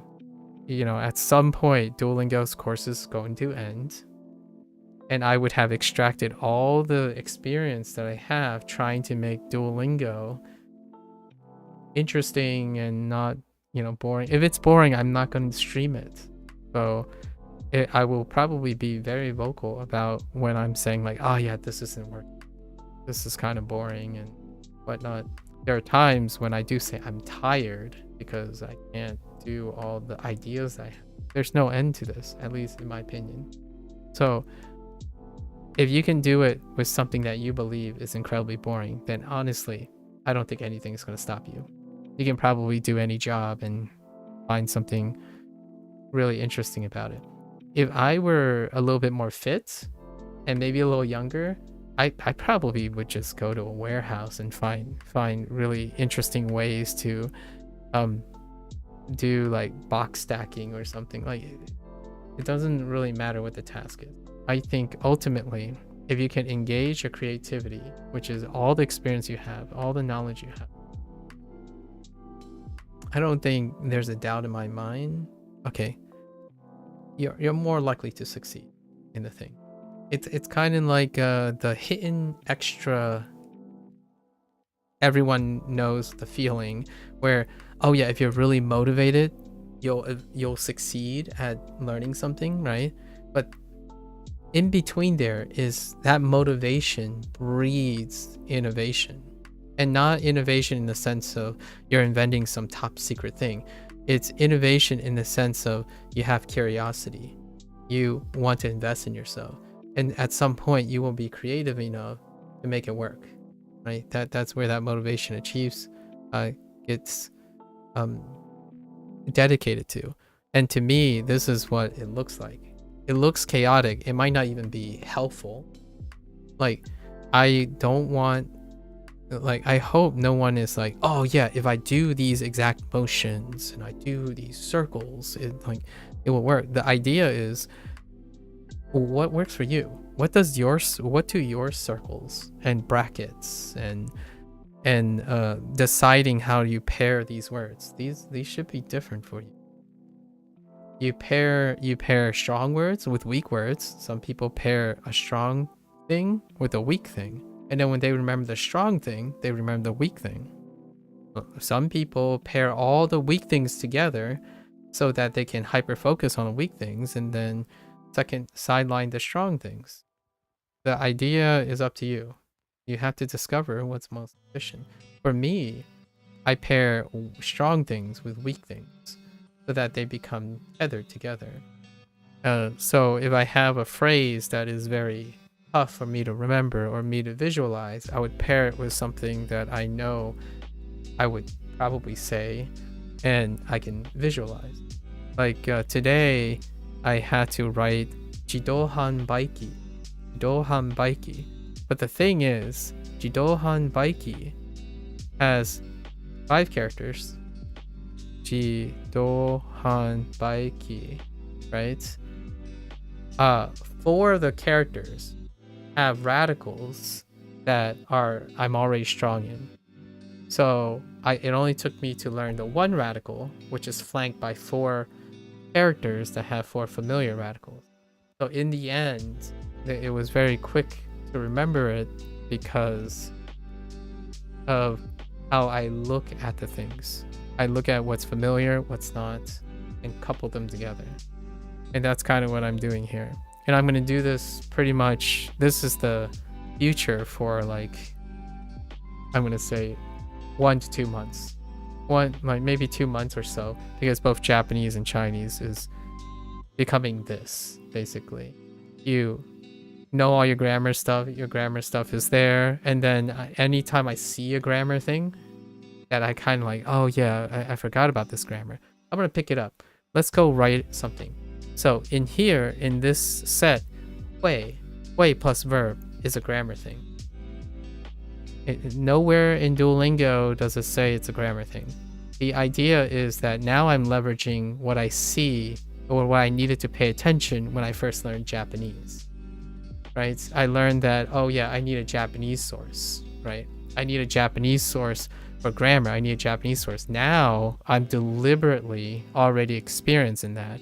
So now I'm looking for grammar points. So I keep looking and farming for grammar points. So hui verb, zai verb, and zui, right? Zui is a amplifier.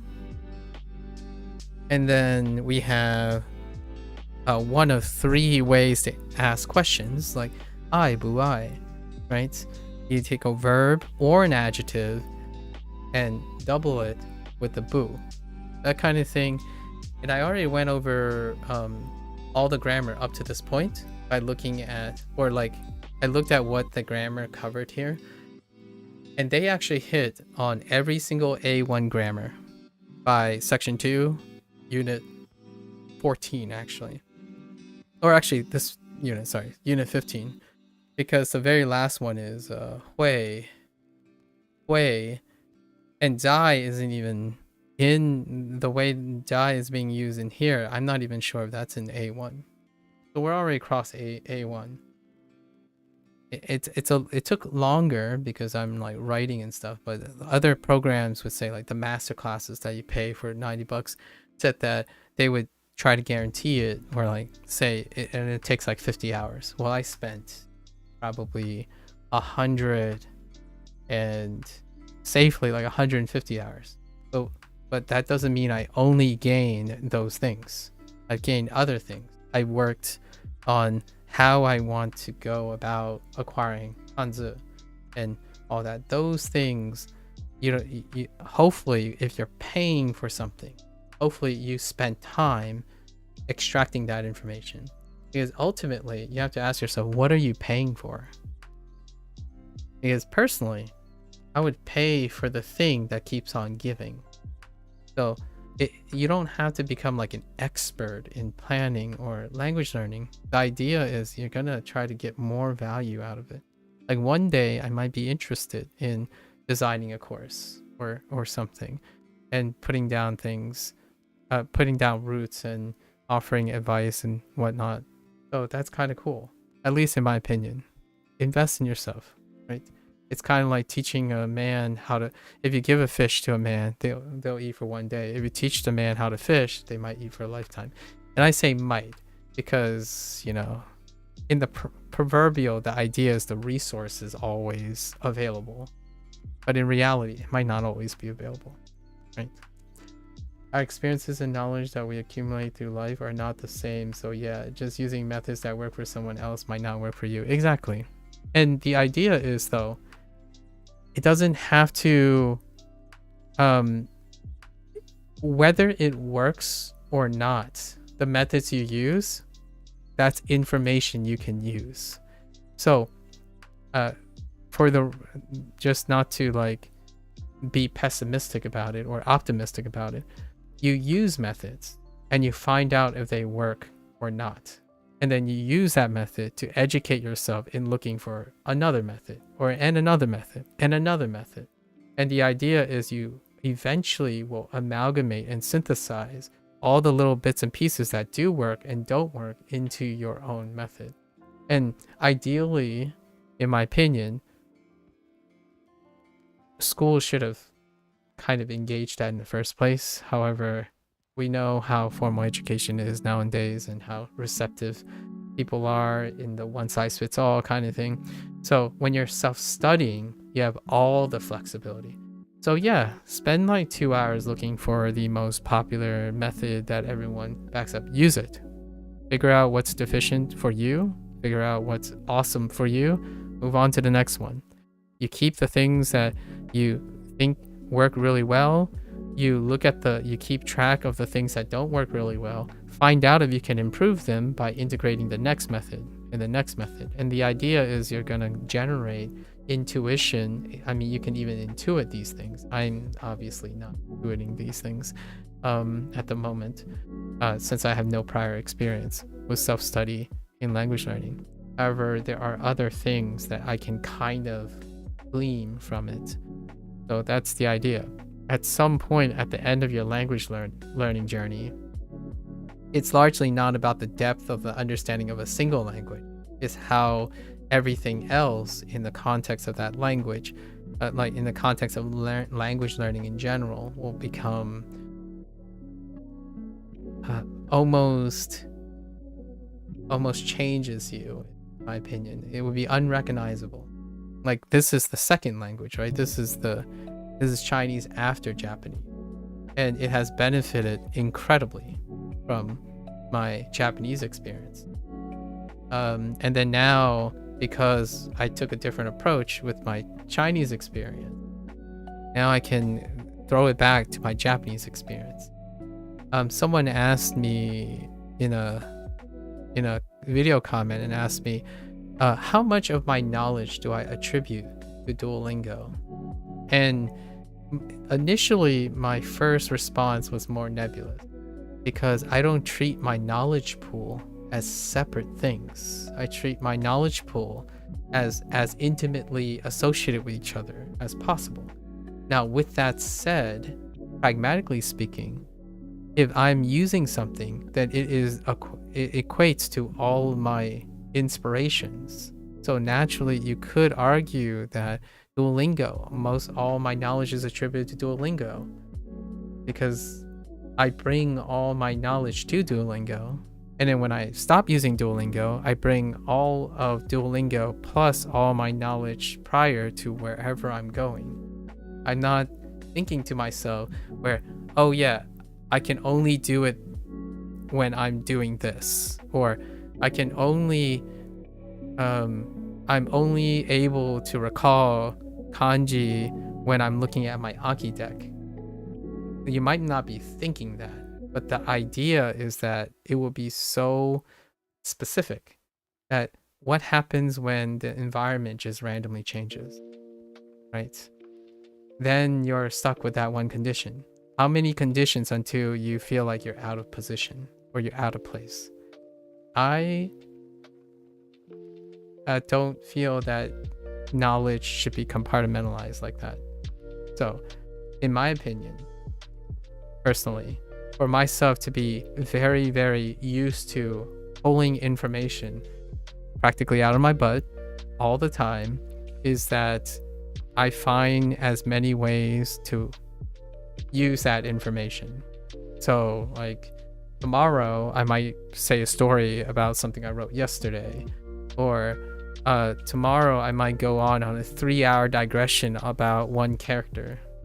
However time efficient you want to be, you can do it. And I could possibly even tell a story about every single one of these characters right now. I could write a paragraph using every one of these characters, and I will substitute English wherever I don't have a word for it. It's not uncomfortable, right? I have plenty of other knowledge to plug all the holes in.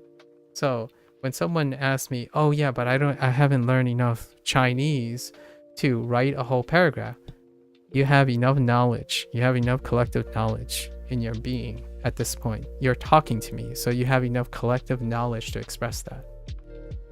And over time, those words will become other words. And one day, that whole paragraph will become your target language or your native language, whichever. The idea is that you stop, in my opinion, you want to encourage yourself to use the information you're learning. You're tapping into your old knowledge, and everything you're learning becomes part of your old knowledge. It's a collective knowledge. There's no point of this as when I'm doing this, it is like a video game. I'm leveraging all my gaming experience too. Like, how does gaming make me interested? I know a lot of things that I've learned about myself over the years playing video games. I didn't just learn the content that was in the video game. I learned how to engage myself when it is not literally a video game. I play games by observing, like, things can be gamified without Duolingo doing it. Ask yourself, in my opinion, what have you been doing very, very often? And in my opinion, try to be creative on how to leverage that. Because the thing you've been doing all your life, your job, those skills, there's got to be a creative way to integrate them. Because those are the things you do so well, you don't even know if you're improving anymore. Like you don't even think about it. And those are the things you're probably so familiar with. I play lots and lots of video games in my life. Doing this is practically a puzzle game at this point. Like, the way I love puzzle games where you like put one, put the other, like put them together, and then you're like, oh yeah, let's look at this shape. This shape is like this shape. It's practically like playing a game like The Witness or something. Only it's presented in a different way. So, that kind of thing. Yeah, it makes it sustainable. Yes. Sustainable is a great word. It makes it sustainable. Like, engage yourself in it because you've done so many things. I can't wait to start drawing because I do like drawing. So in October, I'm going to be drawing. And we might not even, there's a chance we might be doing even less Duolingo. But the idea is for that period, I already draw in October. So how can I learn and talk about Japanese or use Japanese or Chinese when I'm already doing something that I've done before? That makes it interesting. I've never drawn with the idea of needing to use a target language, right? So hopefully this, like, go out there and like come up with interesting ways. Content creators have no shortage of different ideas. Like, so many more proliferative content creators have done many things, like speak Japanese with English, speak Japanese in English, like speak English in Japanese, that kind of thing. That's a way to tug at different little things. It might not be natural, or it might not be the most ideal. Like, some people might think, oh yeah, but that doesn't engaging in yourself makes you remember things. I think it's an underrated skill. Yeah, you could even draw stories. Like, what I would even do is, like, if you can't remember a kanji character, then draw something that reminds you of that kanji character. You don't have to literally think about the kanji character. It's so, there's a bridge. So yeah, go out there, think about it. Personally, the only reason I'm doing this live is that I'm not here to show you how I copy things or how I take the most popular method and then like criticize the method for what it is objectively. This is my subjective approach, right? If I need to learn something, I'm going to be creative about learning it. Doing what is already offered is baseline. That's the minimum the minimum effort you can do is use someone else's design and product and then kind of actively learn it, right? You want the product to actively engage you. Now, in an ideal world, a product would be able to engage you and inspire you to do even more than that. And in my opinion, a perfect tool doesn't do that. It actually unreasonably prevent you from doing that. And you don't really need it. If your goal is to learn the language, right? Then yeah, done. I'm not doing that. I'm not doing just that. I want to also improve how I acquire new languages. I want to sustainably also improve the process itself, make it more enjoyable, so that one day when someone says, I'm just stuck, I feel like I've tried everything, I could at least be able to ask questions and say, what have you done lately? Like, what really worked? What really inspired? Let's get creative and try to make that thing as a part of the core of the thing, of your, like, your practice schedule, right? And that's kind of what I'm doing. I can almost guarantee if I look back in day 1 of Japanese and day 1 of Chinese, I was like still, fishing around and looking, and then eventually it gets turned into a thing. And that I want to see from other people. It's kind of like one of those like time-lapse videos that someone shows, like, here's my running, and then they would show like day 1, then day 30, and day 60, and day 120, and you can clearly see that person was motivated in a way that they were being creative. They were problem solving on the fly, and it all that is often cut out of the content because, you know, people don't want to see all of it. And I hope that that becomes more obvious in the future, right?